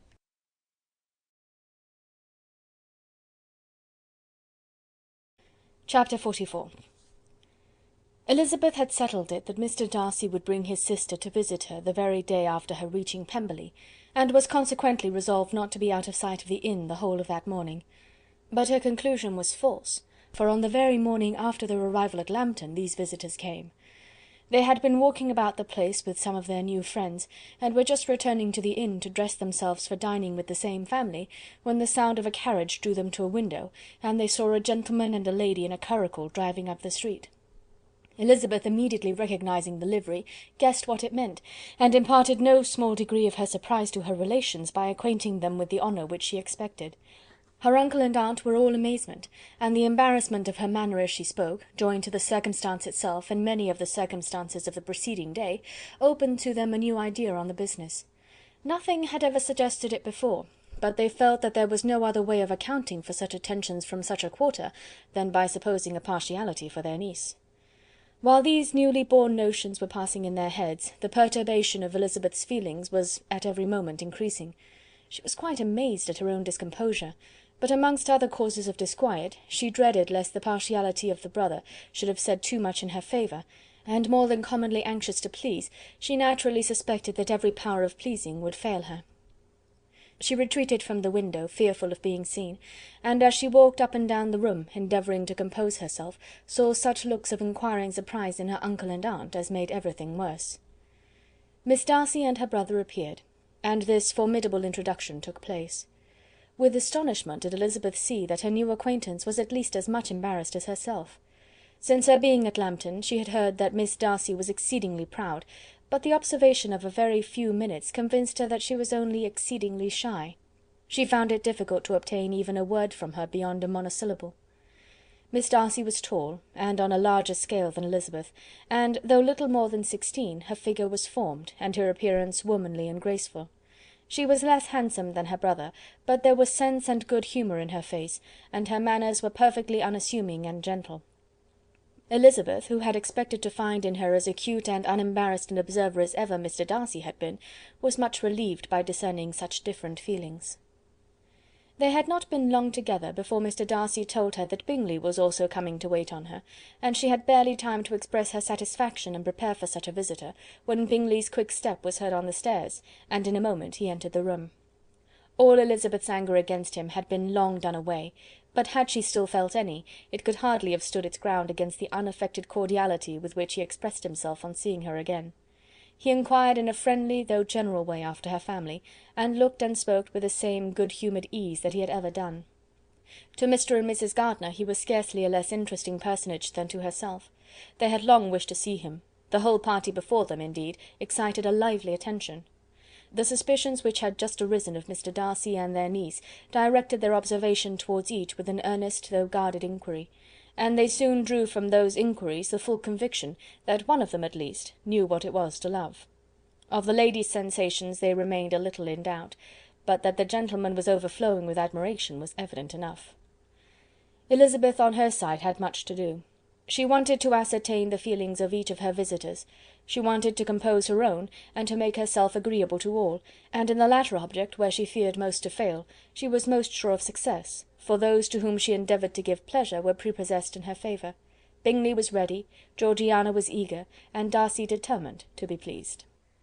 In seeing Bingley her thoughts naturally flew to her sister, and oh, how ardently did she long to know whether any of his were directed in a like manner. Sometimes she could fancy that he talked less than on former occasions, and once or twice pleased herself with the notion that, as he looked at her, he was trying to trace a resemblance. But though this might be imaginary, she could not be deceived as to his behaviour to Miss Darcy, who had been set up as a rival to Jane. No look appeared on either side that spoke particular regard. Nothing occurred between them that could justify the hopes of his sister. On this point she was soon satisfied, and 2 or 3 little circumstances occurred ere they parted, which, in her anxious interpretation, denoted a recollection of Jane not untinctured by tenderness, and a wish of saying more that might lead to the mention of her, had he dared. He observed to her, at a moment when the others were talking together, and in a tone which had something of real regret, that it was a very long time since he had had the pleasure of seeing her, and before she could reply, he added, "It is above 8 months. We have not met since the 26th of November, when we were all dancing together at Netherfield." Elizabeth was pleased to find his memory so exact, and he afterwards took occasion to ask her, when unattended to by any of the rest, whether all her sisters were at Longbourn. There was not much in the question, nor in the preceding remark, but there was a look and a manner which gave them meaning. It was not often that she could turn her eyes on Mr. Darcy himself, but whenever she did catch a glimpse, she saw an expression of general complaisance, and in all that he said she heard an accent so removed from hauteur or disdain of his companions, as convinced her that the improvement of manners which she had yesterday witnessed, however temporary its existence might prove, had at least outlived one day. When she saw him thus seeking the acquaintance and courting the good opinion of people with whom any intercourse a few months ago would have been a disgrace, when she saw him thus civil, not only to herself, but to the very relations whom he had openly disdained, and recollected their last lively scene in Hunsford Parsonage, the difference, the change, was so great, and struck so forcibly on her mind, that she could hardly restrain her astonishment from being visible. Never, even in the company of his dear friends at Netherfield, or his dignified relations at Rosings, had she seen him so desirous to please, so free from self-consequence or unbending reserve, as now, when no importance could result from the success of his endeavours, and when even the acquaintance of those to whom his attentions were addressed would draw down the ridicule and censure of the ladies both of Netherfield and Rosings. Their visitors stayed with them above half an hour, and when they arose to depart, Mr. Darcy called on his sister to join him in expressing their wish of seeing Mr. and Mrs. Gardiner and Miss Bennet to dinner at Pemberley before they left the country. Miss Darcy, though with a diffidence which marked her little in the habit of giving invitations, readily obeyed. Mrs. Gardiner looked at her niece, desirous of knowing how she, whom the invitation most concerned, felt disposed as to its acceptance, but Elizabeth had turned away her head. Presuming, however, that this studied avoidance spoke rather a momentary embarrassment than any dislike of the proposal, and seeing in her husband, who was fond of society, a perfect willingness to accept it, she ventured to engage for her attendance, and the day after the next was fixed on. Bingley expressed great pleasure in the certainty of seeing Elizabeth again, having still a great deal to say to her, and many inquiries to make after all their Hertfordshire friends. Elizabeth, construing all this into a wish of hearing her speak of her sister, was pleased, and on this account, as well as some others, found herself, when their visitors left them, capable of considering the last half-hour with some satisfaction, though while it was passing, the enjoyment of it had been little. Eager to be alone, and fearful of inquiries or hints from her uncle and aunt, she stayed with them only long enough to hear their favourable opinion of Bingley, and then hurried away to dress. But she had no reason to fear Mr. and Mrs. Gardiner's curiosity. It was not their wish to force her communication. It was evident that she was much better acquainted with Mr. Darcy than they had before any idea of. It was evident that he was very much in love with her. They saw much to interest, but nothing to justify inquiry. Of Mr. Darcy it was now a matter of anxiety to think well, and as far as their acquaintance reached, there was no fault to find. They could not be untouched by his politeness, and had they drawn his character from their own feelings and his servant's report, without any reference to any other account, the circle in Hertfordshire, to which he was known, would not have recognised it for Mr. Darcy. There was now an interest, however, in believing the housekeeper, and they soon became sensible that the authority of a servant who had known him since he was 4 years old, and whose own manners indicated respectability, was not to be hastily rejected. Neither had anything occurred in the intelligence of their Lambton friends that could materially lessen its weight. They had nothing to accuse him of but pride. Pride he probably had, and if not, it would certainly be imputed by the inhabitants of a small market town where the family did not visit. It was acknowledged, however, that he was a liberal man, and did much good among the poor. With respect to Wickham, the traveller soon found that he was not held there in much estimation, for though the chief of his concerns with the son of his patron were imperfectly understood, it was yet a well-known fact that, on his quitting Derbyshire, he had left many debts behind him, which Mr. Darcy afterwards discharged. As for Elizabeth, her thoughts were at Pemberley this evening more than the last, and the evening, though as it passed it seemed long, was not long enough to determine her feelings towards one in that mansion, and she lay awake 2 whole hours endeavouring to make them out. She certainly did not hate him. No, hatred had vanished long ago, and she had almost as long been ashamed of ever feeling a dislike against him that could so be called. The respect created by the conviction of his valuable qualities, though at first unwillingly admitted, had for some time ceased to be repugnant to her feeling, and it was now heightened into somewhat of a friendlier nature by the testimony so highly in his favour, and bringing forward his disposition in so amiable a light, which yesterday had produced. But above all, above respect and esteem, there was a motive within her of good-will which could not be overlooked. It was gratitude. Gratitude not merely for having once loved her, but for loving her still well enough to forgive all the petulance and acrimony of her manner in rejecting him, and all the unjust accusations accompanying her rejection. He who, she had been persuaded, would avoid her as his greatest enemy, seemed on this accidental meeting most eager to preserve the acquaintance, and without any indelicate display of regard, or any peculiarity of manner, where their 2 selves only were concerned, was soliciting the good opinion of her friends, and bent on making her known to his sister. Such a change in a man of so much pride excited not only astonishment but gratitude, for to love, ardent love, it must be attributed, and as such its impression on her was of a sort to be encouraged as by no means unpleasing, though it could not be exactly defined.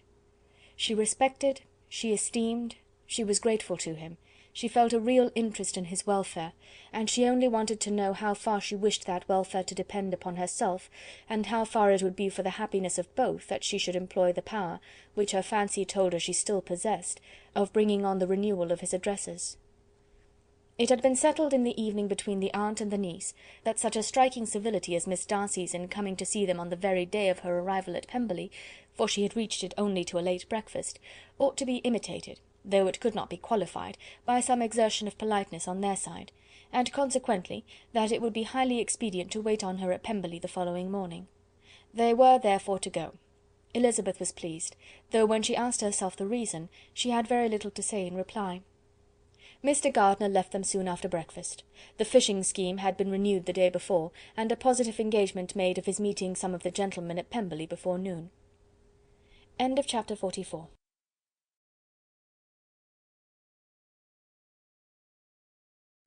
Chapter 45. Convinced as Elizabeth now was that Miss Bingley's dislike of her had originated in jealousy, she could not help feeling how unwelcome her appearance at Pemberley must be to her, and was curious to know with how much civility on that lady's side the acquaintance would now be renewed. On reaching the house, they were shown through the hall into the saloon, whose northern aspect rendered it delightful for summer. Its windows opening to the ground admitted a most refreshing view of the high woody hills behind the house, and of the beautiful oaks and Spanish chestnuts which were scattered over the intermediate lawn.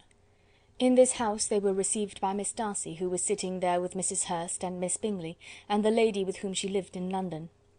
Georgiana's reception of them was very civil, but attended with all the embarrassment which, though proceeding from shyness and the fear of doing wrong, would easily give to those who felt themselves inferior the belief of her being proud and reserved. Mrs. Gardiner and her niece, however, did her justice, and pitied her.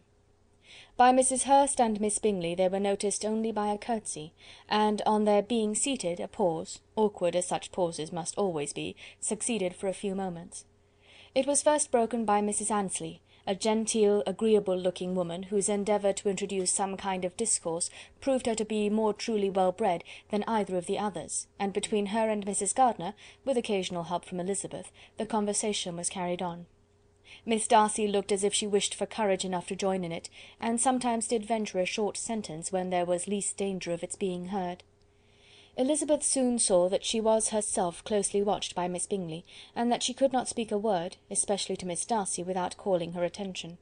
This observation would not have prevented her from trying to talk to the latter, had they not been seated at an inconvenient distance, but she was not sorry to be spared the necessity of saying much. Her own thoughts were employing her. She expected every moment that some of the gentlemen would enter the room. She wished, she feared, that the master of the house might be amongst them, and whether she wished or feared it most, she could scarcely determine. After sitting in this manner a quarter of an hour without hearing Miss Bingley's voice, Elizabeth was roused by receiving from her a cold inquiry after the health of her family. She answered with equal indifference and brevity, and the others said no more. The next variation which their visit afforded was produced by the entrance of servants with cold meat, cake, and a variety of all the finest fruits in season, but this did not take place till after many a significant look and smile from Mrs. Annesley to Miss Darcy had been given, to remind her of her post. There was now employment for the whole party, for though they could not all talk, they could all eat, and the beautiful pyramids of grapes, nectarines, and peaches soon collected them around the table. While thus engaged, Elizabeth had a fair opportunity of deciding whether she most feared or wished for the appearance of Mr. Darcy, by the feelings which prevailed on his entering the room, and then, though but a moment before she had believed her wishes to predominate, she began to regret that he came. He had been some time with Mr. Gardiner, who, with 2 or 3 other gentlemen from the house, was engaged by the river, and had left him only on learning that the ladies of the family intended a visit to Georgiana that morning. No sooner did he appear than Elizabeth wisely resolved to be perfectly easy and unembarrassed, a resolution the more necessary to be made, but perhaps not the more easily kept, because she saw that the suspicions of the whole party were awakened against them, and that there was scarcely an eye which did not watch his behaviour when he first came into the room. In no countenance was attentive curiosity so strongly marked as in Miss Bingley's, in spite of the smiles which overspread her face whenever she spoke to one of its objects. For jealousy had not yet made her desperate, and her attentions to Mr. Darcy were by no means over. Miss Darcy, on her brother's entrance, exerted herself much more to talk, and Elizabeth saw that he was anxious for his sister and herself to get acquainted, and forwarded as much as possible every attempt at conversation on either side. Miss Bingley saw all this likewise, and in the imprudence of anger took the first opportunity of saying, with sneering civility, "Pray, Miss Eliza, are not the shire militia removed from Meryton? They must be a great loss to your family." In Darcy's presence she dared not mention Wickham's name, but Elizabeth instantly comprehended that he was uppermost in her thoughts, and the various recollections connected with him gave her a moment's distress, but exerting herself vigorously to repel the ill-natured attack, she presently answered the question in a tolerably detached tone. While she spoke, an involuntary glance showed her Darcy, with a heightened complexion, earnestly looking at her, and his sister, overcome with confusion, and unable to lift up her eyes. Had Miss Bingley known what pain she was then giving her beloved friend, she undoubtedly would have refrained from the hint, but she had merely intended to discompose Elizabeth by bringing forward the idea of a man to whom she believed her partial, to make her betray a sensibility which might injure her in Darcy's opinion, and perhaps to remind the latter of all the follies and absurdities by which some part of her family were connected with that corps. Not a syllable had ever reached her of Miss Darcy's meditated elopement. To no creature had it been revealed, where secrecy was possible, except to Elizabeth, and from all Bingley's connections her brother was particularly anxious to conceal it, from the very wish which Elizabeth had long ago attributed to him of their becoming hereafter her own. He had certainly formed such a plan, and without meaning that it should affect his endeavour to separate him from Miss Bennet, it is probable that it might add something to his lively concern for the welfare of his friend. Elizabeth's collected behaviour, however, soon quieted his emotion, and as Miss Bingley, vexed and disappointed, dared not approach nearer to Wickham, Georgiana also recovered in time, though not enough to be able to speak any more. Her brother, whose eyes she feared to meet, scarcely recollected her interest in the affair, and the very circumstance which had been designed to turn his thoughts from Elizabeth seemed to have fixed them on her more and more cheerfully. Their visit did not continue long after the question and answer above mentioned, and while Mr. Darcy was attending them to their carriage, Miss Bingley was venting her feelings in criticisms on Elizabeth's person, behaviour, and dress. But Georgiana would not join her. Her brother's recommendation was enough to ensure her favour. His judgment could not err, and he had spoken in such terms of Elizabeth as to leave Georgiana without the power of finding her otherwise than lovely and amiable. When Darcy returned to the saloon, Miss Bingley could not help repeating to him some part of what she had been saying to his sister. "How very ill Miss Eliza Bennet looks this morning, Mr. Darcy," she cried. "I never in my life saw any one so much altered as she is since the winter. She is grown so brown and coarse. Louisa and I were agreeing that we should not have known her again."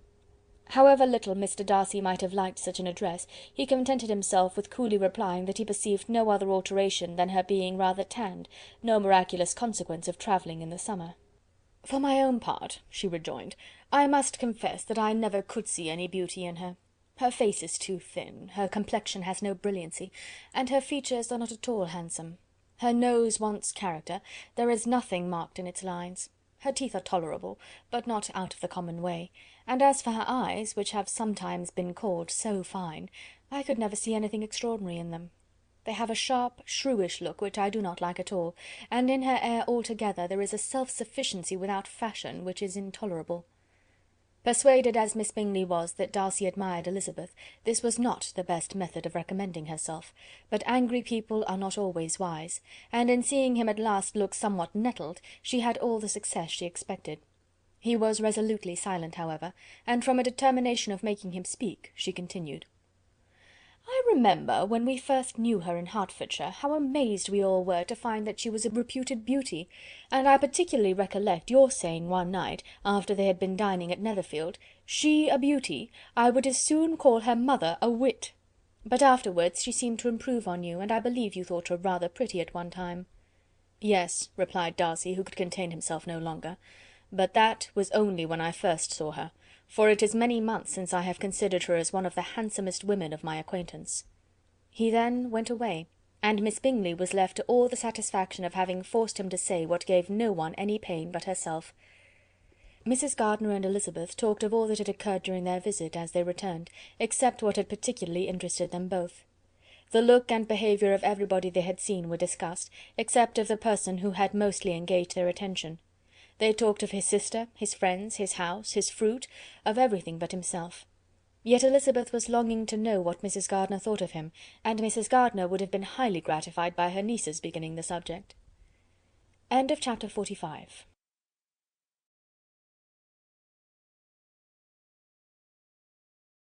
Chapter 46. Elizabeth had been a good deal disappointed in not finding a letter from Jane on their first arrival at Lambton, and this disappointment had been renewed on each of the mornings that had now been spent there.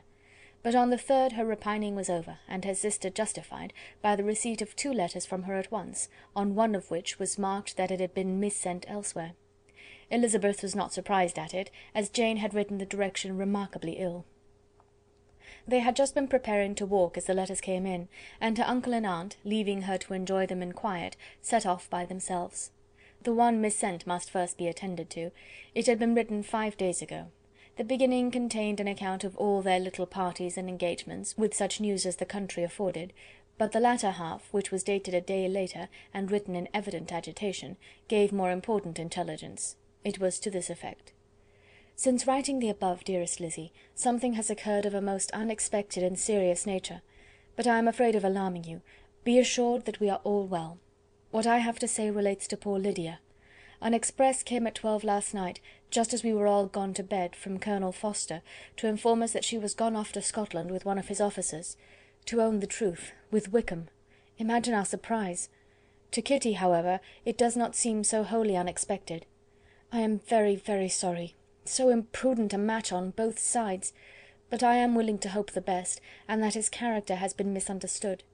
Thoughtless and indiscreet, I can easily believe him, but this step, and let us rejoice over it, marks nothing bad at heart.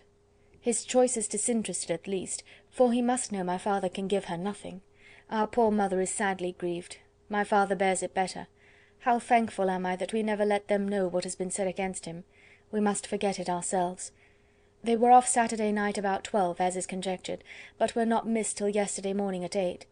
The express was sent off directly. My dear Lizzy, they must have passed within 10 miles of us. Colonel Forster gives us reason to expect him here soon. Lydia left a few lines for his wife, informing her of their intention. I must conclude, for I cannot be long from my poor mother. I am afraid you will not be able to make it out, but I hardly know what I have written." Without allowing herself time for consideration, and scarcely knowing what she felt, Elizabeth, on finishing this letter, instantly seized the other, and opening it with the utmost impatience, read as follows.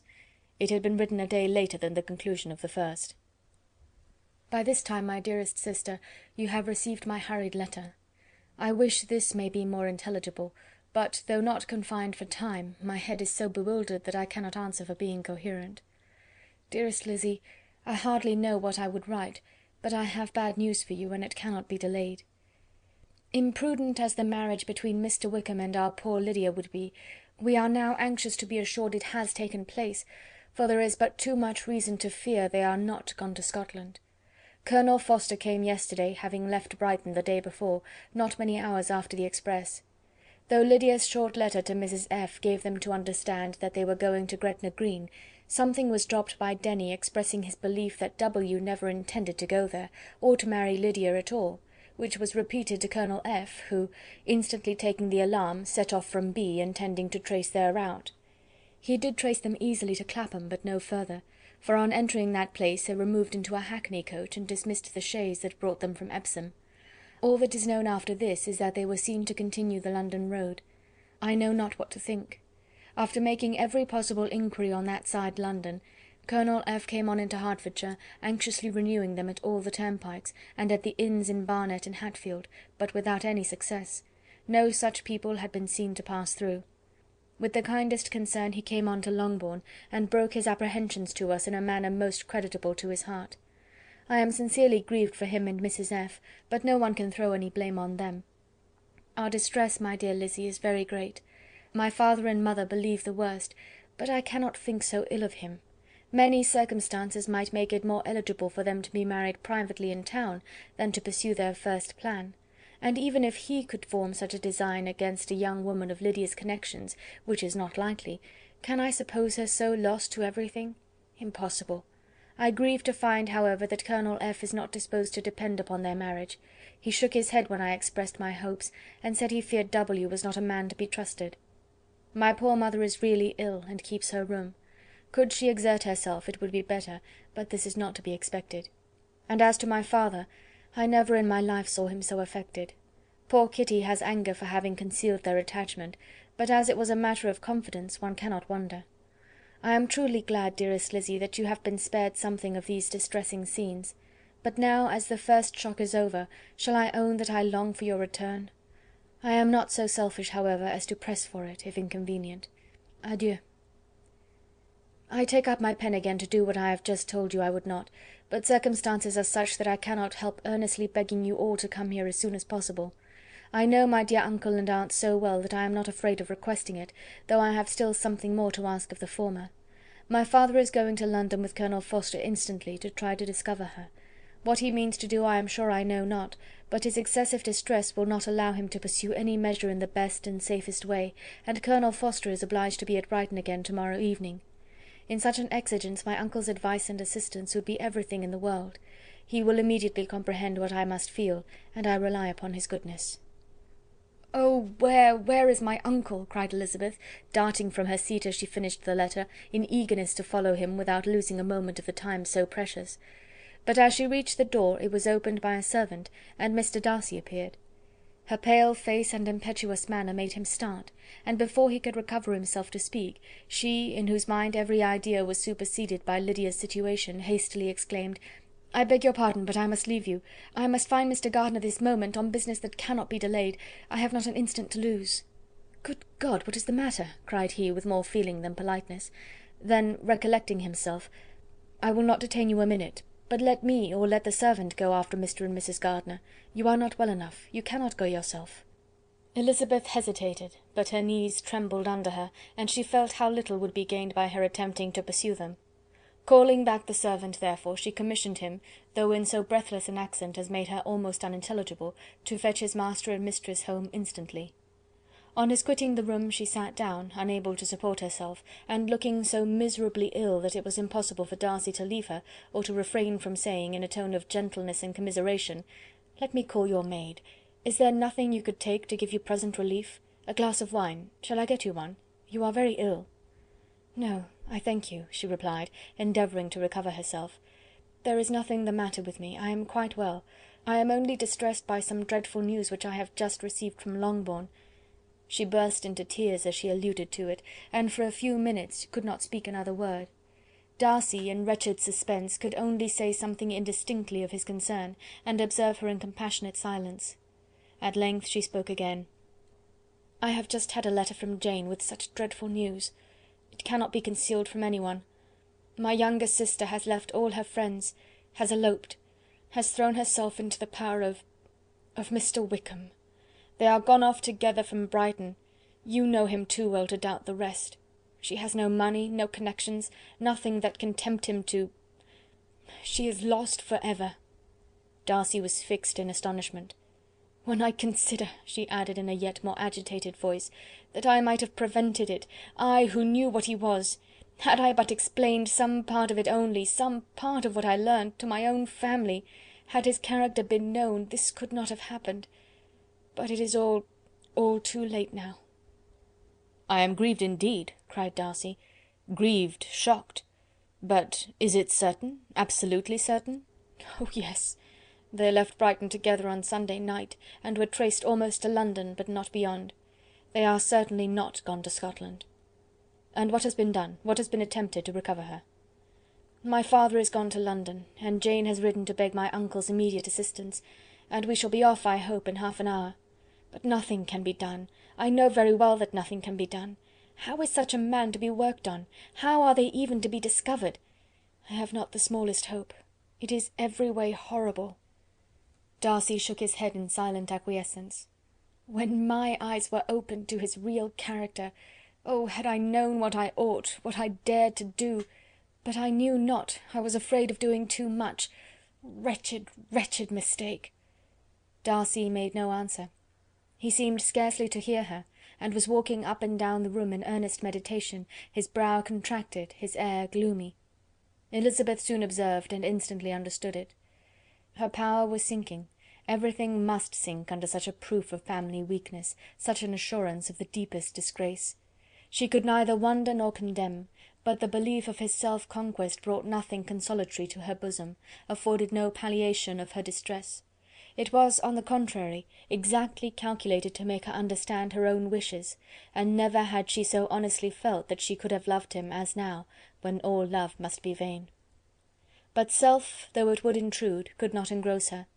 Lydia, the humiliation, the misery she was bringing on them all, soon swallowed up every private care, and covering her face with her handkerchief, Elizabeth was soon lost to everything else, and after a pause of several minutes was only recalled to a sense of her situation by the voice of her companion, who, in a manner which, though it spoke compassion, spoke likewise restraint, said: "I am afraid you have been long desiring my absence, nor have I anything to plead in excuse of my stay, but real though unavailing concern. Would to heaven that anything could be either said or done on my part that might offer consolation to such distress. But I will not torment you with vain wishes, which may seem purposely to ask for your thanks. This unfortunate affair will, I fear, prevent my sister's having the pleasure of seeing you at Pemberley to-day. Oh yes, be so kind as to apologise for us to Miss Darcy. Say that urgent business calls us home immediately. Conceal the unhappy truth as long as it is possible. I know it cannot be long." He readily assured her of his secrecy, again expressed his sorrow for her distress, wished it a happier conclusion than there was at present reason to hope, and leaving his compliments for her relations, with only one serious parting look, went away. As he quitted the room, Elizabeth felt how improbable it was that they should ever see each other again on such terms of cordiality as had marked their several meetings in Derbyshire, and as she threw a retrospective glance over the whole of their acquaintance, so full of contradictions and varieties, sighed at the perverseness of those feelings which would now have promoted its continuance, and would formerly have rejoiced in its termination. If gratitude and esteem are good foundations of affection, Elizabeth's change of sentiment will be neither improbable nor faulty.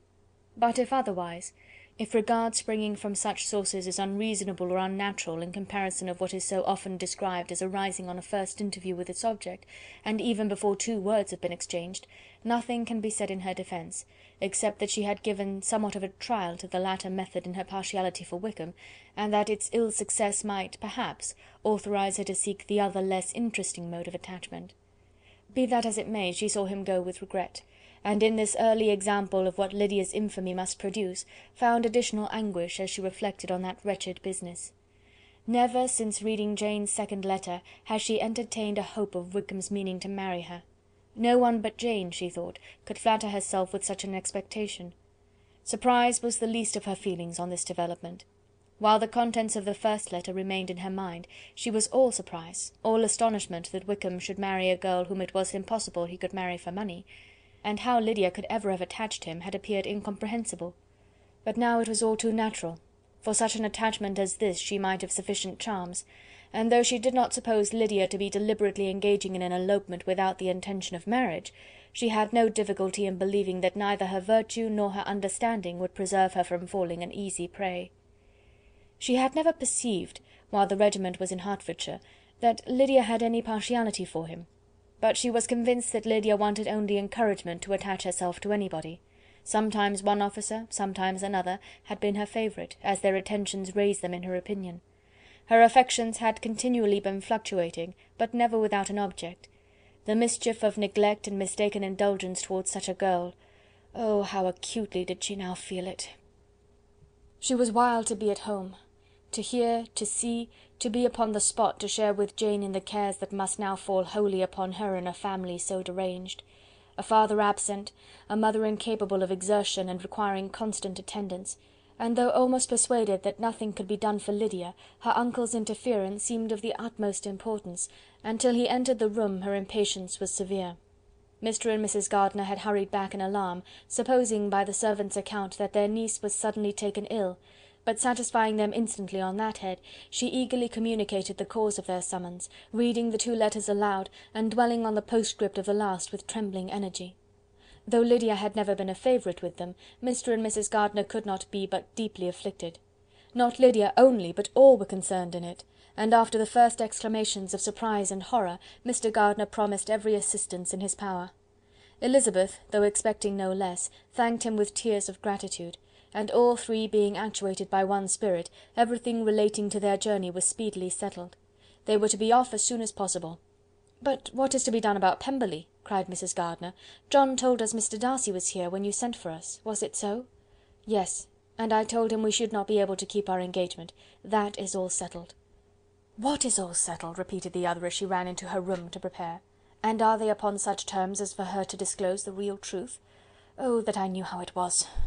But wishes were vain, or at least could only serve to amuse her in the hurry and confusion of the following hour. Had Elizabeth been at leisure to be idle, she would have remained certain that all employment was impossible to one so wretched as herself. But she had her share of business as well as her aunt, and amongst the rest there were notes to be written to all their friends at Lambton, with false excuses for their sudden departure. An hour, however, saw the whole completed, and Mr. Gardiner meanwhile having settled his account at the inn, nothing remained to be done but to go, and Elizabeth, after all the misery of the morning, found herself, in a shorter space of time than she could have supposed, seated in the carriage and on the road to Longbourn. Chapter 46.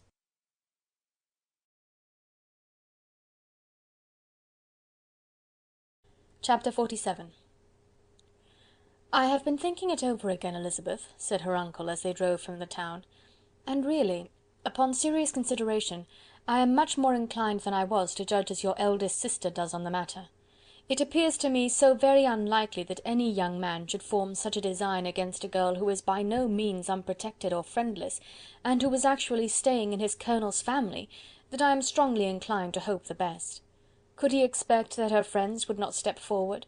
Could he expect to be noticed again by the regiment, after such an affront to Colonel Forster?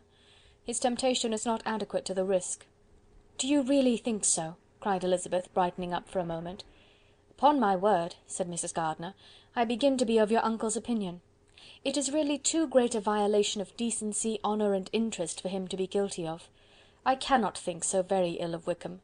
Can you yourself, Lizzy, so wholly give him up as to believe him capable of it?" "Not, perhaps, of neglecting his own interest, but of every other neglect I can believe him capable, if indeed it should be so. But I dare not hope it. Why should they not go on to Scotland, if that had been the case?" "In the first place," replied Mr. Gardiner, "there is no absolute proof that they are not gone to Scotland." "Oh, but their removing from the chaise into a hackney coach is such a presumption! And besides, no traces of them were to be found on the Barnet road." "Well then, supposing them to be in London. They may be there, though for the purpose of concealment, for no more exceptional purpose. It is not likely that money should be very abundant on either side, and it might strike them that they could be more economically, though less expeditiously married in London than in Scotland." "But why all this secrecy? Why any fear of detection?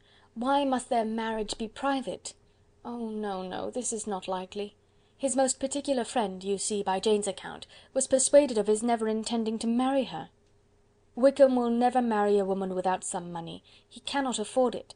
And what claims has Lydia, what attraction has she beyond youth, health, and good humour, that could make him, for her sake, forego every chance of benefiting himself by marrying well? As to what restraint the apprehensions of disgrace in the corps might throw on a dishonourable elopement with her, I am not able to judge, for I know nothing of the effects that such a step might produce. But as to your other objection, I am afraid it will hardly hold good. Lydia has no brothers to step forward, and he might imagine from my father's behaviour, from his indolence and the little attention he has ever seemed to give to what was going forward in his family, that he would do as little, and think as little about it, as any father could do in such a matter. But can you think that Lydia is so lost to everything but love of him as to consent to live with him on any terms other than marriage?" "It does seem, and it is most shocking indeed," replied Elizabeth, with tears in her eyes, "that a sister's sense of decency and virtue in such a point should admit of doubt. But really I know not what to say. Perhaps I am not doing her justice, but she is very young. She has never been taught to think on serious subjects, and for the last half year, nay, for a twelvemonth, she has been given up to nothing but amusement and vanity. She has been allowed to dispose of her time in the most idle and frivolous manner, and to adopt any opinions that came in her way. Since the Shire were first quartered in Meryton, nothing but love, flirtation, and officers have been in her head. She has been doing everything in her power by thinking and talking on the subject, to give greater, what shall I call it, susceptibility to her feelings, which are naturally lively enough. And we all know that Wickham has every charm of person and address that can captivate a woman." "But you see that Jane," said her aunt, "does not think so very ill of Wickham as to believe him capable of the attempt." "Of whom does Jane ever think ill? And who is there, whatever might be their former conduct, that she would think capable of such an attempt, till it were proved against them? But Jane knows, as well as I do, what Wickham really is. We both know that he has been profligate in every sense of the word, that he has neither integrity nor honour, that he is as false and deceitful as he is insinuating." "And do you really know all this?" cried Mrs. Gardiner, whose curiosity as to the mode of her intelligence was all alive. "I do indeed," replied Elizabeth, colouring.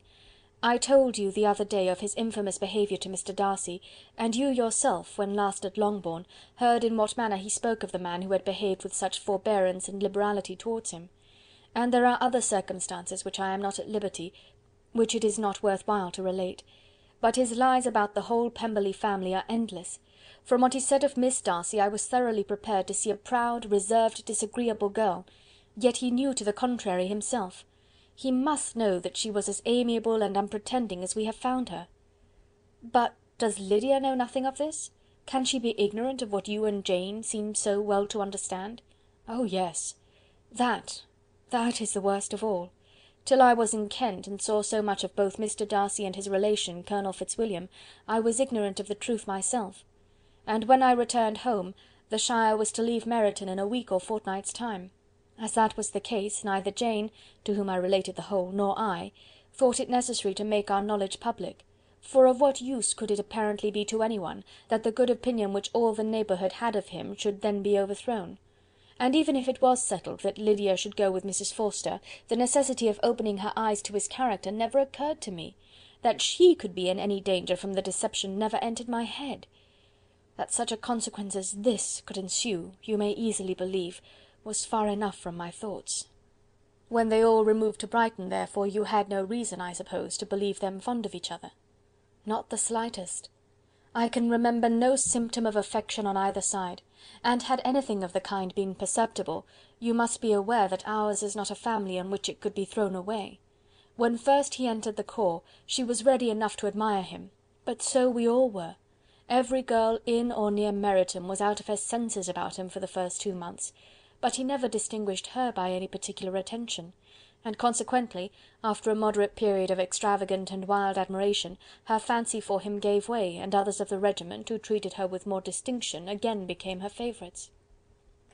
It may be easily believed that however little of novelty could be added to their fears, hopes, and conjectures on this interesting subject by its repeated discussion, no other could detain them from it long during the whole of the journey. From Elizabeth's thoughts it was never absent. Fixed there by the keenest of all anguish, self-reproach, she could find no interval of ease or forgetfulness. They travelled as expeditiously as possible, and sleeping one night on the road, reached Longbourn by dinner-time the next day. It was a comfort to Elizabeth to consider that Jane could not have been wearied by long expectations. The little Gardiners, attracted by the sight of a chaise, were standing on the steps of the house as they entered the paddock, and when the carriage drove up to the door, the joyful surprise that lighted up their faces and displayed itself over their whole bodies in a variety of capers and frisks was the first pleasing earnest of their welcome. Elizabeth jumped out, and after giving each of them a hasty kiss, hurried into the vestibule, where Jane, who came running down from her mother's apartment, immediately met her. Elizabeth, as she affectionately embraced her, whilst tears filled the eyes of both, lost not a moment in asking whether anything had been heard of the fugitives. "Not yet," replied Jane, "but now that my dear uncle is come, I hope everything will be well. Is my father in town?" "Yes, he went on Tuesday, as I wrote you word." "And have you heard from him often?" "We have heard only twice. He wrote me a few lines on Wednesday to say that he had arrived in safety, and to give me his directions, which I particularly begged him to do. He merely added that he should not write again till he had something of importance to mention." "And my mother, how is she? How are you all?" "My mother is tolerably well, I trust, though her spirits are greatly shaken. She is upstairs, and will have great satisfaction in seeing you all. She does not yet leave her dressing-room. Mary and Kitty, thank heaven, are quite well." "But you, how are you?" cried Elizabeth. "You look pale. How much you must have gone through!" Her sister, however, assured her of her being perfectly well, and their conversation, which had been passing while Mr. and Mrs. Gardiner were engaged with their children, was now put an end to by the approach of the whole party. Jane ran to her uncle and aunt, and welcomed and thanked them both, with alternate smiles and tears.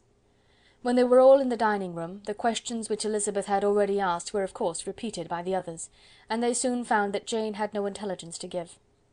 The sanguine hope of good, however, which the benevolence of her heart suggested, had not yet deserted her.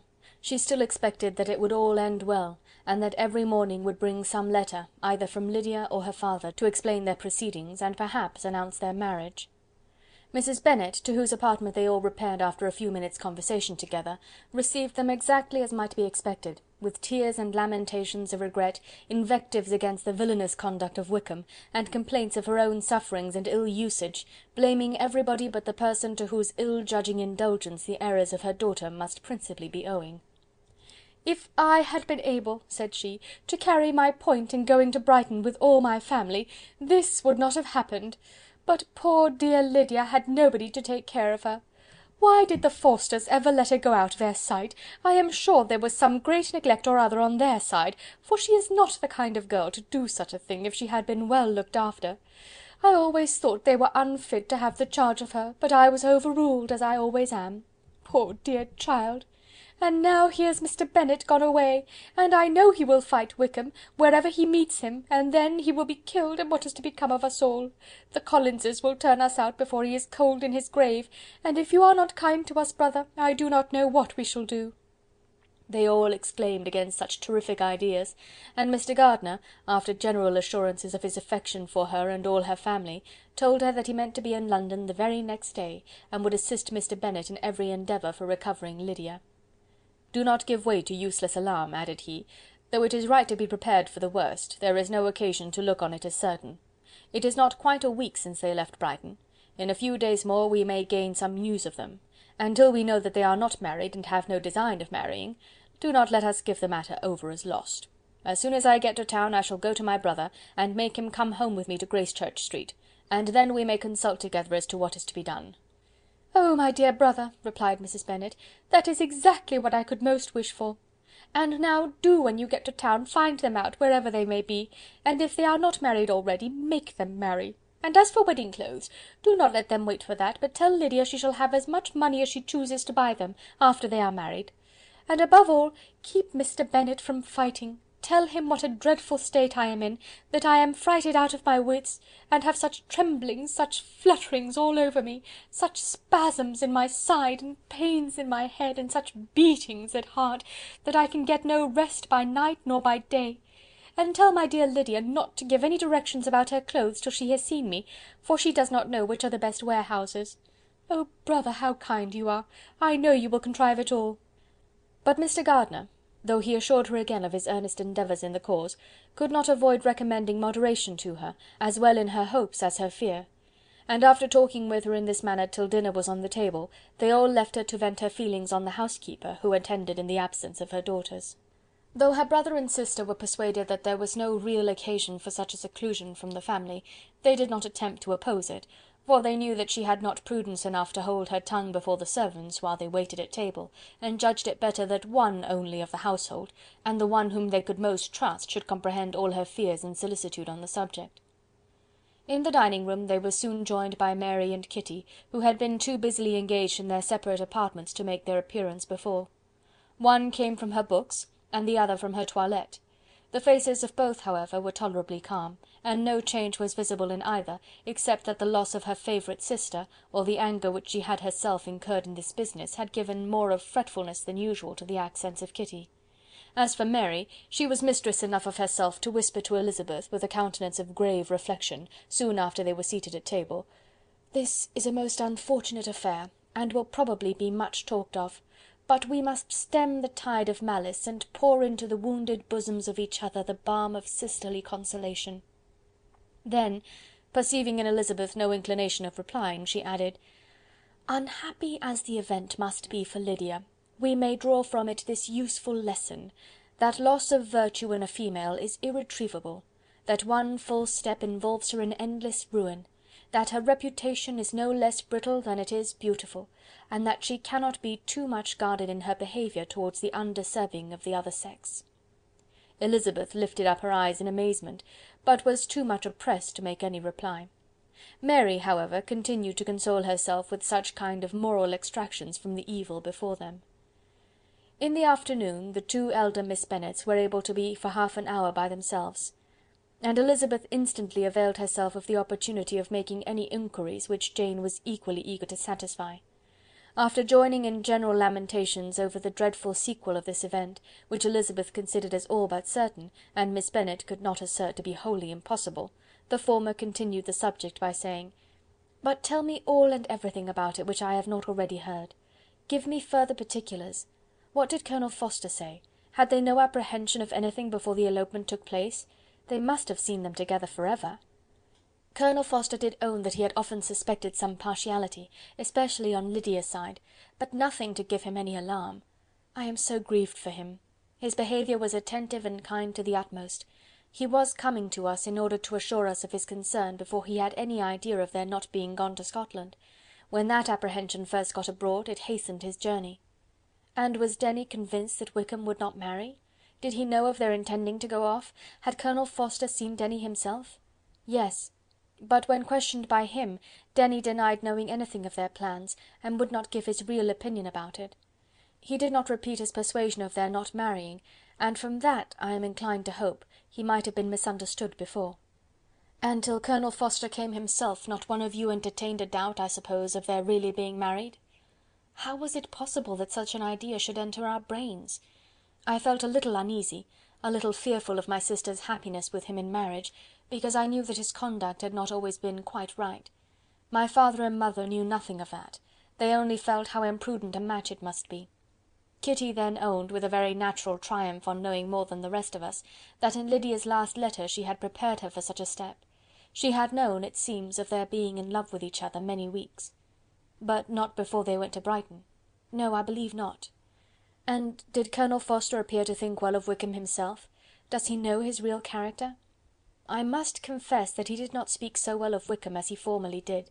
He believed him to be imprudent and extravagant, and since this sad affair has taken place, it is said that he left Meryton greatly in debt, but I hope this may be false. Oh, Jane! Had we been less secret, had we told what we knew of him, this could not have happened. Perhaps it would have been better, replied her sister, but to expose the former faults of any person without knowing what their present feelings were seemed unjustifiable. We acted with the best intentions. Could Colonel Forster repeat the particulars of Lydia's note to his wife? He brought it with him for us to see. Jane then took it from her pocket-book and gave it to Elizabeth. These were the contents. My dear Harriet, you will laugh when you know where I am gone, and I cannot help laughing myself at your surprise tomorrow morning, as soon as I am missed.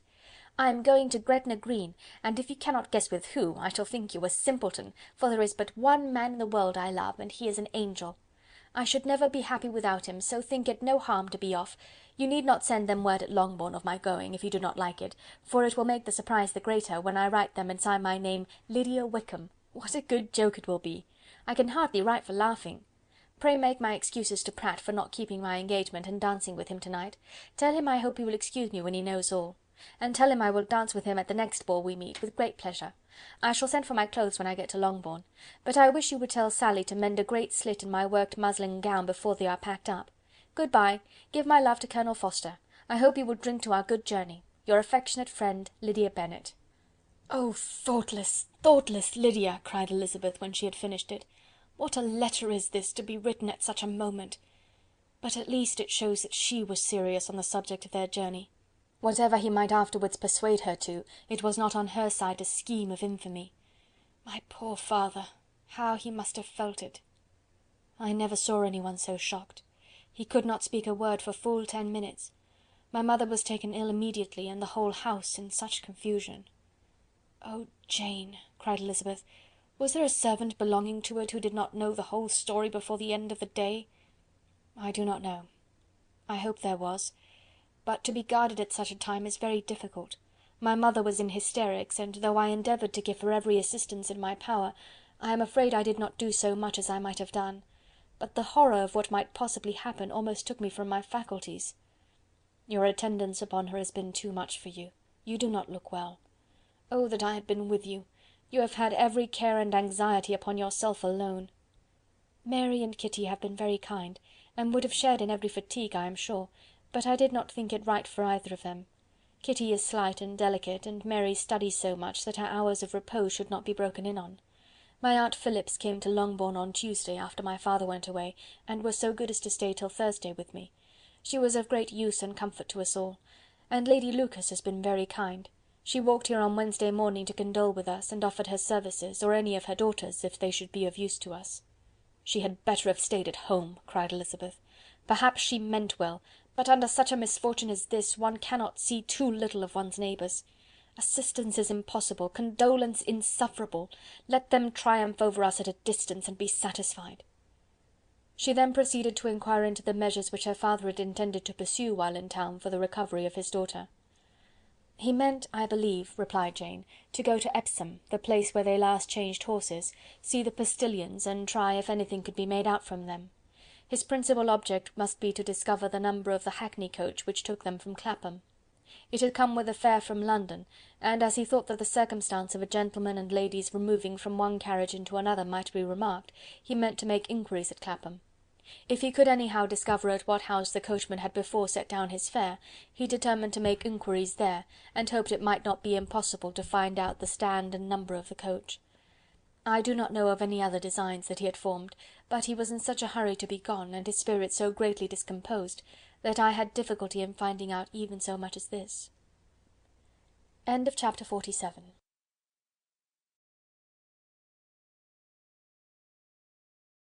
Chapter 48. The whole party were in hopes of a letter from Mr. Bennet the next morning, but the post came in without bringing a single line from him. His family knew him to be, on all common occasions, a most negligent and dilatory correspondent, but at such a time they had hoped for exertion. They were forced to conclude that he had no pleasing intelligence to send, but even of that they would have been glad to be certain. Mr. Gardiner had waited only for the letters before he set off. When he was gone, they were certain at least of receiving constant information of what was going on, and their uncle promised, at parting, to prevail on Mr. Bennet to return to Longbourn as soon as he could, to the great consolation of his sister, who considered it as the only security for her husband's not being killed in a duel. Mrs. Gardiner and the children were to remain in Hertfordshire a few days longer, as the former thought her presence might be serviceable to her nieces. She shared in their attendance on Mrs. Bennet, and was a great comfort to them in their hours of freedom.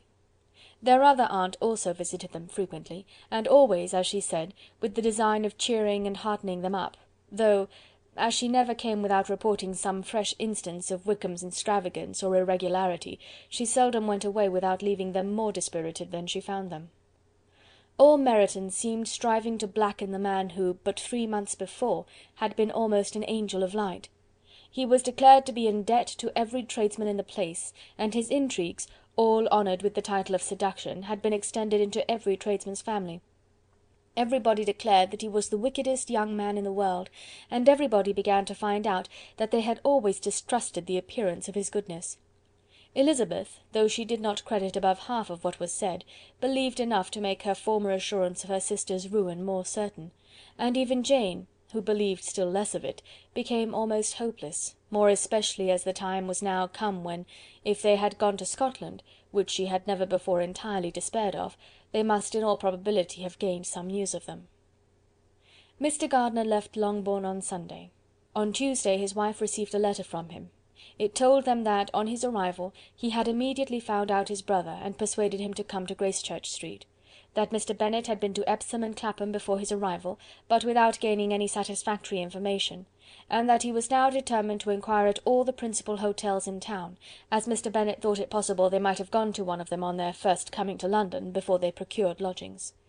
Mr. Gardiner himself did not expect any success from this measure, but as his brother was eager in it, he meant to assist him in pursuing it. He added that Mr. Bennet seemed wholly disinclined at present to leave London, and promised to write again very soon. There was also a postscript to this effect: "I have written to Colonel Forster to desire him to find out, if possible, from some of the young man's intimates in the regiment, whether Wickham has any relations or connections who would be likely to know in what part of town he has now concealed himself. If there were any one that one could apply to with a probability of gaining such a clue as that, it might be of essential consequence. At present we have nothing to guide us. Colonel Forster will, I dare say, do everything in his power to satisfy us on this head. But on second thoughts, perhaps Lizzy could tell us what relations he has now living, better than any other person." Elizabeth was at no loss to understand from whence this deference to her authority proceeded, but it was not in her power to give any information of so satisfactory a nature as the compliment deserved. She had never heard of his having had any relations, except a father and mother, both of whom had been dead many years. It was possible, however, that some of his companions in the shire might be able to give more information, and though she was not very sanguine in expecting it, the application was a something to look forward to. Every day at Longbourn was now a day of anxiety, but the most anxious part of each was when the post was expected. The arrival of letters was the grand object of every morning's impatience. Through letters, whatever of good or bad was to be told would be communicated, and every succeeding day was expected to bring some news of importance. But before they heard again from Mr. Gardiner, a letter arrived for their father from a different quarter, from Mr. Collins, which, as Jane had received directions to open all that came for him in his absence, she accordingly read, and Elizabeth, who knew what curiosities his letters always were, looked over her and read it likewise. It was as follows: "My dear Sir, I feel myself called upon, by our relationship and my situation in life, to condole with you on the grievous affliction you are now suffering under, of which we were yesterday informed by a letter from Hertfordshire. Be assured, my dear sir, that Mrs. Collins and myself sincerely sympathise with you and all your respectable family in your present distress, which must be of the bitterest kind, because proceeding from a cause which no time can remove. No arguments shall be wanting on my part that can alleviate so severe a misfortune, or that may comfort you under a circumstance that must be of all others the most afflicting to a parent's mind. The death of your daughter would have been a blessing in comparison to this, and it is the more to be lamented, because there is reason to suppose, as my dear Charlotte informs me, that this licentiousness of behaviour in your daughter has proceeded from a faulty degree of indulgence, though at the same time, for the consolation of yourself and Mrs. Bennet, I am inclined to think that her own disposition must be naturally bad, or she could not be guilty of such an enormity at so early an age. Howsoever that may be, you are grievously to be pitied, in which opinion I am not only joined by Mrs. Collins, but likewise by Lady Catherine and her daughter, to whom I have related the affair. They agree with me in apprehending that this false step in one daughter will be injurious to the fortunes of all the others. For who, as Lady Catherine herself condescendingly says, will connect themselves with such a family? And this consideration leads me moreover to reflect, with augmented satisfaction, on a certain event of last November, for had it been otherwise, I must have been involved in all your sorrow and disgrace.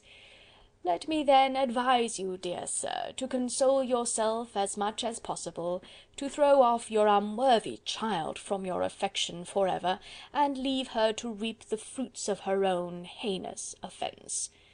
I am, dear sir, etc., etc."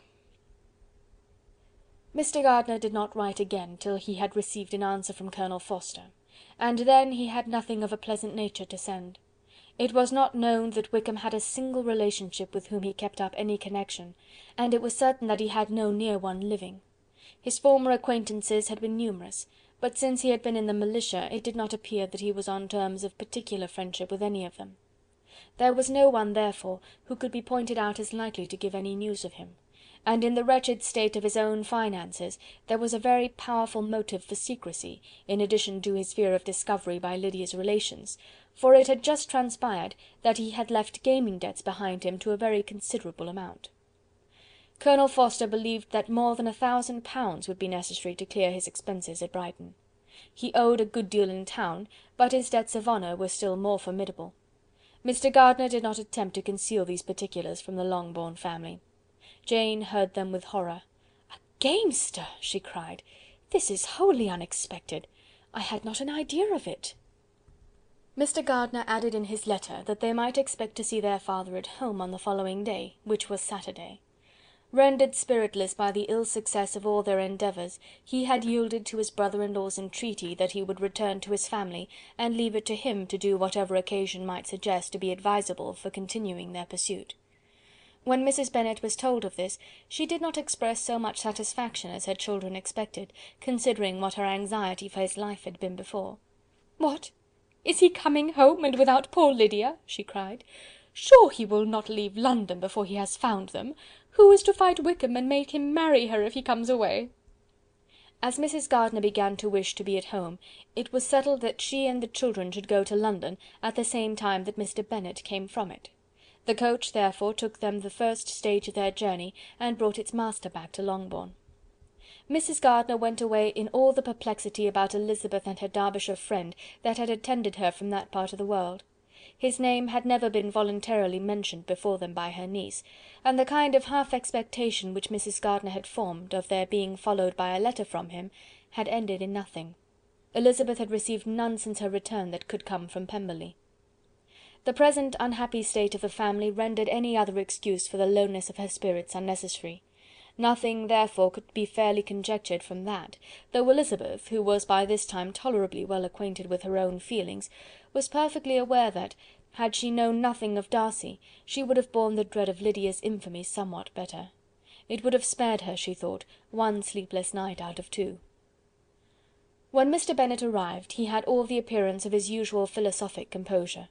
He said as little as he had ever been in the habit of saying, made no mention of the business that had taken him away, and it was some time before his daughters had courage to speak of it.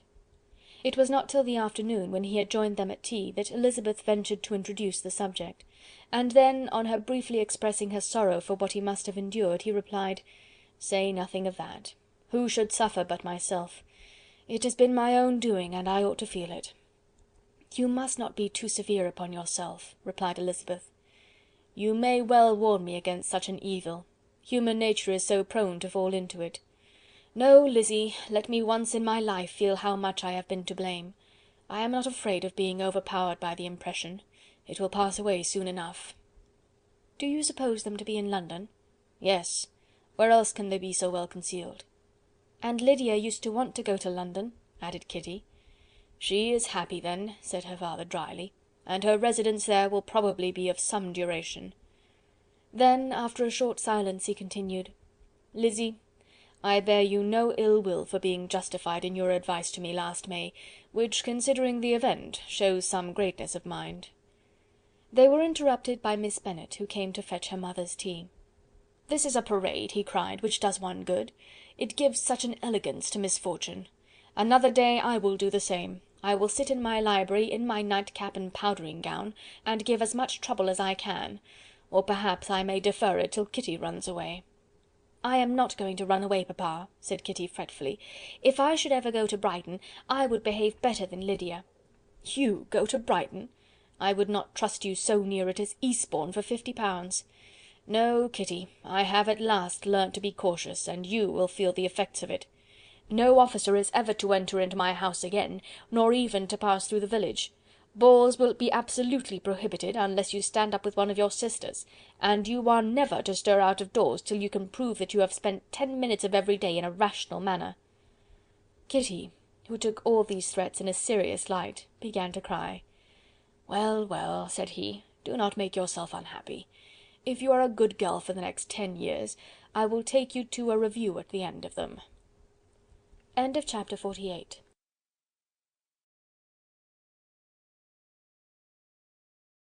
Chapter 49. 2 days after Mr. Bennet's return, as Jane and Elizabeth were walking together in the shrubbery behind the house, they saw the housekeeper coming towards them, and concluding that she came to call them to their mother, went forward to meet her. But instead of the expected summons when they approached her, she said to Miss Bennet, "I beg your pardon, madam, for interrupting you, but I was in hopes you might have got some good news from town, so I took the liberty of coming to ask." "What do you mean, Hill? We have heard nothing from town." "Dear madam," cried Mrs. Hill, in great astonishment, "don't you know there is an express come for master from Mr. Gardiner? He has been here this half hour, and master has had a letter." Away ran the girls, too eager to get in to have time for speech. They ran through the vestibule into the breakfast room, from thence to the library. Their father was in neither, and they were on the point of seeking him upstairs with their mother, when they were met by the butler, who said, "If you are looking for my master, ma'am, he is walking towards the little copse." Upon this information, they instantly passed through the hall once more, and ran across the lawn after their father, who was deliberately pursuing his way towards a small wood on one side of the paddock. Jane, who was not so light nor so much in the habit of running as Elizabeth, soon lagged behind, while her sister, panting for breath, came up with him, and eagerly cried out, "Oh, papa, what news? What news? Have you heard from my uncle?" "Yes, I have had a letter from him by express." "Well, and what news does it bring, good or bad?" "What is there of good to be expected?" said he, taking the letter from his pocket. "But perhaps you would like to read it." Elizabeth impatiently caught it from his hand. Jane now came up. "Read it aloud," said their father, "for I hardly know myself what it is about." Gracechurch Street, Monday, August 2nd. My dear brother, at last I am able to send you some tidings of my niece, and as such, upon the whole, I hope it will give you satisfaction. Soon after you left me on Saturday, I was fortunate enough to find out in what part of London they were. The particulars I will reserve till we meet. It is enough to know they are discovered. I have seen them both. "Then it is as I always hoped," cried Jane. "They are married." Elizabeth read on. "I have seen them both. They are not married, nor can I find there was any intention of being so, but if you are willing to perform the engagements which I have ventured to make on your side, I hope it will not be long before they are. All that is required of you is to assure your daughter by settlement her equal share of the £5000 secured among your children after the decease of yourself and my sister, and moreover to enter into an engagement of allowing her, during your life, £100 per annum. These are conditions which, considering everything, I had no hesitation in complying with, as far as I thought myself privileged for you. I shall send this by express, that no time may be lost in bringing me your answer. You will easily comprehend from these particulars that Mr. Wickham's circumstances are not so hopeless as they are generally believed to be. The world has been deceived in that respect, and I am happy to say there will be some little money, even when all his debts are discharged, to settle on my niece, in addition to her own fortune. If, as I conclude will be the case, you send me full powers to act in your name throughout the whole of this business, I will immediately give directions to Haggerston for preparing a proper settlement. There will not be the smallest occasion for your coming to town again, therefore stay quiet at Longbourn, and depend on my diligence and care. Send back your answer as fast as you can, and be careful to write explicitly. We have judged it best that my niece should be married from this house, of which I hope you will approve. She comes to us to-day. I shall write again as soon as anything more is determined on. Yours, etc., Edward Gardiner. "Is it possible?" cried Elizabeth, when she had finished. "Can it be possible that he will marry her?" "Wickham is not so undeserving, then, as we thought him," said her sister. "My dear father, I congratulate you." "And have you answered the letter?" cried Elizabeth. "No, but it must be done soon." Most earnestly did she then entreat him to lose no more time before he wrote. "Oh, my dear father," she cried, "come back and write immediately. Consider how important every moment is in such a case." "Let me write for you," said Jane, "if you dislike the trouble yourself." "I dislike it very much," he replied, "but it must be done." And so saying, he turned back with them, and walked towards the house. "And may I ask," said Elizabeth, "but the terms, I suppose, must be complied with?" "Complied with! I am only ashamed of his asking so little." "And they must marry. Yet he is such a man!" "Yes, yes, they must marry. There is nothing else to be done. But there are two things that I want very much to know. One is, how much money your uncle has laid down to bring it about, and the other, how am I ever to pay him?" "Money! My uncle!" cried Jane. "What do you mean, sir?" "I mean that no man in his senses would marry Lydia on so slight a temptation as 100 a year during my life, and 50 after I am gone." "That is very true," said Elizabeth, "though it had not occurred to me before. His debts to be discharged, and something still to remain! Oh, it must be my uncle's doings. Generous, good man, I am afraid he has distressed himself. A small sum could not do all this." "No," said her father. "Wickham's a fool if he takes her with a farthing less than £10,000. I should be sorry to think so ill of him in the very beginning of our relationship." £10,000! Heaven forbid! How is half such a sum to be repaid? Mr. Bennet made no answer, and each of them, deep in thought, continued silent till they reached the house. Their father then went on to the library to write, and the girls walked into the breakfast room. "And they are really to be married," cried Elizabeth, as soon as they were by themselves. "How strange this is! And for this we are to be thankful. That they should marry, small as is their chance of happiness, and wretched as is his character, we are forced to rejoice. Oh, Lydia!" "I comfort myself with thinking," replied Jane, "that he certainly would not marry Lydia if he had not a real regard for her. Though our kind uncle has done something towards clearing him, I cannot believe that £10,000, or anything like it, has been advanced. He has children of his own, and may have more. How could he spare half £10,000? "If we were ever able to learn what Wickham's debts have been," said Elizabeth, "and how much is settled on his side on our sister, we shall know exactly what Mr. Gardiner has done for them, because Wickham has not sixpence of his own. The kindness of my uncle and aunt can never be requited.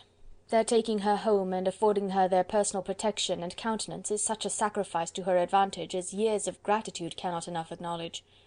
By this time she is actually with them. If such goodness does not make her miserable now, she will never deserve to be happy. What a meeting for her when she first sees my aunt!" "We must endeavour to forget all that has passed on either side," said Jane. "I hope and trust they will yet be happy. His consenting to marry her is a proof, I will believe, that he is come to a right way of thinking. Their mutual affection will steady them, and I flatter myself they will settle so quietly and live in so rational a manner as may in time make their past imprudence forgotten." "Their conduct has been such," replied Elizabeth, "as neither you nor I nor anybody can ever forget. It is useless to talk of it." It now occurred to the girls that their mother was in all likelihood perfectly ignorant of what had happened. They went to the library, therefore, and asked their father whether he would not wish them to make it known to her. He was writing, and without raising his head, coolly replied, "Just as you please." "May we take my uncle's letter to read to her?" "Take whatever you like and get away." Elizabeth took the letter from his writing table, and they went upstairs together. Mary and Kitty were both with Mrs. Bennet. One communication would, therefore, do for all. After a slight preparation for good news, the letter was read aloud. Mrs. Bennet could hardly contain herself. As soon as Jane had read Mr. Gardiner's hope of Lydia's being soon married, her joy burst forth, and every following sentence added to its exuberance. She was now in an irritation as violent from delight as she had ever been fidgety from alarm and vexation. To know that her daughter would be married was enough. She was disturbed by no fear for her felicity, nor humbled by any remembrance of her misconduct. "My dear, dear Lydia," she cried, "this is delightful indeed! She will be married, I shall see her again. She will be married at 16. My good, kind brother, I knew how it would be. I knew he would manage everything. How I long to see her, and to see dear Wickham too! But the clothes, the wedding clothes! I will write to my sister Gardiner about them directly. Lizzy, my dear, run down to your father and ask him how much he will give her. Stay, stay, I will go myself. Ring the bell, Kitty, for Hill. I will put on my things in a moment. My dear, dear Lydia, how merry we shall be together when we meet!" Her eldest daughter endeavoured to give some relief to the violence of these transports by leading her thoughts to the obligations which Mr. Gardiner's behaviour had laid them all under.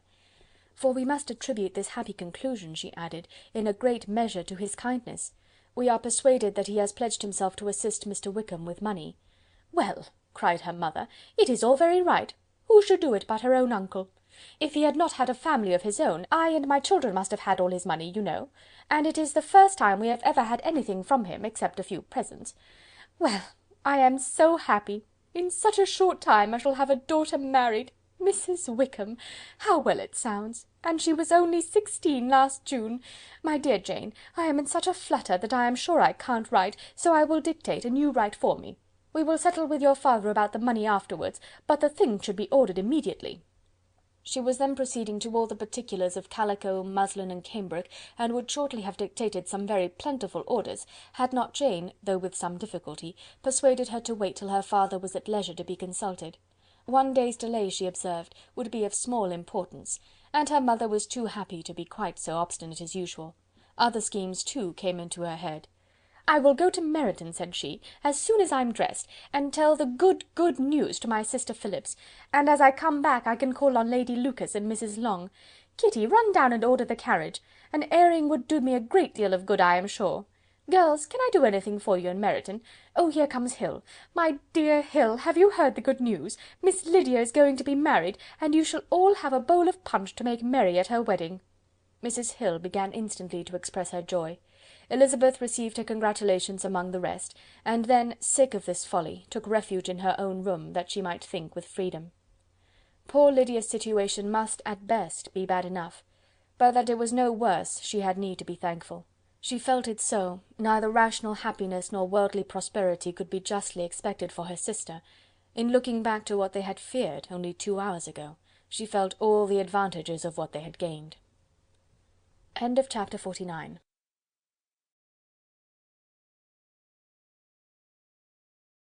Chapter 50. Mr. Bennet had very often wished before this period of his life that, instead of spending his whole income, he had laid by an annual sum for the better provision of his children and of his wife, if she survived him. He now wished it more than ever.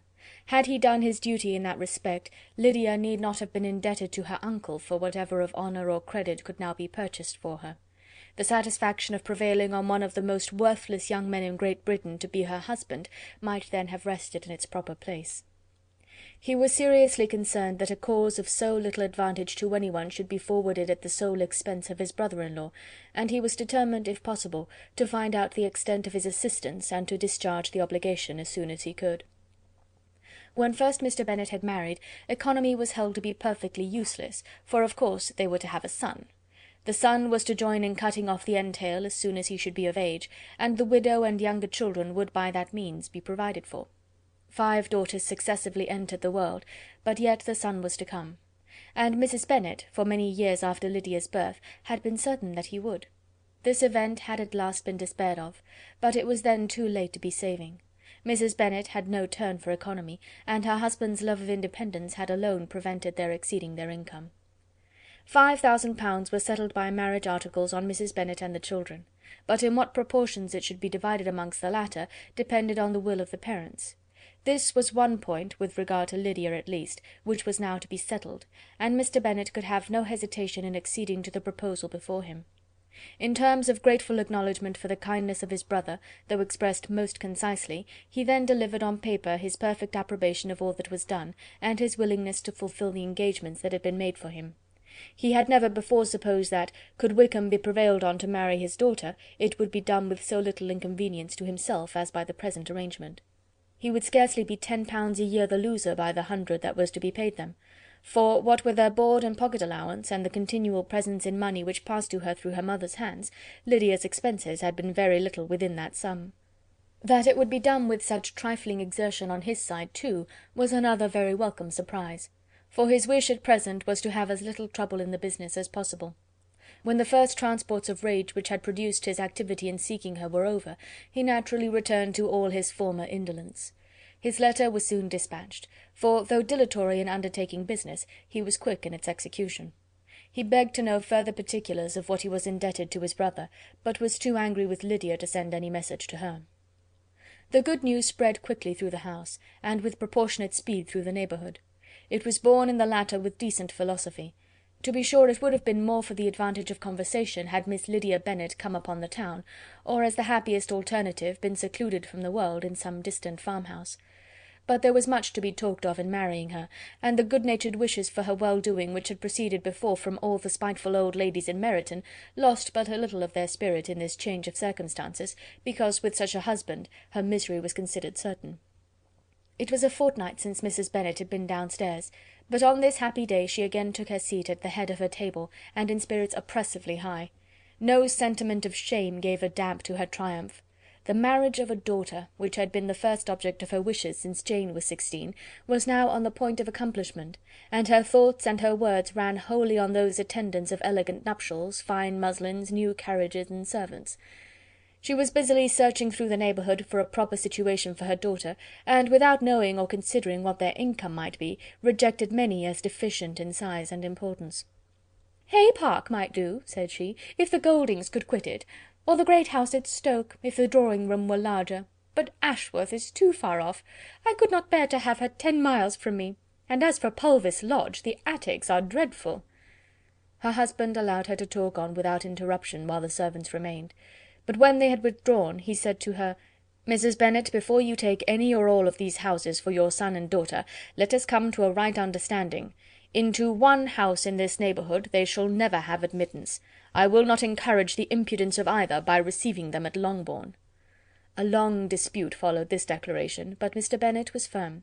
It soon led to another, and Mrs. Bennet found with amazement and horror that her husband would not advance a guinea to buy clothes for his daughter. He protested that she should receive from him no mark of affection whatever on the occasion. Mrs. Bennet could hardly comprehend it. That his anger could be carried to such a point of inconceivable resentment as to refuse his daughter a privilege without which her marriage would scarcely seem valid, exceeded all she could believe possible.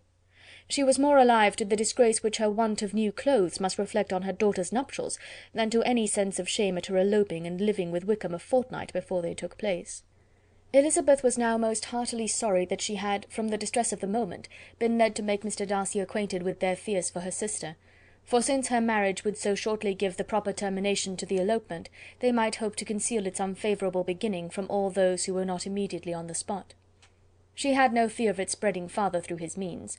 There were few people on whose secrecy she could have more confidently depended, but at the same time there was no one whose knowledge of a sister's frailty would have mortified her so much, not, however, from any fear of disadvantage from it individually to herself, for at any rate there seemed a gulf impassable between them. Had Lydia's marriage been concluded on the most honourable terms, it was not to be supposed that Mr. Darcy would connect himself with a family where, to every other objection, would now be added an alliance and relationship of the nearest kind with a man whom he so justly scorned. From such a connection she could not wonder that he would shrink. The wish of procuring her regard, which she had assured herself of his feeling in Derbyshire, could not in rational expectation survive such a blow as this. She was humbled, she was grieved. She repented, though she hardly knew of what. She became jealous of his esteem, when she could no longer hope to be benefited by it. She wanted to hear of him, when there seemed the least chance of gaining intelligence. She was convinced that she could have been happy with him, when it was no longer likely they should meet. What a triumph for him, as she often thought, could he know that the proposals which he had spurned only 4 months ago would now have been most gladly and gratefully received. He was as generous, she doubted not, as the most generous of his sex, but while he was mortal there must be a triumph. She began now to comprehend that he was exactly the man who, in disposition and talents, would most suit her. His understanding and temper, though unlike her own, would have answered all her wishes. It was an union that must have been to the advantage of both. By her ease and liveliness his mind might have been softened, his manners improved, and from his judgment, information, and knowledge of the world, she must have received benefit of greater importance. But no such happy marriage could now teach the admiring multitude what connubial felicity really was. An union of a different tendency, and precluding the possibility of the other, was soon to be formed in their family. How Wickham and Lydia were to be supported in tolerable independence she could not imagine. But how little of permanent happiness could belong to a couple who were only brought together because their passions were stronger than their virtue, could she easily conjecture. Mr. Gardiner soon wrote again to his brother. To Mr. Bennet's acknowledgment he briefly replied, with assurance of his eagerness to promote the welfare of any of his family, and concluded with entreaties that the subject might never be mentioned to him again. The principal purport of his letter was to inform them that Mr. Wickham had resolved on quitting the militia. It was greatly my wish that he should do so, he added, as soon as his marriage was fixed on, and I think you will agree with me in considering the removal from that corps as highly advisable, both on his account and my niece's. It is Mr. Wickham's intention to go into the regulars, and among his former friends there are still some who are able and willing to assist him in the army. He has the promise of an ensigncy in General's regiment, now quartered in the north. It is an advantage to have it so far from this part of the kingdom. He promises fairly, and I hope among different people, where they may each have a character to preserve, they will both be more prudent. I have written to Colonel Forster to inform him of our present arrangements, and to request that he will satisfy the various creditors of Mr. Wickham in and near Brighton, with assurances of speedy payment, for which I have pledged myself. And will you give yourself the trouble of carrying similar assurances to his creditors in Meryton, of whom I shall subjoin a list according to his information? He has given in all his debts. I hope at least he has not deceived us. Haggerston has our directions, and all will be completed in a week. They will then join his regiment, unless they are first invited to Longbourn, and I understand from Mrs. Gardiner that my niece is very desirous of seeing you all before she leaves the south. She is well, and begs to be dutifully remembered to you and her mother. Yours, etc., E. Gardiner. Mr. Bennet and his daughter saw all the advantages of Wickham's removal from the shire as clearly as Mr. Gardiner could do, but Mrs. Bennet was not so well pleased with it. Lydia's being settled in the north, just when she had expected most pleasure and pride in her company, for she had by no means given up her plan of their residing in Hertfordshire, was a severe disappointment. And besides, it was such a pity that Lydia should be taken from a regiment where she was acquainted with everybody, and had so many favourites. "She is so fond of Mrs. Forster," said she, "it will be quite shocking to send her away. And there are several of the young men, too, that she likes very much. The officers may not be so pleasant in the General's regiment." His daughter's request, for such it might be considered, of being admitted into her family again before she set off for the north, received at first an absolute negative.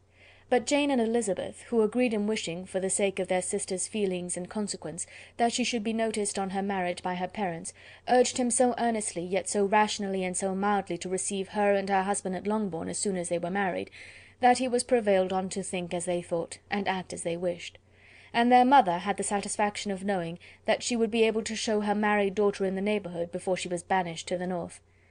When Mr. Bennet wrote again to his brother, therefore, he sent his permission for them to come, and it was settled that as soon as the ceremony was over they should proceed to Longbourn. Elizabeth was surprised, however, that Wickham should consent to such a scheme, and had she consulted only her own inclination, any meeting with him would have been the last object of her wishes. End of chapter 50.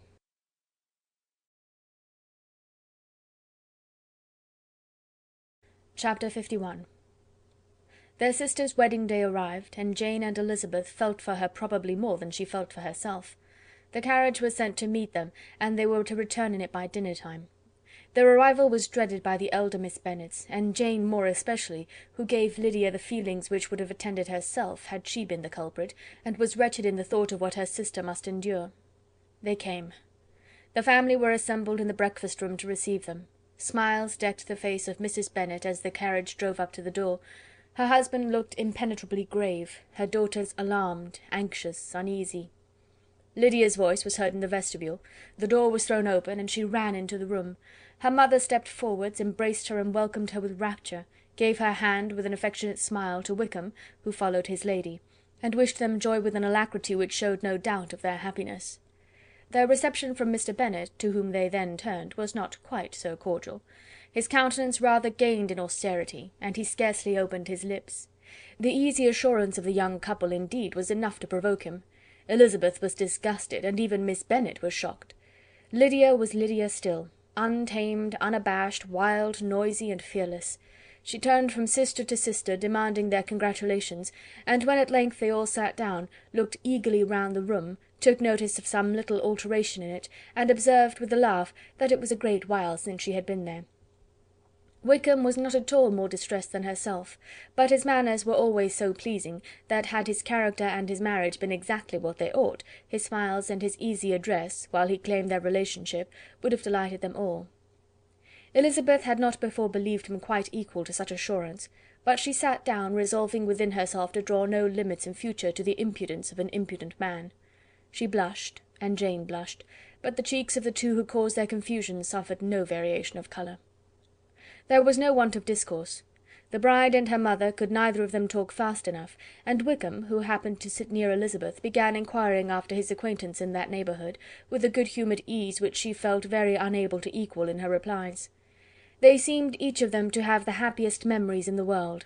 Nothing of the past was recollected with pain, and Lydia led voluntarily to subjects which her sisters would not have alluded to for the world.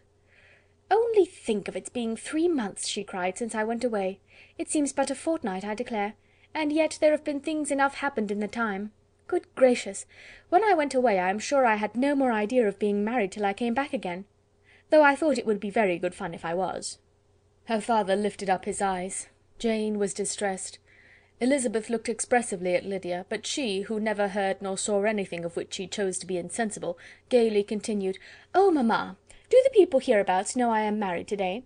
I was afraid they might not, and we overtook William Golding in his curricle, so I was determined he should know it, and so I let down the side-glass next to him, and took off my glove and let my hand just rest upon the window-frame, so that he might see the ring, and then I bowed and smiled like anything."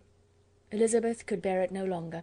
She got up and ran out of the room, and returned no more till she heard them passing through the hall to the dining-parlour.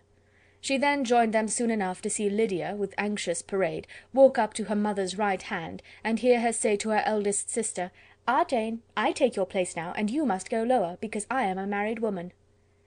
It was not to be supposed that time would give Lydia that embarrassment from which she had been so wholly free at first. Her ease and good spirits increased. She longed to see Mrs. Phillips, the Lucases, and all their other neighbours, and to hear herself called Mrs. Wickham by each of them, and in the meantime she went after dinner to show her ring and boast of being married to Mrs. Hill and the two housemaids. "Well, mamma," said she, when they were all returned to the breakfast room, "and what do you think of my husband? Is not he a charming man? I am sure my sisters must all envy me. I only hope they may have half my good luck. They must all go to Brighton. That is the place to get husbands. What a pity it is, mamma, we did not all go." "Very true, and if I had my will we should. But, my dear Lydia, I don't at all like your going such a way off. Must it be so?" "Oh Lord, yes. There is nothing in that. I shall like it of all things. You and papa and my sisters must come down and see us. We shall be at Newcastle all the winter, and I dare say there will be some balls, and I will take care to get good partners for them all." "I should like it beyond anything," said her mother. "And then when you go away you may leave one or two of my sisters behind you, and I dare say I shall get husbands for them before the winter is over." "I thank you for my share of the favour," said Elizabeth, "but I do not particularly like your way of getting husbands." Their visitors were not to remain above 10 days with them. Mr. Wickham had received his commission before he left London, and he was to join his regiment at the end of a fortnight. No one but Mrs. Bennet regretted that their stay would be so short, and she made the most of the time by visiting about with her daughter, and having very frequent parties at home. These parties were acceptable to all. To avoid a family circle was even more desirable to such as did think than such as did not. Wickham's affection for Lydia was just what Elizabeth had expected to find it, not equal to Lydia's for him. She had scarcely needed her present observation to be satisfied, from the reason of things, that their elopement had been brought on by the strength of her love rather than by his, and she would have wondered why, without violently caring for her, he chose to elope with her at all, had she not felt certain that his flight was rendered necessary by distress of circumstances, and if that were the case, he was not the young man to resist an opportunity of having a companion. Lydia was exceedingly fond of him. He was her dear Wickham on every occasion. No one was to be put in competition with him. He did everything best in the world, and she was sure he would kill more birds on the 1st of September than anybody else in the country. One morning, soon after their arrival, as she was sitting with her two elder sisters, she said to Elizabeth, "Lizzy, I never gave you an account of my wedding, I believe. You were not by when I told mamma and the others all about it. Are you not curious to hear how it was managed?" "Not really," replied Elizabeth. "I think there cannot be too little said on the subject." "La, you are so strange! But I must tell you how it went off. We were married, you know, at St. Clement's, because Wickham's lodgings were in that parish, and it was settled that we should all be there by 11 o'clock. My uncle and aunt and I were to go together, and the others were to meet us at the church. Well, Monday morning came, and I was in such a fuss, I was so afraid, you know, that something would happen to put it off, and then I should have gone quite distracted, and there was my aunt all the time I was dressing, preaching and talking away just as if she were reading a sermon. However, I did not hear above 1 word in 10, for I was thinking, you may suppose, of my dear Wickham. I longed to know whether he would be married in his blue coat. Well, and so we breakfasted at 10 as usual. I thought it would never be over, for, by the by, you are to understand, that my uncle and aunt were horrid unpleasant all the time I was with them. If you'll believe me, I did not once put my foot out of doors, though I was there a fortnight. Not one party or scheme or anything. To be sure, London was rather thin, but however, the little theatre was open. Well, and so just as the carriage came to the door, my uncle was called away upon business to that horrid man, Mr. Stone, and then, you know, when once they get together, there is no end of it. Well, I was so frightened I did not know what to do, for my uncle was to give me away, and if we were beyond the hour, we could not be married all day. But luckily he came back again in 10 minutes' time, and then we all set out. However, I recollected afterwards that if he had been prevented going, the wedding need not be put off, for Mr. Darcy might have done as well." "Mr. Darcy?" repeated Elizabeth in utter amazement. "Oh yes, he was to come there with Wickham, you know. But gracious me, I quite forgot. I ought not to have said a word about it. I promised them so faithfully. What will Wickham say? It was to be such a secret." "If it was to be secret," said Jane, "say not another word on the subject. You may depend upon my seeking no further." "Oh, certainly," said Elizabeth, though burning with curiosity. "We will ask you no questions." "Thank you," said Lydia, "for if you did I should certainly tell you all, and then Wickham would be angry." On such encouragement to ask, Elizabeth was forced to put it out of her power by running away. but to live in ignorance on such a point was impossible, or at least it was impossible not to try for information. Mr. Darcy had been at her sister's wedding. It was exactly a scene, and exactly among people where he had apparently least to do and least temptation to go. Conjectures as to the meaning of it, rapid and wild, hurried into her brain, but she was satisfied with none.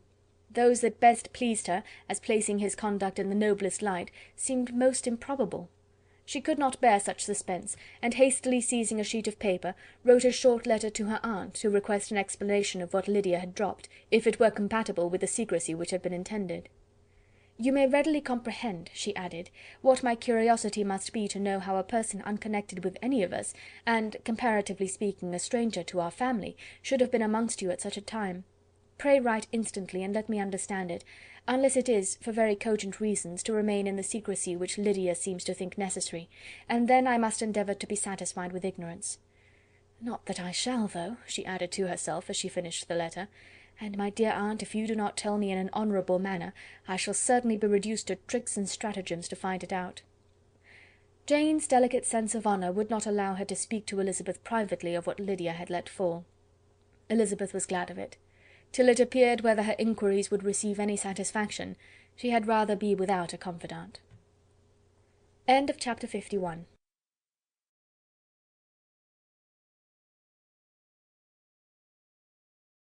Chapter 52. Elizabeth had the satisfaction of receiving an answer to her letter as soon as she possibly could. She was no sooner in possession of it than, hurrying into the little copse where she was least likely to be interrupted, she sat down on one of the benches and prepared to be happy, for the length of the letter convinced her that it did not contain a denial. Gracechurch Street, September 6th. My dear niece, I have just received your letter, and shall devote this whole morning to answering it, as I foresee that a little writing will not comprise what I have to tell you. I must confess myself surprised by your application. I did not expect it from you. Don't think me angry, however, for I only mean to let you know that I had not imagined such inquiries to be necessary on your side. If you do not choose to understand me, forgive my impertinence. Your uncle is as much surprised as I am, and nothing but the belief of your being a party concerned would have allowed him to act as he has done. But if you are really innocent and ignorant, I must be more explicit. On the very day of my coming home from Longbourn, your uncle had a most unexpected visitor. Mr. Darcy called, and was shut up with him several hours. It was all over before I arrived, so my curiosity was not so dreadfully racked as yours seems to have been. He came to tell Mr. Gardiner that he had found out where your sister and Mr. Wickham were, and that he had seen and talked with them both, Wickham repeatedly, Lydia once. From what I can collect, he left Derbyshire only one day after ourselves, and came to town with the resolution of hunting for them. The motive professed was his conviction of its being owing to himself that Wickham's worthlessness had not been so well known as to make it impossible for any young woman of character to love or confide in him. He generously imputed the whole of his mistaken pride, and confessed that he had before thought it beneath him to lay his private actions open to the world. His character was to speak for itself. He called it therefore his duty to step forward and endeavour to remedy an evil which had been brought on by himself. If he had another motive, I am sure it would never disgrace him. He had been some days in town before he was able to discover them, but he had something to direct his search, which was more than we had, and the consciousness of this was another reason for his resolving to follow us. There is a lady, it seems, a Mrs. Young, who was some time ago governess to Miss Darcy, and was dismissed from her charge on some cause of disapprobation, though he did not say what. She then took a large house in Edward Street, and has since maintained herself by letting lodgings. This Mrs. Young was, he knew, intimately acquainted with Wickham, and he went to her for intelligence of him as soon as he got to town. But it was 2 or 3 days before he could get from her what he wanted. She would not betray her trust, I suppose, without bribery and corruption, for she really did know where her friend was to be found. Wickham indeed had gone to her on their first arrival in London, and had she been able to receive them into her house, they would have taken up their abode with her. At length, however, our kind friend procured the wished-for direction. They were in Street. He saw Wickham, and afterwards insisted on seeing Lydia. His first object with her, he acknowledged, had been to persuade her to quit her present disgraceful situation, and return to her friends as soon as they could be prevailed on to receive her, offering his assistance as far as it would go. But he found Lydia absolutely resolved on remaining where she was. She cared for none of her friends, she wanted no help of his, she would not hear of leaving Wickham. She was sure they should be married some time or other, and it did not much signify when. Since such were her feelings, it only remained, he thought, to secure and expedite a marriage, which, in his very first conversation with Wickham, he easily learnt had never been his design.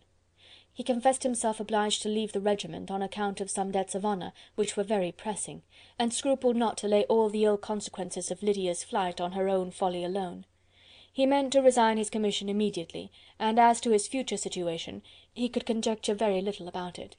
He must go somewhere, but he did not know where, and he knew he should have nothing to live on. Mr. Darcy asked him why he had not married your sister at once. Though Mr. Bennet was not imagined to be very rich, he would have been able to do something for him, and his situation must have benefited by marriage. But he found, in reply to this question, that Wickham still cherished the hope of more effectually making his fortune by marriage in some other country. Under such circumstances, however, he was not likely to be proof against the temptation of immediate relief. They met several times, for there was much to be discussed. Wickham, of course, wanted more than he could get, but at length was reduced to be reasonable. Everything being settled between them, Mr. Darcy's next step was to make your uncle acquainted with it, and he first called in Gracechurch Street the evening before I came home. But Mr. Gardiner could not be seen, and Mr. Darcy found, on further inquiry, that your father was still with him, but would quit town the next morning. He did not judge your father to be a person whom he could so properly consult as your uncle, and therefore readily postponed seeing him till after the departure of the former. He did not leave his name, and till the next day it was only known that a gentleman had called on business. On Saturday he came again. Your father was gone, your uncle at home, and, as I said before, they had a great deal of talk together. They met again on Sunday, and then I saw him too. It was not all settled before Monday. As soon as it was, the express was sent off to Longbourn, but our visitor was very obstinate. I fancy, Lizzy, that obstinacy is the real defect of his character after all. He has been accused of many faults at different times, but this is the true one. Nothing was to be done that he did not do himself, though I am sure, and I do not speak it to be thanked, therefore say nothing about it, your uncle would most readily have settled the whole. They battled it together for a long time, which was more than either the gentleman or lady concerned in it deserved, but at last your uncle was forced to yield, and instead of being allowed to be of use to his niece, was forced to put up with only having the probable credit of it, which went sorely against the grain, and I really believe your letter this morning gave him great pleasure, because it required an explanation that would rob him of his borrowed feathers, and give the praise where it was due. But, Lizzy, this must go no farther than yourself, or Jane at most. You know pretty well, I suppose, what has been done for the young people. His debts are to be paid, amounting, I believe, to considerably more than £1,000, another 1,000 in addition to her own settled upon her, and his commission purchased. The reason why all this was to be done by him alone was such as I have given above. It was owing to him, to his reserve and want of proper consideration, that Wickham's character had been so misunderstood, and consequently that he had been received and noticed as he was. Perhaps there was some truth in this, though I doubt whether his reserve or anybody's reserve can be answerable for the event. But in spite of all this fine talking, my dear Lizzy, you may rest perfectly assured that your uncle would never have yielded if we had not given him credit for another interest in the affair.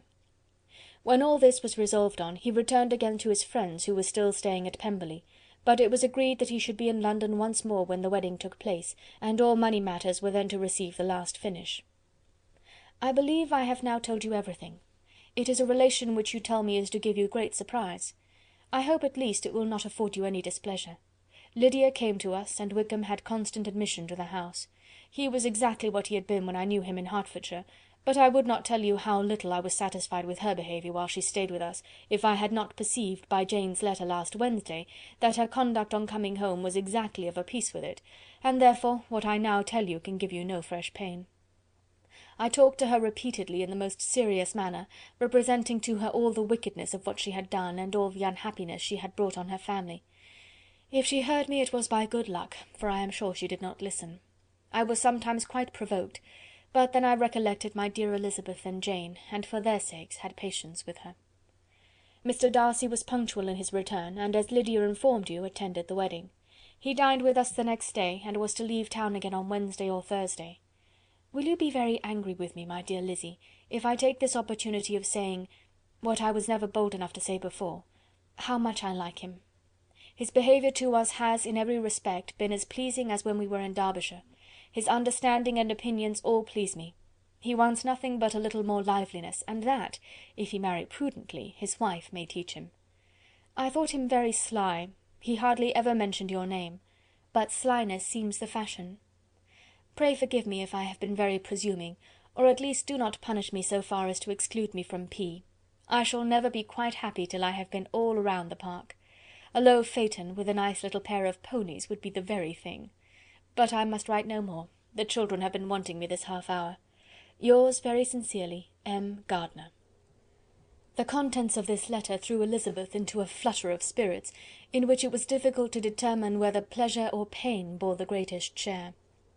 The vague and unsettled suspicions which uncertainty had produced of what Mr. Darcy might have been doing to forward her sister's match, which she had feared to encourage as an exertion of goodness too great to be probable, and at the same time dreaded to be just from the pain of obligation, were proved beyond their greatest extent to be true. He had followed them purposely to town, he had taken on himself all the trouble and mortification attendant on such a research, in which supplication had been necessary to a woman whom he must abominate and despise, and where he was reduced to meet, frequently meet, reason with, persuade, and finally bribe, the man whom he always most wished to avoid, and whose very name it was punishment to him to pronounce. He had done all this for a girl whom he could neither regard nor esteem.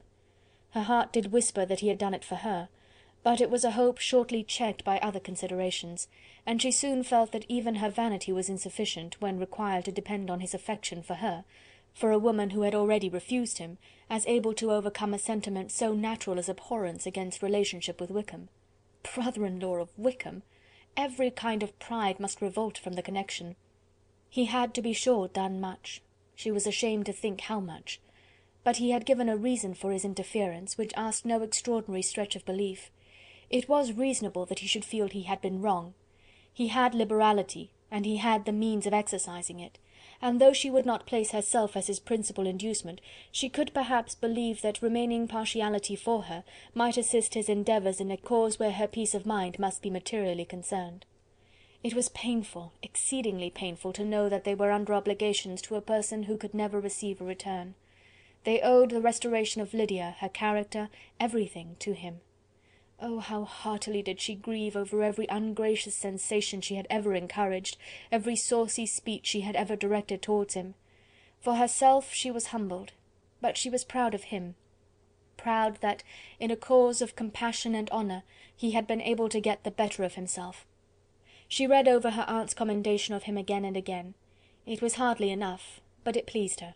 She was even sensible of some pleasure, though mixed with regret, on finding how steadfastly both she and her uncle had been persuaded that affection and confidence subsisted between Mr. Darcy and herself.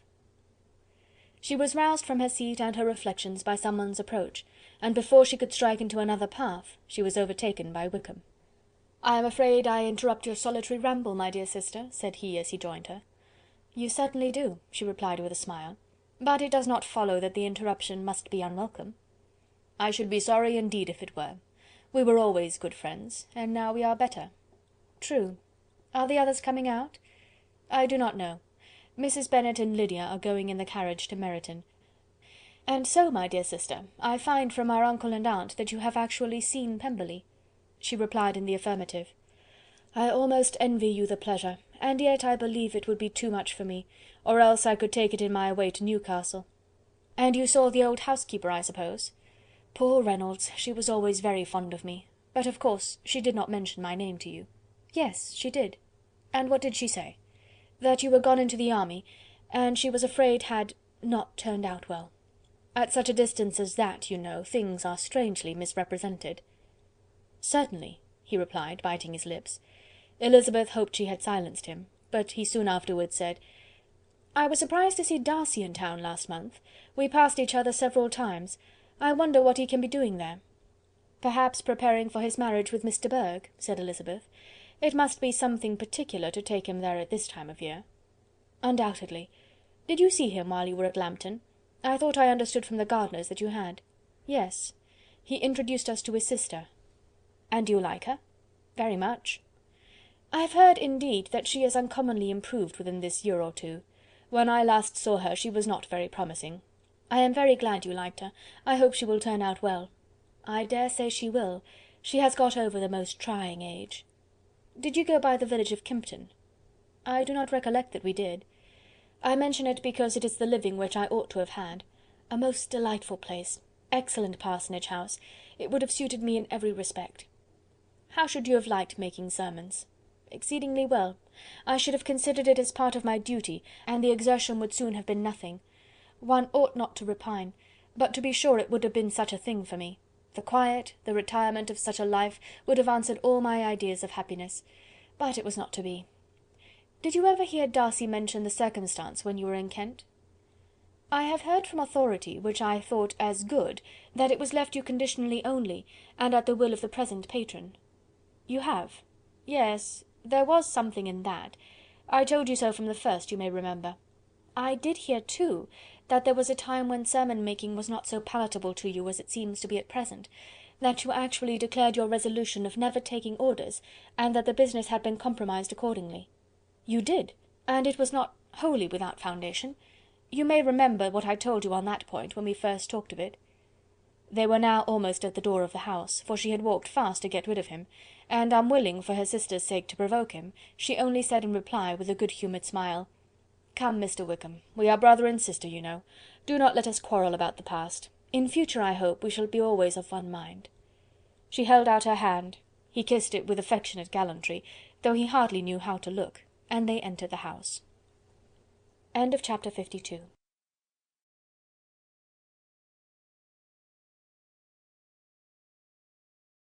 Chapter 53. Mr. Wickham was so perfectly satisfied with this conversation that he never again distressed himself or provoked his dear sister Elizabeth by introducing the subject of it, and she was pleased to find that she had said enough to keep him quiet. The day of his and Lydia's departure soon came, and Mrs. Bennet was forced to submit to a separation which, as her husband by no means entered into her scheme of their all going to Newcastle, was likely to continue at least a twelvemonth. "Oh, my dear Lydia," she cried, "when shall we meet again?" "Oh Lord, I don't know. Not these 2 or 3 years, perhaps." "Write to me very often, my dear." "As often as I can. But you know married women have never much time for writing. My sisters may write to me. They will have nothing else to do." Mr. Wickham's adieus were much more affectionate than his wife's. He smiled, looked handsome, and said many pretty things. "He is as fine a fellow," said Mr. Bennet, as soon as they were out of the house, "as ever I saw. He simpers and smirks and makes love to us all. I am prodigiously proud of him. I defy even Sir William Lucas himself to produce a more valuable son-in-law." The loss of her daughter made Mrs. Bennet very dull for several days. "I often think," said she, "that there is nothing so bad as parting with one's friends. One seems so forlorn without them." "This is the consequence, you see, madam, of marrying a daughter," said Elizabeth. "It must make you better satisfied that your other 4 are single." "It is no such thing. Lydia does not leave me because she is married, but only because our husband's regiment happens to be so far off. If that had been nearer, she would not have gone so soon." But the spiritless condition which this event threw her into was shortly relieved, and her mind opened again to the agitation of hope, by an article of news which then began to be in circulation. The housekeeper at Netherfield had received orders to prepare for the arrival of her master, who was coming down in a day or two, to shoot there for several weeks. Mrs. Bennet was quite in the fidgets. She looked at Jane, and smiled and shook her head by turns. "Well, well, and so Mr. Bingley is coming down, sister," for Mrs. Phillips first brought her the news. "Well, so much the better. Not that I care about it, though. He is nothing to us, you know, and I am sure I never want to see him again. But, however, he is very welcome to come to Netherfield if he likes it, and who knows what may happen? But that is nothing to us. You know, sister, we agreed long ago never to mention a word about it. And so, is it quite certain he is coming?" "You may depend on it," replied the other, "for Mrs. Nicholls was in Meryton last night. I saw her passing by, and went out myself on purpose to know the truth of it, and she told me that it was certain true. He comes down on Thursday at the latest, very likely on Wednesday. She was going to the butcher's, she told me, on purpose to order in some meat on Wednesday, and she has got 3 couple of ducks, just fit to be killed." Miss Bennet had not been able to hear of his coming without changing colour. It was many months since she had mentioned his name to Elizabeth, but now, as soon as they were alone together, she said, "I saw you look at me to-day, Lizzy, when my aunt told us of the present report, and I know I appeared distressed, but don't imagine it was from any silly cause. I was only confused for the moment, because I felt I should be looked at. I do assure you that the news does not affect me either with pleasure or pain. I am glad of one thing, that he comes alone, because we shall see less of him. Not that I am afraid of myself, but I dread other people's remarks." Elizabeth did not know what to make of it. Had she not seen him in Derbyshire, she might have supposed him capable of coming there with no other view than what was acknowledged, but she still thought him partial to Jane, and she wavered as to the greater probability of his coming there with his friend's permission, or being bold enough to come without it. "Yet it is hard," she sometimes thought, "that this poor man cannot come to a house which he has legally hired without raising all this speculation. I will leave him to himself." In spite of what her sister declared, and really believed to be her feelings in the expectation of his arrival, Elizabeth could easily perceive that her spirits were affected by it. They were more disturbed, more unequal, than she had often seen them. The subject which had been so warmly canvassed between their parents about a twelvemonth ago, was now brought forward again. "As soon as ever Mr. Bingley comes, my dear," said Mrs. Bennet, "you will wait on him, of course." "No, no. You forced me into visiting him last year, and promised, if I went to see him, he should marry one of my daughters, but it ended in nothing, and I will not be sent on a fool's errand again." His wife represented to him how absolutely necessary such an attention would be from all the neighbouring gentlemen, on his returning to Netherfield. "'Tis an etiquette I despise," said he. "If he wants our society, let him seek it. He knows where we live. I will not spend my hours in running after my neighbours every time they go away and come back again." "Well, all I know is, that it will be abominably rude if you do not wait on him. But, however, that shan't prevent my asking him to dine here, I am determined. We must have Mrs. Long and the Gouldings soon, that will make 13 with ourselves, so there will be just room at table for him." Consoled by this resolution, she was the better able to bear her husband's incivility, though it was very mortifying to know that her neighbours might all see Mr. Bingley, in consequence of it, before they did. As the day of his arrival drew near, "I begin to be sorry that he comes at all," said Jane to her sister. "It would be nothing. I could see him with perfect indifference, but I can hardly bear to hear it thus perpetually talked of. My mother means well, but she does not know, no one can know, how much I suffer from what she says. Happy shall I be when his stay at Netherfield is over." "I wish I could say anything to comfort you," replied Elizabeth, "but it is wholly out of my power. You must feel it, and the usual satisfaction of preaching patience to a sufferer is denied me, because you have always so much." Mr. Bingley arrived. Mrs. Bennet, through the assistance of servants, contrived to have the earliest tidings of it, that the period of anxiety and fretfulness on her side might be as long as it could. She counted the days that must intervene before their invitation could be sent, hopeless of seeing him before. But on the third morning after his arrival in Hertfordshire, she saw him, from her dressing-room window, enter the paddock and ride towards the house. Her daughters were eagerly called to partake of her joy. Jane resolutely kept her place at the table, but Elizabeth, to satisfy her mother, went to the window. She looked, she saw Mr. Darcy with him, and sat down again by her sister. "There is a gentleman with him, mamma," said Kitty. "Who can it be?" "Some acquaintance or other, my dear, I suppose. I am sure I do not know." "La!" replied Kitty, "it looks just like that man that used to be with him before, Mr. what's his name, that tall, proud man." "Good gracious! Mr. Darcy, and so it does, I vow. Well, any friend of Mr. Bingley's will always be welcome here, to be sure, but else I must say that I hate the very sight of him." Jane looked at Elizabeth with surprise and concern. She knew but little of their meeting in Derbyshire, and therefore felt for the awkwardness which must attend her sister in seeing him almost for the first time after receiving his explanatory letter. Both sisters were uncomfortable enough. Each felt for the other, and of course for themselves. And their mother talked on of her dislike of Mr. Darcy, and her resolution to be civil to him only as Mr. Bingley's friend, without being heard by either of them. But Elizabeth had sources of uneasiness which could not be suspected by Jane, to whom she had never yet had courage to show Mrs. Gardiner's letter, or to relate her own change of sentiment towards him. To Jane he could be only a man whose proposals she had refused, and whose merit she had undervalued, but to her own more extensive information he was the person to whom the whole family were indebted for the first of benefits, and whom she regarded herself with an interest, if not quite so tender, at least as reasonable and just as what Jane felt for Bingley. Her astonishment at his coming to Netherfield, to Longbourn, and voluntarily seeking her again, was almost equal to what she had known on first witnessing his altered behaviour in Derbyshire. The colour which had been driven from her face returned for half a minute with an additional glow, and a smile of delight added lustre to her eyes, as she thought for that space of time that his affection and wishes must still be unshaken. But she would not be secure. "Let me first see how he behaves," said she. "It will then be early enough for expectation." She sat intently at work, striving to be composed, and without daring to lift up her eyes, till anxious curiosity carried them to the face of her sister as the servant was approaching the door. Jane looked a little paler than usual, but more sedate than Elizabeth had expected. On the gentlemen's appearing, her colour increased, yet she received them with tolerable ease, and with a propriety of behaviour equally free from any symptom of resentment or any unnecessary complaisance. Elizabeth said as little to either as civility would allow, and sat down again to her work with an eagerness which it did not often command.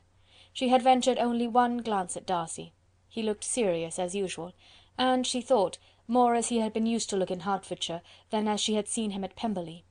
But perhaps he could not, in her mother's presence, be what he was before her uncle and aunt. It was a painful, but not an improbable conjecture. Bingley she had likewise seen for an instant, and in that short period saw him looking both pleased and embarrassed. He was received by Mrs. Bennet with a degree of civility which made her two daughters ashamed, especially when contrasted with the cold and ceremonious politeness of her curtsey and address to his friend. Elizabeth particularly, who knew that her mother owed to the latter the preservation of her favourite daughter from irremediable infamy, was hurt and distressed to a most painful degree by a distraction so ill applied. Darcy, after inquiring of her how Mr. and Mrs. Gardiner did, a question which she could not answer without confusion, said scarcely anything. He was not seated by her, perhaps that was the reason of his silence, but it had not been so in Derbyshire. There he had talked to her friends, when he could not to herself. But now several minutes elapsed without bringing the sound of his voice, and when occasionally, unable to resist the impulse of curiosity, she raised her eyes to his face, she as often found him looking at Jane as at herself, and frequently on no object but the ground. More thoughtfulness and less anxiety to please than when they last met were plainly expressed. She was disappointed and angry with herself for being so. "Could I expect it to be otherwise?" said she. "Yet why did he come?"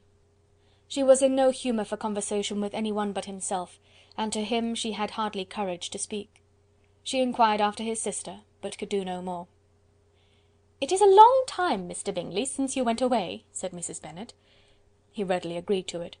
"I began to be afraid you would never come back. People did say you meant to quit the place entirely at Michaelmas, but, however, I hope it is not true. A great many changes have happened in the neighbourhood since you went away. Miss Lucas is married and settled, and one of my own daughters. I suppose you have heard of it. Indeed, you must have seen it in the papers. It was in the Times and the Courier, I know, though it was not put in as it ought to be. It was only said, 'Lately George Wickham, Esquire, to Miss Lydia Bennet,' without there being a syllable said of her father or the place where she lived, or anything. It was my brother Gardiner's drawing up too, and I wonder how he came to make such an awkward business of it. Did you see it?" Bingley replied that he did, and made his congratulations. Elizabeth dared not lift up her eyes. How Mr. Darcy looked, therefore, she could not tell.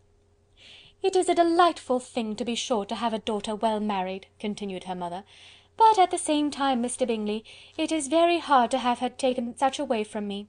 They are gone down to Newcastle, a place quite northward it seems, and there they are to stay I do not know how long. His regiment is there, for I suppose you have heard of his leaving the shire, and of his being gone into the regulars. Thank heaven he has some friends, though perhaps not so many as he deserves."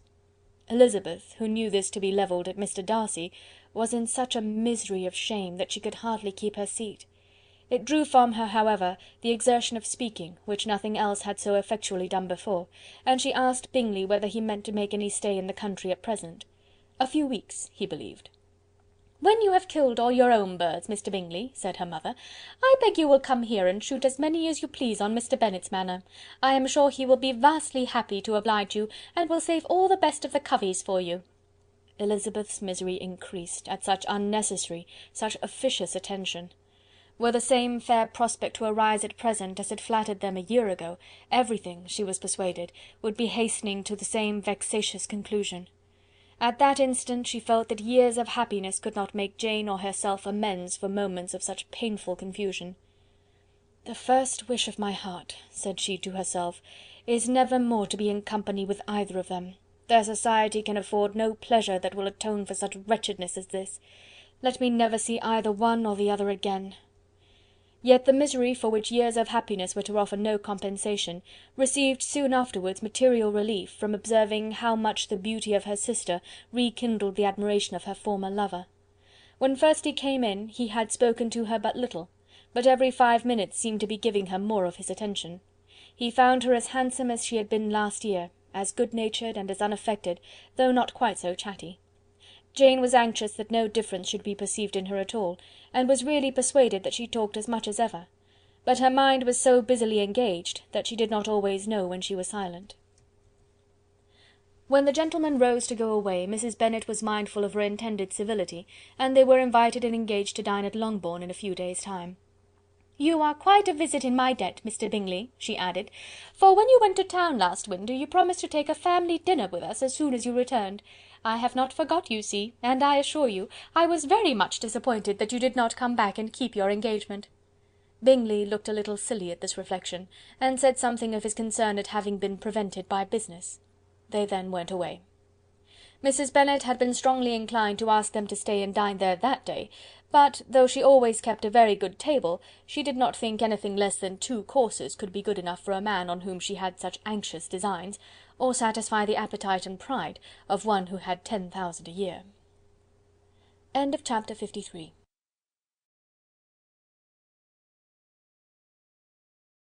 Chapter 54. As soon as they were gone, Elizabeth walked out to recover her spirits, or in other words, to dwell without interruption on those subjects that must deaden them more. Mr. Darcy's behaviour astonished and vexed her. "Why, if he came only to be silent, grave, and indifferent," said she, "did he come at all?" She could settle it in no way that gave her pleasure. "He could be still amiable, still pleasing to my uncle and aunt when he was in town, and why not to me? If he fears me, why come hither? If he no longer cares for me, why silent? Teasing, teasing man! I will think no more about him." Her resolution was for a short time involuntarily kept by the approach of her sister, who joined her with a cheerful look, which showed her better satisfied with their visitors than Elizabeth. "Now," said she, "that this first meeting is over, I feel perfectly easy. I know my own strength, and I shall never be embarrassed again by his coming. I am glad he dines here on Tuesday. It will then be publicly seen that, on both sides, we meet only as common and indifferent acquaintance." "Yes, very indifferent indeed," said Elizabeth laughingly. "Oh, Jane, take care." "My dear Lizzy, you cannot think me so weak as to be in danger now." "I think you are in very great danger of making him as much in love with you as ever." They did not see the gentlemen again till Tuesday, and Mrs. Bennet, in the meanwhile, was giving way to all the happy schemes which the good humour and common politeness of Bingley, in half an hour's visit, had revived. On Tuesday there was a large party assembled at Longbourn, and the 2 who were most anxiously expected, to the credit of their punctuality as sportsmen, were in very good time.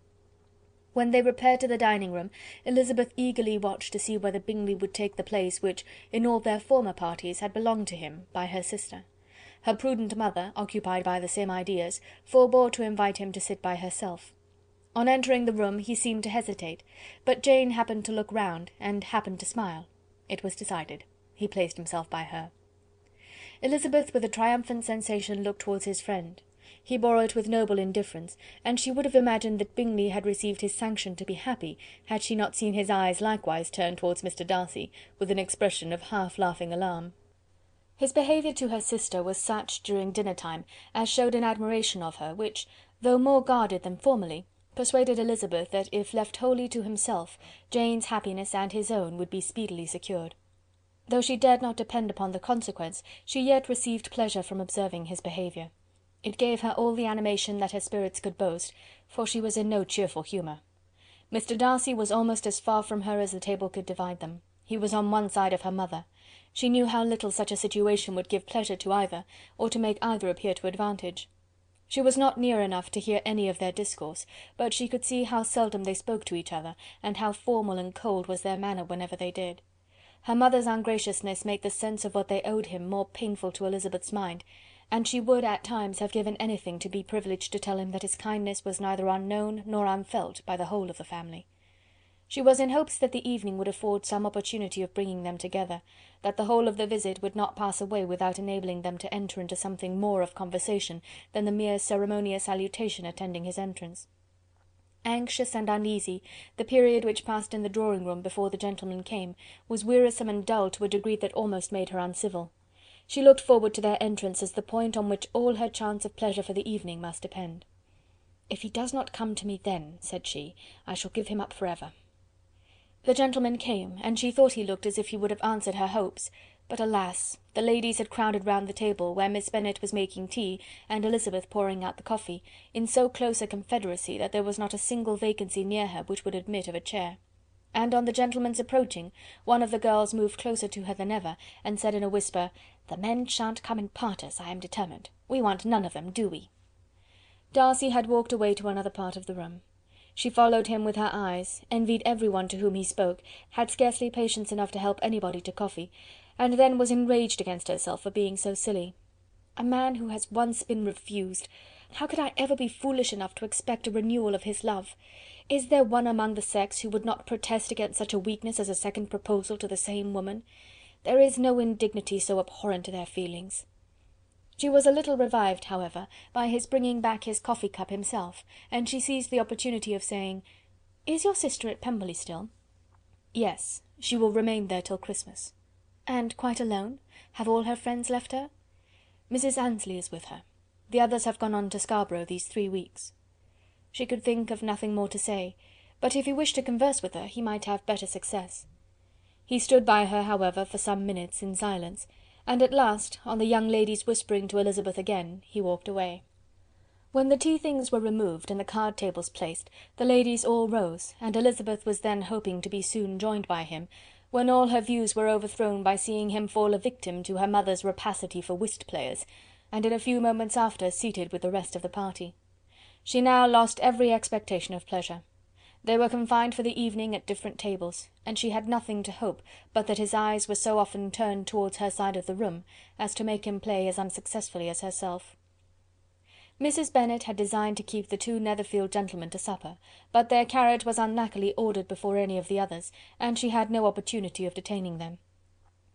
"Well, girls," said she, as soon as they were left to themselves, "what say you to the day? I think everything has passed off uncommonly well, I assure you. The dinner was as well dressed as any I ever saw. The venison was roasted to a turn, and everybody said they never saw so fat a haunch. The soup was 50 times better than what we had at the Lucases last week, and even Mr. Darcy acknowledged that the partridges were remarkably well done, and I suppose he has 2 or 3 French cooks at least. And, my dear Jane, I never saw you look in greater beauty. Mrs. Long said so too, for I asked her whether you did not. And what do you think she said besides? Ah, Mrs. Bennet, we shall have her at Netherfield at last. She did indeed. I do think Mrs. Long is as good a creature as ever lived, and her nieces are very pretty behaved girls, and not at all handsome. I like them prodigiously." Mrs. Bennet, in short, was in very great spirits. She had seen enough of Bingley's behaviour to Jane to be convinced that she would get him at last, and her expectations of advantage to her family, when in a happy humour, were so far beyond reason, that she was quite disappointed in not seeing him there again the next day to make his proposals. "It has been a very agreeable day," said Miss Bennet to Elizabeth. "The party seemed so well selected, so suitable one with the other. I hope we may often meet again." Elizabeth smiled. "Lizzy, you must not do so. You must not suspect me. It mortifies me. I assure you that I have now learnt to enjoy his conversation as an agreeable and sensible young man, without having a wish beyond it. I am perfectly satisfied, from what his manners now are, that he never had any design of engaging my affection.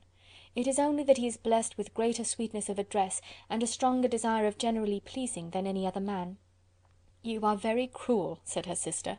"You will not let me smile, and are provoking me to it every moment." "How hard it is in some cases to be believed, and how impossible in others! But why should you wish to persuade me that I feel more than I acknowledge?" "That is a question which I hardly know how to answer. We all love to instruct, though we can teach only what is not worth knowing.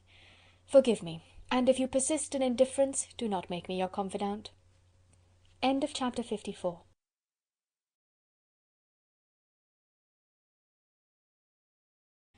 Chapter 55. A few days after this visit Mr. Bingley called again, and alone. His friend had left him that morning for London, but was to return home in 10 days' time. He sat with them above an hour, and was in remarkably good spirits. Mrs. Bennet invited him to dine with them, but, with many expressions of concern, he confessed himself engaged elsewhere. "Next time you call," said she, "I hope we shall be more lucky." He should be particularly happy at any time, etc., etc., and if she would give him leave, would take an early opportunity of waiting on them. "Can you come to-morrow?" Yes, he had no engagement at all for to-morrow, and her invitation was accepted with alacrity. He came, and in such very good time, that the ladies were none of them dressed. In ran Mrs. Bennet to her daughter's room, in her dressing gown, and with her hair half finished, crying out, "My dear Jane, make haste and hurry down! He is come! Mr. Bingley is come! He is indeed! Make haste, make haste! Here, Sarah, come to Miss Bennet this moment, and help her on with her gown. Never mind Miss Lizzie's hair." "We will be down as soon as we can," said Jane, "but I dare say Kitty is forwarder than either of us, for she went upstairs half an hour ago." "Oh, hang Kitty! What has she to do with it? Come, be quick, be quick! Where is your sash, my dear?" But when her mother was gone, Jane would not be prevailed on to go down without one of her sisters. The same anxiety to get them by themselves was visible again in the evening. After tea, Mr. Bennet retired to the library, as was his custom, and Mary went upstairs to her instrument. 2 obstacles of the 5 being thus removed, Mrs. Bennet sat looking and winking at Elizabeth and Catherine for a considerable time, without making any impression on them. Elizabeth would not observe her, and when at last Kitty did, she very innocently said, "What is the matter, mamma? What do you keep winking at me for? What am I to do?" "Nothing, child, nothing! I did not wink at you." She then sat still 5 minutes longer, but unable to waste such a precious occasion, she suddenly got up, and saying to Kitty, "Come here, my love, I want to speak to you," took her out of the room.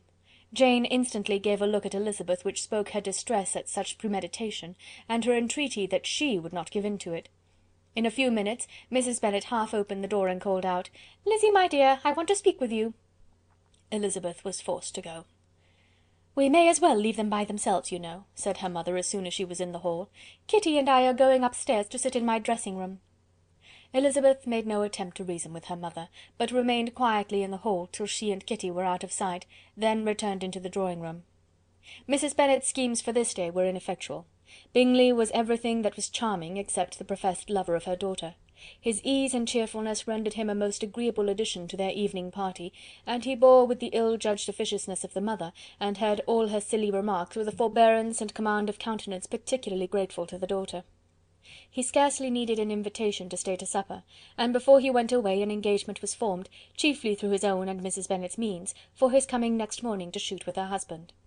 After this day, Jane said no more of her indifference. Not a word passed between the sisters concerning Bingley, but Elizabeth went to bed in the happy belief that all must speedily be concluded, unless Mr. Darcy returned within the stated time. Seriously, however, she felt tolerably persuaded that all this must have taken place with that gentleman's concurrence. Bingley was punctual to his appointment, and he and Mr. Bennet spent the morning together, as had been agreed on. The latter was much more agreeable than his companion expected. There was nothing of presumption or folly in Bingley that could provoke his ridicule or disgust him into silence, and he was more communicative and less eccentric than the other had ever seen him. Bingley, of course, returned with him to dinner, and in the evening Mrs. Bennet's invention was again at work to get everybody away from him and her daughter. Elizabeth, who had a letter to write, went into the breakfast-room for that purpose soon after tea, for as the others were all going to sit down to cards, she could not be wanted to counteract her mother's schemes. But on returning to the drawing-room, when her letter was finished, she saw, to her infinite surprise, there was reason to fear that her mother had been too ingenious for her. On opening the door, she perceived her sister and Bingley standing together over the hearth, as if engaged in earnest conversation, and had this led to no suspicion, the faces of both, as they hastily turned round and moved away from each other, would have told it all. Their situation was awkward enough, but hers, she thought, was still worse. Not a syllable was uttered by either, and Elizabeth was on the point of going away again, when Bingley, who as well as the other had sat down, suddenly rose, and whispering a few words to her sister, ran out of the room. Jane could have no reserves from Elizabeth where confidence would give pleasure, and instantly embracing her, acknowledged with the liveliest emotion that she was the happiest creature in the world. "'Tis too much," she added, "by far too much. I do not deserve it. Oh, why is not everybody as happy?" Elizabeth's congratulations were given with a sincerity, a warmth, a delight, which words could but poorly express. Every sentence of kindness was a fresh source of happiness to Jane. but she would not allow herself to stay with her sister, or say half that remained to be said for the present. "I must go instantly to my mother," she cried. "I would not on any account trifle with her affectionate solicitude, or allow her to hear it from any one but myself. He is gone to my father already. Oh, Lizzy! to know that what I have to relate will give such pleasure to all my dear family! How shall I bear so much happiness?" She then hastened away to her mother, who had purposely broken up the card party, and was sitting upstairs with Kitty. Elizabeth, who was left by herself, now smiled at the rapidity and ease with which an affair was finally settled that had given them so many previous months of suspense and vexation. "And this," said she, "is the end of all his friend's anxious circumspection, of all his sister's falsehood and contrivance, the happiest, wisest, most reasonable end."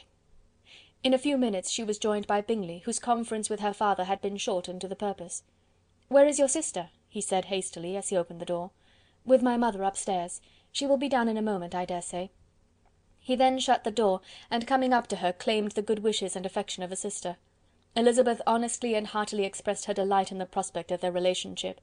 They shook hands with great cordiality, and then, till her sister came down, she had to listen to all he had to say of his own happiness and of Jane's perfections, and in spite of his being a lover, Elizabeth really believed all his expectations of felicity to be rationally founded, because they had for basis the excellent understanding and super-excellent disposition of Jane, and a general similarity of feeling and taste between her and himself.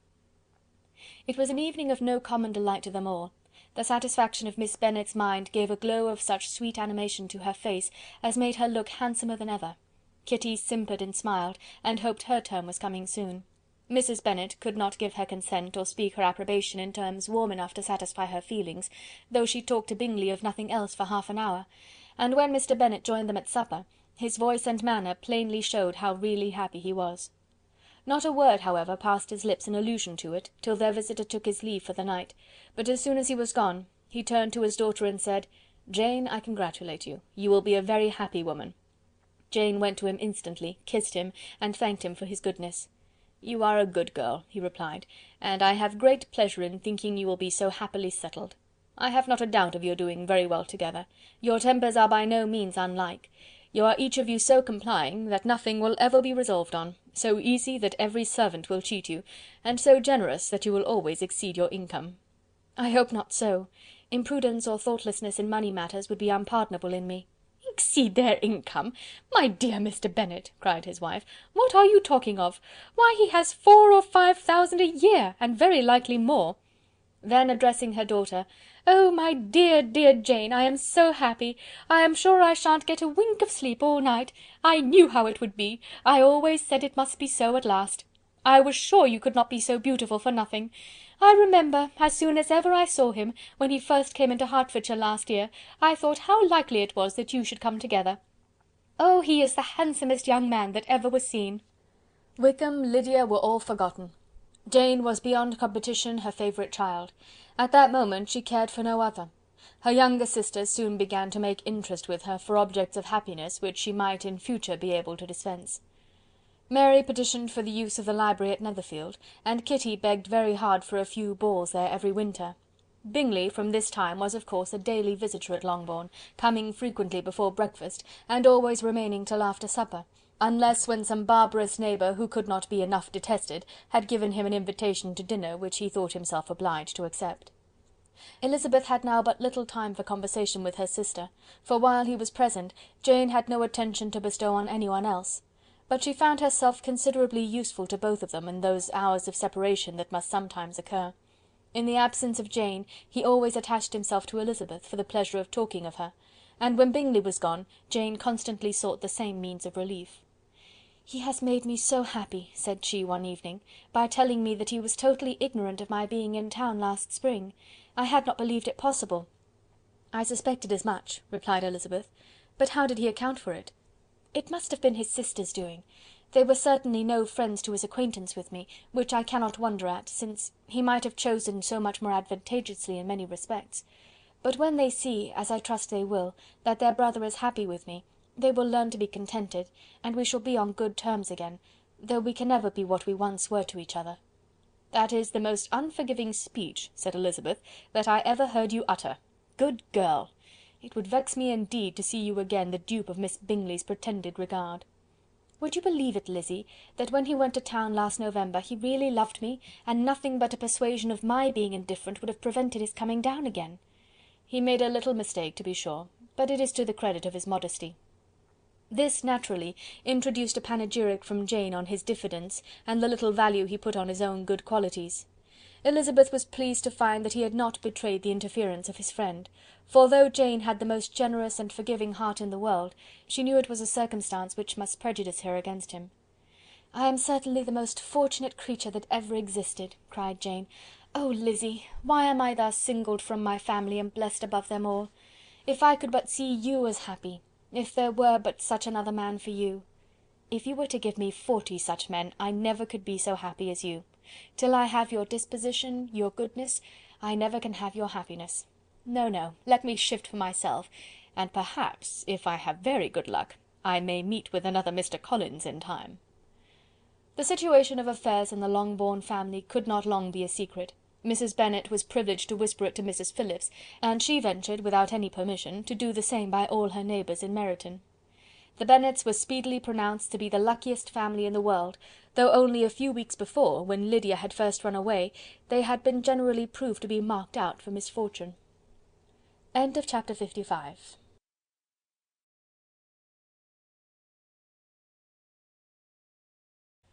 Chapter 56. One morning, about a week after Bingley's engagement with Jane had been formed, as he and the females of the family were sitting together in the dining-room, their attention was suddenly drawn to the window by the sound of a carriage, and they perceived a chaise and four driving up the lawn. It was too early in the morning for visitors, and besides the equipage did not answer to that of any of their neighbours. The horses were post, and neither the carriage nor the livery of the servant who preceded it were familiar to them. As it was certain, however, that somebody was coming, Bingley instantly prevailed on Miss Bennet to avoid the confinement of such an intrusion, and walk away with him into the shrubbery. They both set off, and the conjectures of the remaining three continued, though with little satisfaction, till the door was thrown open, and their visitor entered. It was Lady Catherine de Bourgh. They were, of course, all intending to be surprised, but their astonishment was beyond their expectation, and on the part of Mrs. Bennet and Kitty, though she was perfectly unknown to them, even inferior to what Elizabeth felt.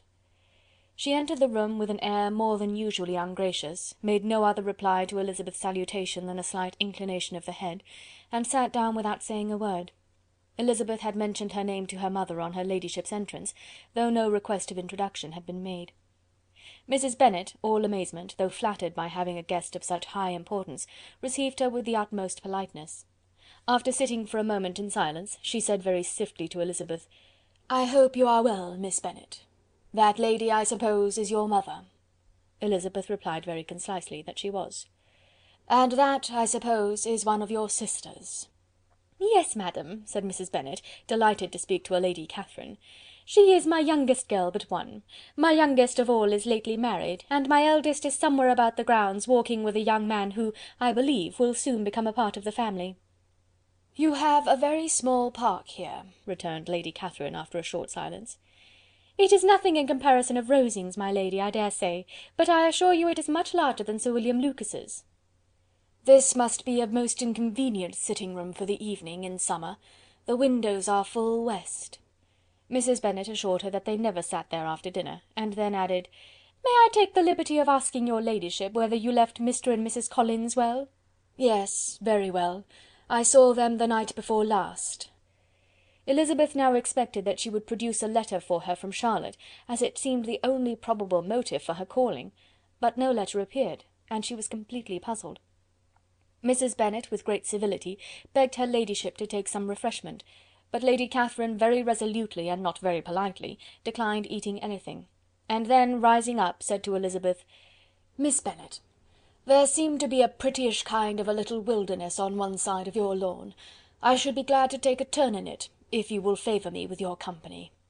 "Go, my dear," cried her mother, "and show her ladyship about the different walks. I think she will be pleased with the Hermitage." Elizabeth obeyed, and running into her own room for her parasol, attended her noble guest downstairs. As they passed through the hall, Lady Catherine opened the doors into the dining parlour and drawing room, and pronouncing them, after a short survey, to be decent-looking rooms, walked on. Her carriage remained at the door, and Elizabeth saw that her waiting-woman was in it. They proceeded in silence along the gravel walk that led to the copse. Elizabeth was determined to make no effort for conversation with the woman who was now more than usually insolent and disagreeable. "How could I ever think her like her nephew?" said she, as she looked her in her face.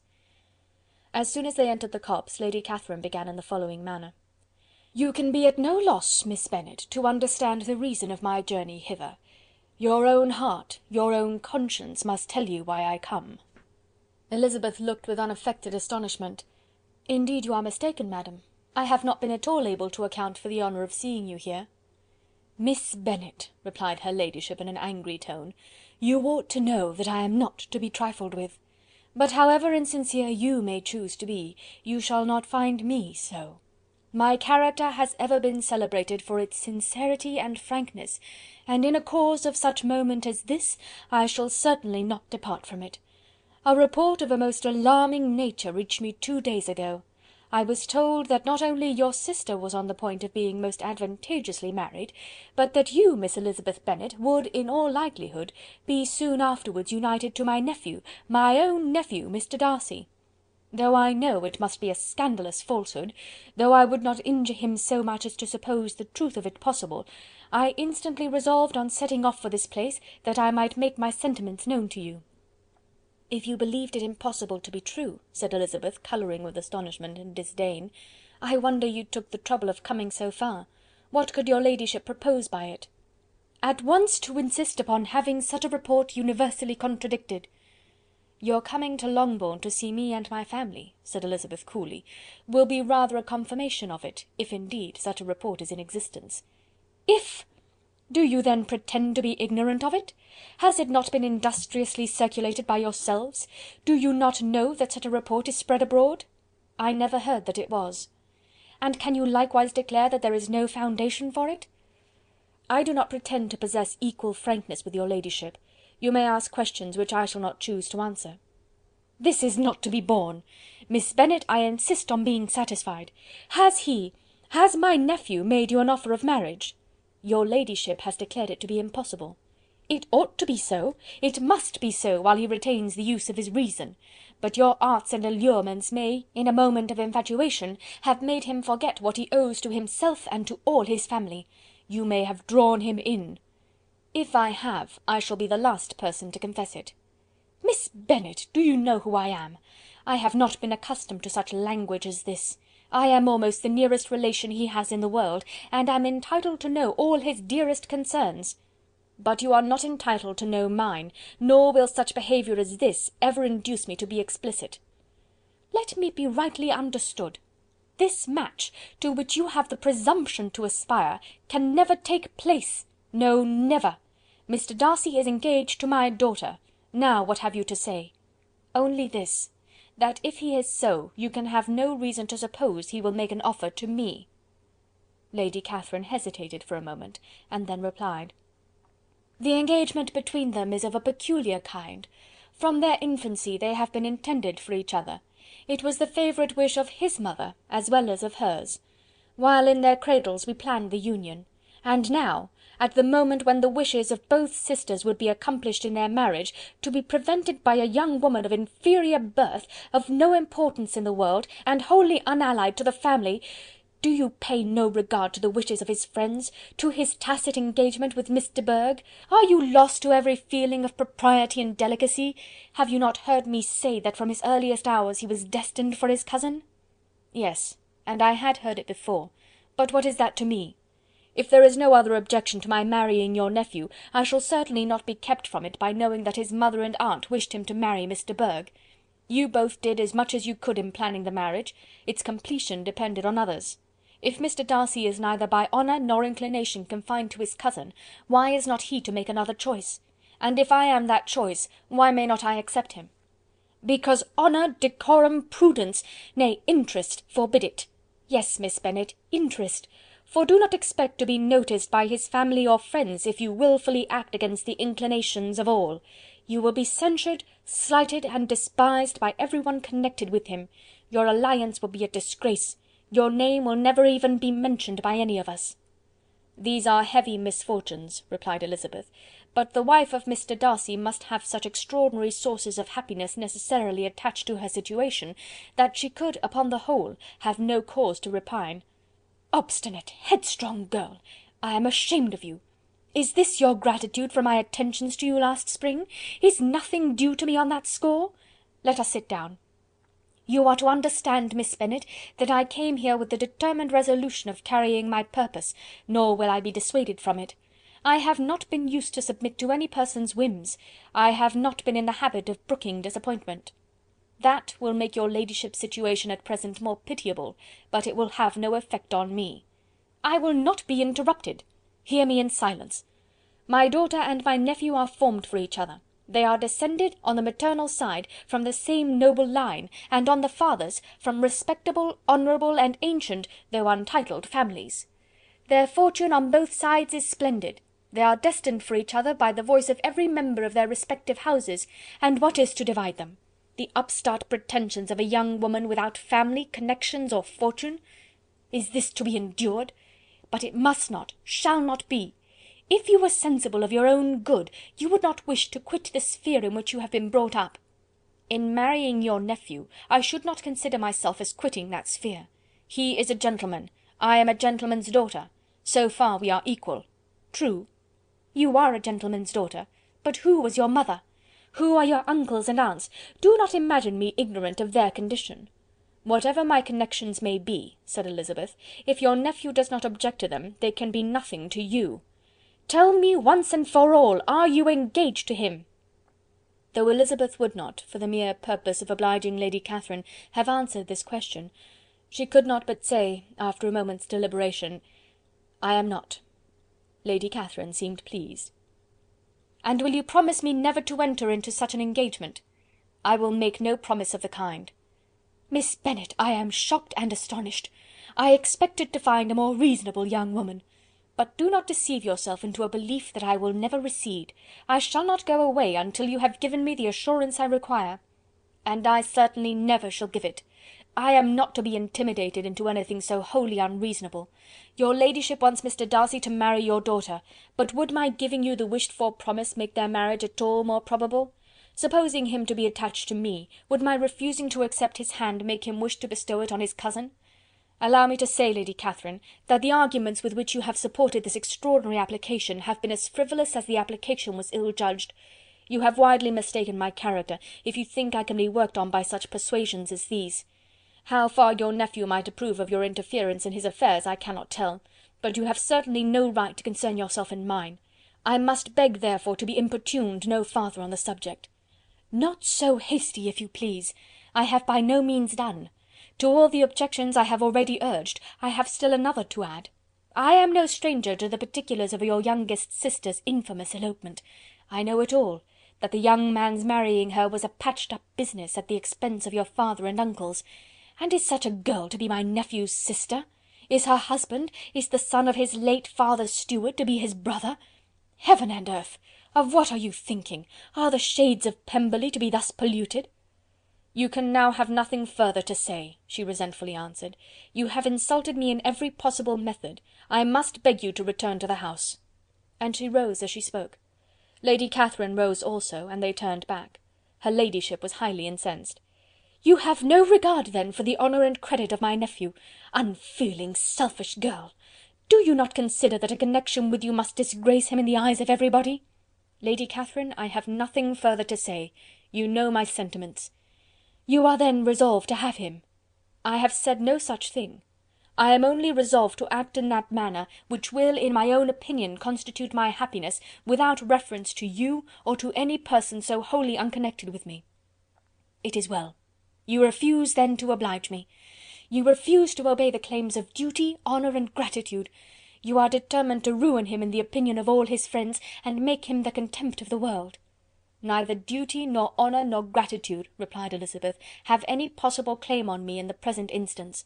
No principle of either would be violated by my marriage with Mr. Darcy. And with regard to the resentment of his family, or the indignation of the world, if the former were excited by his marrying me, it would not give me one moment's concern, and the world in general would have too much sense to join in the scorn."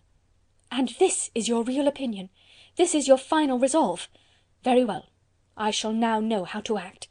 Do not imagine, Miss Bennet, that your ambition will ever be gratified. I came to try you. I hoped to find you reasonable, but depend upon it I will carry my point." In this manner Lady Catherine talked on, till they were at the door of the carriage, when, turning hastily around, she added, "I take no leave of you, Miss Bennet. I send no compliments to your mother. You deserve no such attention. I am most seriously displeased." Elizabeth made no answer, and without attempting to persuade her ladyship to return into the house, walked quietly into it herself. She heard the carriage drive away as she proceeded upstairs. Her mother impatiently met her at the door of the dressing-room, to ask why Lady Catherine would not come in again and rest herself. "She did not choose it," said her daughter. "She would go." "She is a very fine-looking woman, and her calling here was prodigiously civil, for she only came, I suppose, to tell us the Collinses were well. She is on her road somewhere, I dare say, and so, passing through Meryton, thought she might as well call on you. I suppose she had nothing particular to say to you, Lizzy?" Elizabeth was forced to give into a little falsehood here, for to acknowledge the substance of their conversation was impossible. Chapter 56.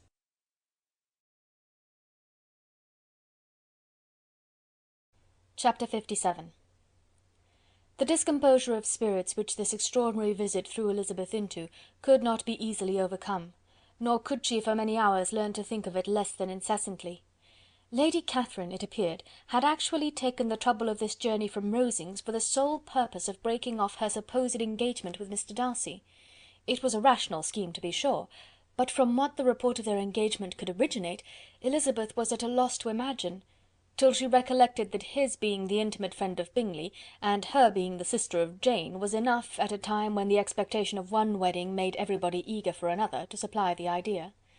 She had not herself forgotten to feel that the marriage of her sister must bring them more frequently together, and her neighbours at Lucas Lodge, therefore, for through their communication with the Collinses the report, she concluded, had reached Lady Catherine, had only set that down as almost certain and immediate, which she had looked forward to as possible at some future time.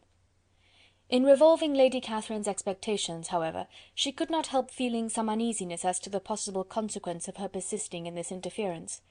From what she had said of her resolution to prevent their marriage, it occurred to Elizabeth that she must meditate an application to her nephew, and how he might take a similar representation of the evils attached to a connection with her, she dared not pronounce.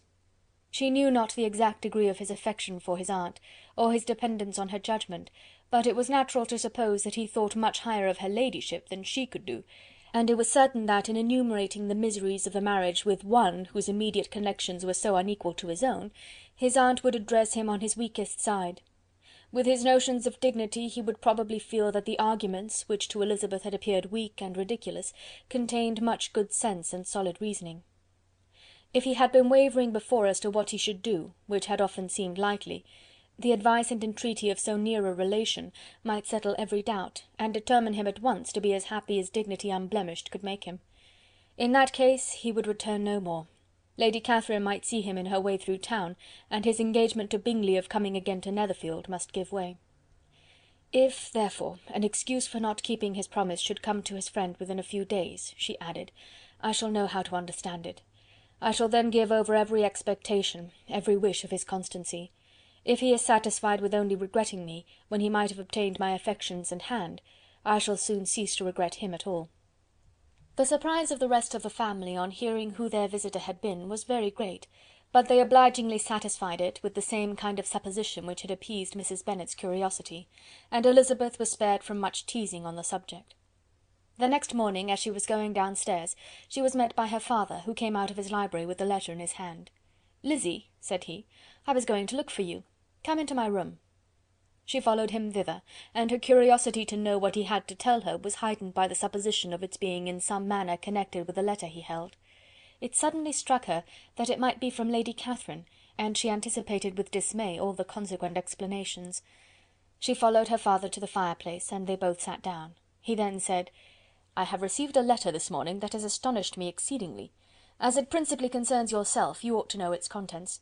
I did not know before that I had 2 daughters on the brink of matrimony. Let me congratulate you on a very important conquest." The colour now rushed into Elizabeth's cheeks in the instantaneous conviction of its being a letter from the nephew instead of the aunt, and she was undetermined whether most to be pleased that he had explained himself at all, or offended that his letter was not rather addressed to herself, when her father continued, "You look conscious." Young ladies have great penetration in such matters as these, but I think I may defy even your sagacity to discover the name of your admirer. This letter is from Mr. Collins." "From Mr. Collins? And what can he have to say?" "Something very much to the purpose, of course.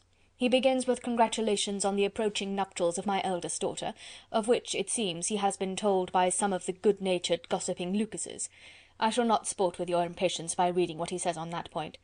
What relates to yourself is as follows: "Having thus offered you the sincere congratulations of Mrs. Collins and myself on this happy event, let me now add a short hint on the subject of another, of which we have been advertised by the same authority.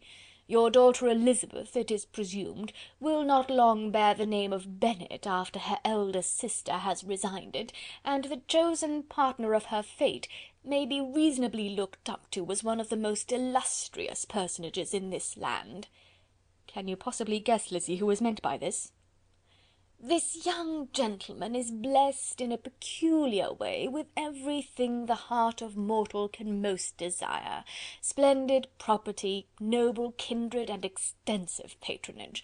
Yet in spite of all these temptations, let me warn my cousin Elizabeth and yourself of what evils you may incur by a precipitate closure with this gentleman's proposals, which of course you will be inclined to take immediate advantage of." "Have you any idea, Lizzy, who this gentleman is? But now it comes out."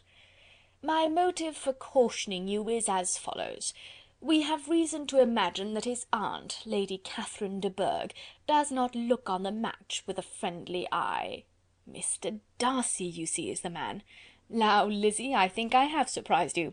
Could he or the Lucases have pitched on any man within the circle of our acquaintance, whose name would have given the lie more effectually to what they related? Mr. Darcy, who never looks at any woman but to see a blemish, and who probably never looked at you in his life. It is admirable." Elizabeth tried to join in her father's pleasantry, but could only force one most reluctant smile. Never had his wit been directed in a manner so little agreeable to her. "Are you not diverted?" "Oh, yes, pray read on." "After mentioning the likelihood of this marriage to her ladyship last night, she immediately, with her usual condescension, expressed what she felt on the occasion. When it became apparent that on the score of some family objections on the part of my cousin, she would never give her consent to what she termed so disgraceful a match, I thought it my duty to give the speediest intelligence of this to my cousin, that she and her noble admirer may be aware of what they are about, and not run hastily into a marriage which has not been properly sanctioned." Mr. Collins moreover adds: "I am truly rejoiced that my cousin Lydia's sad business has been so well hushed up, and am only concerned that their living together before the marriage took place should be so generally known. I must not, however, neglect the duties of my station, or refrain from declaring my amazement at hearing that you received the young couple into your house as soon as they were married. It was an encouragement of vice, and had I been the rector of Longbourn, I should very strenuously have opposed it. You ought certainly to forgive them as a Christian, but never to admit them in your sight, or allow their names to be mentioned in your hearing." That is his notion of Christian forgiveness. The rest of his letter is only about his dear Charlotte's situation, and his expectation of a young olive branch. But, Lizzy, you look as if you did not enjoy it. You are not going to be missish, I hope, and pretend to be affronted at an idle report. For what do we live but to make sport for our neighbours, and laugh at them in our turn?" "Oh!" cried Elizabeth, "I am excessively diverted, but it is so strange." "Yes, that is what makes it amusing. Had they fixed on any other man it would have been nothing, but his perfect indifference and your pointed dislike make it so delightfully absurd. Much as I abominate writing, I would not give up Mr. Collins's correspondence for any consideration. Nay, when I read a letter of his, I cannot help giving him the preference even over Wickham, much as I value the impudence and hypocrisy of my son-in-law. And pray, Lizzy, what said Lady Catherine about this report? Did she call to refuse her consent?" To this question his daughter replied only with a laugh, and as it had been asked without the least suspicion, she was not distressed by his repeating it. Elizabeth had never been more at a loss to make her feelings appear what they were not. It was necessary to laugh when she would rather have cried. Her father had most cruelly mortified her by what he said of Mr. Darcy's indifference, and she could do nothing but wonder at such a want of penetration, or fear that, perhaps, instead of his seeing too little, she might have fancied too much. End of chapter 57.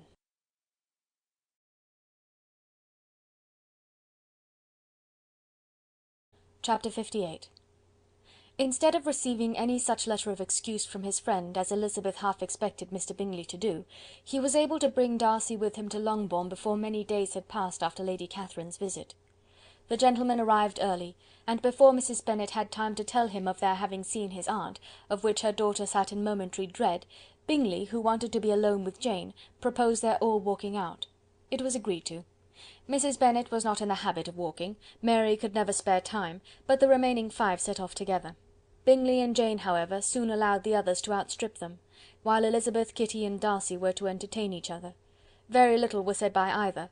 Kitty was too much afraid of him to talk, Elizabeth was secretly forming a desperate resolution, and perhaps he might be doing the same. They walked towards the Lucases, because Kitty wished to call upon Maria, and as Elizabeth saw no occasion for making it a general concern, when Kitty left them she went boldly on with him alone. Now was the moment for her resolution to be executed, and while her courage was high, she immediately said, "Mr. Darcy, I am a very selfish creature, and for the sake of giving relief to my own feelings, care not how much I may be wounding yours. I can no longer help thanking you for your unexampled kindness to my poor sister.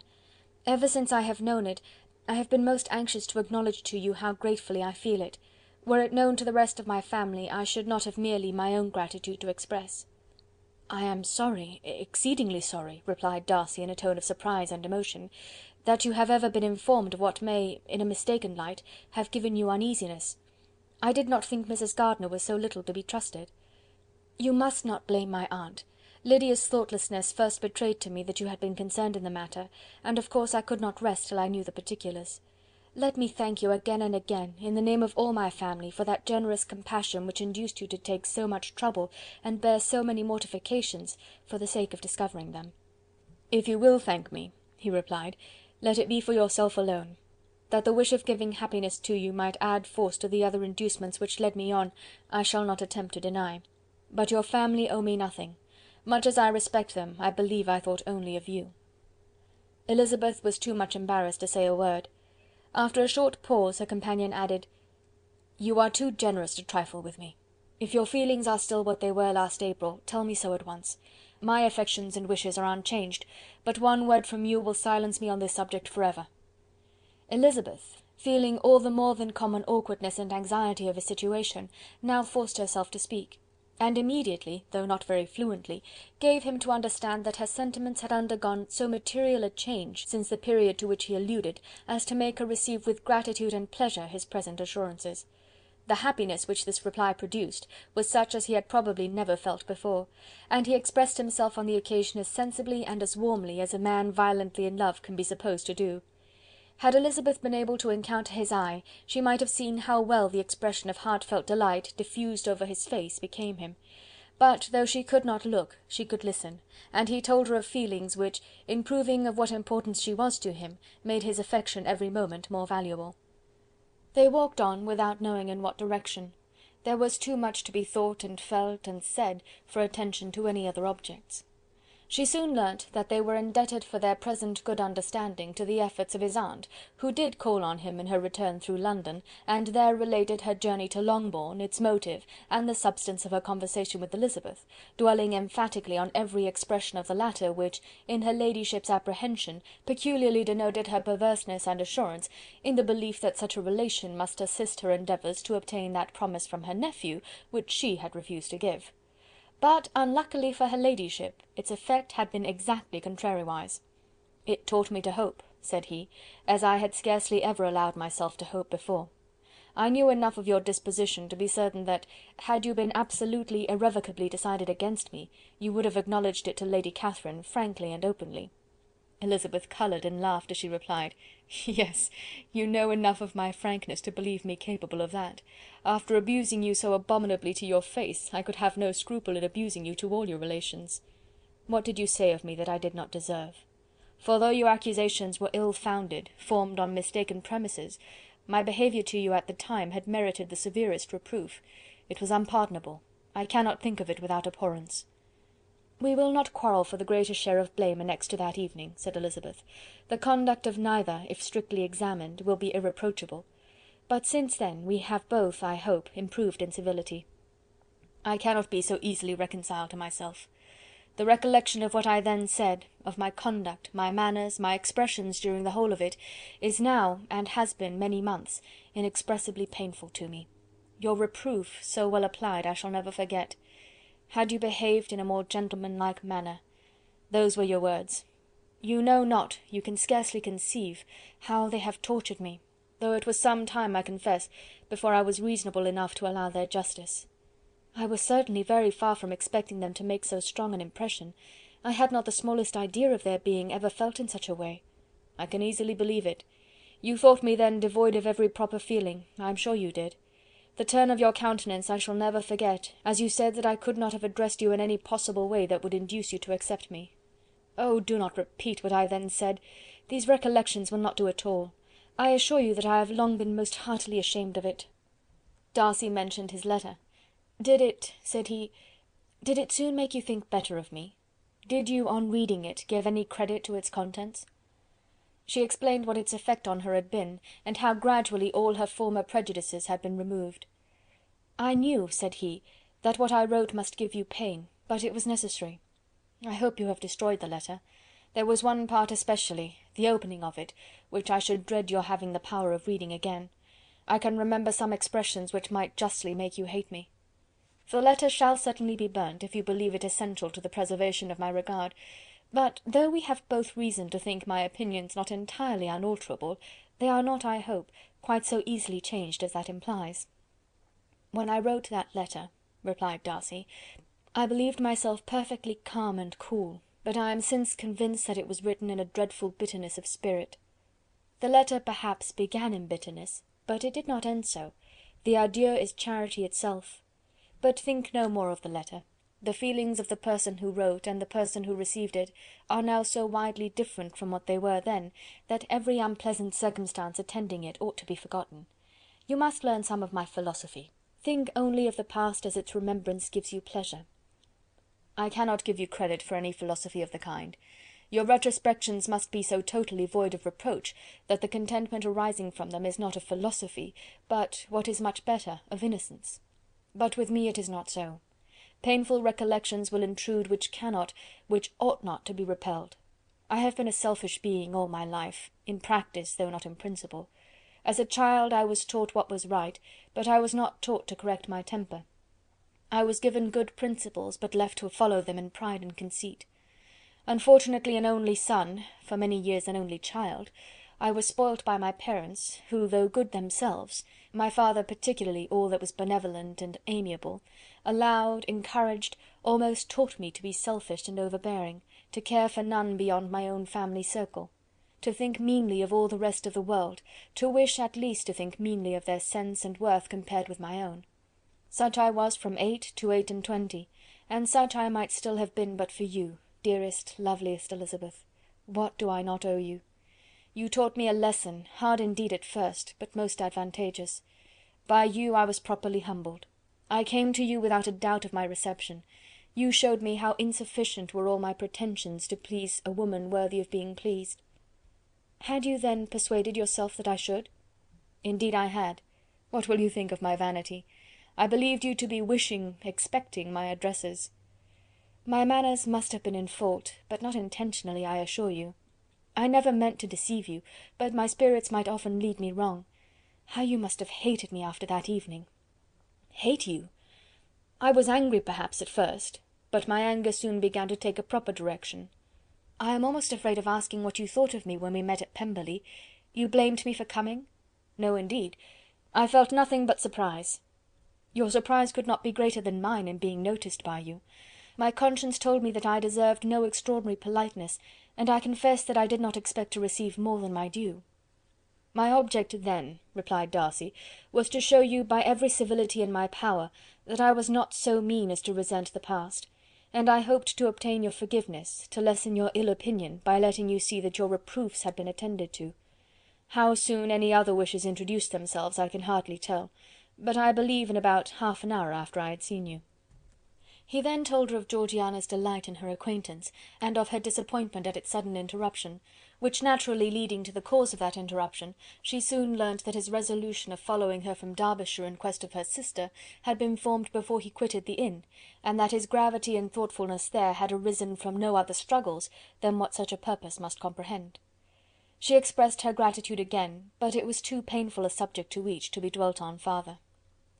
After walking several miles in a leisurely manner, and too busy to know anything about it, they found at last, on examining their watches, that it was time to be at home.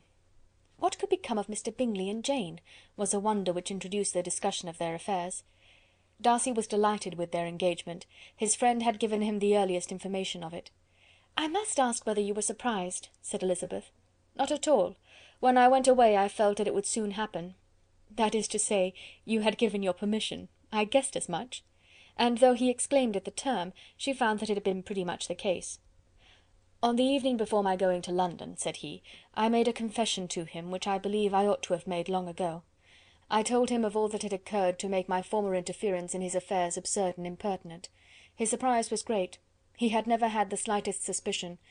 I told him, moreover, that I believed myself mistaken in supposing, as I had done, that your sister was indifferent to him, and as I could easily perceive that his attachment to her was unabated, I felt no doubt of their happiness together." Elizabeth could not help smiling at his easy manner of directing his friend. "Did you speak from your own observation," said she, "when you told him that my sister loved him, or merely from my information last spring?" "From the former. I had narrowly observed her during the 2 visits which I had lately made here, and I was convinced of her affection." "And your assurance of it, I suppose, carried immediate conviction to him?" "It did. Bingley is most unaffectedly modest. His diffidence had prevented his depending on his own judgment in so anxious a case, but his reliance on mine made everything easy.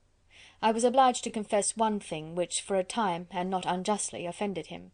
I could not allow myself to conceal that your sister had been in town 3 months last winter, that I had known it, and purposely kept it from him. He was angry, but his anger, I am persuaded, lasted no longer than he remained in any doubt of your sister's sentiments. He has heartily forgiven me now." Elizabeth longed to observe that Mr. Bingley had been a most delightful friend, so easily guided that his worth was invaluable, but she checked herself.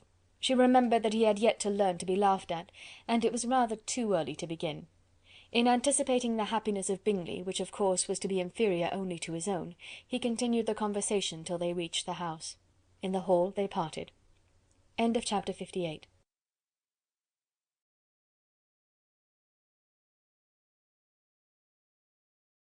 Chapter 59. "My dear Lizzy, where can you have been walking to?"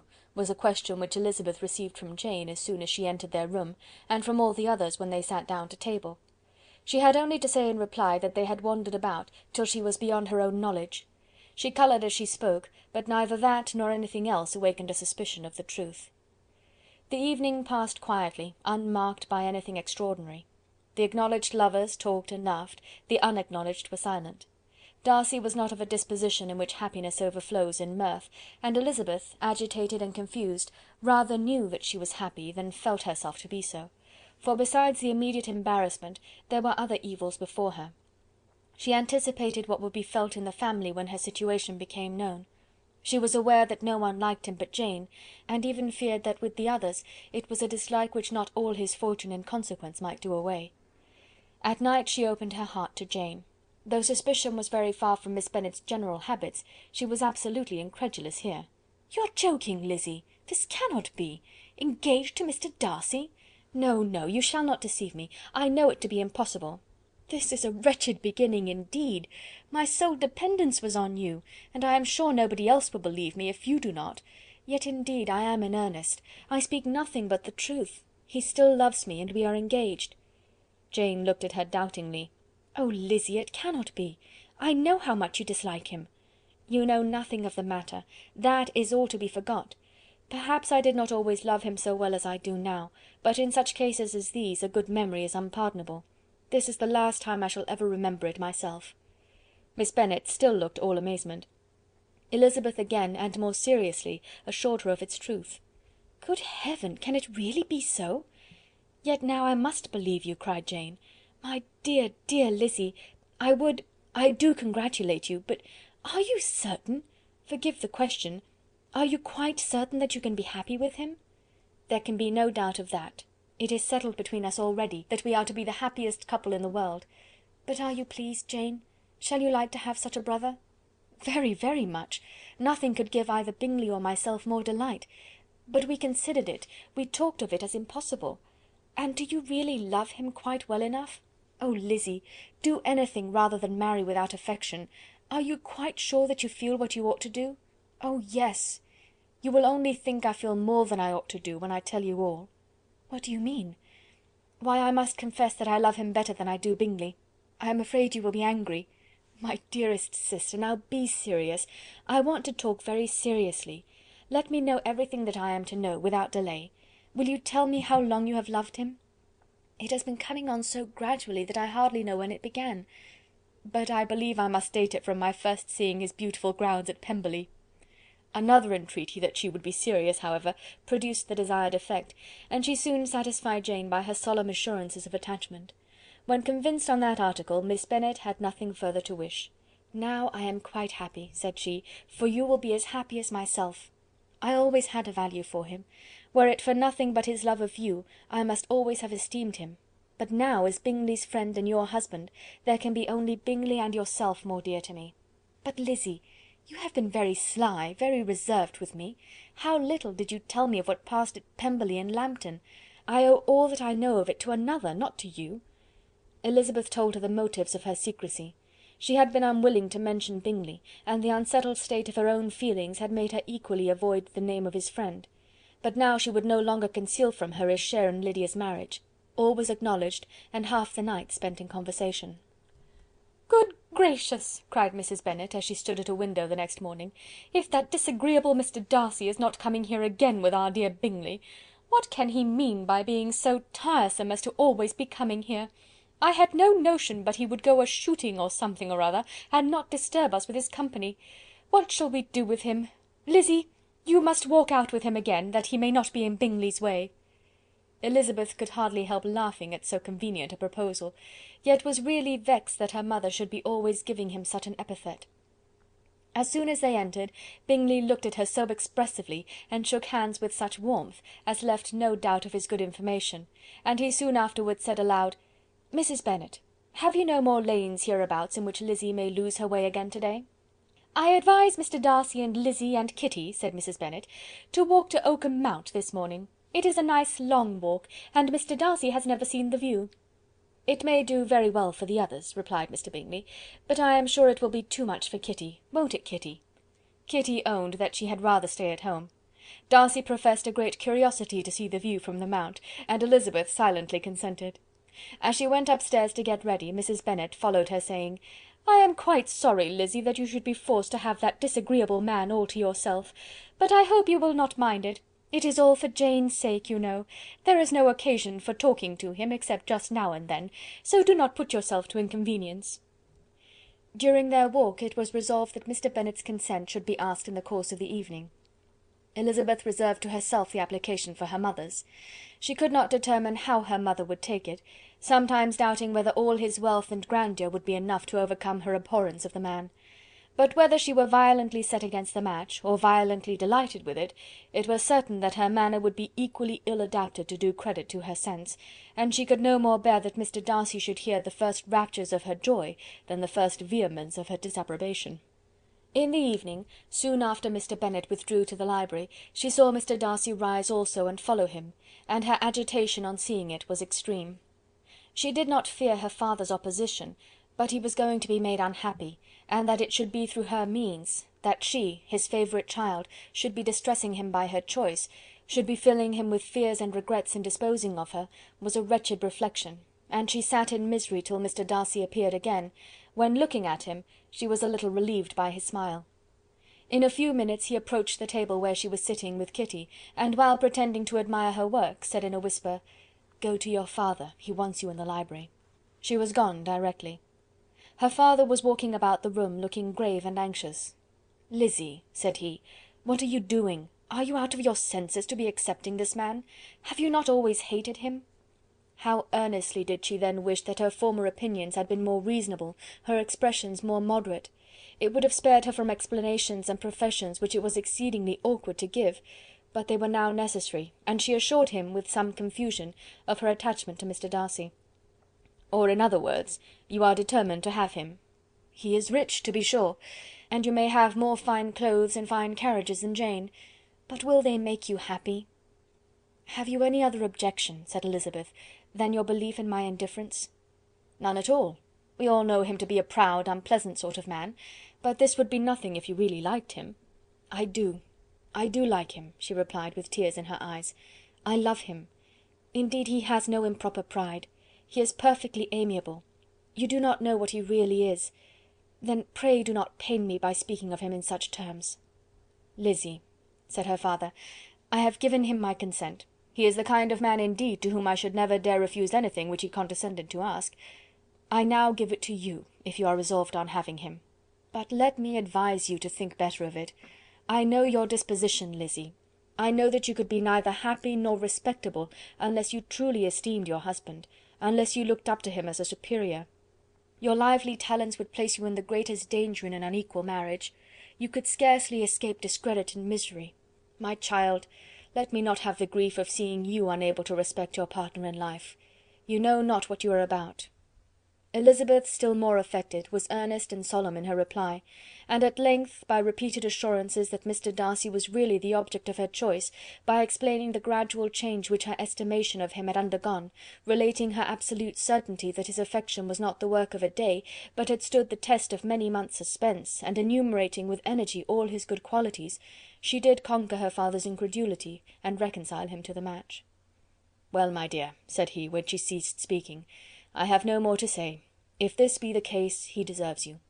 I could not have parted with you, my Lizzy, to any one less worthy." To complete the favourable impression, she then told what Mr. Darcy had voluntarily done for Lydia. He heard her with astonishment. "This is an evening of wonders indeed! And so Darcy did everything, made up the match, gave the money, paid the fellow's debts, and got him his commission. So much the better. It will save me a world of trouble and economy. Had it been your uncle's doing, I must and would have paid him. But these violent young lovers carry everything their own way. I shall offer to pay him to-morrow. He will rant and storm about his love for you, and there will be an end of the matter." He then recollected her embarrassment a few days before, on his reading Mr. Collins's letter, and after laughing at her some time, allowed her at last to go, saying, as she quitted the room, "If any young men come for Mary or Kitty, send them in, for I am quite at leisure." Elizabeth's mind was now relieved from a very heavy weight, and after half an hour's quiet reflection in her own room, she was able to join the others with tolerable composure. Everything was too recent for gaiety, but the evening passed tranquilly away. There was no longer anything material to be dreaded, and the comfort of ease and familiarity would come in time. When her mother went up to her dressing room at night, she followed her and made the important communication. Its effect was most extraordinary, for on first hearing it, Mrs. Bennet sat quite still and unable to utter a syllable. Nor was it under many, many minutes that she could comprehend what she heard, though not in general backward to credit what was for the advantage of her family, or that came in the shape of a lover to any of them. She began at length to recover, to fidget about in her chair, get up, sit down again, wonder and bless herself. "Good gracious! Lord bless me! Only think! Dear me, Mr. Darcy! Who would have thought it? And is it really true? Oh, my sweetest Lizzy! How rich and how great you will be! What pin money, what jewels, what carriages you will have! Jane's is nothing to it, nothing at all. I am so pleased, so happy! Such a charming man, so handsome, so tall! Oh, my dear Lizzy, pray apologize for my having disliked him so much before. I hope you will overlook it. Dear, dear Lizzy, a house in town, everything that is charming, 3 daughters married, 10,000 a year! Oh Lord, what will become of me? I shall go distracted." This was enough to prove that her approbation need not be doubted, and Elizabeth, rejoicing that such an effusion was heard only by herself, soon went away. But before she had been 3 minutes in her own room, her mother followed her. "My dearest child," she cried, "I can think of nothing else. 10,000 a year, and very likely more. 'Tis as good as a lord. And a special licence. You must and shall be married by a special licence. But, my dearest love, tell me what dish Mr. Darcy is particularly fond of, that I may have it to-morrow." This was a sad omen of what her mother's behaviour to the gentleman himself might be. and Elizabeth found that, though in the certain possession of his warmest affection and secure of her relations' consent, there was still something to be wished for. But the morrow passed off much better than she expected, for Mrs. Bennet luckily stood in such awe of her intended son-in-law, that she ventured not to speak to him, unless it was in her power to offer him any attention or mark her deference for his opinion. Elizabeth had the satisfaction of seeing her father taking pains to get acquainted with him, and Mr. Bennet soon assured her that he was rising every hour in his esteem. "I admire all my 3 sons-in-law highly," said he. "Wickham, perhaps, is my favourite, but I think I shall like your husband quite as well as Jane's." Chapter 59.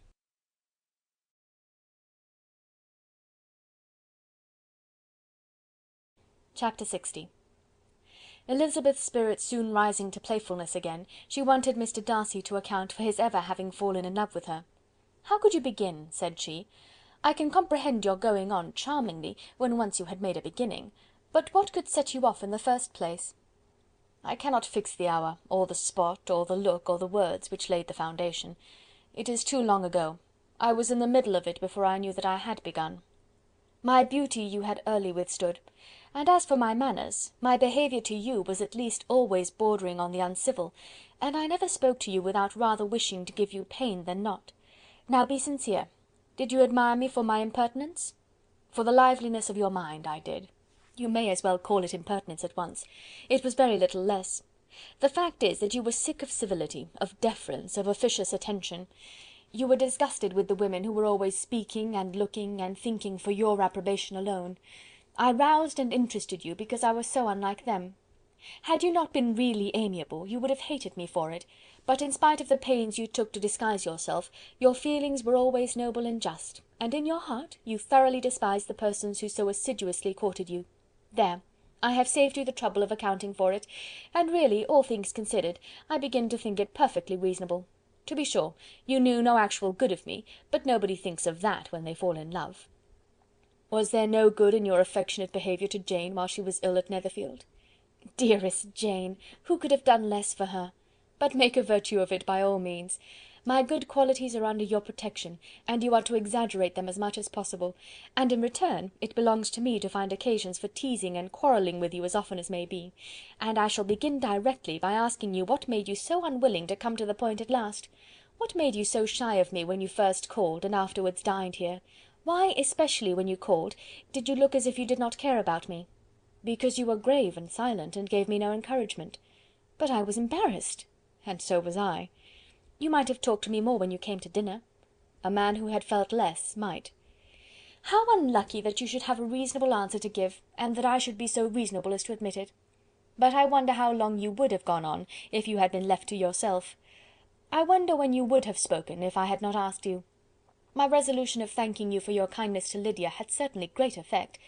Too much, I am afraid, for what becomes of the moral if our comfort springs from a breach of promise? For I ought not to have mentioned the subject. This will never do." "You need not distress yourself. The moral will be perfectly fair. Lady Catherine's unjustifiable endeavours to separate us were the means of removing all my doubts. I am not indebted for my present happiness to your eager desire of expressing your gratitude. I was not in a humour to wait for any opening of yours. My aunt's intelligence had given me hope, and I was determined at once to know everything."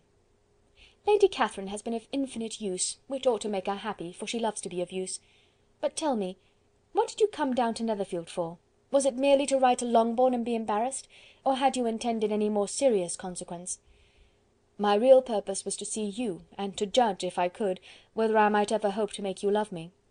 My avowed one, or what I avowed to myself, was to see whether your sister was still partial to Bingley, and if she were, to make the confession to him which I have since made. Shall you ever have the courage to announce to Lady Catherine what is to befall her?" "I am more likely to want time than courage, Elizabeth, but it ought to be done, and if you will give me a sheet of paper, it shall be done directly. And if I had not a letter to write myself, I might sit by you and admire the evenness of your writing, as another young lady once did. But I have an aunt too, who must not be longer neglected." From an unwillingness to confess how much her intimacy with Mr. Darcy had been overrated, Elizabeth had never yet answered Mrs. Gardiner's long letter; but now, having that to communicate which she knew would be most welcome, she was almost ashamed to find that her uncle and aunt had already lost 3 days of happiness, and immediately wrote as follows: I would have thanked you before, my dear aunt, as I ought to have done, for your long, kind, satisfactory detail of particulars, but to say the truth, I was too cross to write. You supposed more than really existed. But now, suppose as much as you choose. Give a loose rein to your fancy, indulge your imagination in every possible flight which the subject will afford, and unless you believe me actually married, you cannot greatly err. You must write again very soon, and praise him a great deal more than you did in your last. I thank you again and again for not going to the Lakes. How could I be so silly as to wish it? Your idea of the ponies is delightful. We will go round the park every day. I am the happiest creature in the world. Perhaps other people have said so before, but not one with such justice. I am happier even than Jane. She only smiles. I laugh. Mr. Darcy sends you all the love in the world that he can spare from me. You are all to come to Pemberley at Christmas. Yours, etc. Mr. Darcy's letter to Lady Catherine was in a different style, and still different from either was what Mr. Bennet sent to Mr. Collins in reply to his last. Dear Sir, I must trouble you once more for congratulations. Elizabeth will soon be the wife of Mr. Darcy. Console Lady Catherine as well as you can. But if I were you, I would stand by the nephew. He has more to give. Yours sincerely, etc. Miss Bingley's congratulations to her brother on his approaching marriage were all that was affectionate and insincere. She wrote even to Jane on the occasion, to express her delight and repeat all her former professions of regard. Jane was not deceived, but she was affected, and though feeling no reliance on her, could not help writing her a much kinder answer than she knew was deserved. The joy which Miss Darcy expressed on receiving similar information was as sincere as her brother's in sending it. 4 sides of paper were insufficient to contain all her delight, and all her earnest desire of being loved by her sister. Before any answer could arrive from Mr. Collins, or any congratulations to Elizabeth from his wife, the Longbourn family heard that the Collinses were come themselves to Lucas Lodge. The reason of this sudden removal was soon evident. Lady Catherine had been rendered so exceedingly angry by the contents of her nephew's letter, that Charlotte, really rejoicing in the match, was anxious to get away till the storm was blown over. At such a moment the arrival of her friend was a sincere pleasure to Elizabeth, though in the course of their meetings she must sometimes think the pleasure dearly bought, when she saw Mr. Darcy exposed to all the parading and obsequious civility of her husband. He bore it, however, with admirable calmness. He could even listen to Sir William Lucas when he complimented him on carrying away the brightest jewel of the country, and expressed his hopes of their all meeting frequently at St. James's, with very decent composure. If he did shrug his shoulders, it was not till Sir William was out of sight. Mrs. Phillips's vulgarity was another and perhaps greater tax on his forbearance, and though Mrs. Phillips, as well as her sister, stood in too much awe of him to speak with the familiarity which Bingley's good humour encouraged, yet whenever she did speak she must be vulgar. Nor was her respect for him, though it made her more quiet, at all likely to make her more elegant. Elizabeth did all she could to shield him from the frequent notice of either, and was ever anxious to keep him to herself, and to those of her family with whom he might converse without mortification; and though the uncomfortable feelings arising from all this took from the season of courtship much of its pleasure, it added to the hope of the future, and she looked forward with delight to the time when they should be removed from society so little pleasing to either, to all the comfort and elegance of their family party at Pemberley. Chapter 60.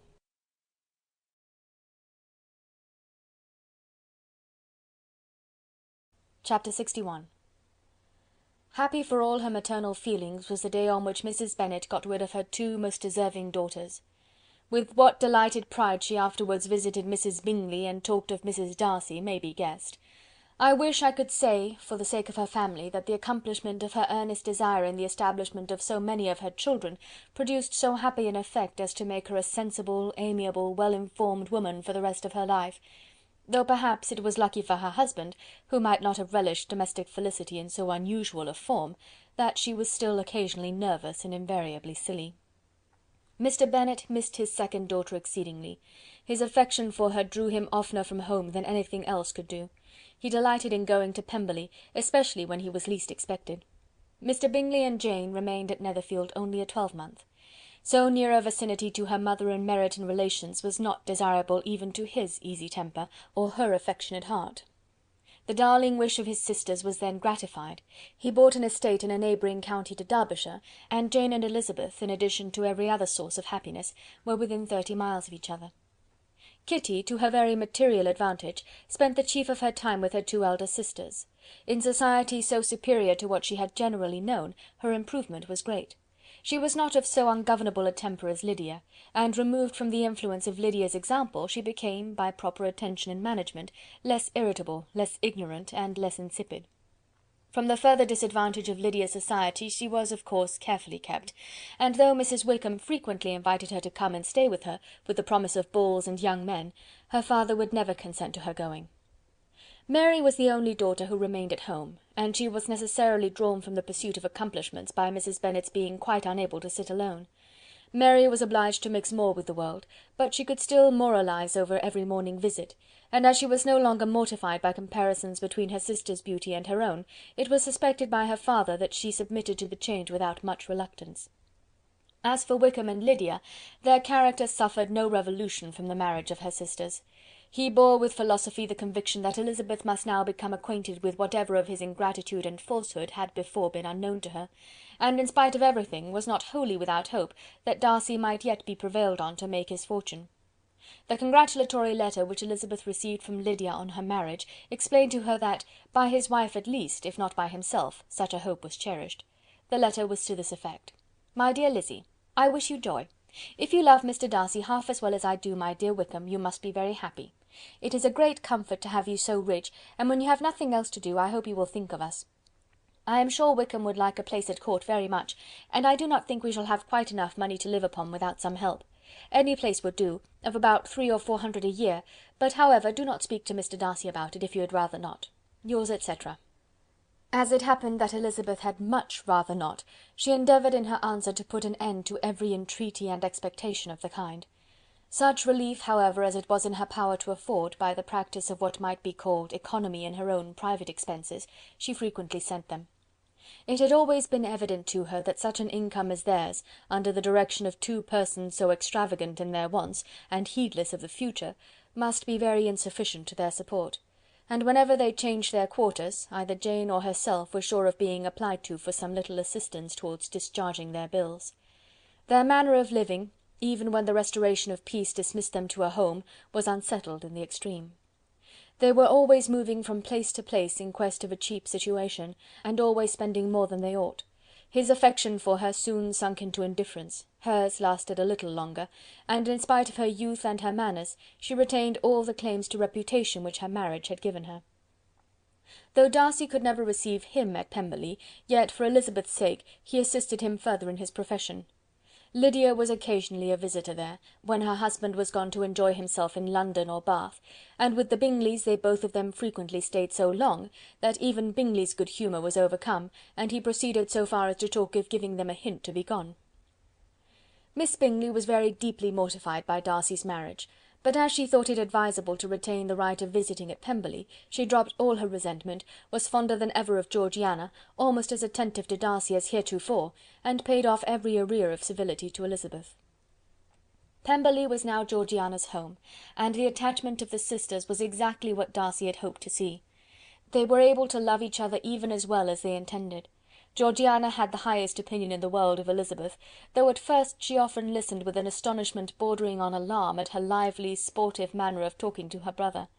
He, who had always inspired in herself a respect which almost overcame her affection, she now saw the object of open pleasantry. Her mind received knowledge which had never before fallen in her way. By Elizabeth's instructions she began to comprehend that a woman may take liberties with her husband, which a brother will not always allow in a sister more than 10 years younger than himself. Lady Catherine was extremely indignant on the marriage of her nephew, and as she gave way to all the genuine frankness of her character in her reply to the letter which announced its arrangement, she sent him language so very abusive, especially of Elizabeth, that for some time all intercourse was at an end. But at length, by Elizabeth's persuasion, he was prevailed on to overlook the offence, and seek a reconciliation; and after a little further resistance on the part of his aunt, her resentment gave way, either to her affection for him, or her curiosity to see how his wife conducted herself, and she condescended to wait on them at Pemberley, in spite of that pollution which its woods had received, not merely from the presence of such a mistress, but the visits of her uncle and aunt from the city. With the Gardiners they were always on the most intimate terms. Darcy, as well as Elizabeth, really loved them, and they were both ever sensible of the warmest gratitude towards the persons who, by bringing her into Derbyshire, had been the means of uniting them.